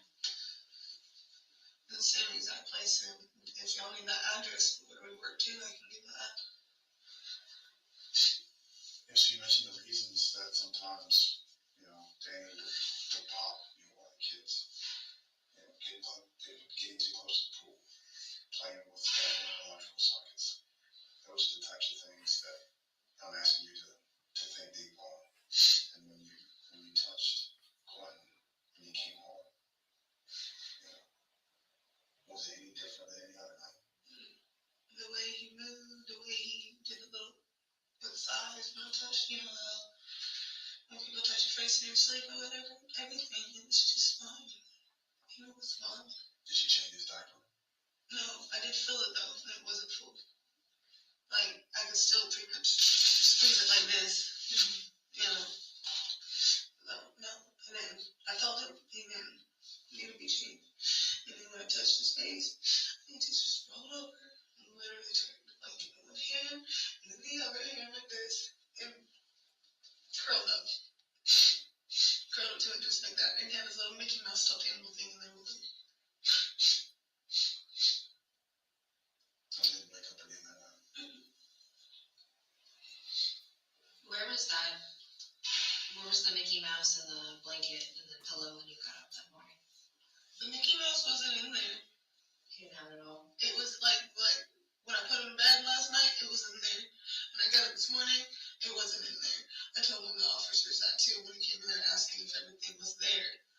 And I was like, well, I can't touch anything, but I don't see his Mickey Mouse. There's a little Mickey Mouse stuffed animal, just like a regular old little Mickey Mouse. They're never that big. He sells it almost every night. Does he usually take it around with him when he's not just sleeping? No, carry it on him by the foot or by the nose. Where was the blanket? The blanket was in the corner of the playpen. Okay. Almost like, like someone picked him up and the blanket fell. This 19-year-old that was around the house, you said knocked on the door random times, or about 3 times. I haven't seen him since the last time. Has anybody else other than you seen him? Paul has. Paul can probably give you a description of him for a fact. Paul answered the door the very first time I heard him knock. So he can give you another description. He's got curly hair, brown hair, light blue eyes. If I weigh 160 pounds, I'd be weighing a little bit more than that. I don't know. Y'all get a lot of foot traffic right there? No, not normally, but here recently there's been a lot of people walking up and down the roads. Yeah. A lot of people. And my babysitter can confirm that as well, that she had somebody randomly pull up into her driveway and attempt to go into her house with her stuff until she had turned the light on and the person ran off. So. Does Paul usually hang out at night a lot? Paul works night shifts, so if he does hang out with somebody, he hangs out with them before he comes home. step out, let you eat some of this. I want you to think about a couple of things. One being tonight. Don't think you should go back to the house tonight. No, I wanted to request if I could go to my grandmother's house and that we would keep her phones on. I can keep her phone number as well. We'll come back here and we'll get all that stuff. Oh, no, we're like, it's really long. I won't be able to go to sleep at night anyways. At least I can go on my babies. Right? I can go on my babies. With the search having been done, it's not a good idea for you to go back to the house tonight. We'll even have No. My accommodate you with a hotel room or anything like that. that would probably be better, honestly. I don't have to drive 30 minutes. But no, my grandma, I'm in every reasonable to keep Sky over there if we needed her to, and I can pick up Hussein and go over there and stay for the night. At a hotel? No, my grandma's house. No, it's right there in Guyton. Okay. I'm staying there for the night and then go back to the house in the morning. If we could find a hotel tonight, would you do that? If we could find one tonight, I would prefer to be closer and then y'all be able to.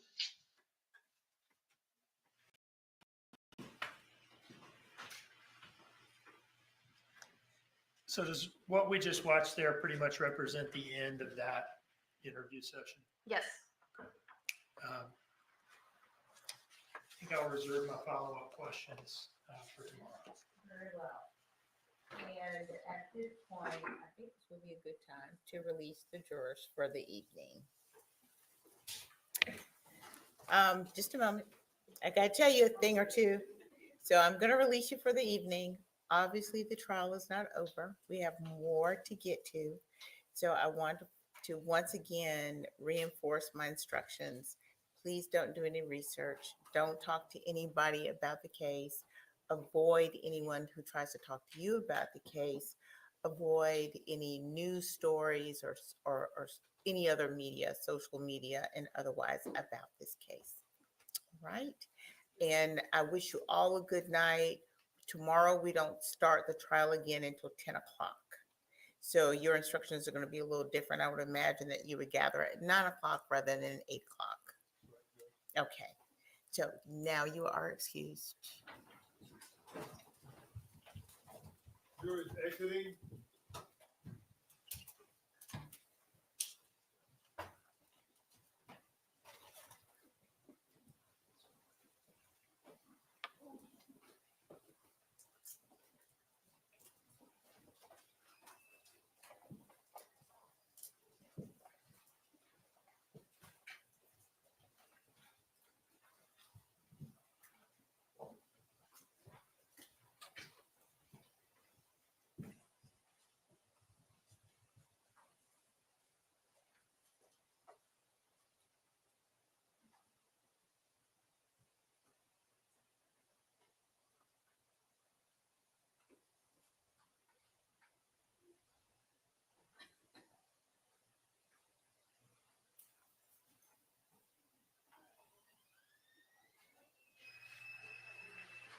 All clear, Judge.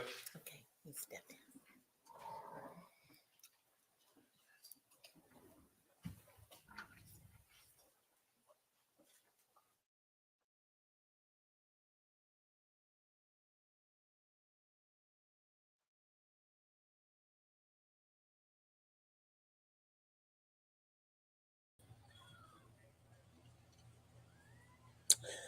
They're going to end. I don't think. Is there anything from the state that we need to take up at this time? Your Honor, I wanted to bring it to the court's attention that the jurors do not appear to be wearing the correct numbers.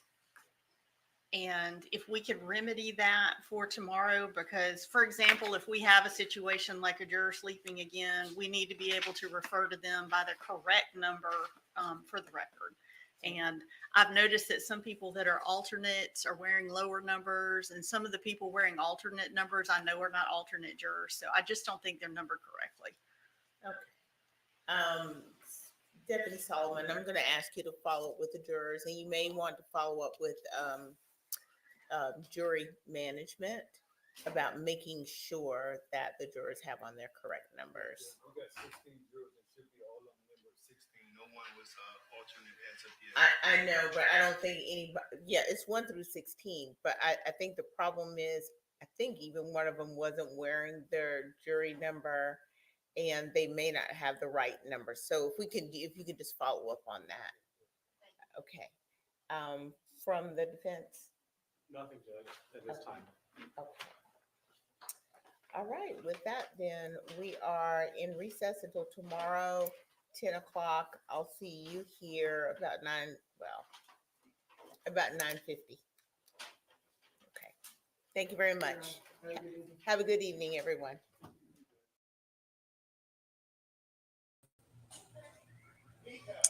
All right. Well, we ended day 2.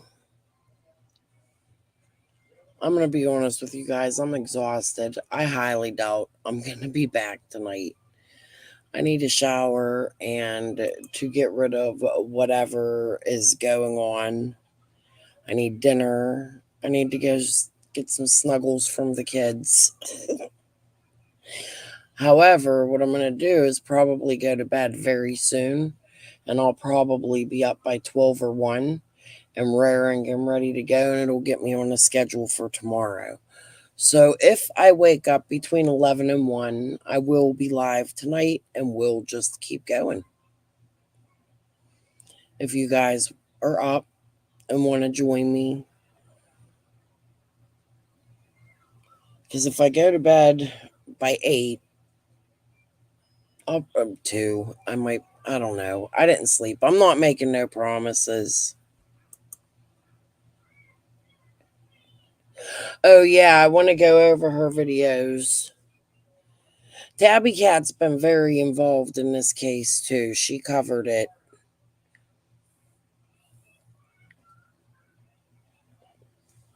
But yeah, I think what I'm going to do is just get some sleep. My husband's yelling at the 8-year-old, and the 8-year-old's laughing at him. I don't know what's going on.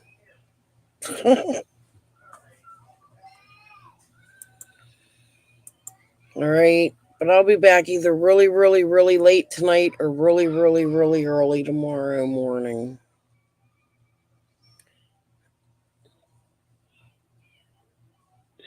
Hold on, let me check my notifications. This is the one where BJ. Okay, oh yeah, I gotta watch these. I'll probably lay down and listen to him, and I'll come up and we'll play him in the morning. And I want to find some news coverage. I was really disappointed that yesterday they didn't post anything until this morning.